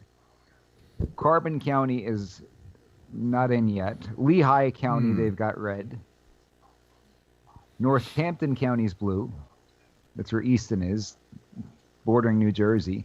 Bucks County not called yet. Montgomery County blue. It looks like Delaware County has gone back to blue. Philadelphia blue, obviously. Oh, yeah, this Chester one flipped, County didn't it? red, Berks County red, Schuylkill County red, Lancaster County red, York County red, Adams County, Franklin County, Cumberland County, Dauphin County. Oh, Dauphin. I think Dauphin's the one blue. Dauphin's where Harrisburg is. Hmm. That one's smack in the middle. Smack in the middle. We've got Fulton, Bedford. I think we've gone through all of them. Yeah. There's only a handful of blue. Yeah, so and- far. but But they've why- got a lot of the population, right? Think about Harrisburg, Philadelphia, Yeah. Delaware County, Pittsburgh. Pike County doesn't have a. See, very large this is why we should do away with cities, because they're just too concentrated when it comes to election season. Because, like, what you could do as a candidate, theoretically, this would work, okay? You go to all the major cities throughout the U.S., and if those cities vote for you, you win. And then, like, the rest of the people who, like, own land, you know, that crazy thing, they mow lawns or whatever, okay, because they have to get their lawn mowed because they own land. Some folks may not know what land is because they live in, you know, non-land having places. But, you know, theoretically, all you'd have to do is go and run in, like, the cities, and the rest of the people would be ignored. It's a very interesting theory, Russ. Yes. Somebody sent me a message with respect to North Carolina. Ooh, Ohio's red. Why is Ohio red? How much? 74% in Ohio is red. Yeah. Looks like the Associated not- Slowpokes caught up, and they realized that bad. 50 is more than 48. Okay, I don't so know I how got, long they're going to realize that. Somebody messaged me. He says, if you scroll over North Carolina, and this is on your map, this is why it's so strongly Trump, even though the AP shows it as blue right now. It says, early votes in some mail ballots, which are likely to be relatively stronger for Democrats, are expected first. So it's Election a prediction. day results, likely to be relatively stronger for Republicans, will be reported over the course of the night. So that's why it looks like a huge comeback in these places. Looks like Trump at this point, 67% in Texas. He's up a couple of points. Yeah. Oh, this the Associated Slowpokes have him at 50.4. For what? For Texas. For Texas? Yeah, 50.4%. Let's refresh this New York Times business, see about these three states, because they are important. Yeah. This somehow 95% North Carolina, 84% Georgia, over 95% Florida. So, yeah. I mean, are these also? I would imagine these are also predictions, but are they more accurate? I have no idea. They see in the case of Florida, obviously they knew something ahead of time that the other outlets just didn't. they just called the Senate race in South Carolina for Lindsey Graham. What party's he with? Depends on what day it is. I know when we had. Well, I know when we had Phil Valentine on. His nickname for him was Lindsey Grahamnesty. Because apparently he was for amnesty. I don't know if he changed his position on that. As far as the Senate race goes, a few minutes, it was pretty. What's that? Pretty good. There was Lindsey 2.0. They were calling him for a while, where because he was anti-Trump in the beginning. They went against each other in the primaries, and Trump destroyed him, handed his butt to him. Yeah. So he's kind of bitter over that. And then he supported Trump during the impeachment process. And then he also came up big during the Kavanaugh hearings. Okay. Pennsylvania, it's the AP 20% reporting. Trump at 631,000.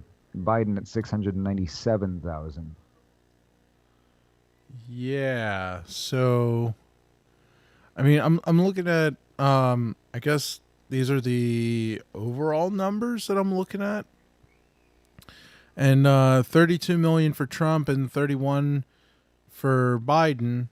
Next 31 polls are million, that is. closing at 10 p.m. Eastern. That's less than 3 minutes away. For those of us just tuning in, you're listening to 1180 a.m. I'm Mike G, here with Philly Chris and Russ, the producer. Yeah. And we're bringing you the election coverage only on Fox News Radio, WFYL. Let's see, does this New York Times feature? I feel like such an old man. The New York Times, that's a newspaper, isn't it? I'm trying to figure out the internet's over here. But I'm what's this curious thing as called? The to Google? whether they've got any of these tickers that we've been looking at. Why do they look like speedometers? That speedometer, yeah. Do they have the speedometer for any other states? I don't know. I would sure like to see a speedometer for Ohio and Pennsylvania, no? I'd like to see one for the Associated Slowpokes. I'd have to go into the negative, though. Oh, what's this? This one looks like Florida, maybe? No, this is like a coastal thing. Oh, that's neat. They have, like, bubbles.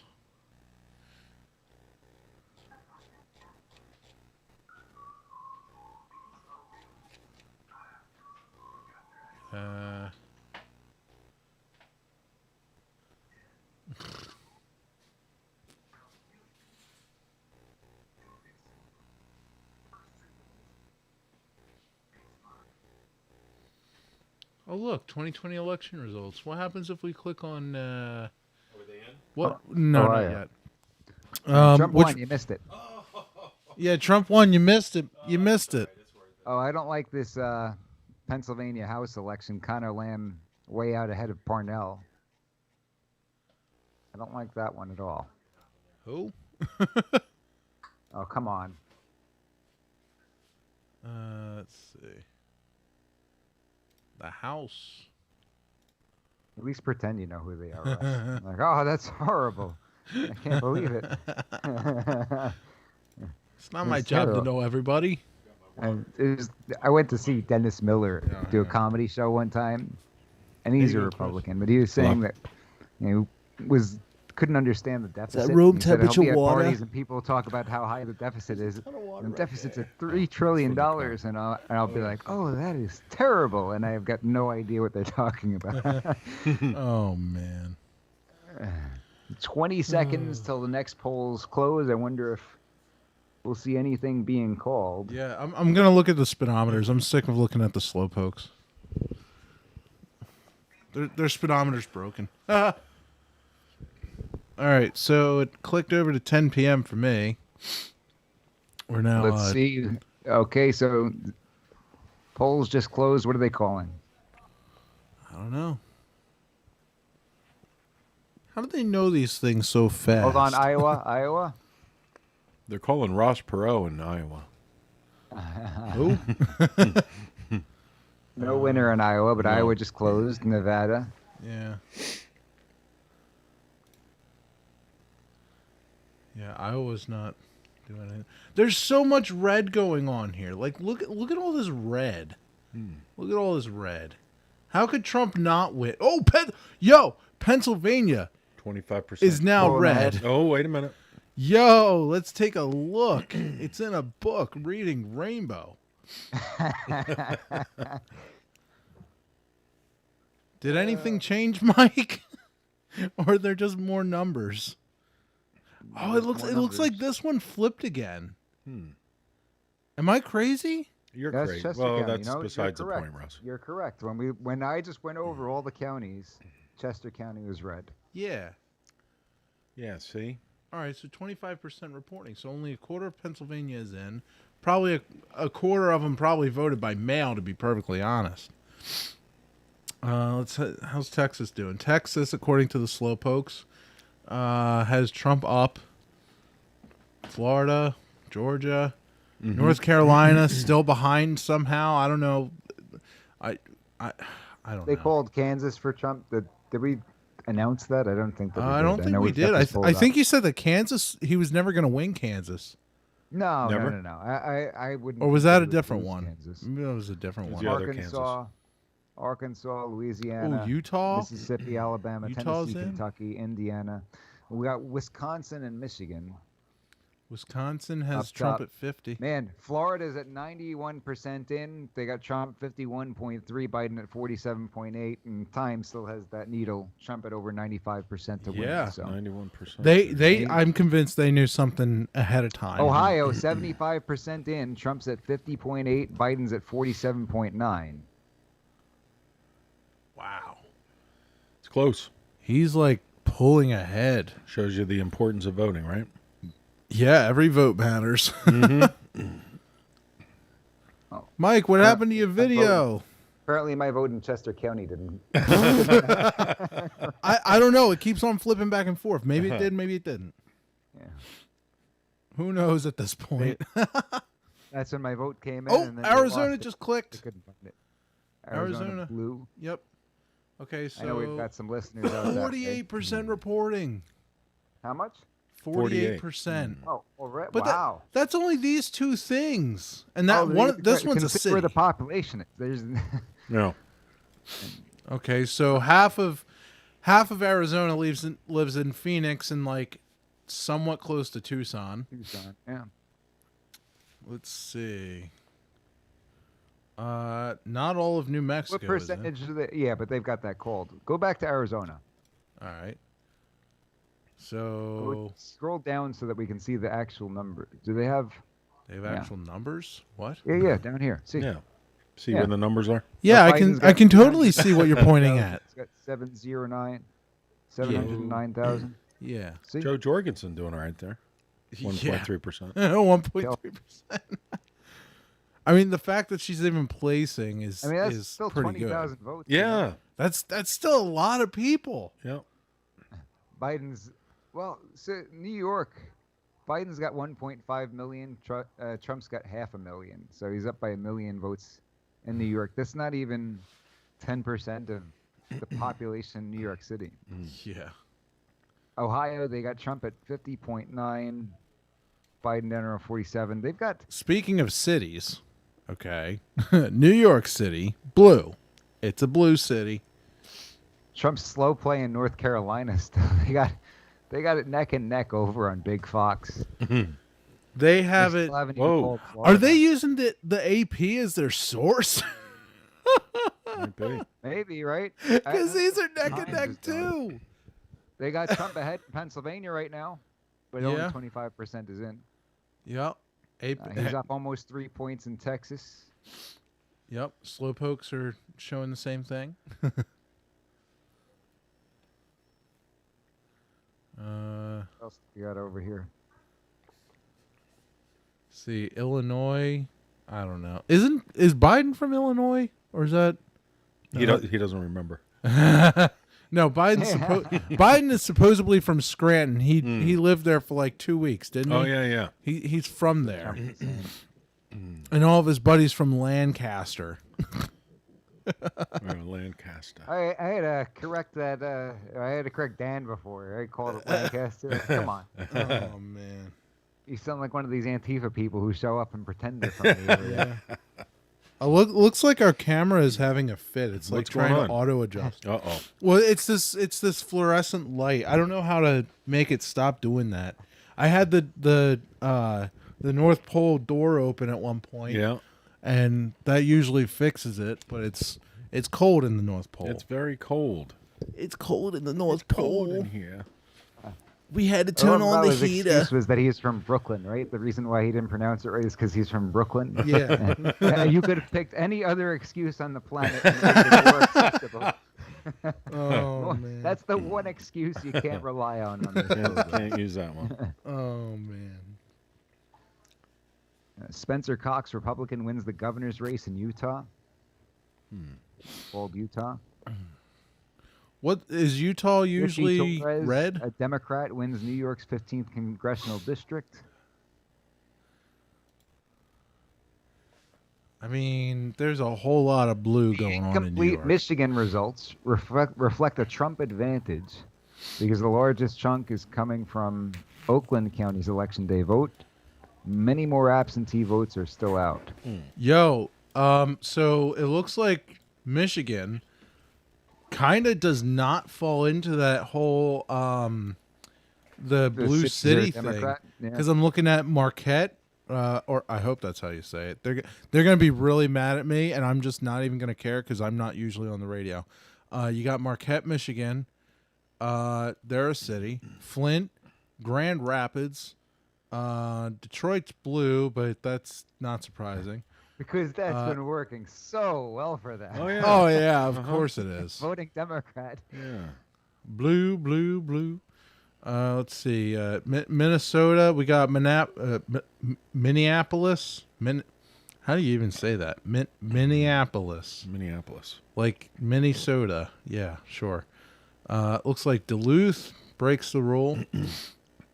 And whatever this is, I don't even know. All of China just went blue.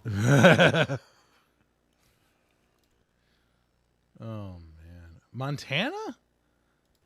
You would think a state like Montana. No, it's cities. Yeah, it's cities. What else is new? What Yeah, else is new? A little bit Let's of a see. trend there. I'm gonna see Missoula, Helena, Bozeman, Billings. That sounds like a fun place to live. Billings. Is that like? Is there another city? Is there another city called Accounts Receivable? Yeah.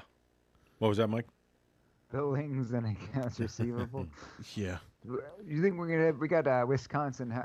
How many are in Wisconsin right now? Wisconsin. So. But how many have been received over there? Around 30%. They're 37%. Okay, and then Michigan. Michigan, You I were think just is. there. Michigan is 32%. But like the thing is, a lot of the cities are red, except for Detroit. They're the weirdos. They fixed the water up there in Flint. If they're voting Republican, or I guess for Trump more, then I don't know, maybe. They actually had a Republican governor during that whole fiasco, and changed the Democrat governor, and she's the one who said the Poison lockdown their water will end supply? unless they vote again, unless Trump loses. There's some kind of quote like that. So Yeah. now this whole coronavirus failure is Trump's fault. Of So course. if you want to stop the lockdowns, then we need to vote him out. Otherwise, the lockdowns will continue. Right. North Carolina, they got Trump pulling ahead 90% in on Big Fox. Oh, I mean, here we the go. It discrepancy- just flipped blue on the slope. 90%. It flipped red on the slow pokes. Hey now. But the discrepancy is wild. You know, looking at the New York Times, like we said. Yeah. Yeah, the failing New York Times seems to be. Oh, and it looks like Tillis Not pulled failing. ahead. Tillis pulled ahead in the Senate rate. That Who? would be big. We really, really need to hold on to that Senate Mhm, seat. mhm. Really, really need to hold on to that Senate seat. I don't know. This is getting kind of intense because AOC wins re-election in New York. Of course she does. Yeah. New York. Did she? Can we kick New York out of the United States? Can we just disown them? They'd probably, most people from the city would probably say, "Good, we don't want to be a part of the United States anyhow." Yeah. Okay. Don't you Go think? to Canada. Go to Actually, I don't know if I want to wish that New on York and Canada. California That's is kind of so mean. dramatically different than the rest of the country. But John Cornyn, Republican, wins re-election, United States Senate in Texas. That's good. Okay, here's my plan if I were to run for president. So here's what we do: we take Russ New for York, Mhm. and we push it over to the West Coast, so it can be with like Just move it over to California. Yeah. Okay, then we take the rest of the blue states, okay, and we push them to the other side of the country, and then we split the country in two. Probably, I don't know, probably down the middle. Actually, no. How about this? Ready? The red states get the land on the west side of the United States, west of the Mississippi, because we actually know what to do with the land. And then you blue folks, you can have all your cities that suck. Is this your platform for What about California? 2024? Yeah. Did the Republicans get California in that plan? I don't know. Whether So in as California far not as half bad, so just saying. California, Just throwing that out Okay, they're like their own continent because of that San Andreas fault and everything. So if we Carlos Jimenez, Republican, wins Florida's 26th congressional district. Tommy Tuberville, Republican, wins U.S. Senate seat in Alabama. Tommy, got to stay alive. So we take one of those one of those corkscrew jacks, all right, put it on the San Andreas fault, and slowly but surely push California off the coast of the United States and just make them float away. Make them a big island out there. Away with the floaters would be my campaign slogan. Away with the floaters. Down with floaters. You're an absolute maniac. I'm stomping on the third rail. I think you have the third rail wrapped around your neck like a snake. Just need a bowl of mustard now. I'm jumping rope with the third rail. Jumping rope with the third rail while eating mustard. There we go. Okay, so they got Montana blue. Not possible, right? I don't know. What does Montana usually do? Only 17% in, so no worries. It'll flip back around. I'm just saying. I'm just saying. Just talking here. You would think the West would be completely They got red. the Pennsylvania map up. They got the Pennsylvania map up in on Big Fox. 28% in. Yeah. So got Yo, Erie went red. Look Uh-oh. at that. Oh, yeah. Look at that. Okay. Okay. All right. Way to break the mold, Erie. Let's hear it for you. Chester County still blue, right? So it's Yeah. Chester, Montgomery, Delaware, Philadelphia. I think I'm gonna move to Pike. one of these red areas. Hey, Live with some Luzerne people County with looks sense. like it turned blue. That's actually huge, right? Who? Luzerne County is the one I was concerned about. That's where Wilkes-Barre is. Okay. Is that near? I was is that near very Scranton? concerned about that. I was very concerned about that. Trump actually lost Lackawanna County and Scranton last time. He's beating Biden pretty badly right now in Lackawanna County. Biden's hometown, right? It speaks volumes. I don't remember. beating the feathers out of him. I think that's going to be the new words. We got to come up with all kinds of substitute words for the radio. Right. Talking out of our armpits and beating the feathers out of people. Beating the stuffing out of him. Beating the stuffing out of him, eh? It's like 1920s thing. Give him the old razzmatazz, eh? How'd you like a knuckle sandwich, huh? It's like Biden when he starts talking about malarkey. Oh, man. You kids don't know me. I'm nifty. I'm groovy. I'm the cat's pajamas. Hey, you know what? I wish that kind of speak would come back. There's Bring it something. back. Bring it back. There's pull that something about episode. it. There's something about it that's just Ohio, It's 80%. all in, just Trump- swell. Hold on. Kentucky. 80% in Ohio. Trump's at 52%. Oh. Biden down around 48, 49. So he's ahead in Ohio. Oh. What about Michigan? Michigan, we got Trump 55. They've only got 34% Yo. in. They got Trump at 55, Biden at Looking 42. good. Looking good. What's what? They're not updating the tally here. I don't. think. Wisconsin, Trump is ahead in Wisconsin, 38%. Wow. 38%. What? Oh, did they call those? No, Florida, Georgia, lot of North votes Carolina. there. They still didn't Apparently call those Milwaukee- things yet. Milwaukee's not in, but they also, somebody said that Milwaukee had a light turnout. They're saying to hold your horses on Wisconsin because Milwaukee has a lot of votes that are still going to pour in Democrat votes. But Yeah, somebody they was got. also saying that Milwaukee had a light turnout today. Yeah, they're still building those tractor trailers in Detroit, Michigan, Oh, and somebody they gotta just said send them Biden over. leads. Hold on, big news for Arizona. Biden leads Maricopa County by 10 points so far, Maricopa. with Where's that? 3/4 of its vote estimated to be counted. If that margin holds up, it will be difficult for Trump to win Arizona. Isn't that where that That's sheriff not good. Arpaio, whatever his name was? That sheriff out there. He had the tents. Yeah. Yeah, Was yeah. that Maricopa? I think County? so. Yeah. Whoa, that's a big blue thing right there. Oh man, what about this? So Well, we got that's- one really well, you strong see how blue. big it is, but look at the population. That's 38,000 votes for Biden. That's nothing. Nothing. Yeah, 131.98. Phoenix. yeah. I don't. But they He'll pull ahead. I think he's going to pull ahead here in a little bit. Well, with Texas, I don't know where the thing went. Here we go. Texas is worth 38. Well, Texas is so huge, yeah. with just Texas, I think he can pull ahead of Biden. With if they call Texas right now for Trump, he's going to be ahead of Biden. Let's call it. All right. Hold on. Polls are not closed in Nevada yet. A judge ordered a 1-hour extension in Clark County, which includes Las Vegas. Hold on. Who left this up to a judge? Who put the judge in charge? No results yet. So there you go. Yeah, why not? Yeah. Sure. Sure, why not? You can have an extra hour. What do I care? I'm going to bed. They have their own time zone there, I think, anyway.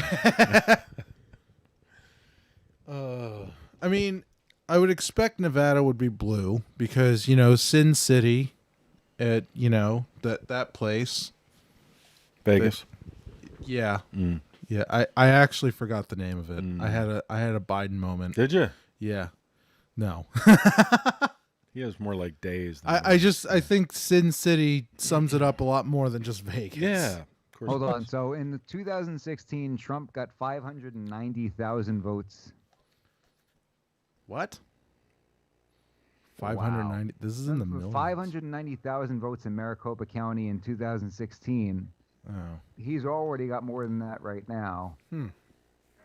So bigger turnout overall. Yep. So, yeah, Biden actually got a bigger turnout in Maricopa than Hillary. But Trump got a bigger even though Trump got a bigger turnout than last time, he's still behind. Down 10 points. No results yet. We got to keep an eye. Still got 23% outstanding in Maricopa County. Got to win Arizona. Got to do it. Arizona is closed like Florida will be closed.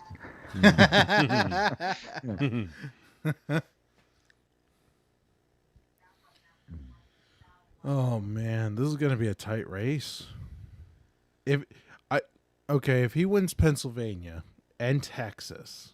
Okay, what's his path? Let's say Pennsylvania, Texas, the ones that haven't been called yet. Pennsylvania, Texas, Ohio, and Michigan. So that's, let's see, that's 58 plus 18, that's 76. Ohio. Do we want to take a look at Ohio on the AP real quick? Yeah, sure. Let's take a look. Oh, look, the cities are blue. And then there's this one, which, okay. It's probably another city. They just haven't named it. How many are in? 80% reporting? He's up by a couple of 100,000. Up by about 250,000. Yep. Up by about 250,000. Pretty good. Yeah, 250,000. That's about right. And then Joe Jorgensen, or Jorgens, whatever her name is, Joe. Not to be confused with the other Joe. Yeah. She's got 50,000 votes. Like that's not horrible. Not so bad. And then Green Party Howie Hawkins, he's got 14,000. So it's about 20% of the current lead, right? If he's up by 250 and she's got 50. Yeah. That's not insignificant, is it? No. No, she's got 1.1%. Either one of them would take it right now. I'll put it that way, right? Yeah. If you offered Trump or Biden her votes, they'd say yes, please. Yeah. That's a good number.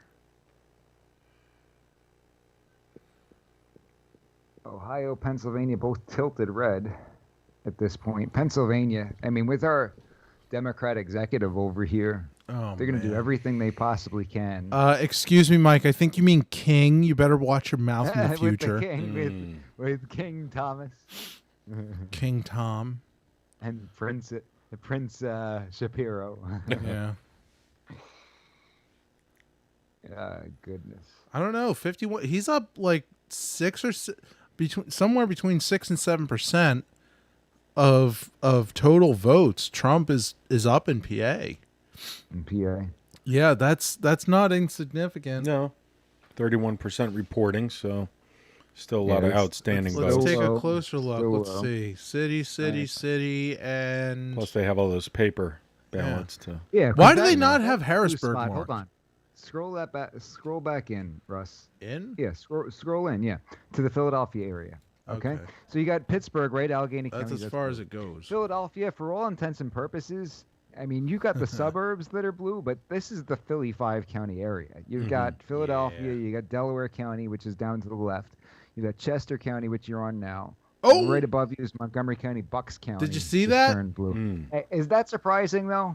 Not really. Bucks County. No. Look at places like Doylestown. I know that you got places like that are more rural. We were That would be talking earlier Republican. too about the yard signs and the other Yeah. things you see out in the neighborhoods around Philly too. Yeah, so there's I mean Mhm. there's a lot of yard signs for Trump here in the Yeah. North Pole. Right. And it A on lot this in the on North this particular section of Santa Claus Lane, there's a mix of Trump and Biden signs, but mostly Trump. Mm-hmm. Trump's at almost 2 million in the popular vote right now. Of course, that's not counting. Of course, the popular vote doesn't matter. California, right? Yeah, California. California. Can we get rid of California? Well, you had a plan for that earlier when you were going to run. Yeah. Yeah, let's get rid of New York and Mhm. California. They can have each other. Put them together. I wouldn't wish them on any other nation because that's kind of mean. Oh man. We could have an auction. Give them away for free. Who wants them? Please take them. Nobody's going to take them. Nobody wants them. Come on. Nope. Are we going to start offering negative rewards? We'll pay you to take them. Wisconsin, you got Trump ahead in Wisconsin right now with 32% in. I'm seeing 41 on the Associated Slowpokes. Okay, yeah, well, Associated Slowpokes are ahead of whatever I'm looking at. Yeah. What's the I'm New on York Times got? I'm on the refresh. super Slowpokes. Yeah, Oh, take a wow. look back at that New York Times, the speedometer. away. Are we still in good shape all around, needles. or Yeah, they're all Trump. They're all. what about Yeah. by how much? Let's see. So North Carolina says margin estimate and win probability. So Yeah, win they've got Florida at greater than 95%. They have 82% Trump probably in Georgia, and then greater than 95% in North Carolina. Okay, so you basically call So Florida, Georgia, North Carolina, Carolina. right? Mm-hmm. Yeah, Georgia. I'd say Georgia too. I mean, if you want to be super conservative. I would have it no other way. With most votes counted in Ohio's heavily suburban Delaware County, Trump has a 5-point lead there. Trump carried this county by 16 points in 2016. That's not good. Nope. All right, so if we It's look not at the things, okay. Ohio's heavily suburban Delaware County, Trump has a 5-point lead with most votes counted. What does most mean, though? I don't know. Most? More than half. more less than all. more than Right? half, Yeah, well, less than wait a whole. minute, That doesn't tell us a whole lot for this, does it? No, not really. No. It's somewhere between 3/4 and 100. Yeah. See? Go down to the. A whole quarter. So looks like I'm gonna call Florida, Texas, Georgia, and North Carolina, and that's gonna put us at North Carolina's still a tough one, though. Nah. Look how close it is. Yeah, but okay, let's inspect We're gonna North trust the Carolina. New York Times. Yeah. Let's put all our hope and dreams Yeah. into the New York Chris, how Times. dare you Look, question look at that. how much red there is. Look at how much red there is. There's a lot of red. That's a lot of red. Mm-hmm. Reputable Yeah, I'm sure we have it, but media outlets. yeah. But you know, it's what's the yellow one? There was There's a no yellow. speedometer. They don't have any of the speedometers for Arizona, Ohio. Oh yeah, we only So- report things if they're in speedometer form. What are they calling that? The needles? I don't know. Yeah. The needles. Biden up in Minnesota 25 points. That really surprises me. Only 34% in. But some Republicans, particularly the Trafalgar. Oh, gee. Dude, Duluth is huge. Oh, yeah. Do they make those jeans? Those those Duluth jeans? Don't give them a plug. Right. Hold on there, Russ. If they want to send us some free underwear in the mail, we might give you a mention on the air. Send them to the North Pole. We need them. No free underwear, no advertisement. Yeah, we need some of their underwear here at the North Pole. Thermal underwear. Yeah. And cover up that pizza box. We're not giving them free advertising. Oh, either. yeah. We better It's been hide like that for like 45 minutes. Yeah, really. Have to hide that. Yeah. Oh, here I'll hide the pizza part. You want to hide it over there? I'll hide it in my stomach. You want more? No, just put it on the chair. Pizza. Oh man. So Michigan says over 1 million for Trump, 800,000 for Biden. They got underneath that. 33% reported. Officials have said full unofficial results could take until November 6th. Many mail ballots are outstanding at the end of the night. We're broadcasting live until all the votes could be relatively stronger from Republicans. What's that? I said we're going to stay live until everything's decided, right? My God, I hope not. Yeah. Might have like a week. Oh man. No, we're going to stay live until April. Yeah, might as well. Yeah, right. That's when this should all be squared away. By then. Yeah. Then, do you think if the results are in by April, do you think Nancy Pelosi, the heir to the House of White House, she'll be president by then? Yeah, she'll be president. Do you think she's gonna give up willingly, or be able to get up out of her seat to give up the presidency? Depends on how much ice cream she has left. Does she get her own private freezer in the White House? She has a couple already, Russ. Oh my. Big enough for bodies or what? Yeah, what kind of freezers are we talking they're about? Sub-Zero, so they're plenty large. Sub-Zero wins. Fight. Any other major developments here? Anything brewing? No, nothing interesting is going on. All right, so let's talk about the possible line to success with Mr. Trump victory. So currently we're sitting, according to the Slowpokes, we're sitting at 98 with the current called states. If we get Florida, I'm going to bring up the calculator. Hang on. Gonna do some math? Yeah, I'm gonna do some mathing. Excellent. Oh, okay. So, my computer the calculator app had a stroke. Hang on. Calculator's so dumb. I probably could have mathed it myself by now. What are you trying to do? Okay. You don't have one of those special maps where you touch it and the numbers go up like they got on the. Oh, I wish I had one of those fancy touchscreen ones. All right, what are those boards? Could use your Google. One of they had smart boards in school, but like you needed a projector. Like a click, a click map or something like that. That would be neat. Electoral College click map. Yeah. Oh, I bet that exists somewhere online, but I'm not willing to go find it. Yes, you are. No, right now. No. Oh, yes, you can you or Chris can find it and then send me a link. All right, let me look. But I'm going to do this right now. So he's at 98 plus Texas, which is 38, plus Florida 29, plus I'm going to call Georgia, plus North Carolina, which is 15. And do you think he's going to get Pennsylvania? I think so. All right, let's ignore Pennsylvania and Ohio. Let's give him Michigan with 16. Let's do that.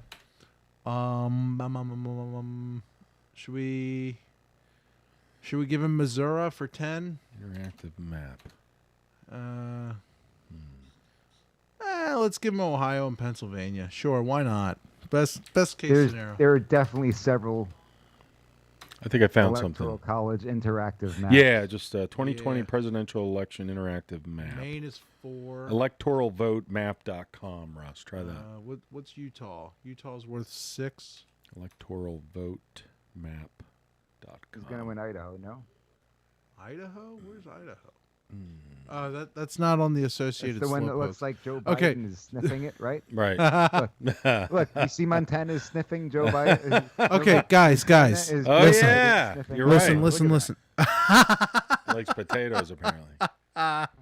You see it, right? Yeah, I see it now. What a they say, potato. So Yeah. and so are viewers. We're going to Potato Land.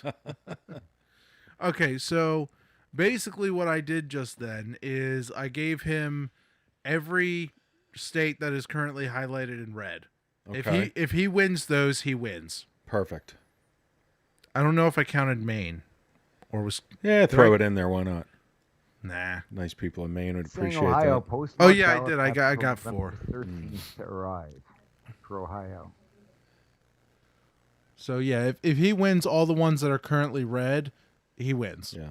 That there's just. I mean, I'm he feeling wins. pretty good.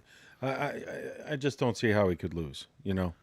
I mean, I just don't see it. California's. I'm deciding right now. Yeah, There's California's a pretty good swift kick in the old. Ladies and gentlemen, Chris has called the election. 10:33, ladies and gentlemen. Yeah.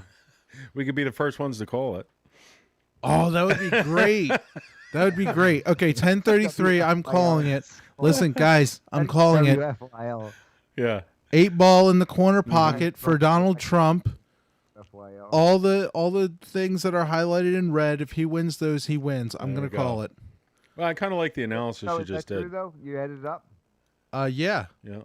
In fact, I think I missed like 1 or 2 of them, but It I'm was not. 270 exactly, too, wasn't it? Yeah, it was 270 exactly for what he has now. Mm-hmm. Oh, he just clicked over to 108, so maybe it takes less than whatever I was adding up, or maybe he got 108. I'm not pretty sure. Big call for him. So yeah, I'm calling Trump. All right. Nevada and California are probably going to go blue. What can Biden get? Okay, what can he possibly win? If Biden gets all the Wisconsin, blue Michigan, ones. Ohio, Pennsylvania. I mean, those are Well, no. really I'm saying the ones that are currently blue, and the ones that we can easily predict that might be blue. Okay. Let's take a look at Iowa. We haven't looked at Iowa yet. Let's check it out. Another one. Okay. Iowa, the cities, except for whatever this is, What are the numbers? Des Moines and Cedar Rapids. 32% reporting. Trump is way behind. Yeah. Way behind in Iowa. Trump was way behind in Florida for a while, so I mean, you know, it could flip. And I mean, a lot of these other red states, those could flip too. Well, they better not. I hope not. To flip it back. I mean, Pennsylvania, depending on what these 2 different counties here go for. I mean, Erie flipped to red.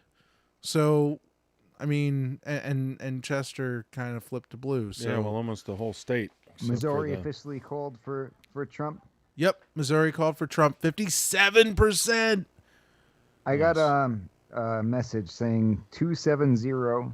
So I was gonna. It's 270, but I didn't want to confuse it. 270towin.com is the interactive map. Oh. Oh. You wanna check that Hang out? on. That was lower down on the page. Hang on. 270towin.com. 27. I swear it was down on the page. I can give a shout out. There's Michael Moore, Oh, yeah. Let's see. programs 270 historian, to Michael Moore. lead win. historian and political analyst. Is it Right. .org? Is it .org or .com? Mike. He says .com. Okay. 270 to win. Here we 270 to go. win. Okay, all right. So you can change What them are these up and- brown? What are these? Oh, toss-ups. Yeah, so you gotta click them over.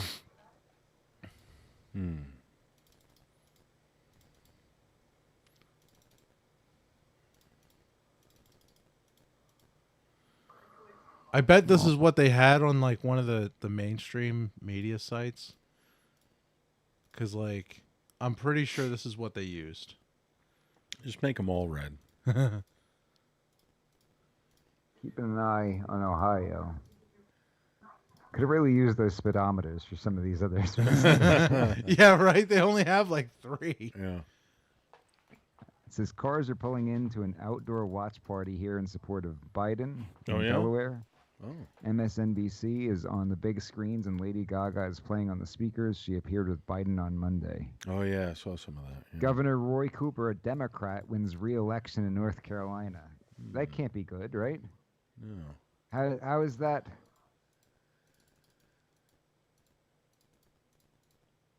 Okay.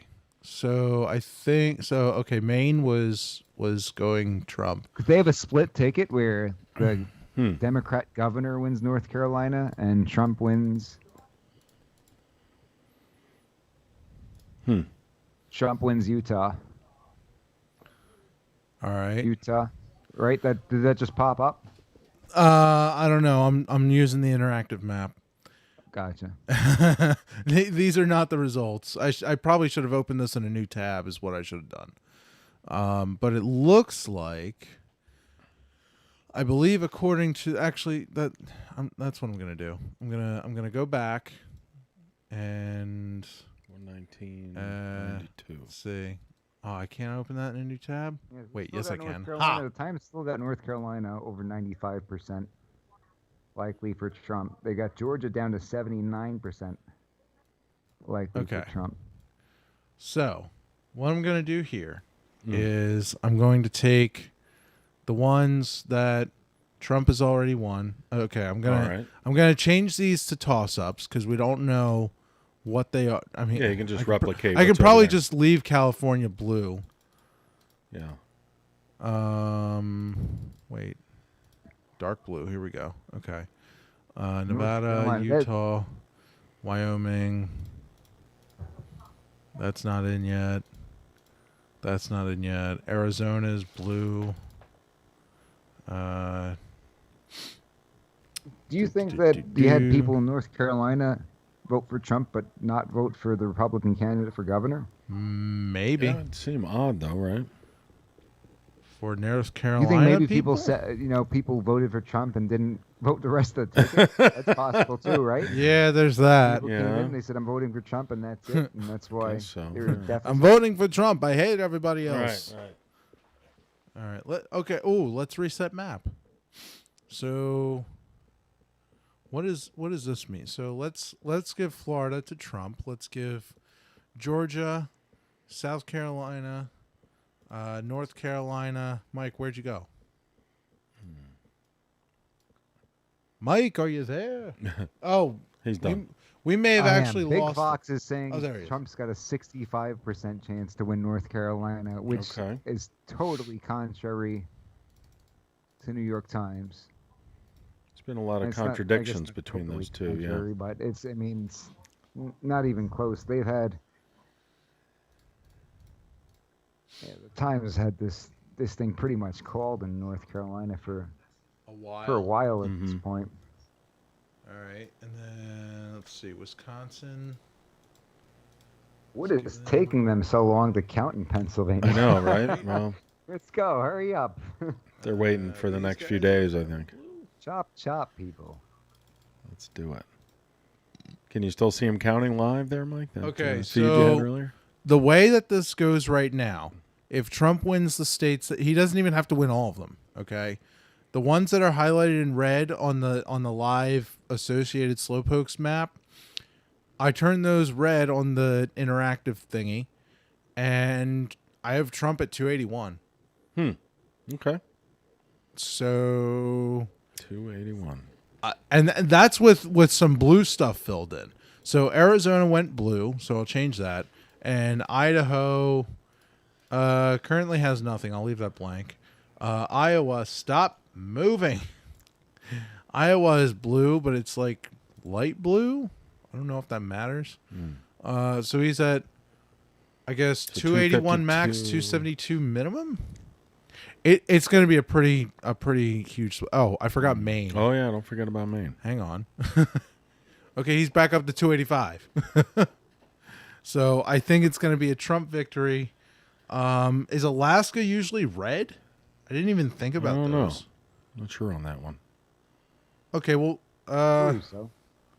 what are they even worth? Like as far as electoral votes? 3, I think. 3. Okay, Yeah. 3, and then what is it for Hawaii? I don't even see a number on this one. Do they get electoral votes? No, they don't count. I'm not sure about that. Can you hover over it? What happens if you hover over it? Well, it's just an image. Oh, okay. It's you don't hover. You know, it doesn't do anything. It's not like it's on the Google. It's not on there. Where'd that other page go? Here we go.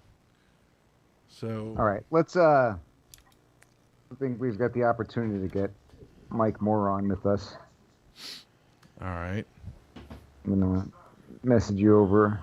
I'm afraid that if I go up and get up to use the bathroom, I'm gonna miss him winning. Oh, you missed it, Russ. You also don't want to upset the mojo, right? No. Yeah, that too. I don't want to walk away and be like, "Oh, it's my fault." You're all your fighting fault. one every single state. all because I couldn't hold my Dr. Pepper. I got a message. Hawaii is for you, bunch of mustard knuckleheads. Oh, now it's showing on there. Thank you to It the is showing gentleman who wrote in with that. If you Did wish some- to be named, you can let me know. Did somebody actually say that? I haven't even looked at like the YouTube chat. Is it 'cause- right here? Hawaii is for you, mustard-eating knuckleheads. Oh wow. A fan of the show, apparently. Are we even live? Yeah, we are. Okay. That makes me feel better. Let's see. I mean, do we have a consensus among the three of us? Because we're obviously the final say in the United States. Right. Do you have a consensus that we're pretty much calling Florida, North Carolina, and Georgia? I would agree. not yeah. Yeah. I mean, at this point. New York Times is calling it too, and they hate him. Yeah, well, they're not exactly calling it, but, you know, They may as well. as close to calling it as possible. Yeah. As close to calling it as humanly possible. Russ, you got that telephone number up there? Yeah. Hang on. I think we'll probably start to see a bunch of the states being Let's called, see, you know. Display capture. It seems like there's a delay, but then all of a sudden they'll start rolling in. Oh, let's. If you know what time California polls close, Chris, you wanna? Yeah, let me check on that. Kind of doesn't matter because it's going to be Democrat. North Carolina anyway. dropped down from 95% to 93%. I don't like that. You're going in the wrong direction. Yeah. Georgia's back up to 80%.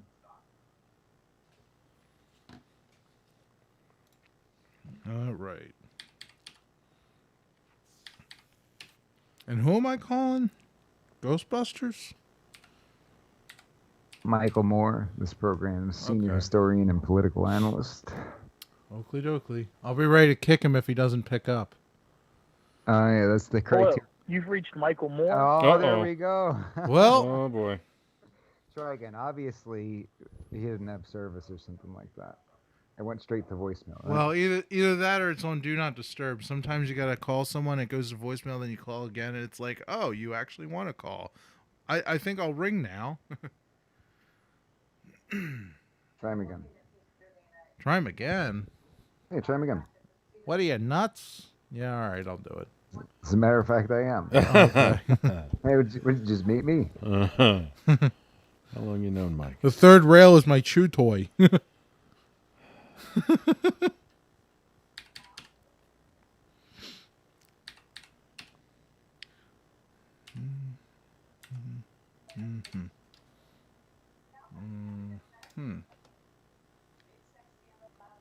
I think if anything, you know, it is certainly not the media is predicting this huge blowout. Nope. Mm. Hello? Do we have Michael Moore with us? We do. Ladies and gentlemen, for those of us just tuning in, you are listening to 1180 AM with Mike G, Philly Chris, Russ the producer, and this is our election coverage for the 2020 presidential election only on Fox News Radio, WFYL. We want to welcome to this program our senior historian and political analyst, Mr. Michael Moore. Michael, thank you so much for joining us. We appreciate you sending us in that tip with the interactive electoral college map. Appreciate that. Oh, of course. Glad to be on. So, Mike, you've been following what's going on this evening. It's interesting to kind of take a look at what potential paths President Trump has to win this thing. What states does he need to pick up in order to make this thing happen? Do you have any in mind? Obviously, I think Pennsylvania is going to be a key state for him. And I thought it was great the way that Russ had the split screen map up there with the way some states were already leaning with some early returns. Then we have an interactive map where we can sort of input our own results. The one thing that I did see on Russ's map was that Maine was going red. I don't know that that's going to happen. I don't know that the president is going to win Maine, and I believe there are a few people who have already called Maine for Vice President Biden. So that might be something to keep an eye on. But he doesn't need to. He doesn't need to win Maine, right? No, I don't think that there was any expectation that he would. I think that sort of whole New England corridor is sort of decidedly in the Democratic corner right off the bat. So as far as states that are going to be very important for President Trump to win in order to win re-election, I think Pennsylvania is obviously one of them. Iowa is going to be big. Iowa is still out. So when we look at that map where we're seeing early returns coming in, it has Joe Biden at 131, and then, of course, President Trump at 108, if that's the same map that you guys are still looking at there. When we start to fill in the pieces here, those states that are already leaning Republican. So when we pull up that interactive map, I think Montana probably in the end winds up going Republican. Utah, we already have. Why don't we give that a shot, Russ? Hold on one second, Mike. Russ, why don't you pull up that interactive map and kind of show everybody who's watching? What'd I tell you, Chris? What'd I tell you? What's that? Russ stepped away for a moment, but he's on his way back. Come on back. Yep. Come on back. Don't you have a urinal underneath the desk or something like that? We're still working on that. These are desperate times, Ross. Mike, what are you trying to do to me here? I leave for 10 seconds. We've been broadcasting for almost 9 hours. I think right so. now, yeah, right? it started at 2:00 3 days ago. 9 hours in a row. Yeah. Yeah. So, Russ, pull up that interactive map. I want Mike Moore is kind of giving us the path to victory over here, and I want you to follow along with him. Thanks for that, by the way, Mike. And sort of fill them in, as he says. So, you want to get rid of Maine, is what you said first, right? Yeah. Should I reset the map? No. Don't reset it. Okay. Turn Maine blue. Okay, what do I change it to? Dark blue? Yeah, it makes. Yeah, there are a few people who've already called Maine for Vice President Biden. Okay. Former Vice President Biden, hopefully not future President Biden. Well, at least he's running. He's running for the Senate anyway, so it doesn't matter. The Senate, future senator. Former Vice President, former Senator, and future Senator. Right, exactly. Senator, Yeah, that's yeah, right. Yeah. Against George Trump? Against George. How did we forget about that? Yeah. You know, the thing. It's just it's bad news when that's like the least memorable thing that's happened in the last couple of weeks, right? Yeah. We've got the opponent's name completely wrong. So, Russ, why don't you follow along with Mike? Mike's going to give you some things to fill in over here. All right. What are we doing, Mike? All right. So, did we change Maine to solidly blue? Yeah, Yes. Maine is now dark blue. Maine is dark blue. Okay.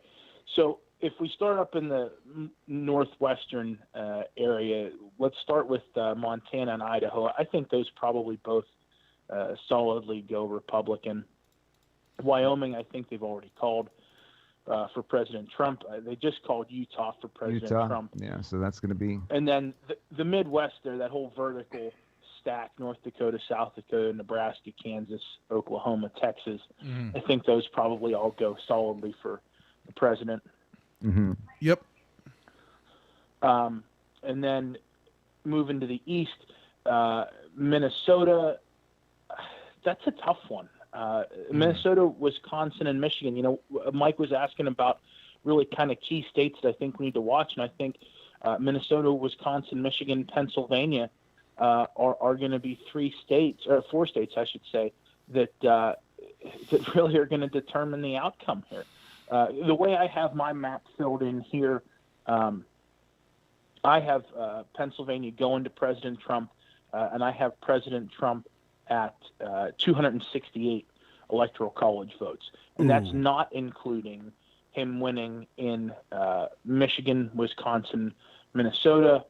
So I think he probably has to pick up one of those in order to win. Mm-hmm. Now, I also have him winning in Iowa.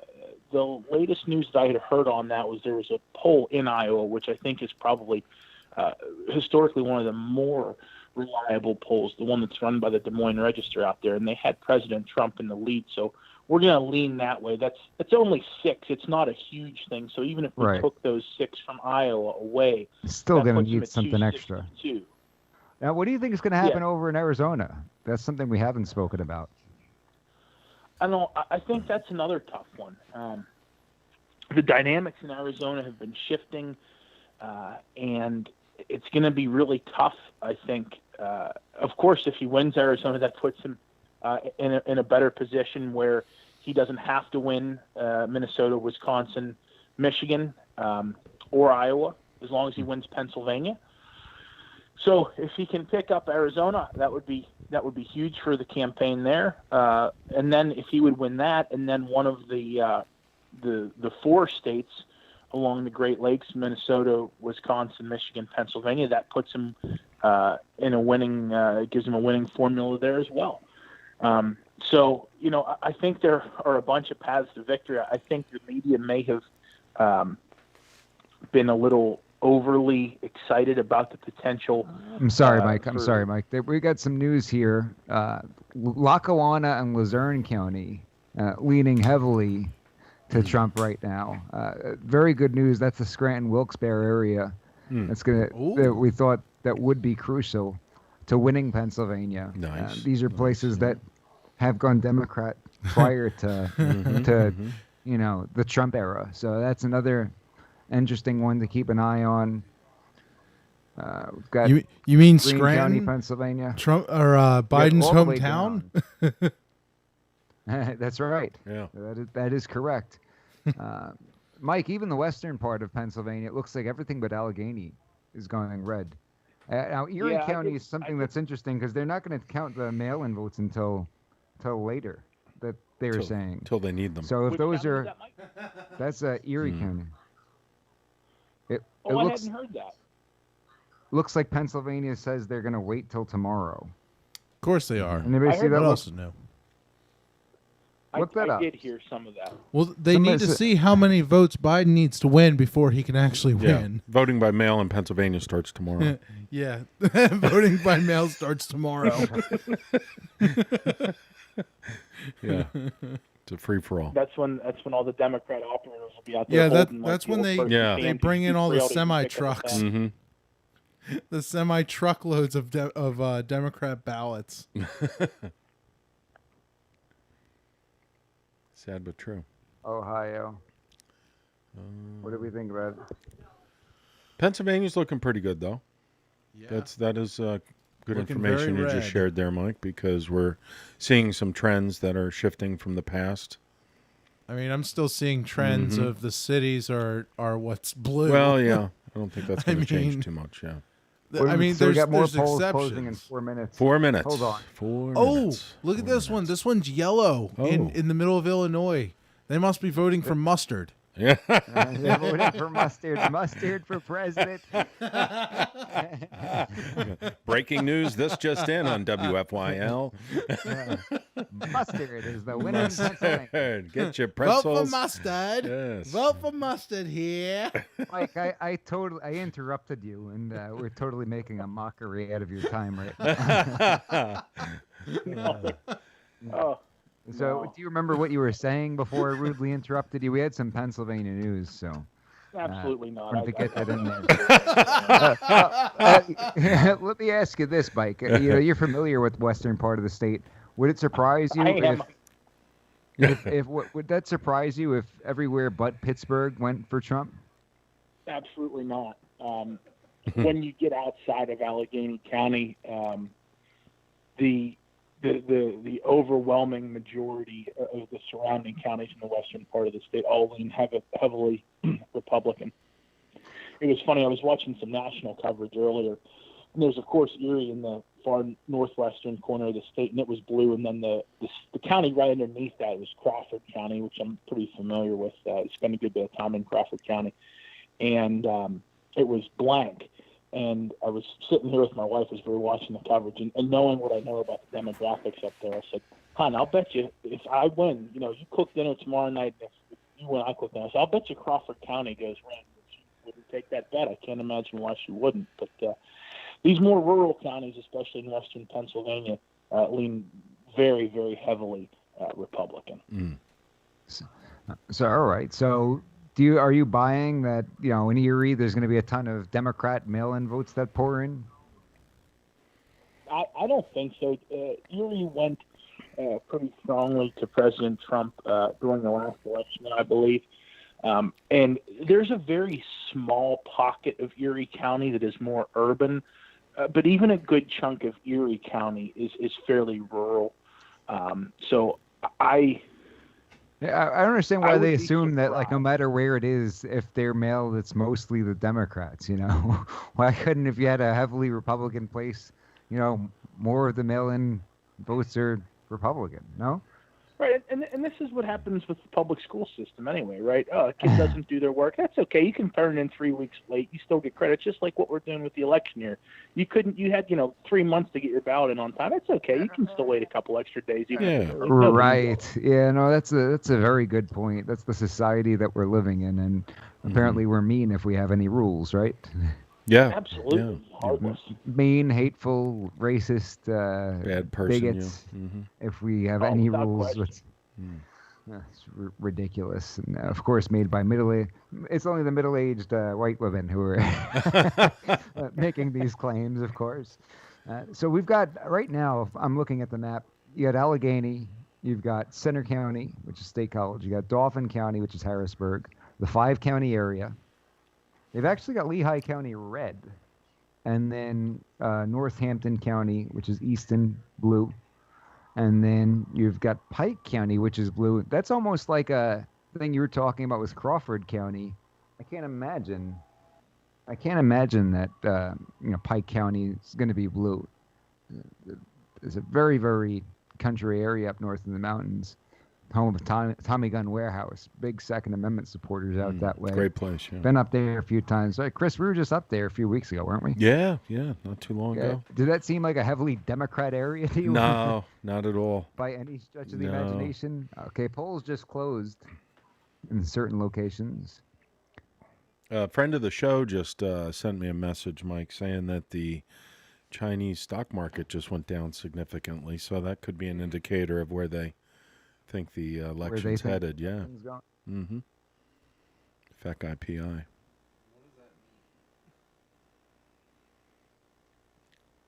Well, they don't want Trump to win. Oh, okay. Yep.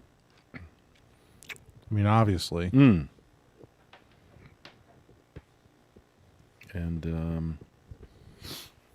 so that's an indicator. Idaho. See what happens. Trump. They just called Idaho for Trump, right? All right. Idaho, Montana. Idaho. Oh, whoa! The whole West Coast just lit up. 209. And Nevada is in last because they decided they need an extra hour to vote Democrat. We're getting more of this public school system, right, Mike? Absolutely. Can I please have an extension on that paper?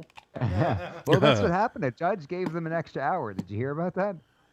I didn't hear about that. I didn't get to read the full story. Just saw a little note on it. But let's see. Okay, Biden made a big bid to reclaim union voters, but in Ohio, union voters went for Trump over Biden by 56% to 42%, according to exit polls.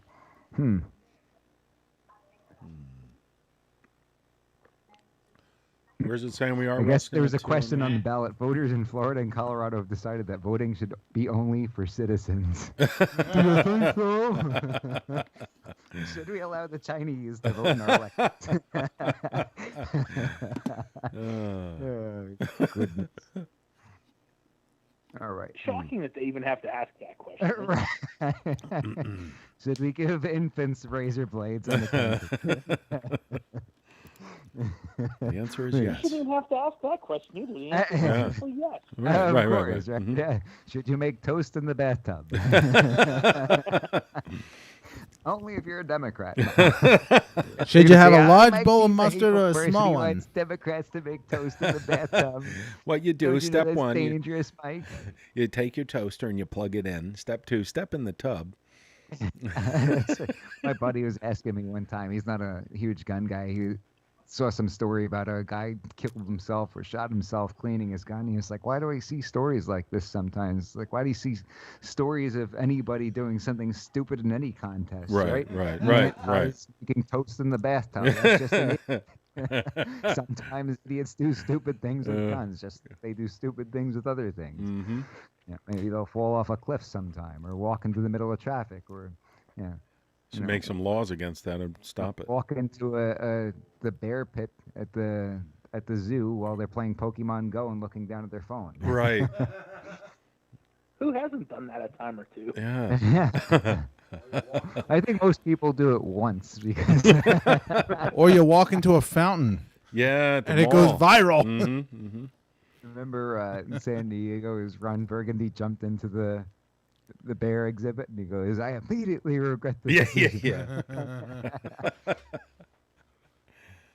That's a great line, yeah. Where's Ron Burgundy on this broadcast when you need him, right? Well, we should have him on Well. sometime. So we got Biden at 205, Trump at 112, based on what has been called. Yeah. We're still missing But- Texas, Florida, Georgia, North Carolina, which are all looking good. So The way I have it right now, Yeah. I'm looking. They just at called about- Florida on Fox. Big Fox finally just called Florida. Big Fox. Oh, yeah? Took you long 29, enough, right? 29. Yeah. Big Fox just called Florida. If you're listening and not watching Big Fox while you're listening to us, they just called Florida for Trump. New York Times did it like Yeah. 4 hours ago. Yeah, Pretty they much. did. They still haven't technically called it because if you're looking at their map, it's not red. Well, the Associated Slowpokes haven't called it. They haven't called it either. No. I mean, I think that's fair to say, though. I mean, Anyway. they are the certified Associated Slowpokes, so Mm-hmm. Yeah. we'll I give them think- time. We'll give them. Florida needs time to decide. They'll probably catch up tomorrow. It was by almost 400,000 votes with 97% in. So, I mean, that's a Yeah. decent size, right? I think they need to call it now. Did 'cause they have Biden winning Florida in the polls leading up to this election? They did.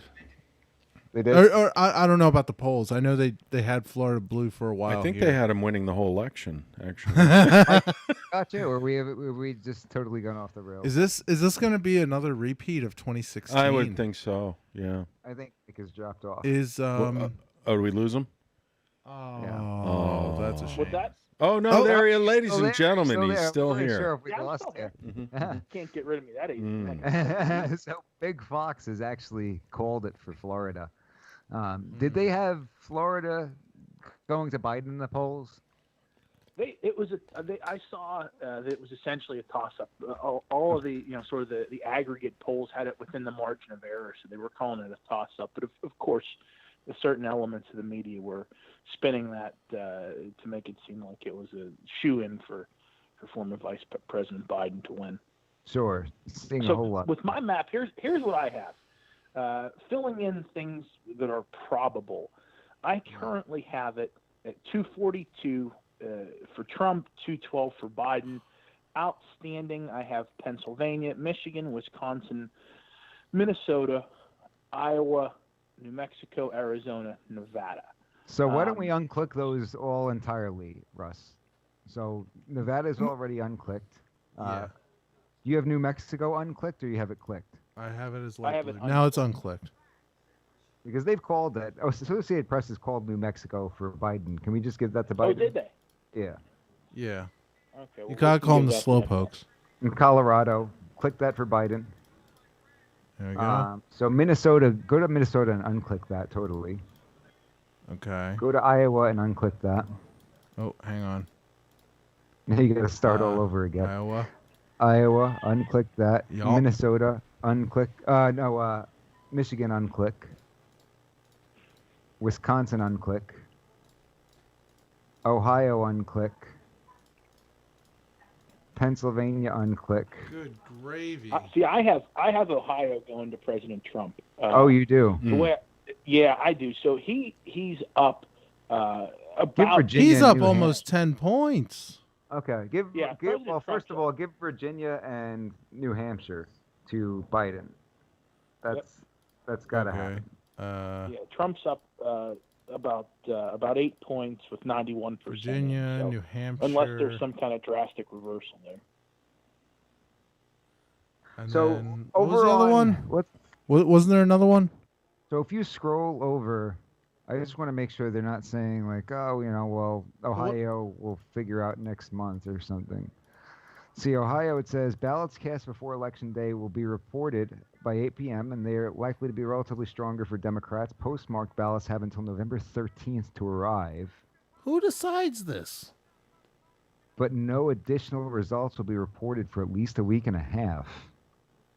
Oh, So yeah? we won't know until Thanksgiving when everyone Oh, no. by the time This is everyone's not good. forgotten and hasn't cared yet. This is not good, boys. Wait, say that again there, Michael?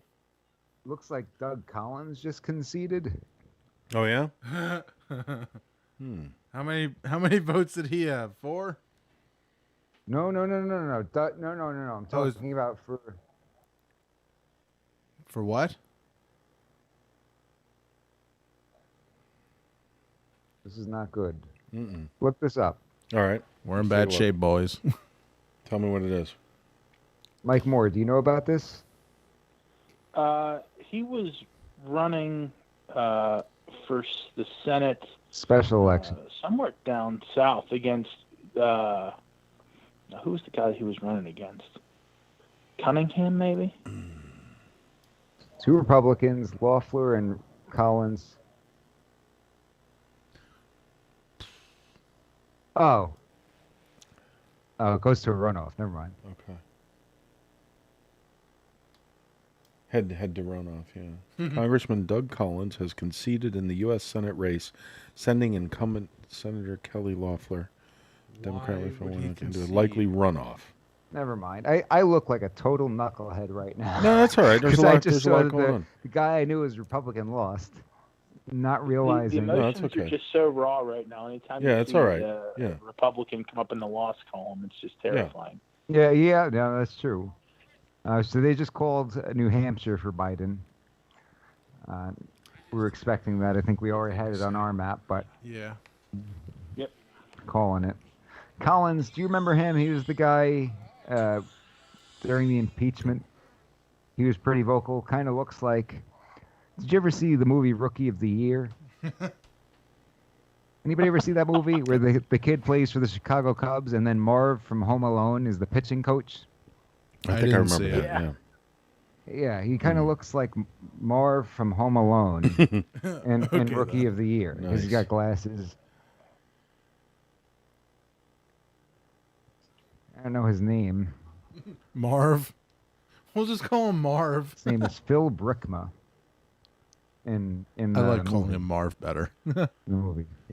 Phil Brickma is his name in Rookie of the Year, but we all know him as Marv from Home Alone. Daniel Stern, the name of the actor. You remember that when anybody see that movie? He's giving the kid Nah. tips, and he says that some pitchers like to heat their arm, some pitchers like to ice their arm, So I figured it out. You heat up the ice cubes. It's the best of both worlds. Perfect. Makes perfect You guys sense. never Yeah. seen that? That's great. You gotta, Those hot you gotta ice look cubes. up that Taking one. that Look up- advice is probably how you wind up getting Tommy John Hey, I did it for a lot of years. Yeah. Ultimately, the hot ice didn't. I guess you could put the heating pad in put the heating pad in the freezer too. No, the heating pad. You can dodge a wrench. You can dodge a ball. Yeah. What'd you say to look up, Mike? We got to look up the hot ice The rookie hot of the ice. year scene, and once you see him, you'll say, "Yes, he looks like Doug Collins." Nice. You will agree with me. Anybody who's listening right now, I know there are guys listening, guys in Oklahoma who were listening from my college ball days. Look up Doug Collins. Looks just like Marv from Home Alone. Key to being a big league pitcher is the 3 R's. Readiness, recuperation, conditioning. You see, after the game, a lot of guys like to ice up their arm. Still other fellas think that heat is the way to go. But I have discovered the secret, Henry. Hot ice. That's right, hot ice. I heat up the ice cubes.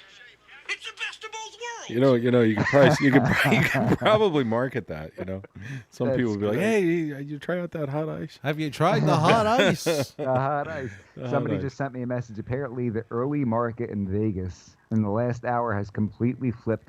Always follow the money. Trump is taking it. There we go. See? Oh man. Yeah, Oh yeah, yeah. man. China So- knows and Vegas knows. Does that mean I should flip Vegas Vegas? May as well be Yeah. Vegas. It's like the only city. Does that mean- Apparently, CNN is not calling Florida for Trump. Well, of course not. Okay, so there's two cities, Vegas and Reno. I wonder what's going to happen to CNN. One of them is after, Sin City. The other Trump one is wins. featured on the show Cops.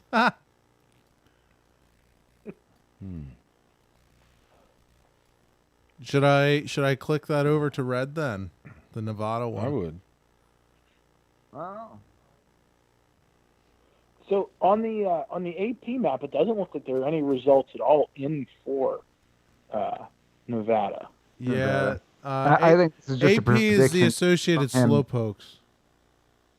I They're think kind that of he's just saying that based on the market, that's his prediction.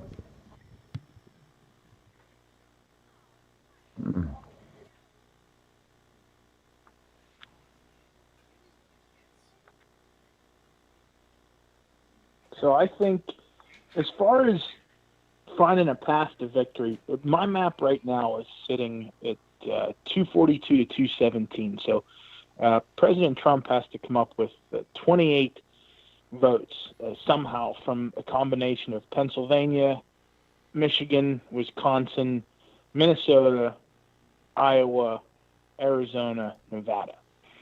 That's the way I'm seeing this playing out. And was it Mike? Was it Ohio that you said it wasn't going to actually have the result ready for? Yeah. They said they got until like 2 weeks from now or whatever it was. Because that makes sense. Okay, Let me so back this up. why don't we just discount the ones that are doing the late voting? We It have says- early it voting, we have says no voting, then we have fraudulent late voting. So postmarked ballots have until November 13th to arrive, and no additional results will be reported for at least a week and a half. So he's got to really be up for them to call it, right? But is he up enough right now that they think they can call it? Let's see. Let's see where he's currently at. So he's currently up. So call it 2,529, about 400,000. He's currently up about ballpark about 400,000. So Republicans just flipped a Senate seat in Alabama. Oh yeah. Oh. Oh Yeah. Well, that's Flipped huge. the Senate seat in Alabama. So Oh, we're taking over the what is this? The Senate. Well, didn't we lose one as well though? I have no idea. Yes. Yeah. Yes, in Colorado. Colorado. That's right. Okay, so we Lost lost one one and and Thank gained you, one. Alabama. Alabama picking up the slack. for us. Alabama, sir. Let's go, Alabama. Oh, Alabama. Oh, Looks like we're running away with the House. We got 99 Democrats, 131 But Republicans. they already projected early in the evening that they called basically the House to stay in the control of the Democrats. I did see that, Mike. Yeah. Yeah, I don't think that we're going to see a change in control. Taking a look at Ohio, 92% are in. Oh wow, yeah, and Trump's Oh, I up want like what 8? Yeah, he's up by He's up 8 easily. points. 8% anyway. Taking a look at Mahoning County in Ohio. All right, and where's that? That's Somewhere west of Pennsylvania. Yeah. yeah. What about Michigan? I mean, what's taking so long over there too? No. Hey, Michigan, get the anchors out of your pants.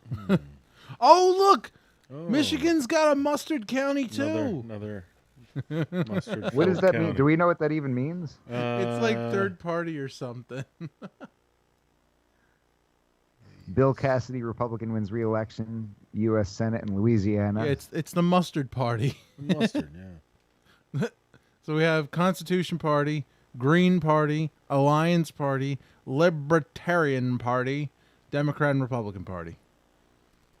All of the other ones which have been blown away, combined by like. It is kind of unfortunate because you're throwing your vote away, really. Pretty much. Yeah. I mean, pretty much a two-party system now. Yeah, the founders warned against that.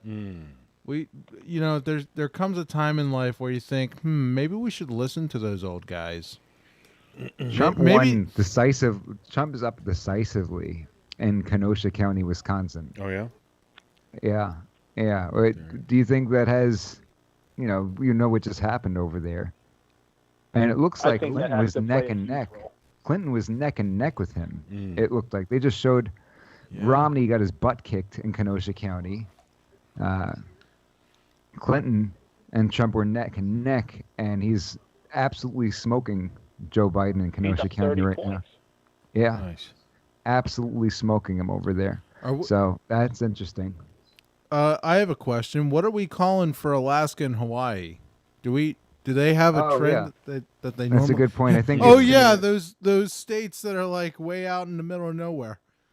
Well, the problem is that it's 3 and 4, and it's probably close Also to a the wash. last Probably a vote. +1 for Biden. I think they called Hawaii for Biden already. All right. Or did they? Or did no? Is even polls? What do they got down? Yeah, I think they did. Hawaii. I mean, look at the senator out there, Mazie Hirono, who's on the Senate Judiciary Committee for It's the like Amy asking, Coney Barrett hearing. did you ever sexually assault anybody? It's like, oh. Oh my goodness. What are you nuts? Talk about being taken back there. Yeah. I know, Oh my right? goodness. What about Came up with Alaska? that line of Are they Republican up there in Alaska? Did you ever beat the hell out of an old lady with a hammer? The what? I think Alaska tends to generally go Republican. Okay. Maybe. I don't know anything about Alaska. It's cold up there. I hear their bullworms are vicious. Yeah. A lot of oil up there, though. Yeah. All right, so there's Biden's up by 4. Somebody says in this the theoretical Washington map. postmarked ballots have until the 23rd. Unreal. In Washington, screw it. Biden wins. Just give it to him. You may as well. Somebody's just sent a message. They got us up on the big screen right now watching the program. So that's pretty good. Shout out to Phil in Harrisburg. Long time Phil in listener. Harrisburg. Thanks for Never watching. time Harrisburg Phil. Harrisburg Phil. Yeah. Phil's another one can't be outed. And can't give the last name. Can't be outed, lose the job. No, How your many identification on people. this program. The identification on this program, if you're a fan Oh, of it, they is- just called Arizona for Oh, yeah? Biden. Oh yeah. Big Fox just called Big Arizona for Fox. Biden. All right. Well, we already had that one blue, so we're Are we still Little okay. Fox? Yeah, we're Little Fox. That's Little correct. Fox, yeah. We're Little Fox. Well, let's see what let's see what the New York Times says. Are they still doing those same 3 speedometers? Let's see what they got. Let's see. Not- Yeah, they are. Man, Good or not good? I mean they're all Trump, so good. Still, but how far? Has anything changed? Well, didn't everybody already call Florida? I think so. Yeah. And then yeah. Georgia. So Georgia and North North Carolina, they got 85%, which is fine. That's fine. So We don't want to see it move off of 85. I don't even want to see it at 75. You know? I'd be willing to see it move up. Uh-oh. What's Uh-oh. up? Senate, Arizona, one beaten incumbent Republican in the Senate. McSally lost. Uh-oh. So Arizona Surprising, considering completely. Biden won Arizona. Yeah, but Oh, you wow. would think Arizona's a constitutional carry state. Do you think that they're just completely turning around? They're going to go completely leftist on us? I wonder if they're getting. I mean, it would have to look at the demographics, but I have often wondered if maybe there's a big influx of Californians shifting into Arizona. Absolutely, You know, 200%. I would guarantee it. I'd bet money that that's exactly what's happening. Now, I don't know how much of the electorate that can account for, but I would bet money that there are a lot of people fleeing California, going to Arizona, because it's a much better place to live because they're formerly Republican policies, but they're going to flush all that down the toilet real quick. Yeah, I'd They're gonna bet a turn bowl of into mustard. California, you know, California East. I don't understand, but these people don't. Right? Yeah, yeah. Go ahead, because you're just saying what I'm thinking. Yeah, if you want to they fix move the out of there to escape those policies, yet then they're going to elect people who will then enact the same policies. the They're same like exact locusts. policies. It feels good though. And then they're going to have to find somewhere else to move and ruin that place. Yeah. Just keep on moving. But you know what's weird though is that, you know, will there be enough of them left behind to continue the policies that ruined the place? Like California is not turning red anytime soon. And enough people are leaving California to ruin other places like Colorado and Arizona and Texas, right? Texas is interesting. Yeah, that's Texas right. still hasn't been called. It's interesting that Texas still hasn't been called. We've got them on our prediction map. 74. Yeah, right. I can't imagine it going any other way. They just haven't called it yet, though. Looks like we got it- 51.6 Trump and 47% Biden for Texas. And if we Yeah, zoom so he's up in, about 4.5 points. Yeah, it's pretty good. oh, and if we zoom in, look at that pattern there. Do you guys notice a pattern? Oh, I yeah, see the a old city pattern there. Look at those cities, except Fort Worth. Ignore that, and whatever this is, Corpus Christi. Ignore those, and then all of them fall into that same pattern. So it's really going to come down to, you know, if we're looking at this map, Nevada. What about Iowa? Can we give Iowa to Trump? No, not yet. It's pretty We close. We should got probably- 49.2 and 49.1. Wow, that's 224, 228. very close. Very close. Very close. Yeah, it's within looks like about 800 votes Yeah. statewide. Yeah. It is interesting to see how close. a lot of you these know what? states are, So yeah. if he wins Michigan and Wisconsin and Iowa, it's over, right? Yep. Even if he doesn't win Pennsylvania, he needs Well, Ohio, Texas. Michigan. Well, no, that's 4 states because we don't have Ohio filled in. Ohio, Michigan, Wisconsin, and Iowa. He would need those 4 states, and then he doesn't need Pennsylvania, Minnesota, or Nevada. If he picks up PA, then he has to pick up virtually anything, right? Pretty much. Yeah, Yeah. that's just about right. I think that's how it went last time. He picked up PA, and then just any other thing would. No, PA put him over it last time. Yeah, PA was the decide, but then it turned out that he also won Michigan, so It wasn't even close, you know. Yeah, how much is Michigan worth? Let's check into Michigan's worth 16. Mm-hmm. And so, Ohio. Yeah, so Ohio, we're not going to have a call for Ohio this evening, you don't think? What? Where is it right now?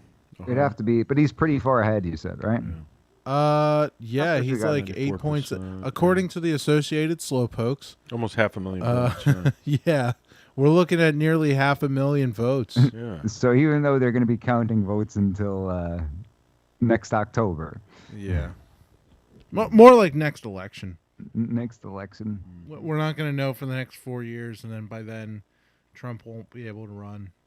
Actually, nobody will be able to run. He'll have to stay in for 4 more years. So, but the more you accommodate people with things like this, where you say, okay, well, you can vote by mail, you don't have to even get up, and then you can also vote like whenever you feel like it. So, we'll take ballots, within a few weeks, a few days, whatever. Just you get it in when you get it in, and we'll make sure it still counts.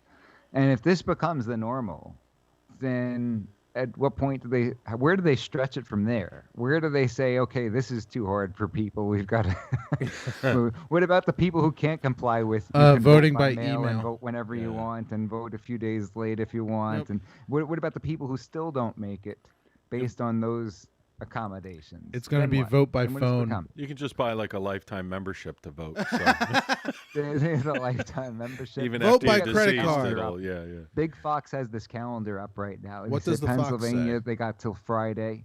Iowa till next Monday. Minnesota, Nevada till Tuesday. North Carolina till next Thursday. Ohio till next Friday. There's all the states that Trump needs to win. It's just ridiculous. So we're not going to know for another week. We may as well go to sleep now. I know, seriously. Seriously. What is it? It's 11:30. Yeah. Well, we've been streaming for what? 10 hours? Yeah, I don't think I'm 9.5. not ready to quit yet. Matter we of fact, can't- I might be ready to can't pour fold it. another rock. Your star. anxiety is going to keep you awake, Mike. Mm-hmm. You may as well just stay on. That's my wife said, when are you planning on coming to bed? I said, I don't know, probably whenever I pass out. Whenever this is done. Pretty much. That's right. Now, Mike, do you have any other words for us? I don't want to keep you all that much longer. No, I think we really kind of hit on the big stuff. He needs to just pick up a couple of those states. We need to pick up Pennsylvania, those Great Lakes states that we talked about, Minnesota, Wisconsin, Michigan, Pennsylvania, Iowa, and if you can pick up Nevada, some combination thereof, it'll give them the path to victory they need. So, obviously that's what we're hoping for. All right, so we'll keep the map up just the way it is, and we'll see if anybody calls anything else. Thank you so much for joining us, Michael Moore, this program's senior historian and political analyst. Anytime. Thanks for having me, guys. Peace. For those of us just tuning in, my name is Mike G. I'm here with Philly Chris and Russ, the producer. You're listening to 1180 AM, our 2020 election coverage only on Fox News Radio, WFYL.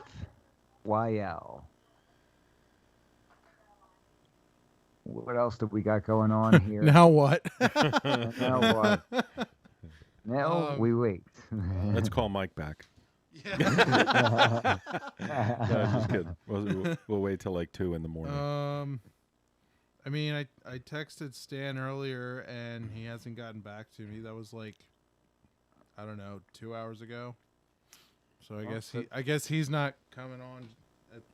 The criteria is you're dying to come on the program, but you will not answer them. Pretty much.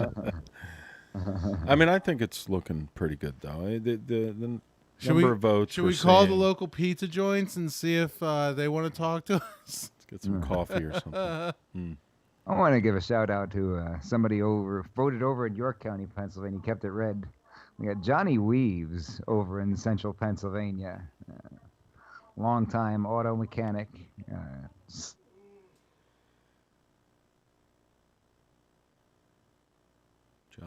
Johnny Weaves, you said, Mike? Did we lose Mike, Russ? Mike freeze up again? Uh-oh. Oh, Mike. Oh, boy. Here we go. Mike.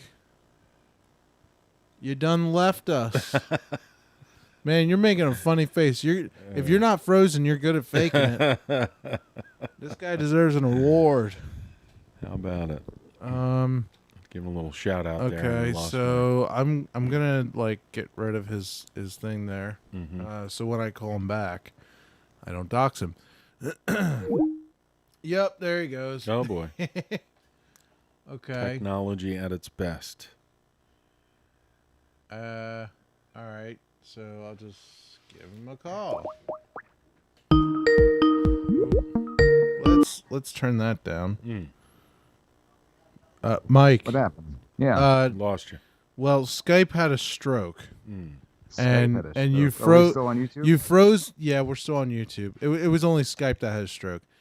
You froze, making one of those funny faces. You know how at Moe's Tavern, when he goes and plays one of those videotapes, and he freezes it, and he's making some kind of goofy face. That's what happened. Except you're not Mo. At least I don't think you are.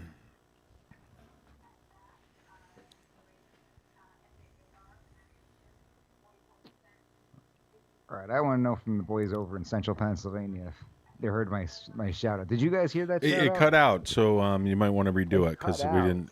You're So just starting to say here someone's like a name. knucklehead giving a shout out to nobody. Is that what you're Well, talking about? Skype. Good thing we're not live. This is what happens when you do a live show, right?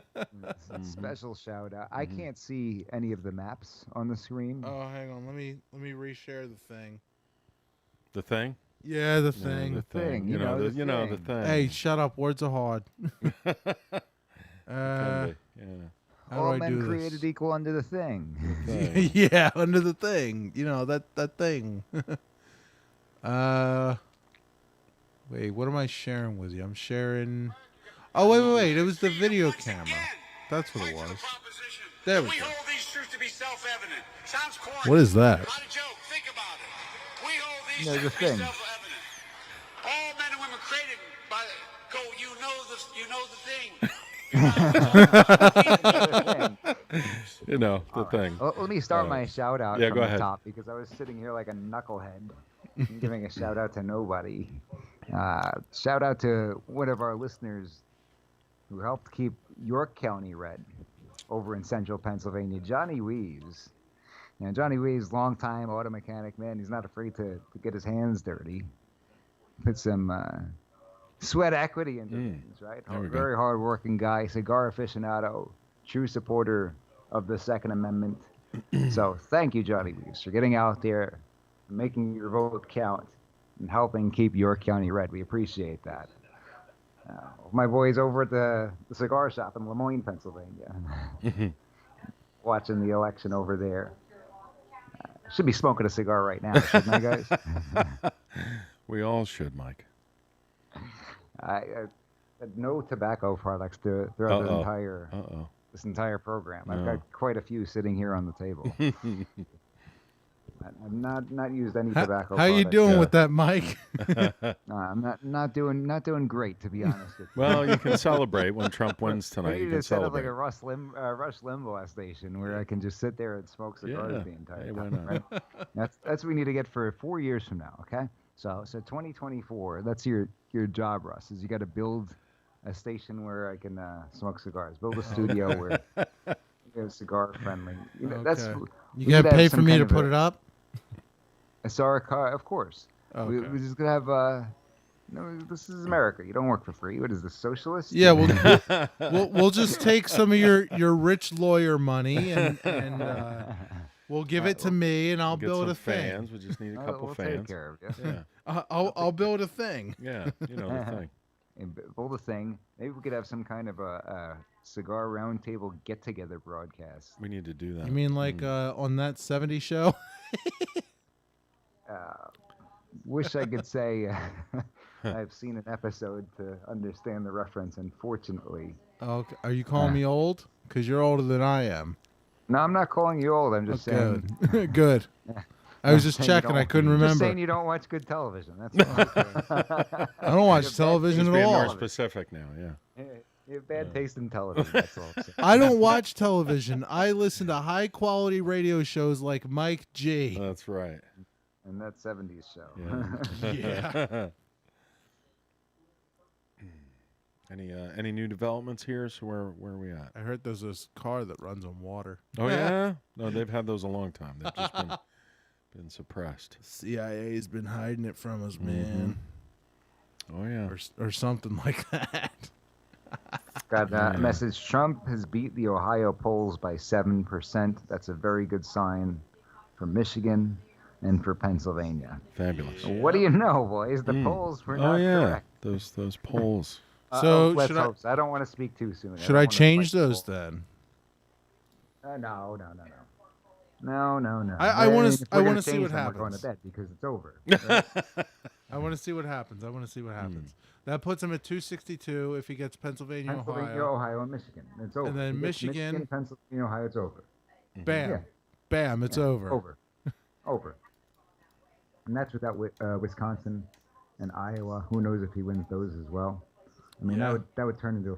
Why don't you click those just for fun? Click Pennsylvania, Ohio, not Minnesota. I don't think he's been Pennsylvania, Minnesota. Ohio, Wisconsin, Michigan, and Iowa. That puts him at So, I mean, 294. 94. That's a pretty big win if he gets that. Now, what does Nevada would bring him usually up to do? 300.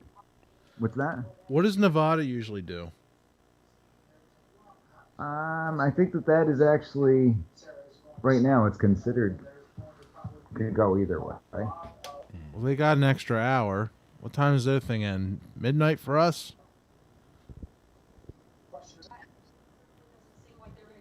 Are you listening to the Big Fox? I am. I've got Big Fox on as well, just so I could take a peek every once in a while. What does the fox say? Can't say him. Yeah, what does the fox say? The big Let's fox. see.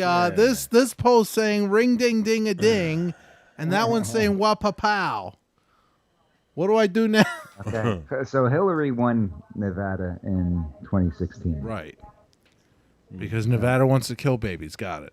Yeah, that's pretty much it. That is pretty much it.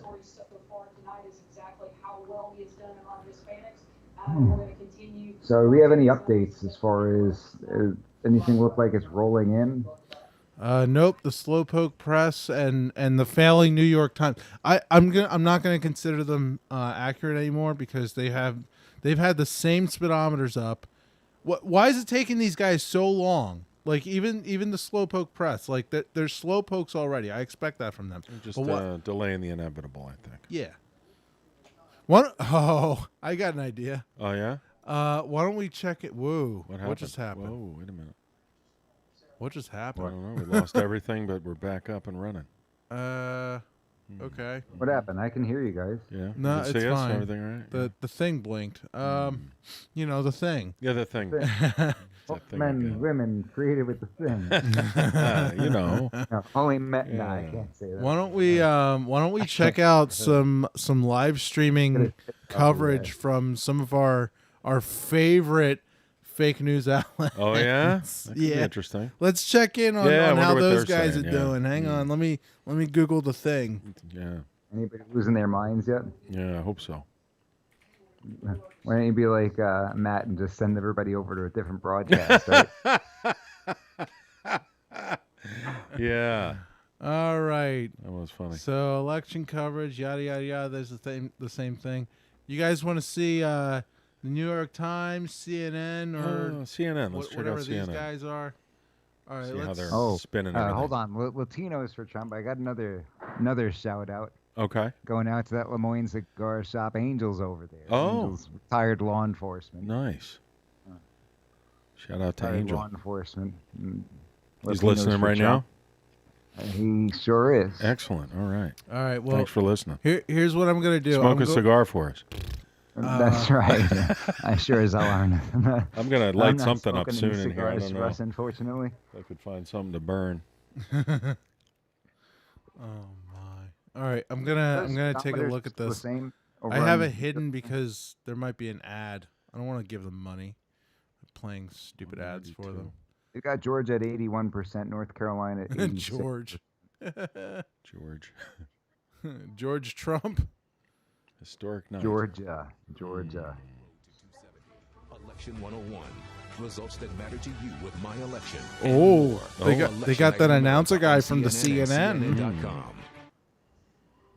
Before I mean, 1 could they have a.m. half a So million far, votes only around coming in? 28% is reported there in Fairfax County in Virginia, and a very small portion of that is Democratic. So we have that going on there. And then you look over in Georgia. It is slow going, John. If you go over to Georgia and some of these counties there, you have Gwinnett County only 29% in, DeKalb, we have only 24% in, and then Fulton has also been slow going. They were delayed because of a Pennsylvania, he's up by pipe half that a burst mil. earlier, Nice. and so they still have That's what I'm 48,000 saying. absentee I mean, ballots to that's go some through. We're gonna have CNN. half a million, weeks to more than half process a these million ballots, pour in. but it is slow We need going one of in these Georgia, fancy and then touch we screens also here, know, of Mike. course, Yeah, I want John, one of in them. Pennsylvania, more than 1 Can't you build million one, Russ? outstanding Out of what you have right here? ballots No, for that's officials to go not how through in those the things Democratic work. areas there. Oh, they got the Pennsylvania, map lit up Did like you hear I what she do. just said? She What'd she just said say? there's over the a suburbs of million Philadelphia absentee and ballots in Allegheny, Pennsylvania and they that's have to not go through. counting these That's 9 ridiculous. counties, the smaller I'm counties that are sorry. waiting until tomorrow to start counting those Over a absentee million? ballots. So as this picture comes together of what's happening, we really are in suspense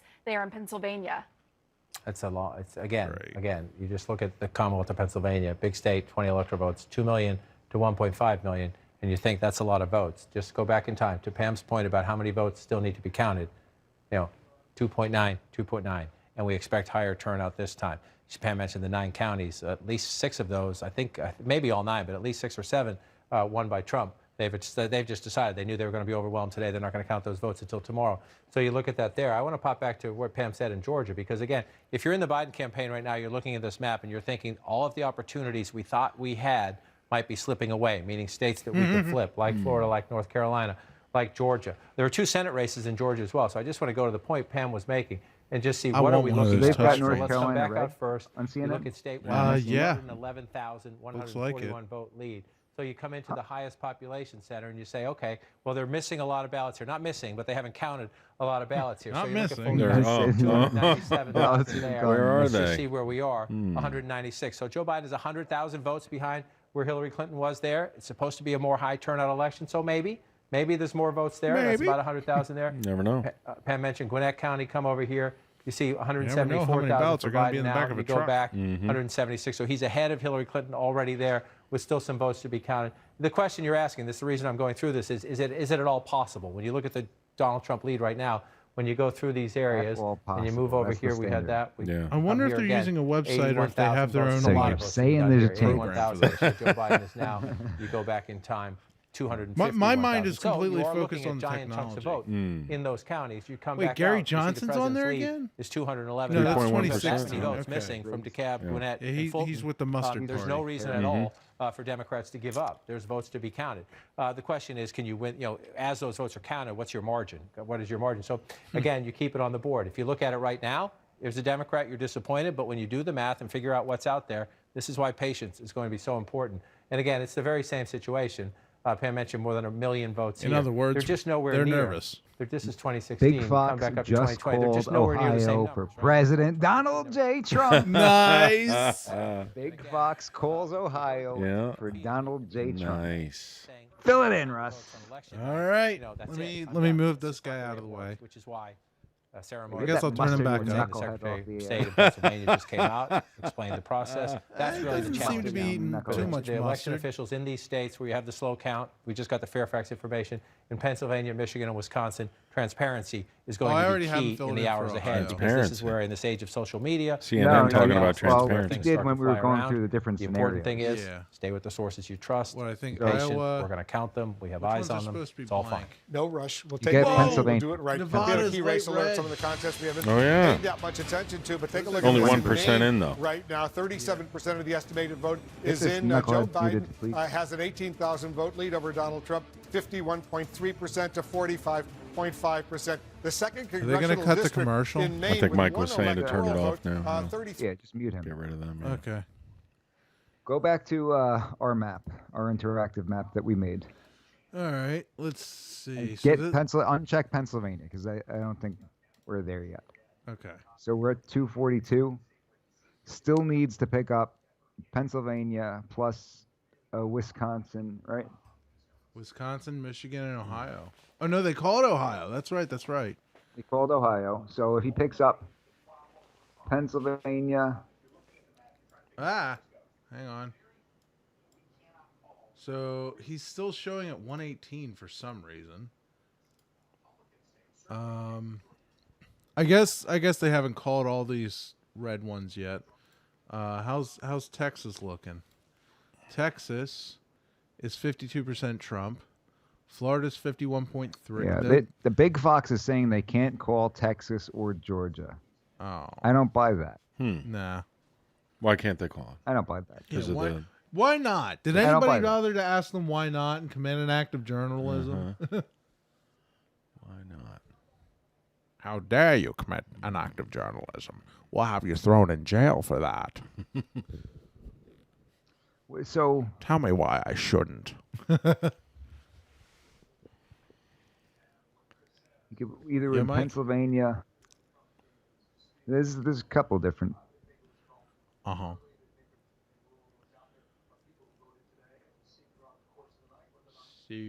A Trump campaign is disputing Arizona being called. Oh yeah. All right, let's Take a look at Arizona again there. Interesting. I mean, it's pretty A little bit of evenly pushback split. on If- Big Fox. Alright. Just looking at it, it looks pretty evenly split. Well, no, look at the numbers Yeah, though, what's because the like we numbers, said, that Phoenix is where all Numbers. Wow, it is the close. Yes. We're So- looking well, at it's 45 and 73%. 53. I think that's all. Yeah, It's a little 45 early and to call it, I 53. think, That's yeah. the same he's got in Ohio. If they're going to call Ohio, they can call Arizona. Because They keep why not? They keep Big Fox keeps supposing that Iowa's going to win. If he wins Iowa, Michigan, and Wisconsin tonight, he doesn't need Pennsylvania, and it's over. But if he gets Pennsylvania anyway, it's still even more glorious. Yeah. It's just a blowout. Yeah. Well, they got those million votes, the paper ones. Yeah, waiting.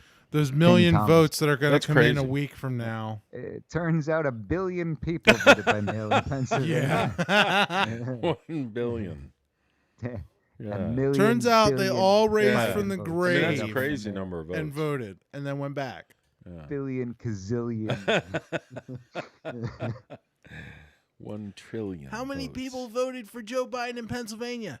I don't know. Depends on how many he needs to win. Yeah. That's right. Yeah. How many voted for Trump? Well, more. How many voted does he for need to They win? went with the vote off. Oh, How many does he need to win? 40,000? But that just- 40,002. Yeah. But think about how much that changes things if somebody wanted to try to cheat in an election. Sure. Having all the in-person votes tallied up, and Mm-hmm. all right, so now we got this cushion of this extra week or 10 days where as long as we get enough in, and we get these. They said if the postmarks weren't legible, they were just going to err on the side of letting him in. Right. Well, So we just got to smudge these postmarks up a little Pretty bit. That much. doesn't look legible to me. Is that a 3? Is that I don't know. What year is that? Is that an 8 or what is it? I don't know. It's No, it's a mess. looks a little illegible to me, so it counts. It counts. Yeah, just count it. Just count it. If in doubt, count it. So Trump, when in doubt, make it count. Mm-hmm. All right. Michigan and Wisconsin. And I mean, Michigan is looking very. Oops, my bad. That's the wrong map. Michigan is looking very red, except for 1, 2, 3, 4, 5, 6 blue and a mustard. 1 mustard. Yeah, one mustard, and then 6 blue, and then the rest. 1 of it's mustard red. vote is equal Hold to on, 10 regular the Democrat, votes. though, the Democrat voice pop in. Remember, as you see Wisconsin results come in, that in many jurisdictions the absentee ballots won't be counted and reported until all the absentee ballots are counted. Oh, Which means, like you said, April. April, right? How many does he need to win? We got that many. Define all, Mike. Depends on what the meaning of is. Yes. All of them. Okay, it says Trump how leads many in is Peach County, all? Georgia, considered a bellwether. The Middle Georgia County has picked all but one winner of the White House since 1992. But we've got on our map, we've got Georgia called to Trump. New York Times being at 78%, 74%. Man, they really do things more slowly in the South, right? Oh yeah, different time zone down there. 74% counted in Georgia. Now taking you their see, time. down in the South, we take our time. We take our good old time. We like to enjoy our time. There's no I have no rush idea around what here yet, voice that boy. is. It's a Southern voice there, yeah. Is it? Listen I down was here just in rasping my Arkansas, voice. What's that, Mike? We don't rush things here in Arkansas. We don't rush things here in Arkansas. We like to take our good old time. Stop and smell the roses. The roses smell extra good today. Isn't that right, Biden? Yeah, this girl's hair smells like roses. Come on, man. Come on, man. I just want to sniff her hair. Come on, man. You want to do push-ups? We do push-ups. Lion, dog face, pony soldier. Right. The push-up one was pretty funny. I notice he's running everywhere now too. When he gets up on stage, he's always running. Yeah, he's running for Senate, right? Yeah, that's right. He's running. Is he running for president or away from it? I don't know. I'm not sure what's running going on away anymore. from president. I've decided to run for president on the treadmill. Oh yeah. Oh my.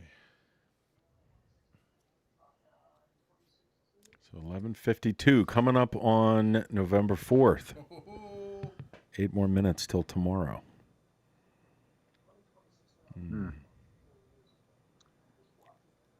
What do you think? Is there any chance they don't have any full needle?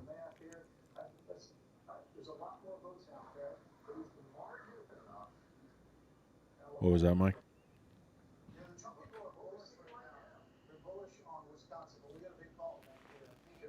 Big call on Big Fox. Oh yeah. Big Fox. Texas. Tell us, Mike. What does Texas? Fox say? Oh yeah. Texas. Texas. Get They out call of Texas. town. Get out of town. Oh man. Now, I know it's 4.7 million for Biden, 5.3 million for Trump. Oh wow. Yeah. Is He's that's got another Texas. 500,000, isn't it? Did I hear the numbers correctly? That's another 500,000. Nice. Yeah. That's an interesting pattern. 78% in now. Trump is behind in the popular vote right now, right? Is he really? Mm-hmm. Huh. I think it's going to be another repeat of 2016. Hold on. Yo. This big Michigan Senate race. Michigan? They've got James, who is the Republican challenger, African-American man, against the incumbent, and he's ahead. Susan Collins is actually ahead in Maine, even though Trump not going to win Maine. Oh, okay. So weird. So many of these cross ballot states, like North Carolina, we talked about how Democrat governor won. I'll use the facilities Yeah, again. I'll looks be like back in a minute. Trump's going to win. All right.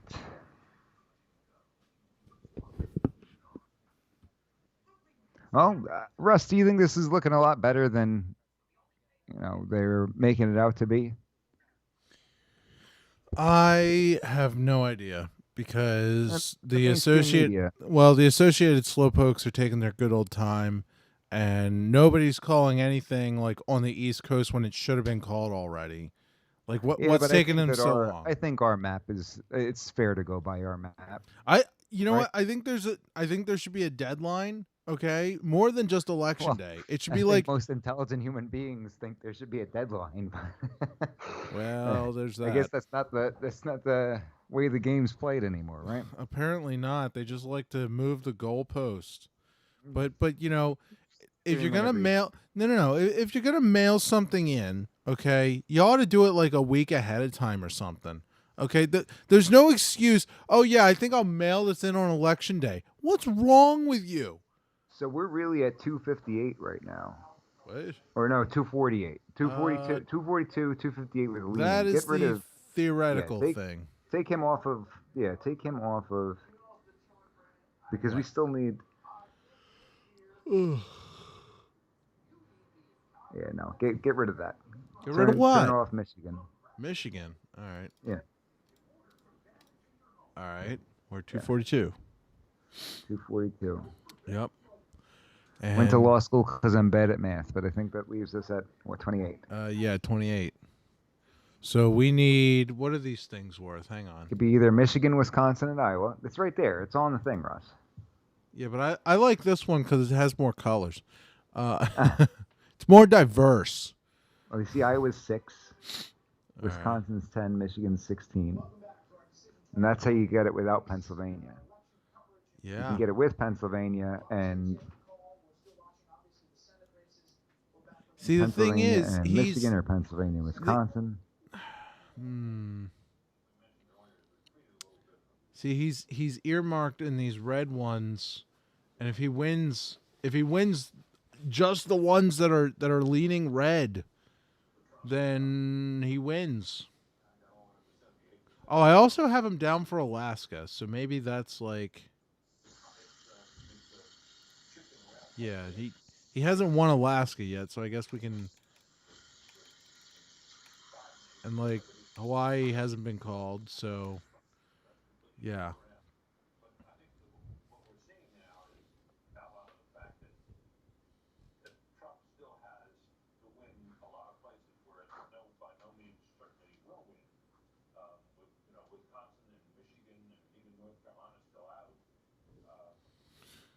Why don't we check in on our buddies at the certainly not news. The fake news. Looks like they're running an ad. I'm not gonna. Nah. Oh yeah, we have Philly Chris back. Whoops. Yes, I'm back. Did I miss anything? I swear I'm a producer. Trust me.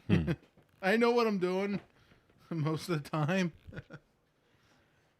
We got faith in you, brother.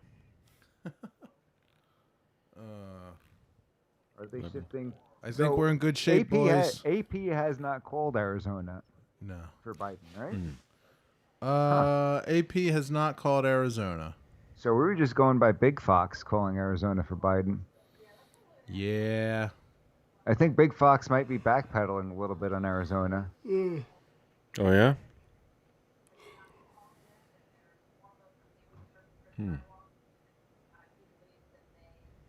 Texas. So they checked back in with their source, and he was like, "No, I'm pretty sure Biden's got Arizona." Mm-hmm. What are they using for their source? I always have to wonder when these big channels say, "Oh yeah, our source." See that in Arizona? It says Biden 53, Trump 45. Yeah. Hold on. Pennsylvania court holding a hearing tomorrow. Oh, yeah? Great.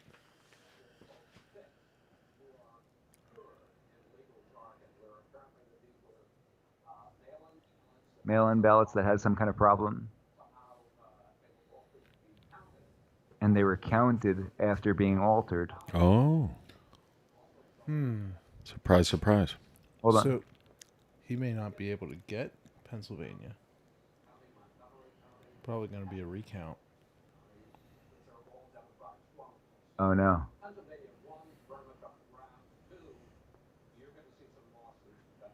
They said Delaware County, Montgomery County, Philadelphia, and Allegheny not all in yet. Okay.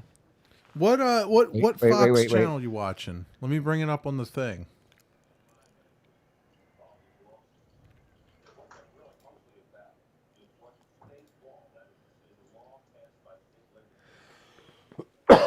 Excuse me.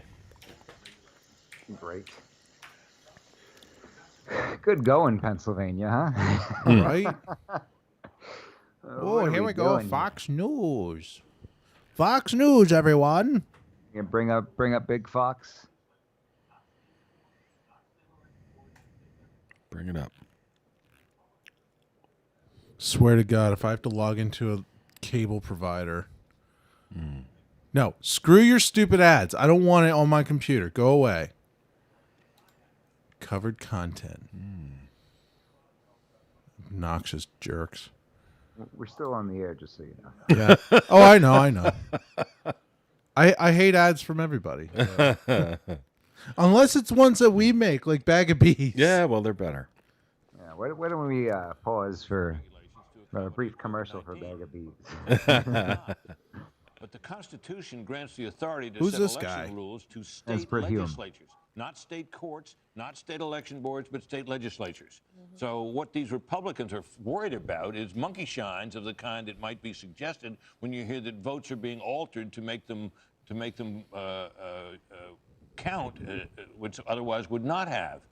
So this is where we are. But you're going to hear a lot of talk about vote suppression. In some cases, that might be true, but in a lot of cases, it amounts to an insistence on following the law. And there's another issue here, which is that every state, and by the Constitution, every state sets its own rules for elections. From the debate. So, Pennsylvania's rules can be utterly different, and that's completely legal if it is done by state officials. And we've seen it here. Some states count early votes first, some count them last. Sometimes there are variations within counties in the same state. Chris, it's not just state officials. It's the state legislature that the Constitution confers the authority to set the rules. And if state officials come along later and say, well, geez, we got this pandemic and isn't it awful, they don't have authority to change that. But then you have to interpret what the legislature has done in the midst of this pandemic and all that rest. That's right. And then you get the courts involved as to say, did you in fact violate what that takes us down a road of great contention. Well, I know, but if you have a deadline in law,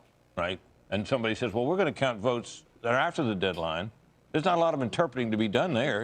But votes are late. It's they more don't count. complicated than that, because look at Texas, where a couple of Republicans tried to block Harris County, Houston, which put in drive-through voting places. It wasn't the state legislature. It was Harris County election officials. And the state Supreme Court and a federal court have struck down the Republican efforts to invalidate vote and get a coffee or something. 127,000 votes. All I'm saying is this is complicated, and we'll see how it's going Well, it's to be very complicated, and it's a federal office, but there's not a federal standard. That's right. For every state. That's They right. all handle It's it up to differently, the which is states. why it gets so complicated. And in Harris County, the question was whether or not they had the authority to institute drive-in voting. Right. And that was the question that was raised by the GOP, and it was overruled. But as you said. not to say it's not going to go to the Circuit Court of Appeals or even the Supreme Court. And it won't matter in Texas because Trump won. That's right. Okay, well, it's past midnight. We should point that out. And we do have a call there. Hawaii, no surprise, is going to former Vice President Joe Biden. So those electoral votes go into his column.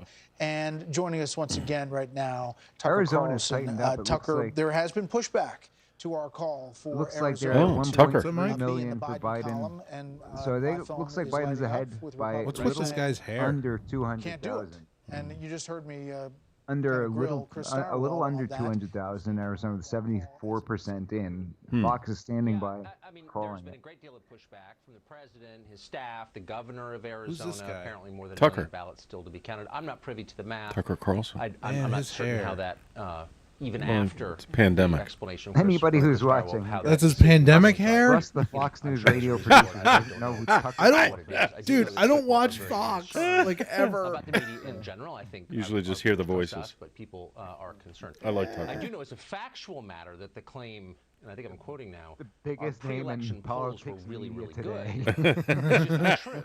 And if that were true, then the New York Times wouldn't have given Joe Biden a 70% chance this morning of winning Florida. Some polls were good, a lot were bad. And I know that the impulse Russ always also for ran a everyone, basketball everybody, station and didn't is know who Michael Jordan was. self-justification. We should be honest about. Thanks, I'm not Mike. specifically talking about Fox News, but the media more broadly. Who's this we ball-up should be guy? honest about to be wrong, and some of these polls were wrong. Who's this guy bouncing the ball? Who does he for think he honest is? reasons, This guy's like but 8 wrong feet tall. nonetheless. And that's a problem. That's misleading, and we should cop to it, I think. But one of the reasons that they may be wrong, Tucker, is something that we've talked about so much, which is this shy Trump vote, right? So you look at Florida, look at Look at Ohio, all the fancy stuff they have going on screen. Oh yeah. Winning. I wish I knew how to do that. I don't know, roughly 4 You do. or 5%. What am I, a TV producer? Mm-hmm. No, I'm not. Get out of here. Go ahead. Even the ones that tightened in recent days, Iowa's had them looking in good, boys. razor-thin margins in all of those areas. So it raises that question. You know, how much is the shy Trump vote, right? He's in good shape, Is boys. it just that the people that they're talking to are telling them the truth? They're just not talking to Hold the right on, people? saying Atlanta won't finish its count tonight. Election workers in Fulton County who were counting absentee ballots went home for the night. A water line break delayed the count. Yeah, water line. Such a mess. That's right. Yeah. See. Atlanta. We gotta, Somebody opened up we're a fire shy hydrant, by, I think. 300,000 votes in Georgia. We got to come up with 300,000, Atlanta votes. What I tell you? Didn't I tell you? Because I told you. Is that Cleveland? It sounds like Cleveland. Not exactly. Who you're voting for, especially if it's a major party candidate. So that's a huge dysfunction at the center of our society, and the fact that we just accept it as normal, I think says something bad about us. And we really should, no matter who wins tonight, work to make this a free country going forward. Can I say something really quick? Yeah. I just think we should pay attention to the realignment underway. Do they still have the same 3 stupid needles? They sure do. I wish I could go back and not compliment them. So they're not going to call Georgia tonight, basically. No matter what. Yeah. How many votes do we need? 300? Hey, why don't you go over there and break, in air quotes, you can't see it, the water main. Flood the city. Go open the oh fire no, hydrant. we can't do our work over here because it's flooded over there.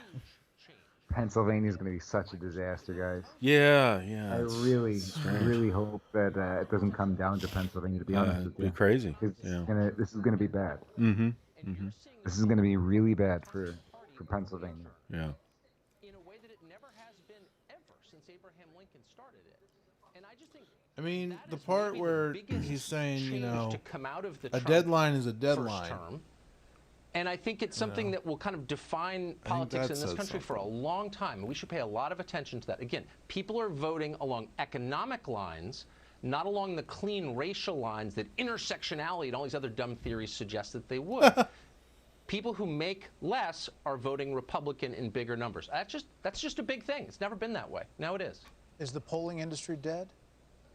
You know, I really hope so. And I could name some of the people who should be fired immediately. and I think I will. I just need to calm down enough to get their names on paper. But clearly, look, the instinct of this is true in every industry because this is a function of human nature. But you cover for yourself and you think of an excuse, your children do it. Well, you know, there's a good reason I did. Okay. No.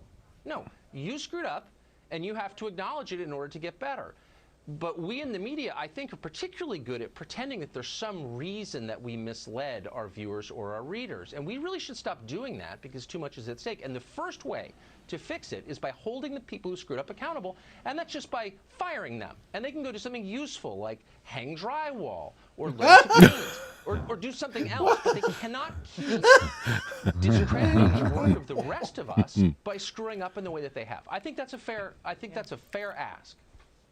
Yeah. I mean, I would just mention with regard to your earlier thought, Tucker, about the useful, shy Trump like vote and then the polling on top of it. If pollsters, the freedom of expression, I've seen so many front lawns during the course of this where there's signs for the Republicans who are lower down on the ticket, but not a Trump sign, right? So it's like shy Trump voter, you know, up and down the street because they are afraid that if they put a Trump sign out that, you know, something might happen to their house, or they don't want their name. Yeah, we were talking about that. I said that earlier. It's evident, so it's clear that a lot of these They stole your pollsters stuff, are Russ. not, no matter They what were do, listening to me and they took my idea. And they should open restaurants. Do you know what I mean? Or learn to fix transmissions. And that's great. Those are honorable jobs.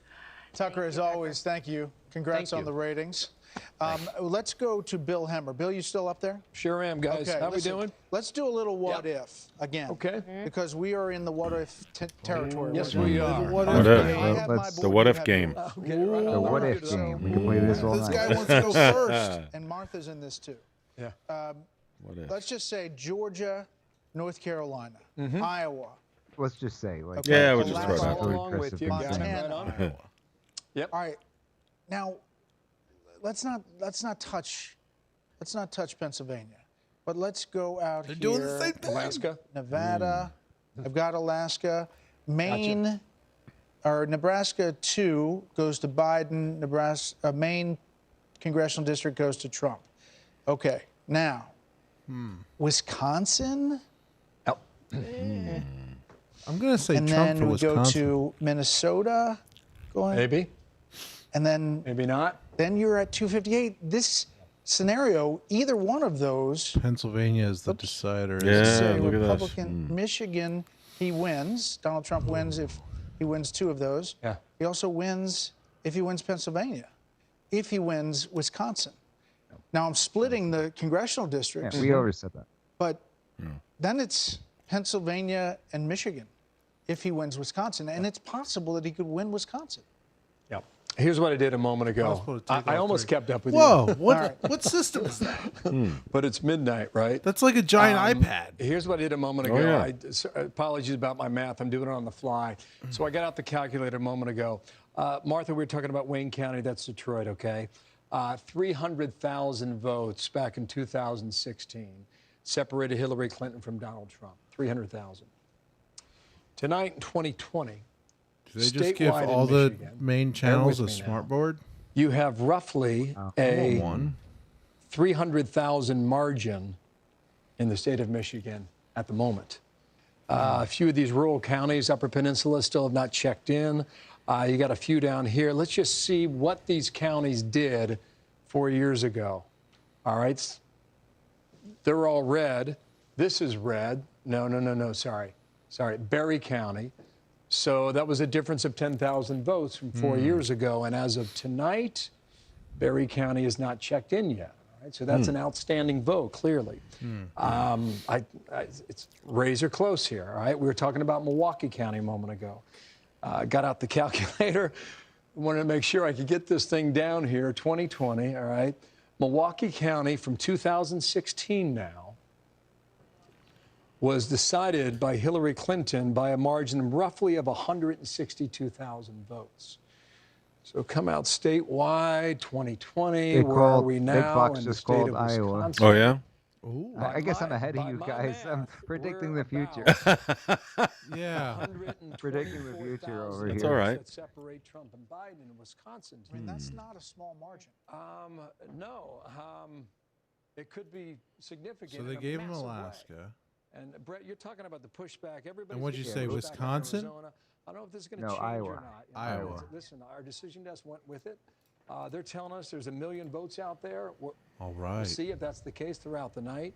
But to your point about Wisconsin, Bill, you know what's Michigan, really great about you? Sorry? You produce, you and Styrewall, whenever you're on. Fox News Decision Desk can make a call. And that is Iowa for President Trump. He will win the state of Iowa, the 6 electoral votes in All right. Iowa. That was tight as you got towards Election Day. He will win Iowa, and Joni Ernst is there as well. We haven't made a call in that race yet. Okay. I would just point out that it's a 7-point spread, exactly what the Des Moines Register said it would be just a couple of days ago. So once again, there is a pollster out there that is doing a good job tonight. Yeah. I was thinking about that over the weekend, guys, and I remember we were at the Super Bowl in Miami, right, on that Saturday night before the game. The Des Moines Register was coming out with his Iowa caucus poll, and they held it back at 11 o'clock. Remember all that? Sure. Remember, it was the gold standard. It was never released. The next day they played the Super Bowl. The next Monday we're in Iowa. They never give us the results from the caucus because they got the data all confused. The day after that, we're in D.C. for the State of the Union address, and by then America had moved on to New Hampshire in the primary. We forgot all about Iowa. I thought that poll on Saturday night, a 7-point advantage for Donald Trump, a 4-point advantage for Joni Ernst, was substantial. Ann Seltzer wants to get it right. And I know she was very embarrassed by the poll in early February.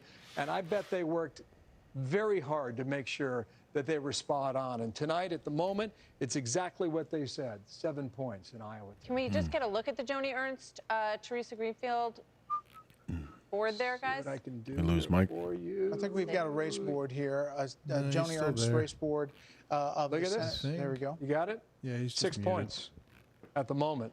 92% of the votes been counted. See that guy? Republicans are feeling confident about that race. If she holds on, that's a big get, and one of the vulnerable senators that will Look at get all by. those mustard states. They're still Watching out there. this here, if you guys want to hang with me a moment. Wayne All County. I see It's is interesting how states close covered in movement mustard. right a lot of here these things from are, though. Detroit, so. Yeah. Well, okay, you guys ready for this?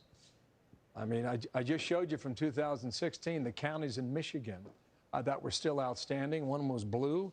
That was right here, Muskegon County, Michigan from 2016. Now it's red this year. In 2020. This just clocked in. Trump with a 4,000 real vote lead along Lake Michigan. Listen, right? There you All go. right, we can Keep call, talking. there's that Senate race. Oh, It's magic. If we talk about it, we're able to call it. So that's Joni Ernst over 51%. in. Teresa All right. Greenfield gave Incumbent. her a good run for her money. That was a very tight race. Iowa. And Joni Ernst has secured her spot in the United States Senate and her seat for the Republicans. Well, let's as look they at the look to hold on to the majority. The net gain, the 53-47 we started with. The Senate board now with that win, that's a hold, obviously. So Republicans holding that seat, and it's still a net gain of 1 for Democrats if you put Mark Kelly out there in Arizona. I'll let you do the Senate in a moment. I just want to point this out, guys. It's pretty obvious to me what's happening in Michigan. I mean, this is something you really have to follow closely. I don't know what happens in Detroit overnight tonight into the day tomorrow. But this was a county that the president won 4 years ago. These counties all up here, too. They were all red, okay? Exception here. And now they're filling in. Well, we have some grays still. But at the moment, he's in this thing in Michigan in a big way, and we can't ignore it. 10,600 votes from 2016 seems to be razor tight again this year. Razor tight. All right, Bill, thank you so much. We'll be back to you in just a minute. We're going to take a quick break here. Iowa was just called for the president as the results continue to trickle in. It is after midnight on the East Coast. We're going to have a lot more for you from our... Let not your... You know what's wrong with money apps? They make you do all the work. that you're on my computer. More commercials, yeah. Albert manages your... Yeah, seriously. What the heck is Big Fox's problem with Georgia and North Carolina? Seriously. Oh.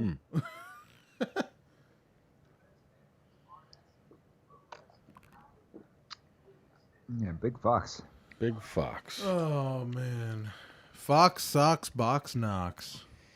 Any other sources that we can look at? I like what we're Uh, doing here. We're putting together like 3 different sources all at once.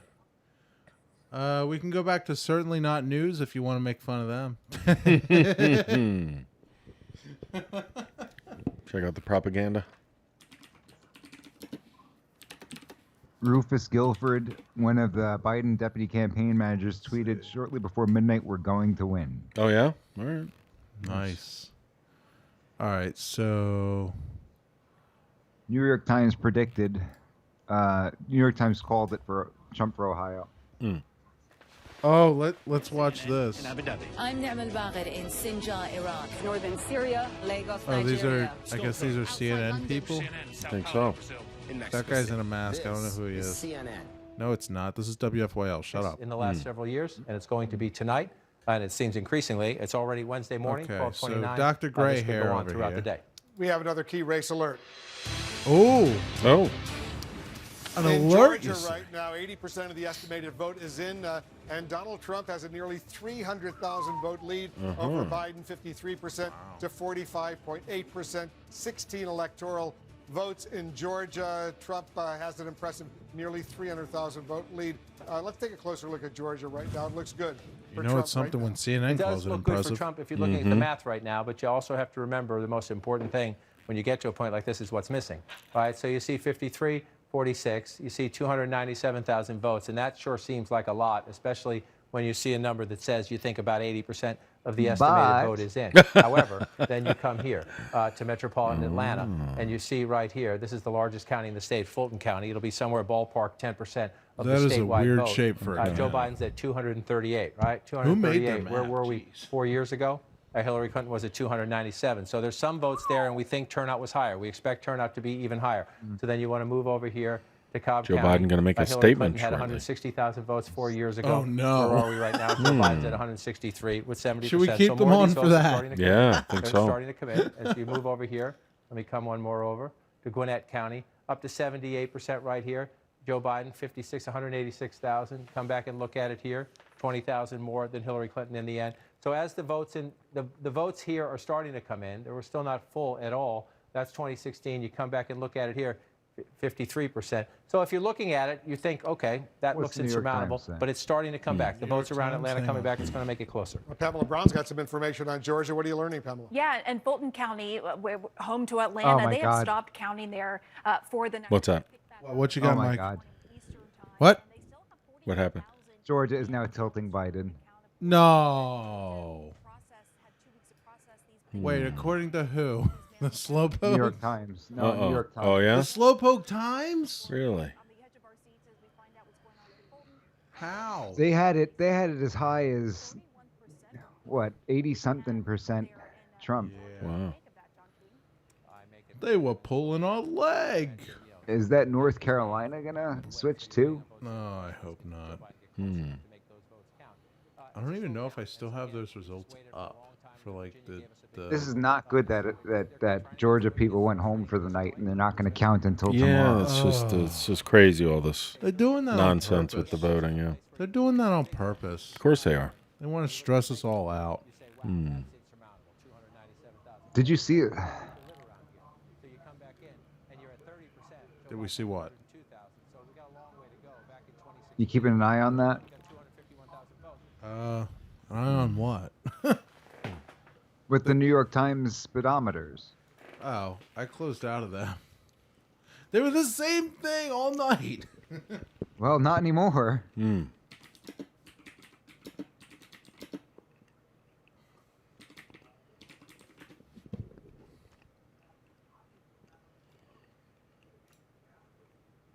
Is this it?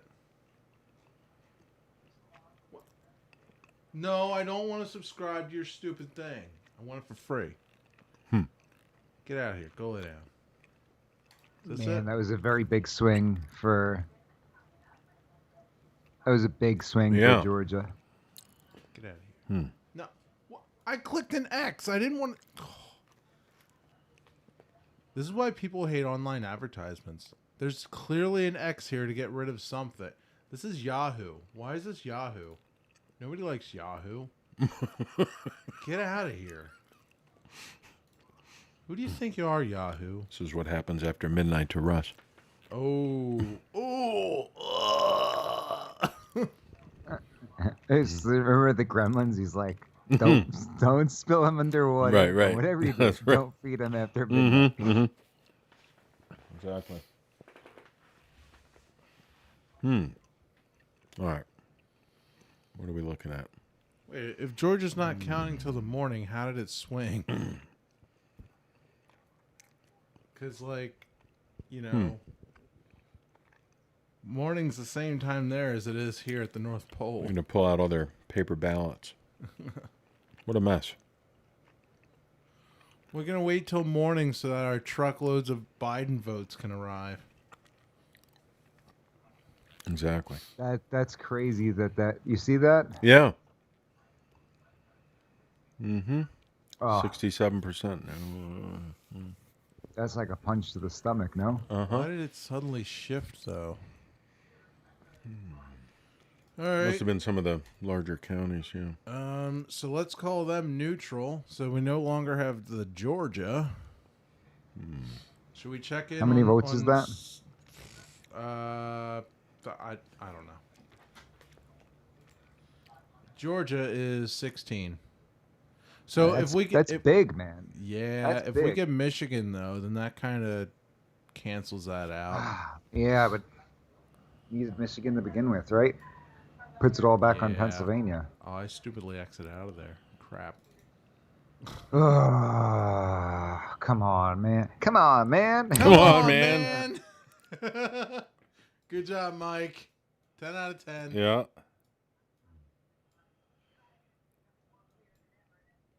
Come on, man. I don't know. It's concerning.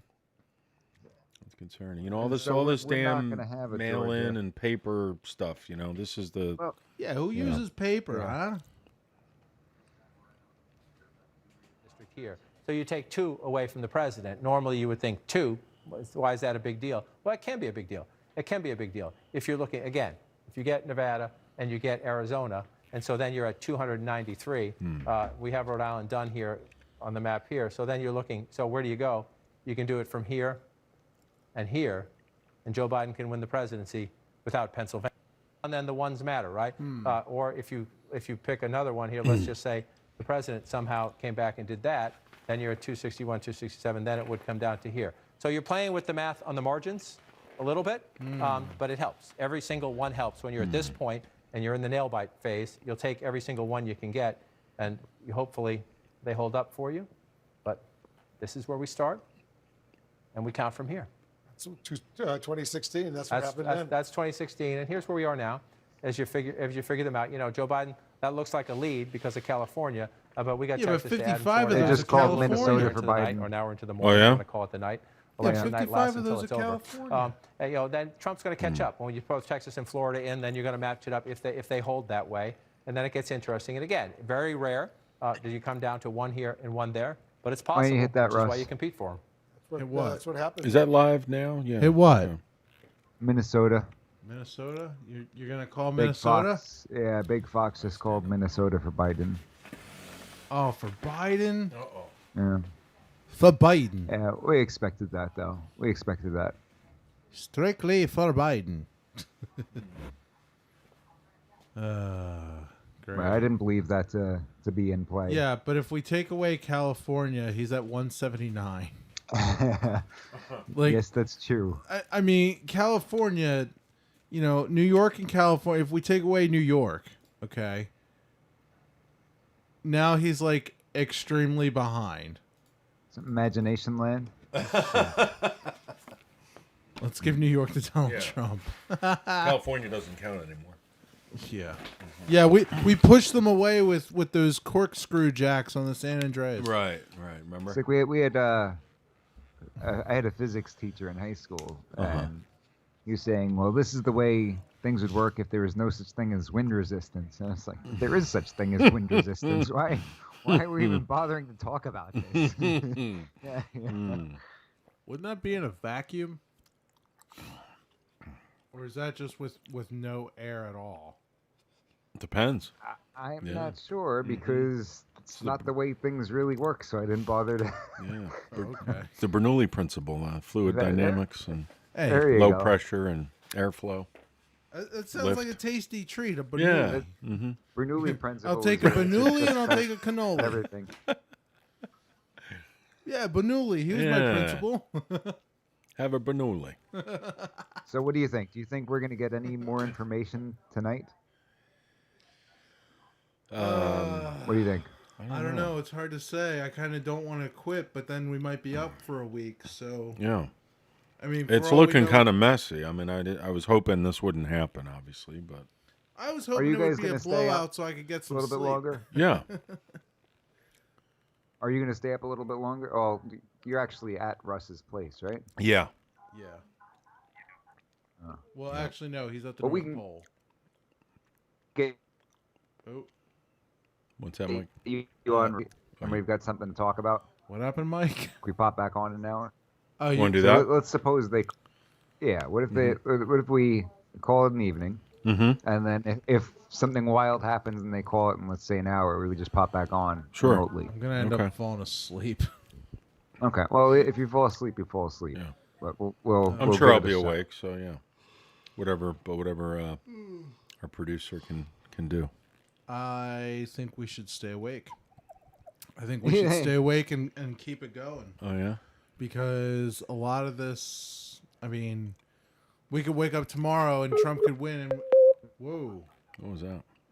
that was Skype having another stroke. Oh no. Is it going to do a thing where it's not responding again?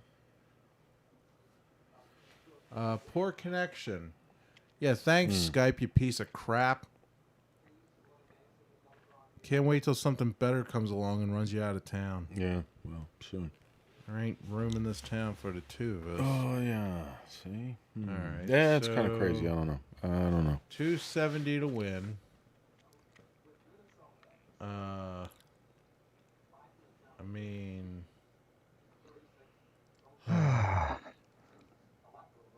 Yeah, it seems like we're kind of in a holding pattern here. Yeah, we're... Yeah, do you we're in think that quite a they're going pickle. to call... Well, I think Michigan, Pennsylvania is going to be a Wisconsin? big problem, and this is what we had concerns about. And, it makes a lot of Matt is gonna sense. be hearing All right, tomorrow. guys. Right, Guys, right. I think I know how this is going to go. They're going to call the rest of the states, and then Pennsylvania is going to be the decider. No, I Let's really give... don't. Hang on. Let's give Joe... Let's give Uncle Creepy Nevada. Let's give Trump Georgia. Let's give Uncle Creepy Wisconsin. Let's give Trump Michigan.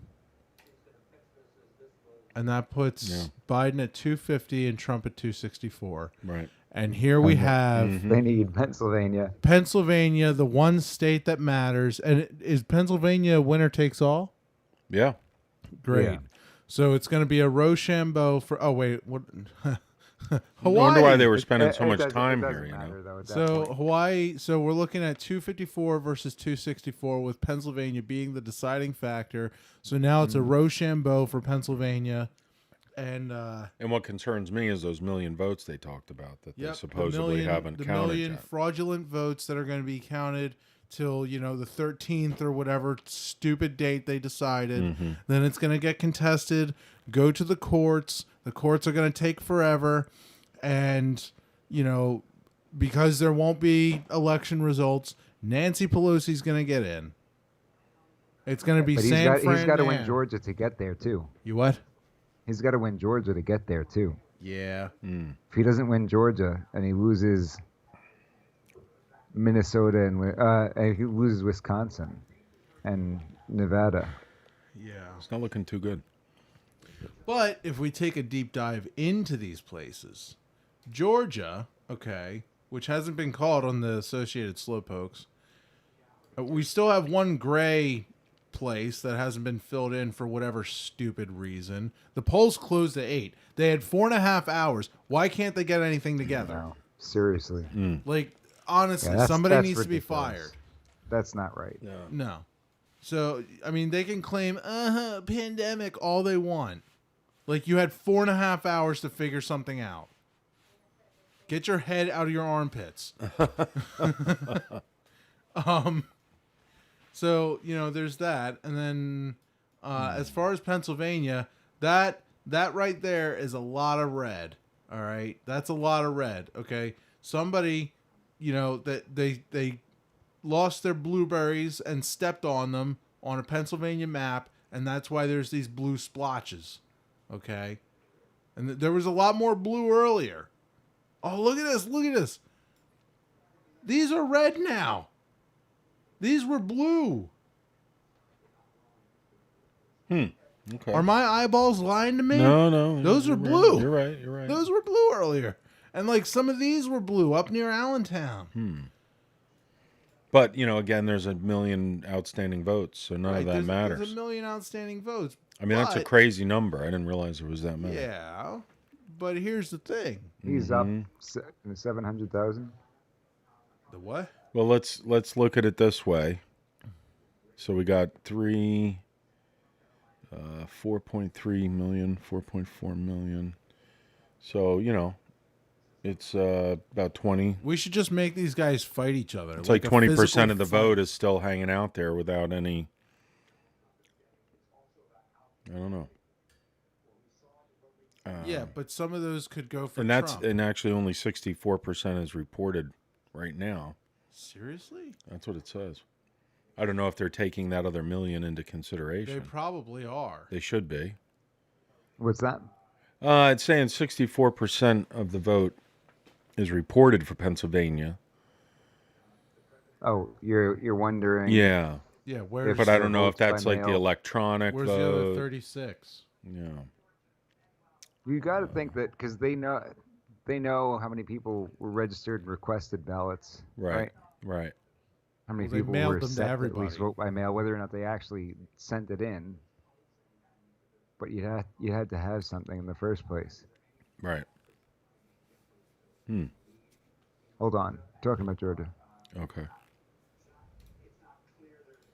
So I switched to the Big Fox. Okay, they think that they might be calling Georgia for Trump here in a minute. Oh yeah. Okay. All right. Go back to the New York Times. The Needles. Please say that it. The Needles. Oh, the Needles. No, they're still at 66% Biden in Georgia.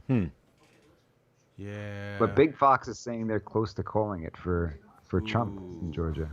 Wait, what? Oh yeah. I mean, they haven't called any of these things that the New York Times has had up for hours. I know, but the New York Times needle has changed on Georgia from it was up 80. It was sitting at like 85% for Trump. Yeah. Now it's 66% Biden. How? President Trump wins all three. It could be days or more before a winner is declared. Days or more. Something about this seems unconstitutional. We have election day, not election week. Well, yeah. Has it ever gone past what? Has it ever? Election month. Yeah. Election month. Black Friday's an entire month. Hold Why on, not you're talking election day? Wisconsin. Give us a second. The what? Wisconsin. Wisconsin. Let's see. That it? No. Oh, he's thinking Biden can come back in Wisconsin.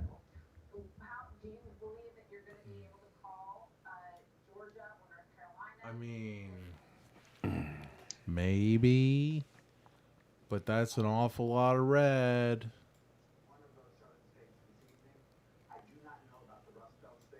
Minnesota hasn't even reported the whole thing yet. All right, they're not sure. He's saying he's hoping to be able to call Georgia or North Carolina tonight. Hoping. Okay, so North Carolina has reported 94% and 15 electoral votes. Hold on, he's talking Pennsylvania. It's going to take several days. Wow. It's crazy.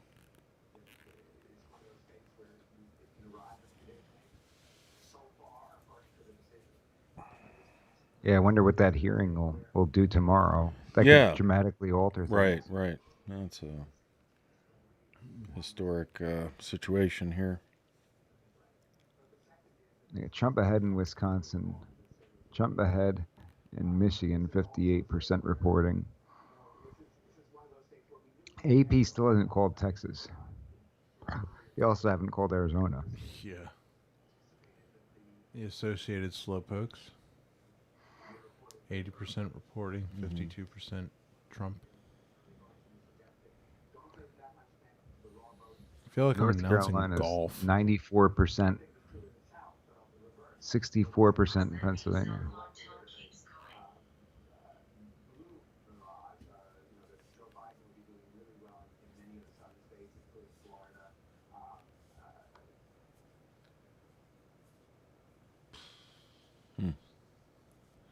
I mean, most of Georgia's in right now. Yeah. 83%. Yeah.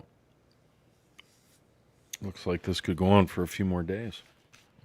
You know? I was hoping for only hours. Maybe 1 hour. I don't know. I'm routinely up till like, I don't know, 2 or 3 in the morning. So this is just what is today? Technically it's Wednesday. Yeah. Yeah, this is just a Tuesday and a Wednesday for me. All the days blend together. That wasn't my Joe Biden moment. Now, that was just all the days blend together for me. The gentleman who's calling the race for Fox News says thinks he probably gets Pennsylvania. Okay. So if he gets Georgia, North Carolina, he thinks he'll probably get Pennsylvania. Okay. Oh, that's interesting. I mean, he's got a pretty good lead on the number of votes that are currently in. I for- say they for do us. a rock, paper, scissors for best 3 out of 5. Yeah. I just worry about the composition of those, million ballots that they're saying are out there. Yeah.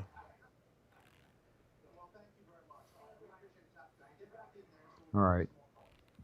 Do you think anything else is going to happen this evening? I don't think so. I think I'm gonna go out to my car and get a Dr. Pepper, and then I'm gonna use it. New York Times just called Florida for Trump. I wonder how many Democrats are watching, saying, "Oh, I don't care that Fox News called Florida Right, for Trump. right. I'm holding out hope." Yeah. Maybe Biden will win. They've got a check mark now. Trump will win. Okay. Oh. Hey guys, the Associated Slowpokes called it for Florida. Oh. 96% in, so. Wow. That's good. 96%. You may as well call it. Mm-hmm. And I mean Georgia. Oh, they're only at 83. And Biden's about to make okay, a speech. North Carolina, Pull this up. 94%. At what point do you Biden's making a call it? speech. Oh, yeah, Hold we got to on. hear Biden's making that. a speech. Pull this up. Bring that up, Russ. What The is Biden's making a speech. Oh wait, what channel is that? CNN. He's probably going to ask more people to come out Big and Fox. vote. Big Fox. Big Fox. Okay. Big Fox. No whammy, no whammy. Don't get me an ad. Fox News There Go. was What a the heck is reason. that? Here it's a little different. I think he's really doing it just so psychologically, if they end up in challenges, Ooh, he thinks that's he looks pixely. stronger. All right, here's the former Vice President Joe Biden with Dr. Joe Biden. Let's listen in.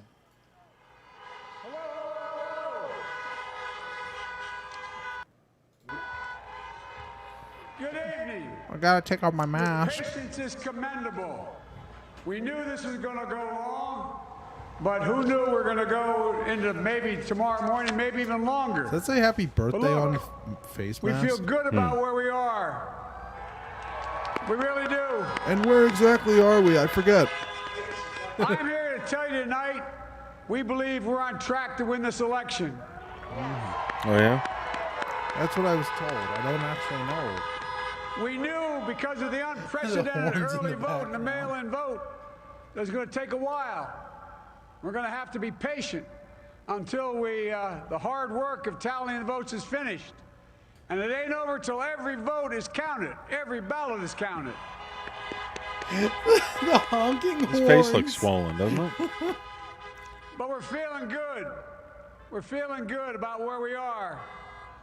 We believe one of the nets has suggested we've already won Arizona, but we're confident about Arizona.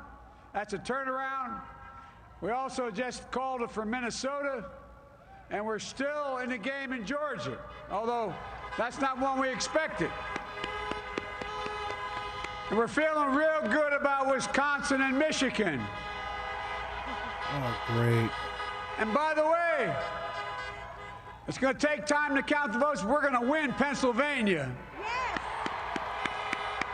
I was assured by the people I We're hired to talking cheat to for me. folks in Philly, Allegheny County, Scranton, and they're really encouraged by the turnout and what they see.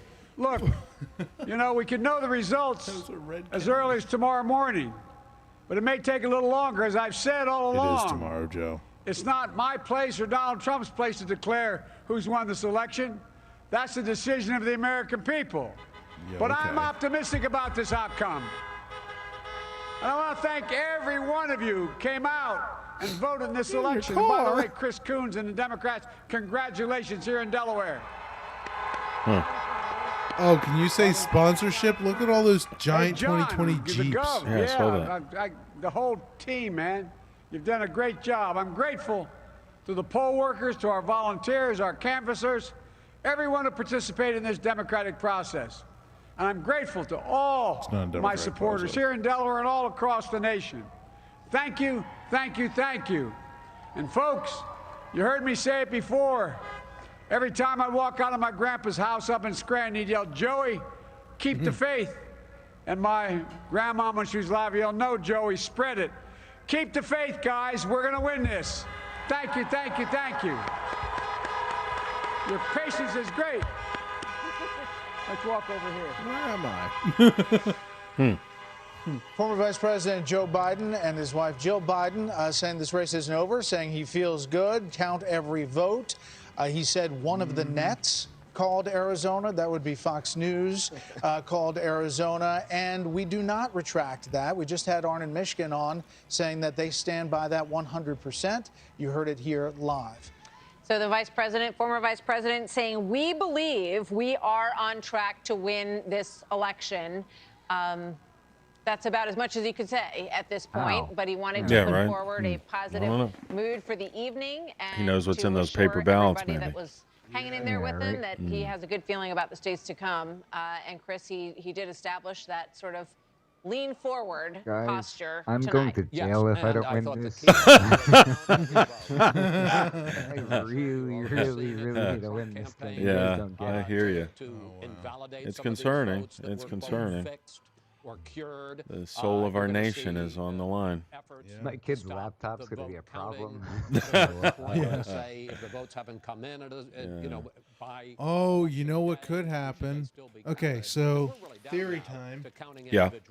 Biden wins. They just called Montana for Trump. Oh, yeah? Okay. All right. Never mind. Forget whatever stupid crap I was going to say. Oh, yeah. Oh, that was not really that surprising. I didn't think I probably didn't need to. No, I already marked it interrupt down. you for that. We already had, right? Okay, so theory time. All right. So Biden gets in, and his son's laptop scandal thing is a problem, and then Harris gets in because Biden is a corrupt poop monster and talks out of his armpits. Of President Trump, 3 electoral So votes. So as you look at the race to I honestly think they're going to trade Biden for Harris. I think they put Biden in the way because he's more likable than anybody who was up on stage against him. Trump is apparently going to make a statement. Oh, Trump's going to make a statement now? Look at, hold on, look at. In Montana, Steve Daines. Look at the map, the incumbent Pennsylvania Republican map. senator, They was got trailing. Trump's up almost a He's now, million votes in Pennsylvania right looks now. like he's going to win. Yeah. So that looks like one further opportunity for Democratic. Yeah, see where Look that, at it. See where that is now, yeah. How do I get rid of this Pennsylvania, stupid thing? just That's quickly, just obnoxious. some raw vote total. Listen. 60. There's a lot of vote out. Still not. Hold on, let's listen to Britt. tabulated, but somewhere between 63 and 75% is in, according to one estimate I just saw, and Trump's up 15. Now, there's a lot of vote out, and that's not final, but you'd rather be him than Biden at this moment in that state. Dana, what are your thoughts? Well, I'm just thinking about, from a communication standpoint, if you're President Trump and you're at the White House tonight and you see Biden go out there, I would imagine you're going to see the president within the next 45 minutes. Within the last few seconds, he said, "I will be making a statement." Well, tonight, see, a big win. I'm tracking. Exactly. You are tracking. So yeah, I think that makes sense. I don't think there's any way that you could go to bed tonight and not say something if they're like. We'll see how they handle that. I think that the other thing is we haven't talked a lot about any of the governor's races, but I do think that in Montana the Republicans were able to pick that up as well. And in terms of communications, the president will say whatever he's going to say, and he's already indicated on Twitter that he will probably warn about the election being stolen. And so I would expect that we'll hear that kind of language from him tonight, Dana. Yep, I think you will. I would, not that anybody takes my advice anymore, but I would tap the brakes on that a little bit. I don't think he needs to do that. I think he could say, I'm in a very strong position. They counted me out in 2016. They were going to try to count me out again in 2020.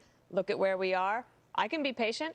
I'm going to wait till tomorrow. We'll let these votes get counted, but I can guarantee you I'm going to win, and I'm not going to let any legal challenge go without my guys being on the ground, being able to fight it. Yeah. Donna Brazil, you were around when Al Gore, as we talked about earlier. Dude, Al Gore is and boring. The statement that was made and not conceding. I'm Al and Gore. Pulling that That's what back. Trump would call Your him, thoughts right? on And we're going gonna to be underwater in the next 10 boring years. out. Ready to talk as well. When you have your supporters, as we did at She's the the lady who Memorial gave in Hillary Nashville, Clinton Tennessee. the questions for the it was debate. Right. Remember? Oh, okay. Oh, yeah. Literally. I'm not kidding about it. I'm not making a joke. That is what she did. So what's she doing on as we TV? drove up to the war memorial, I'll never Fake forget news. Michael You need Hooley some was fake Fox, news, you know. Yeah, in the war room, and he called up Big to Fox Michael highly gave her a Feldman job. to say, step back. Yeah. So it's important that I think the vice president made a good move in telling not just his supporters, but all Americans to be patient. Let's keep it. This Georgia situation is most We concerning. may not know the final results want me to in zoom out on the several map and states bring up Georgia? until tomorrow. And now we'll hear what the president Map. has to say. But here's the thing. It's them. The vice Say president map, has say picked map. up Well, all why the don't you states mute so her far that until, Hillary Clinton carried and possibly one that Donald Trump carried. So it's important that Why he don't you mute continues her to convey until, that message to not just his supporters, but the American people. All right, let's come back here to New York for a moment. Britt, what are you looking at now? Well, I mean, here we are, as I've mentioned earlier. It's late. It was getting very late tonight.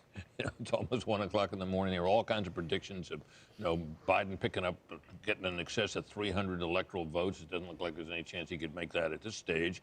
And one state has flipped, and others might, but not much has changed tonight. Well, one thing has changed. Martha McSally out in Arizona says she is not conceding in that Senate race to Mark Kelly, saying, like Mark said, every vote should be counted. With 1 million votes to be counted and no election day results reported from Maricopa County, the decision to make a call at this point is irresponsible.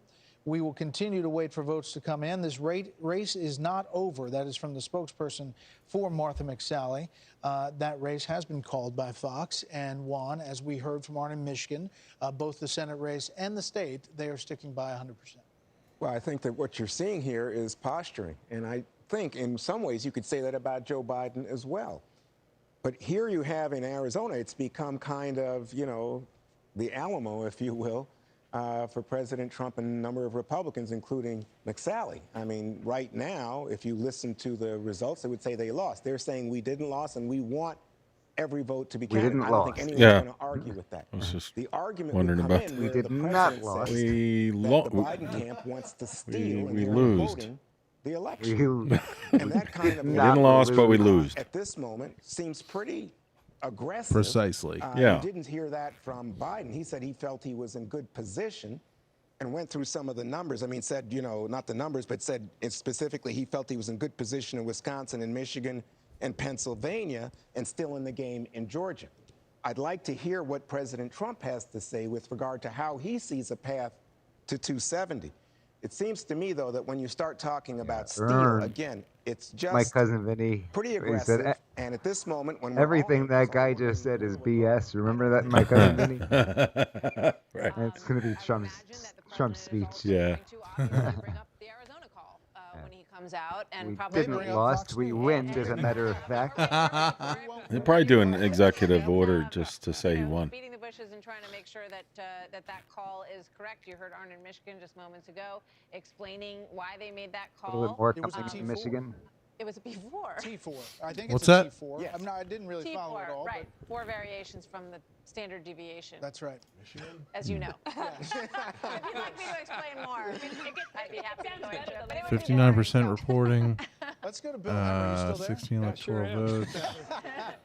I feel like I I'm mean, deviating a little bit right now. that's an awful lot of red. What do you want? Yeah, we can look at both of them, and we're just keeping a close eye on them. We'll see what happens out here in Arizona. But here's what I've got for you guys. In Michigan, you got about 60% of the vote in, and you still have a 10-point lead for President Trump. And at home, you're saying, well, heck, call the thing, right? The reason you can is because there's an explanation for this, and this is Detroit, Michigan, Wayne County. There's just too many votes out to really know at the moment here. Sure. What did I say a moment ago? 300,000 was the... Okay, so here's 2016. Here's Hillary Clinton over Donald Trump by about 300,000 votes in that one county. So in the city of Detroit. Come back to 2020. We're starting to fill in a little bit here, but still far from conclusion there. So by my count, guys, the difference in Wayne County in 2016 is just about the same difference we are right now, 300,000 votes between Trump and Biden in the entire state. So that's why we're hanging on down here to see what comes of it. There's a few counties up here, not highly populated. They haven't checked in either. But I can tell you the red, because of the voting tendency they had from 4 years ago. Now, what's going on in Wisconsin? Really good question here. You've got a 4-point advantage for the president with 83% of the vote in. A lot of red. 83% of the vote, with Milwaukee County still somewhat outstanding. Yet, okay, I'll take it back again. All right, 2016. Fast math here. That was a difference of 162,000 votes. Hillary Clinton's advantage over Donald Trump. Let's come back to 2020 and pop out here. Trump's up almost and see where we are. 600,000 votes in Pennsylvania right now. 100,000 votes right now.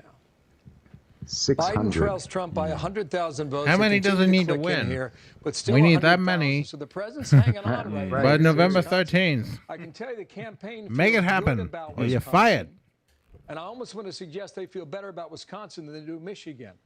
But we'll see Somebody as we work asked, our way why did the throughout needle turn blue the in night Georgia? here. We I'll got just enough check on vote the out in the Atlanta area to realize it was going to be really good for Biden. And there's a ton of vote left there. So they took the rest of the night off, right? Yeah. How is that not? It's ridiculous.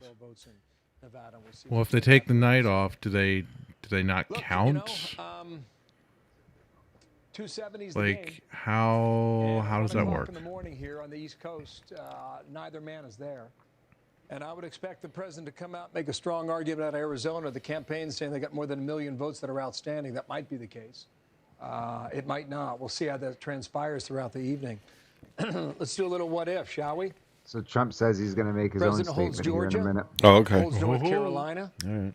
On the Joe Fox. Biden, say Big he picks Fox. up Nevada. Big Fox. Seemed to be about All 200 right. points pre-election day. He's at 243. Leave Pennsylvania out of it. What happens if the Trump team takes Wisconsin and we go to bed tonight and Didn't I just do perhaps this? Biden comes back in Detroit Yeah, and has a we good did. standing and he's at Yep, and it's a he's at Rochambeau 259. for Pennsylvania. I don't want to leave out Alaska. Sorry about that. All right. Love Alaska. Love Denali National Yeah, he said Park, all that Wisconsin. stuff. He needs Wisconsin. we he needs could, Michigan, you know, or he's going to need Pennsylvania. That's correct. If he And- wins and it's Georgia, kind of a North push here. If you go Carolina, Maine to Trump, and you Georgia, go North Nebraska Carolina, to- Michigan, and to Biden, you Wisconsin, go- it's over. I know no one's sleeping. So I was about to say, as New we York go to bed Times tonight, but didn't we're not call doing that. Minnesota. It's They also haven't 260, called 258. Texas at You know, this point. Pennsylvania hangs out there. Just for kicks here, let's take Michigan away and give it to Trump. He's got it. Bingo. If we were to That's right. Scrabble. We just said Biden, that. Wisconsin, that pulls him back again from that 270 threshold, which puts I guess the how many focus different again on the ways can you say Keystone the same thing, State. right? Yeah, how many different ways can you we say pull that's a up, Rochambeau for Michigan? Pennsylvania? Big We're Fox talking about has Michigan, the Trump Senate up race over there, Sean 600,000 James votes. and Gary Peters. I think we have a race Look at board this. here. Or you have one. There we go. What do we got? Pretty What do we Whoa, commanding. look at that. It looks Hold on, a hold little on. bit like President Trump, but a few more raw Talking about votes, about Pittsburgh. 335. Let's go, 350,000 advantage James. in the raw James. votes right now Michigan. between Okay, so Peters there's a lot of and missing James. votes You'll see in, that on the in screen Allegheny right County, now. which is Pittsburgh, but on Could both I sides. go back Like Trump to is very, very Pennsylvania short while right we have now the in time? Allegheny County. Short. Very Okay. short, Oh, very here's short, like Pennsylvania. almost 200,000 Oh, short. I mean, yeah. Oh, they're talking about I thought Pennsylvania. you'd take a commercial. Kidding. Here's 68% in Yeah. Pennsylvania, right? Oh, So I'll let him talk Biden over just that. mentioned Go ahead. Allegheny County, which is Pittsburgh. I Listen to find this a bit remarkable. About 155,000 raw votes and 71,900 for Trump. In 2016, 363 for Hillary Clinton, 257 for Trump. So he lost the county, lost the city of Pittsburgh by about 110,000 votes, roughly. So in 2020, sorry guys, let me just get the right dial up here. There's a difference of about roughly 80,000 votes, but there's more votes outstanding in Pittsburgh. He also mentioned Scranton, Lackawanna County. I've been showing this throughout the night. Chris mentioned this a moment ago. Joe Biden came back to take Scranton, a lead Oklahoma. right I there lived in there that for like 2 county weeks. of Lackawanna. Then I popped down here to Philadelphia. I find this interesting. This is Bucks County. There's a lot of votes out there in Bucks County. Bucks County is a razor-thin county, has been that way for 8 years. It really is a battleground within the battlegrounds. Now, you go back to 2016 to see the way it came out. Razor-thin margin here. Back in 2012, same story between Obama and Romney. In 2020, well, I mean, the president has a lead right now, but you've got about 21,000 vote difference between But if it stays roughly the two same, men he's there. still And in I'll good just pop shape, it right here right? I mean, if you Montgomery add County, Biden with a couple slight hundred edge on there, each down side. here in Chester Right. County. Yeah, if the proportion stays the same. Neck and neck Trump's here. ahead in Chester But this will County. be the big one, guys. Philadelphia as we move out into tomorrow. Back to you. Great, Bill. Thank you Comes very down much. to a It is city. almost A 1 blue a.m. city. on the East Coast, and we are still at it. and I think we'll still be at it for some time. For some time. When I'm president, I'm going to abolish all cities. Dense population is bad. All right, let's reset the night, and here's what we know at this hour in the race to 270. Alaska is too early to call, but President Trump is in the lead there. Well, President Trump isn't he about to say something? 29 electoral votes in the state of Florida tonight. That was the big state that he took at the beginning of the night. Former Vice President Biden has won the state of Arizona, a state that President Trump won 4 years ago. That is the one flip of the night so far. Minnesota has also gone to the vice president this evening, despite the hopes of the Trump team to land Minnesota. There's Texas, which was a bit closer than anticipated. The Biden campaign thought they might have a shot there, but that has gone clearly to President Trump. He will also take the states of, as I said, of Texas and Iowa also tonight by a very decent margin. So that is a look at where we stand right now. We are waiting on a number of states, waiting on Pennsylvania, waiting on Georgia, waiting on Wisconsin and Michigan. And of course, this is, we have a ways to go. North Carolina, North Carolina is still out there as well. As you look at the race to 270, 237 to 213, they are still standing alongside that map, ready to pounce on to be the winners. John Roberts is standing by with the Trump campaign reaction. The president says, John, that he's going to speak tonight, and obviously we've seen the tweets already. Yeah, he is. He tweeted just a short time ago. He says, I'll be making a statement tonight, a big win, to which Joe Biden responded, it's not my place or President Trump's place to declare a winner. It is the voters' place to do that. The president also tweeting something that already Twitter has slapped a disclaimer on. Let's punch through that disclaimer. The president saying, we are up big, but they are trying to steal the election. We will never let them do it. Votes cannot be cast after the polls are closed. Twitter saying some or all of the content shared in this tweet is disputed and might be misleading about an election or other civic process. Because that's Twitter's place to decide. They're monitoring the president pretty closely, even at 1 o'clock in the morning, though it's a little earlier on the West Coast, we should point out. No idea when President Trump is going to come down to speak to the crowd that is gathered here in the East Room of the White House. It could be any minute now. It may not be until perhaps Georgia is called. If we do manage to call Georgia, there's no timing on it. Again, though Arnold Mishkin came down and stood 100% behind the call for Arizona, the Trump campaign still disputing it, insisting that the votes are out there to potentially put President Trump over the top. And if they're not there, they just believe that it was too early to say that the votes aren't there. But then when you get to the other states, obviously they're feeling very good about the wins that they had in the state of Ohio. They love the fact that they won Iowa again. Some of that might have had to do with the sort of relationship effect of Biden's comments about the oil industry and fracking, because don't forget, for just about every gallon of gas that is produced in this country, there is 10% of that goes into it made out of corn from Iowa, Nebraska, and other places like that in the form of ethanol. So what happens to Pennsylvania in terms of fracking, or what happens in Texas in terms of fracking, or Eastern Ohio also affects Iowa, because they put out a product that is included in just about every gallon of gasoline. The Trump campaign obviously very happy with the results in Florida as well. The polls showed that that was going to be a very tight race. In the end, it wasn't. President Trump won it decisively. If Arizona holds, that means that the president has to win North Carolina, has to win probably Pennsylvania as well, if, as Arnold Mishkin says, the votes aren't there for President Trump to win Wisconsin, and then win Michigan as well. This is going to be a nail-biter. There's no question about that.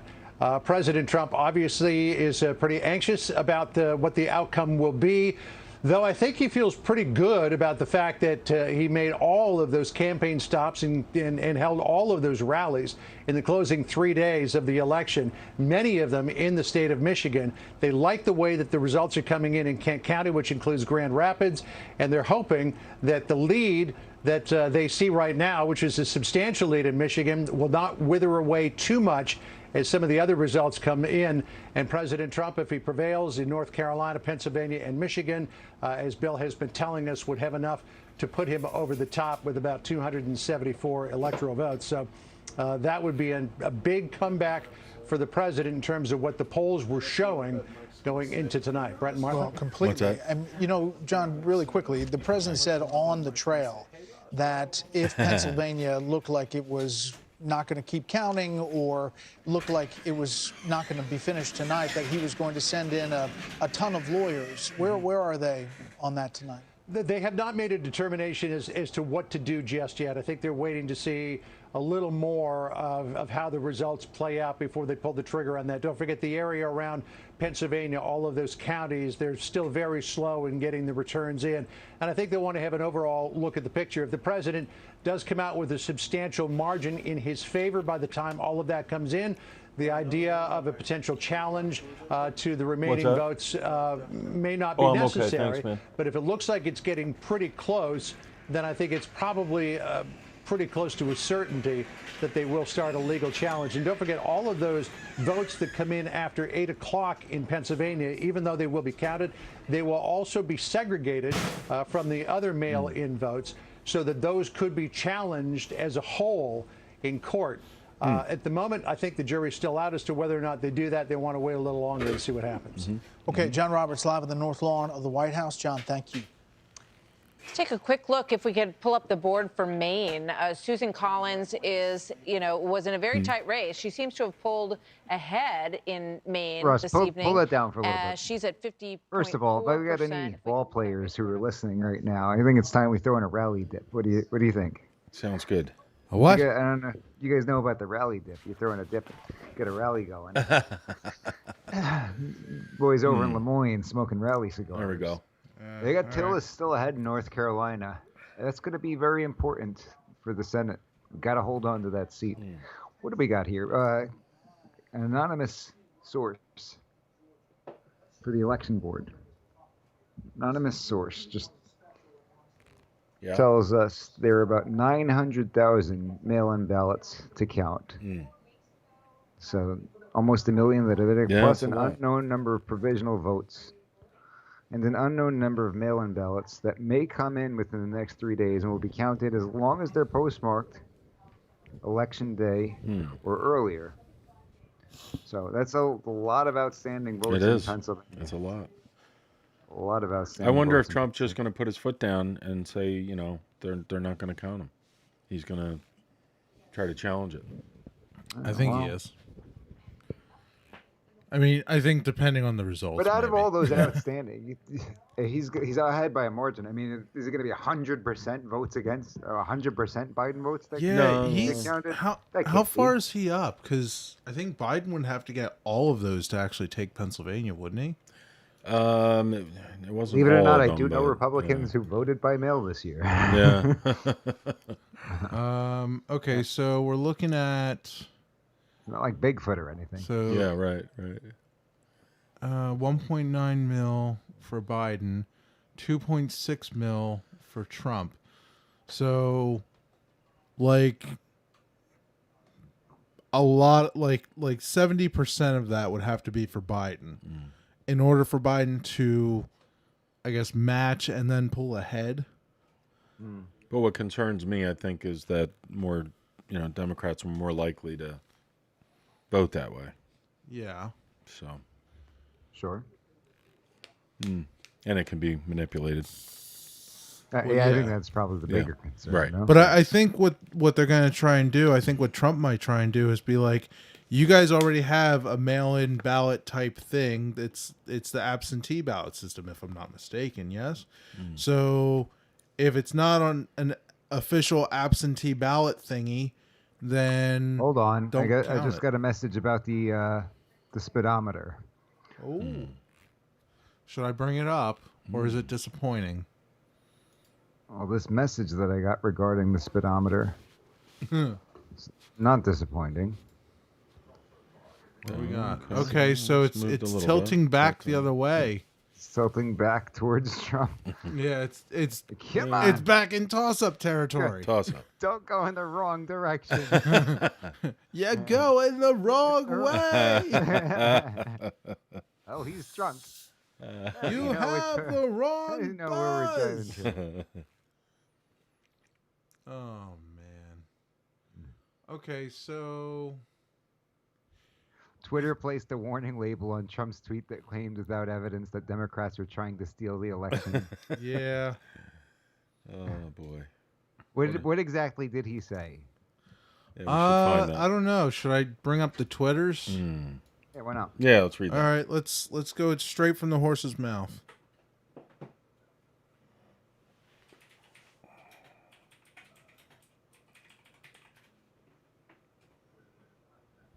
I hope I don't have to be logged in to see a Twitter.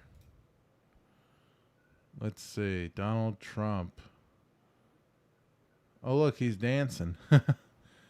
Okay, here we go. So they placed a warning, and you have to manually view it. Wow. Yeah, okay. At At what point does Twitter become a publication when they start censoring things? Because now they're picking and choosing. It's no longer a message board where you can just post whatever crap you feel like. I know, now, but even if it is a publication, then they're allowed to pick and choose what they do post versus don't post, right? Like if you call up the New York Times right now and said, "I want you to post this," they're gonna say, "Okay, give us money and we'll give you an ad space," right? I don't know that it's. I don't know how newspapers work. That's before my time. But it's not like, oh, well, they didn't put my thing in and that's a violation of the First Amendment. No, the government can't tell the newspaper you can't say this. But the newspaper is not the government. Well, got it? Yeah. But I don't know. It's a big mess. The newspaper. I don't think it's. I'm not saying I don't think it's. I'm not saying I think it's fair. I don't think it's fair. I don't think it's a direct parallel because you could argue that a newspaper putting something in the newspaper is more of a transaction than it is anything else, unless the newspaper decides they want to write about something. So maybe it's not directly a publication, but when why are we on WFYL? Because we've got a program that's successful, and people want to watch our program, right? And what if somebody else called up WFYL and said, "Hey, I'm Libby McLiberalson, and I want a show on WFYL."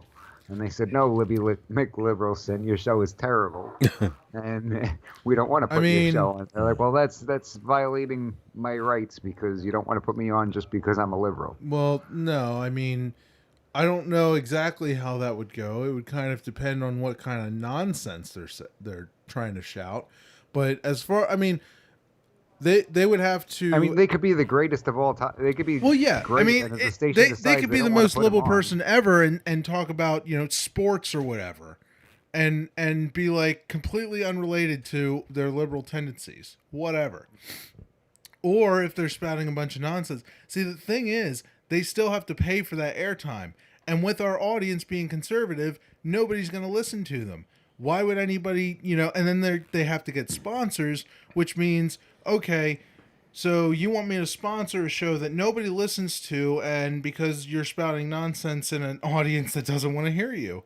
It doesn't make sense for them to take out airtime on the station because it costs money. Now we're dealing with transactions. That's what I'm getting at.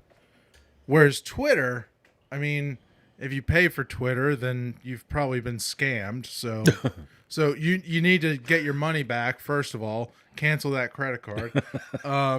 But, when you sign up for Twitter, you're agreeing to terms and conditions, I assume. But I'm also assuming that nobody ever reads those. Oh, yeah. Nobody reads Nobody except for somebody who's trying to go against them and has a lawyer read it for them. Mm-hmm. I recently had a TV spot, Second Amendment related, all gun stuff, and it was blocked by Facebook. Oh, yeah? Yeah. Oh, really? Well, Facebook can go pound sand. It is ridiculous, though, what they're doing. Firsthand. The shadow banning is real. Yeah, yeah. Mm-hmm. Well, what was Facebook's problem with it? Just because it was about guns, or did they it was just misleading? no. It was just no. No, violates our policy. Yeah. It's like, wait, what part of the policy? No, policy. The policy where they don't like it. It's just policy. Yeah, Oh, we yeah, just and we have then a policy where we well, don't like it. The thing is, if you try and prod someone like Facebook or Google, because it's not an actual person, it's more of an entity made up of a bunch of people who can't communicate properly, they're just going to say, oh, our algorithm did it. Mm-hmm. Yeah. Yeah. That's the biggest technical cop-out that I can even think of is, oh, it was an error on the computer side. Sometimes that's true. Okay, not all tech people are full of crap. Sometimes it is an error. But, you know, for it to be an error all the time, I mean... Seems like the errors are always in their favor. How many errors equal know? a programming thing? Well, you know, something programmed on purpose. Plus, the errors don't happen with the other content, it seems. How many bugs does it take to become a feature? You know?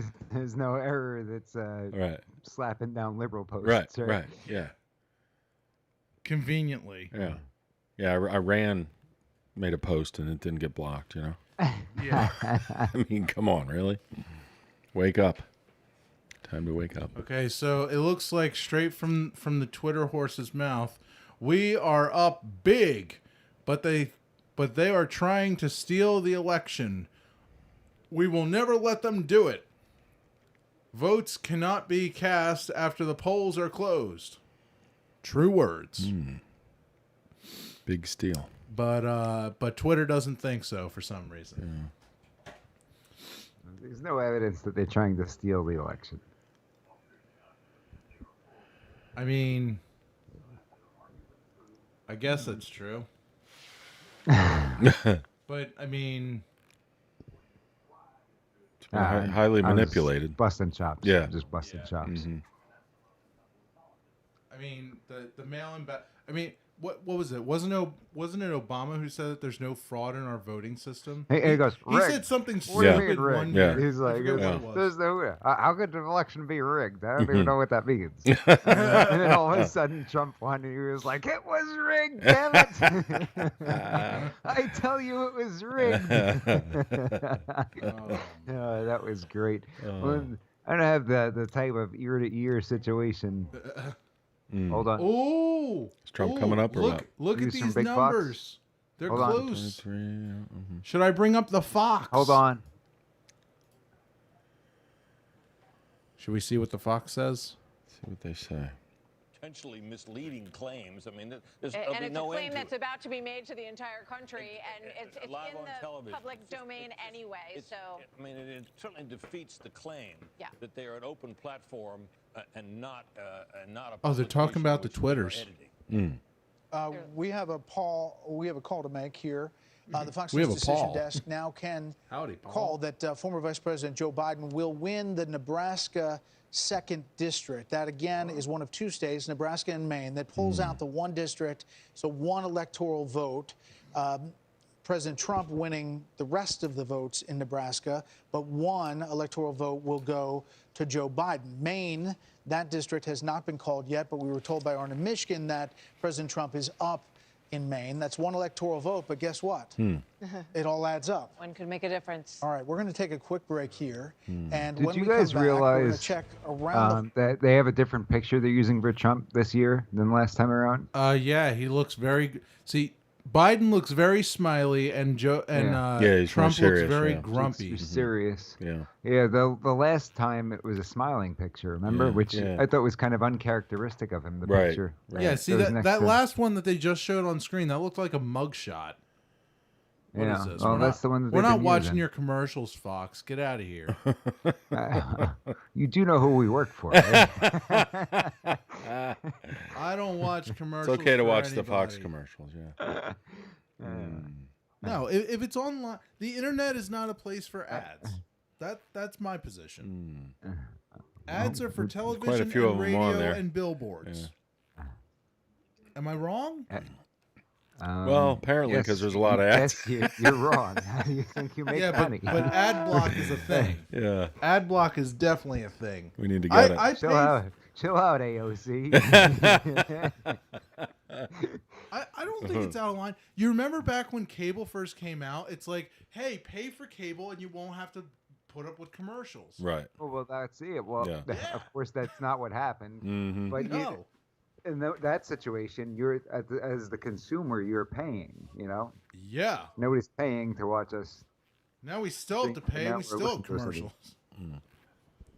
Yeah. That's the worst of both worlds, right? Yeah. That's even streaming services. I mean, Netflix, you don't have it, but you can watch anything on Hulu or anything like that.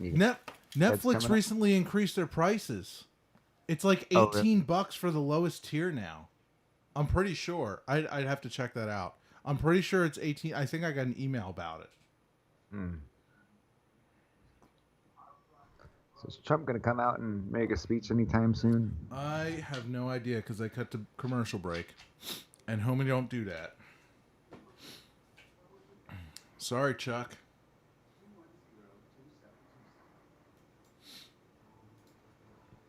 Should we see what the folks at Certainly Not News are doing? Yeah, why not? They're crying, maybe? You going to play CNN or are you broken? Aligned, but Who's this guy? I got to message somebody through in a rally there. I like it. I like it. That is not being stolen, though. But I'm not saying they're being stolen. But I didn't say. I said I agree that those are valid ballots that have been sent in, and they contact the people to make sure. The law says that you're supposed to match signatures, and the Secretary of State said no, you don't. But Rick, and let me just say one other thing, because there are two things the Secretary did. The second thing the Secretary did is say that she told the United States Supreme Court that they would segregate the ballots and not count them. She then, just yesterday or last night, said, no, we're going to canvass them. And so we're going to open them and canvass them. So you can say, it's no big deal. But you can't have it both ways. The president is saying, I want it all done. I want it quickly. I want it done tonight.